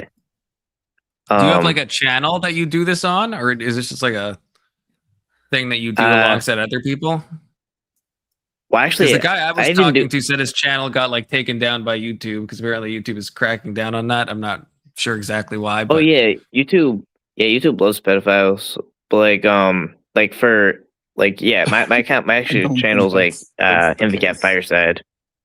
And it's kind of the big one I'm sharing with the another catcher, MVCat channel. But both those channels are owned by me at least, and MVCat Fireside is the one that kind of go live on. I'm actually in an editing process where I'm like putting out the videos about to, like kind of revamping everything. Got a lot of shit taken down, but yeah. So has your stuff actually led to arrests or convictions, I guess I should say? Like, do you follow the cases? Are you able to? Yeah, and the problem is, so I've actually caught 2 in my city, and they've been caught again in another catch by another catcher the same way. And they've been given parole again. Even so, they got the whole charge, felony, enticement of a minor. But the laws are so weak in Massachusetts, even though like I would see them get arrested in front of me, they still are they technically considered violent? Is it like a violent offense or not? I mean, I'm not really sure about violence. I know it's like it's child enticement though. It's a felony. Yeah, do they get put on the registry or whatever, right? At least one of them is. Okay, because one didn't. Like, for me, that's always a big one of like the community needs to know, or like you can. Yes. It sucks. Yeah, if there's not legal consequences, like there absolutely should be social ones, and I have no problem putting pedophiles on blast. There should be legal. This is where the pedophile lives. Psychological and massive life consequences. Yeah, I have a question. I asked this question to the other catching predator guy, and so I want to ask this to you, Ryan. So yeah, this is what confuses me with the. So I understand with FBI, if they're doing like a sting operation, right? They don't have to. In the same way, if they're selling you drugs, they don't have to sell you actual drugs to get you arrested, right? Correct. But when you're doing it, if you're not law enforcement, I'm assuming you don't use a real child. You probably have someone pretending or posing as a child. So is that like a tricky legal thing to get them with child? Because they're enticing someone they think is a child, but it's not a child, and it's also not a law enforcement like fate. Actually, so technically, when you're doing, and that's kind of like the whole reason for the name, like nonviolent citizens against predators, because it emphasizes like investigating at a citizen capacity. Because something police run into is entrapment issues, but you actually can't commit entrapment unless you are a citizen. And basically, I don't know if you guys watched like the James Comey interview, but hearing, but like he highlighted a very important legal concept, which is like there's a difference between like mens res and actus reus, which means like one is like the actual like what you did, and then the other one is like what was your criminal intent. And any law, the crux of any law is based on what they believe to be a 14-year-old or believe to be a 13-year-old. So it is decoying, and if they believe it's a 13-year-old and they show the culpability of it, that's the basis. Does that work with other, like, let's say I offered to sell somebody an illegal like narcotic, but I don't actually have any narcotics and I'm just selling them like flour. Can they be arrested for trying to buy narcotics even though I sold them flour because their intent was to buy narcotics?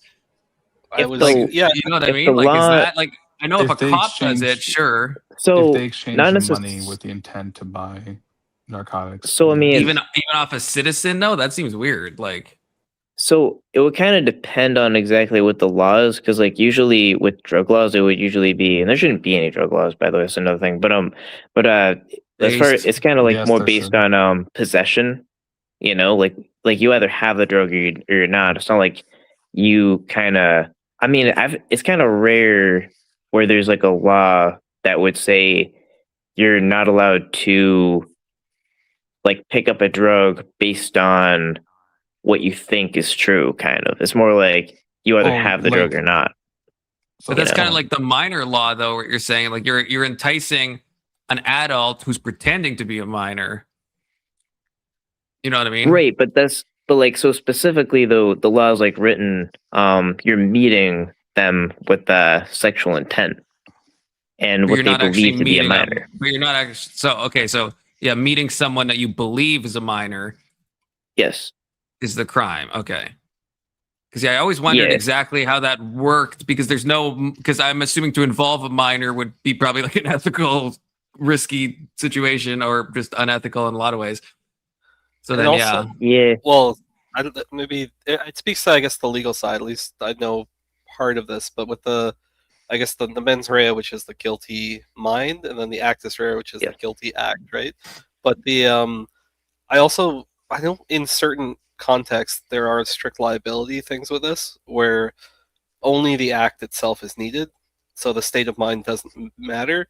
I think that's in cases where actual involvement with a child, like if something happens with a child physically, not like this sort of setup, but I know that all of that shit is like strict liability, which I think is good. To be clear, I think that like, we can't really be making like the determination of like, well, you know, to be fair, like prosecutors can choose not to prosecute you depending on the circumstances. So like if you're involved in one of these things where it's like the person was like 17 years old, but they've had a fake ID, or they even the Social Security office has a fake Social Security, fake birth date for them, right? Like there's a point at which they'll be like, there's no like criminal intent here. So to my knowledge, because I know that this, I only looked into this for, I don't even remember, I went down a rabbit hole, but this is true for like a bar. So say that like, let's say that you go to a bar and somebody has a fake ID, so they got into the bar, and then you start hitting on them, whatever, and then you end up hooking up with them, and let's say they're 20 and they whatever their ID said 21, right? To my knowledge, the bar has that sort of excuse, quote unquote, that you're sort of speaking of, where there's like a reasonable standard, or what would a reasonable person think in this situation. But for the person who engaged with them sexually, I'm pretty sure that they're still like, no, that does not count at all. I would check on that. I would check the. I'm pretty sure that. No, I can guarantee you're right. You're right. I'm sorry, I didn't mean 20-year-old. I guess they would have to be under 18. My mistake. Well, but like any for alcohol, it is 21. Yeah, to get into the bar, but I'm talking about like if somebody met them and then like took them home type of thing under that like setting. You could say that like it's a reasonable assumption that maybe they thought that they were of age.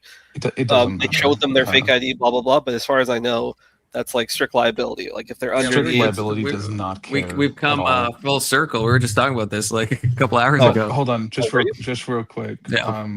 Real quick on a point. If you attempt to buy drugs, whether they are real or not, you are committing a felony. But from, are you sure that's from a legal standpoint? Yes. Yeah. But are you sure that's not just from a law enforcement? Like I know from a law enforcement officer, from a private, as long as you believe that what you are buying is drugs, then you are treated as if you bought drugs. Wow. But, wait. Sorry. This is just for my own edification. Could the person selling it not then also be charged for like? Yes. Okay. Well, okay, so actually, potentially but then shouldn't the TCAP people get charged? Because then they're trying to sell. Because the person selling, knows that it's not real drugs or something. In the same way that right. like the TCAP people, they know it's not an actual minor. I guess the only thing you could charge things with minors are treated in such a different manner than anything. Yeah, else it's in an the awkward world. analogy, but I think No, but I'm saying the minor thing you think would be more extreme, but you're allowed to do what Ryan does, right? Yeah. And so it would be weird if you're allowed to do that. You're allowed to pretend to be a minor and bait someone, but you're not allowed to to sell someone flour. I mean, it's probably scamming them. I don't know. I think what it is sell them flour if you pretend they're drugs. I think what it would take for that kind of situation, which is like a lot more kind of difficult to do, is it would have to be like in the law specifically as far as you like picking up the drug, like somewhere like that, where most of the laws kind of just aren't worded that way. So if there is a place where it is worded that way, maybe it could occur, but it would be more based on just like how the law is written, legal specific. Oh no, I'm sorry, I was totally wrong. So attempted possession of a controlled substance would be the core issue for intent to buy. Possession of a counterfeit controlled substance is what you would be charged for as the seller. You'd also be charged with conspiracy. That's interesting. That's very you could conspiracy to commit a crime, in which case the crime that you're committing is also fraud. That's such a wild concept because I'm in the context I'm thinking, because I'm sure this shit happens. Like I bought fake weed off somebody, right? I was like 16, and I was like, some dude's like, "Hey, I'll sell you a joint," right? And I'm like, "Yeah, of course, I'll buy your weed," which is just fucking dumb. PSA, don't ever buy drugs from strangers. Hold on, what if they label it literally just label it weed, and so you think it was weed, it was legit like oregano or whatever. I unwrapped it after, and it was just literally some sort of seasoning or something. But those are the situations I imagine will come up most commonly, probably with cocaine, dealers trying to rip off people or whatever. Do you think you can get trafficking for a counterfeit substance? Like, let's say you have 7 kilos of flour in your truck. Will they charge you with 7 kilos of a counterfeit substance, and you do 30 years in jail? It wouldn't be by weight. It would just be the possession of a counterfeit drug or illegal substance. Oh, okay. There's probably a federal amount that would be worse, right? I don't. If you could sell blue rock candy, then you're selling meth. Exactly. Yeah. Walter White shit. If you are advertising it as meth, then technically yes. Yeah, I guess so. It's just to me that fraud seems like it's like robbing a thief, right? It doesn't feel like it's really in the same realm, but yeah. Yeah. It's a weird one. So do you have recourse? I too have been sold fake drugs. Could I have called the cops and got us both arrested? Yes. You're coming down with me. Because his charge sounds worse. He's getting what you said, fraud, conspiracy, possession of I'm just getting buying the fucking substance. So he's in more trouble than me. Yes, there you go. You are correct. He would be in more trouble than you at that point. And I got some calls to make, man. Yeah. Police really care that much that they're willing to take the charge to get the guy. Jail. instant But narc. he'd go to jail for more. And That's what I'm and, hearing. and You'll end up in they the same cell. they might not be able to prove the case against him, but since you confessed, they are absolutely able to complete Dang it. to Yeah, prove the that's case against you. from. That's from. Mutually assured destruction. Except Well, not that's the really, thing, it's just not like, really yeah, it's assured. assured It's not on my assured. part. It's like It's only kind assured of, that you will be destroyed. It's single assured destruction. Sorry, I don't remember exactly where we started or why we went here, but The predator thing, and I asked if this works with right, the same okay, with okay. drugs, and yeah. So, yeah, all right, cool. I will say, and compared to the other with Mr. Dude or whatever, I do ethically sort of have like a thing about, like, I understand there's a lot of gray areas in these things, but from what it sounds like, you're approaching this in what I would consider like a more socially responsible way, which I think is cool, as opposed to just like, the people go in there just like either beat the shit out of the files or just for like the quote unquote content part of it, where it's Honestly, like, if you would make them disappear forever, I would be eternally grateful.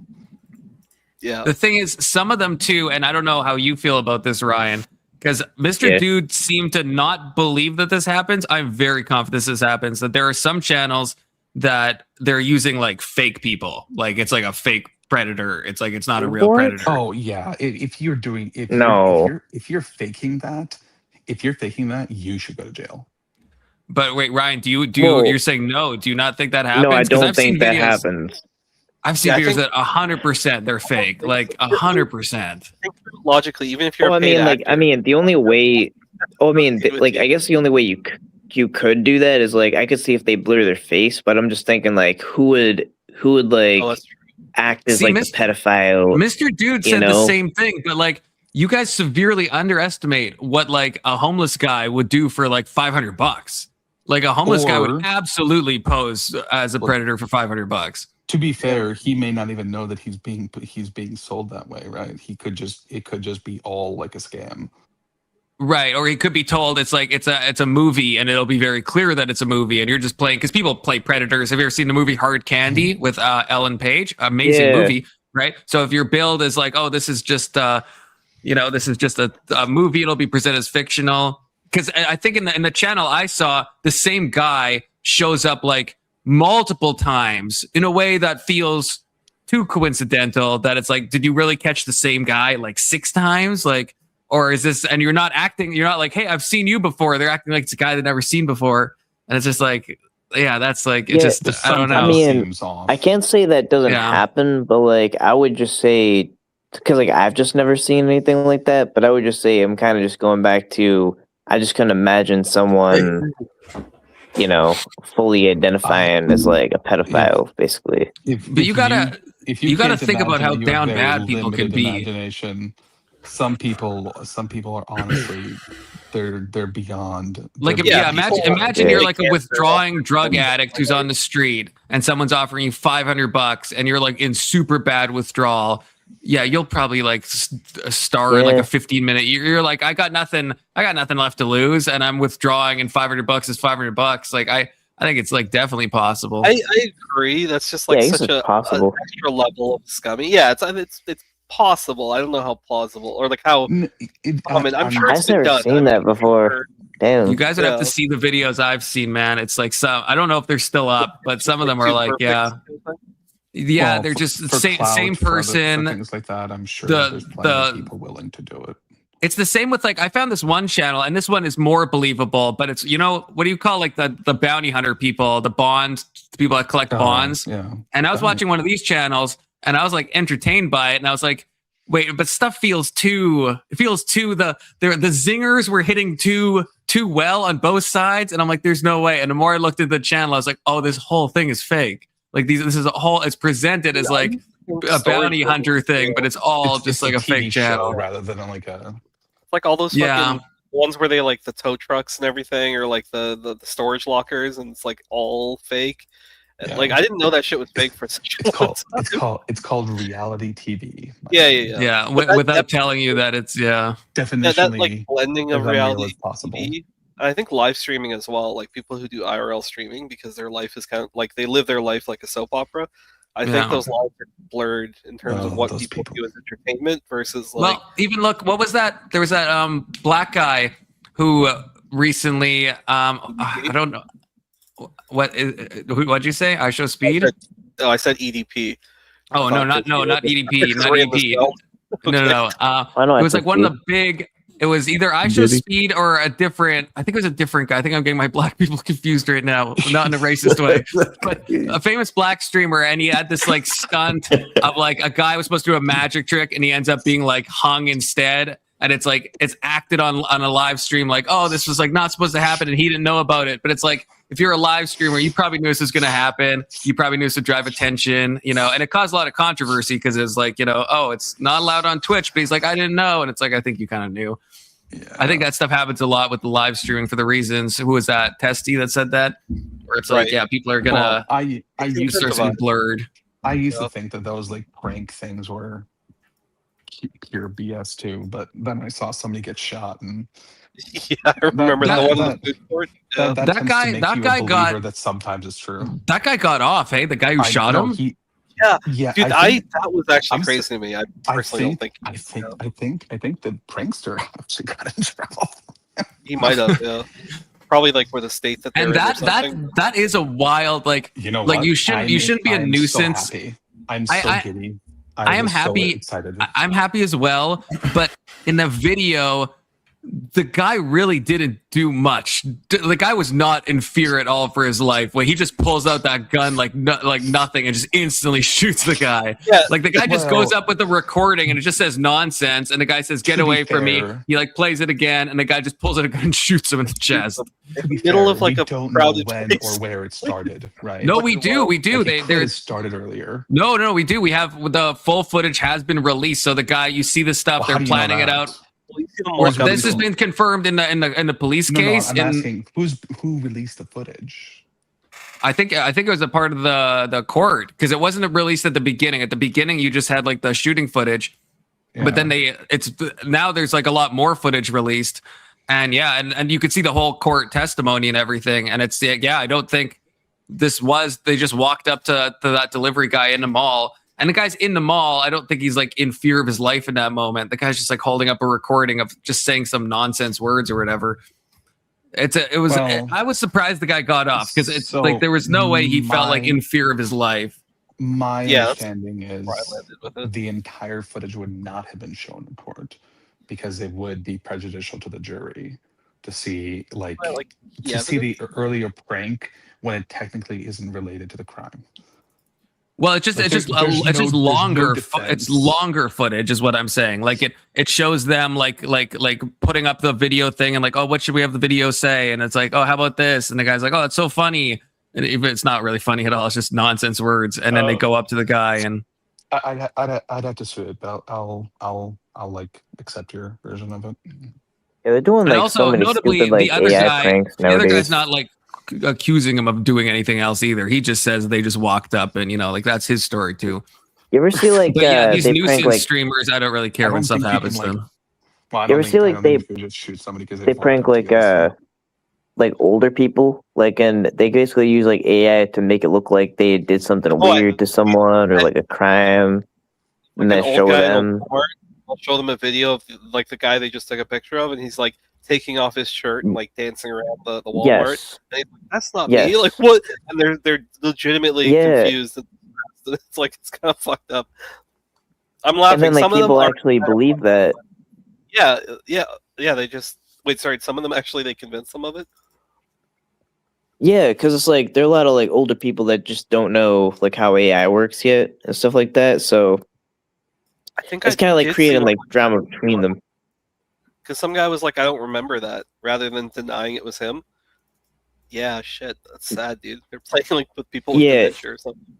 It was like one dude like said he sexually assaulted you, like he like made an AI thing that like kissed his neck or did some weird or whatever, and then like they confront him together, but like he didn't do it because it was just AI generated. It's like this weird thing like people are doing nowadays.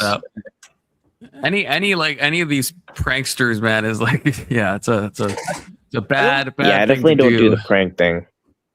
Well, the prank like heyday of YouTube is kind of over. Like I'm sure there's still those channels floating around, but I definitely. Well, maybe it's still a niche. I'm sure it is. I don't really kick around in that side of the internet anymore. It seems like it's more of like the nuisance streamers where it's not even really pranks. It's just like people on live just like doing stupid stuff. Because there's been a few arrests recently, and like there's that guy who got arrested in like Japan or something. That was Johnny Somali. Yeah. And that guy's a piece of that guy's human filth, man. That guy's terrible. And he was in denial up in. Vitaly got in trouble for something, right? Philippines, yeah. Didn't Vitaly? Isn't he the one who also like punched a woman? Yeah, he like on shrooms. He was like on shrooms, and he like. Yeah, just like beat up a woman running or something like that. He also got like gored by a bull at one point, didn't he? That guy's like, he gets up to a lot of weird stuff. He tried to like fight a bull or something for a video, and he got like it's like seriously injured like a few years back. I believe it, but that guy's crazy, man. That guy does a lot of coke. Shit. Okay, if you need a PSA to not do coke, just watch some of his shit. I have seen the only ones I've seen recently, are, like I think TikToks and stuff, where they're like passing on an escalator or something, and one guy will like brush the hand of the other guy, or like on the other side. Like it's always like some jack dude who could kick his ass. So, because did you remember for like the big thing was pranks in the hood for the longest while? Oh yeah. Go up to fucking gangsters and just like I don't know, flick their nose or something. And it's just like, bro, it was only a matter of time. Before you die. Yeah. And there was one of those. I remember H3 exposed this a while back when H3 used to be cool. There was one of those people that would do, I don't know if it was FouseyTube or one of the pranks in the hood people, where they had like video footage of like a bunch of black people destroying like a car that had like a Trump flag on it. But then it ended up that he paid the black people to destroy the car. So he's like literally trying to incite like a race related, anger. Situation. Dude, did you hear about this one recently? It was a conservative influencer. I remember how old she was, but like 25, 26. And she faked her own kidnapping. Then like that she was drug out into the woods and everything. And she placed the 911 call. She got like some friend of hers or some professional, whatever, to like actually carve like cuts into her. And like this was the story was float. This is a fairly recent one, but yeah. For what? Just for clout, or? Yeah, 100%. It was exactly like the Jesse Smollett thing, except in the reverse direction. I know recently there was someone that crashed their plane intentionally for clout. Do you guys remember this? And they got like they're facing like serious jail time. Like they bailed out of a plane and just let it crash into the side of like the California fucking mountains. There was they did a whole investigation. They found out there was no reason to bail. Like it was just so the guy could have like the body cam of him because he's like recording like a GoPro. He's like, oh, I gotta get out and all this stuff. And they, of course they're gonna look into that shit. And that's like because who knows where that plane's going when you just bail from it. That's like you could like kill a lot of people. So it's a good thing that guy is he's gonna be in jail for a while. Then all of a sudden a plane goes flying into you as you're hiking. Yeah, that would be some final destination going out that way. Yeah. Yeah. Do you think God is just like sniping you, man? For real. Yeah. Be a weird cause of death. Well, I think I gotta head out. So final words, anyone? And nice to see you, Ryan, for the first time. Nice to see you, Christian, for the second time. And nice to see you, Alex and Testicular Johnson, for the umpteenth time. Y'all are, of course, I'll definitely welcome back. Definitely subscribe and everything. And anytime you see something interesting, I stream every day from 6 p.m. Central Standard Time until really late at night. So yeah. True. Weird. Yes. Yeah. I don't really have any words. I appreciate you having me on as always. Same. Chatting. Yeah, me too. Great. Appreciate nice seeing all of you. And God bless. And you're I'm sorry you were wrong so much earlier. That has to suck. It's a terrible feeling, I'm sure. I feel like I was pretty right. And remember, check out that Alex reminder. Check out that. I wouldn't know though. I wouldn't know. Check out the YouTube video I sent you about antidepressants. Okay, it's a pretty good video. It's got a good song in it. Okay, it's got so few views because YouTube doesn't like, I think, when you talk about stuff like that. That's my cope anyway. But no, yeah. That's probably true. Yeah, I think because it had good analytics on the back end and it did fucking terrible. So I think think I was giving medical advice, which I low key kind of was. Okay. But yeah. Okay. You always have to preface this is not medical. Yeah, I should have said that at the beginning of the video. I didn't, but yeah. All right. 07s. Take care, you guys. 7s.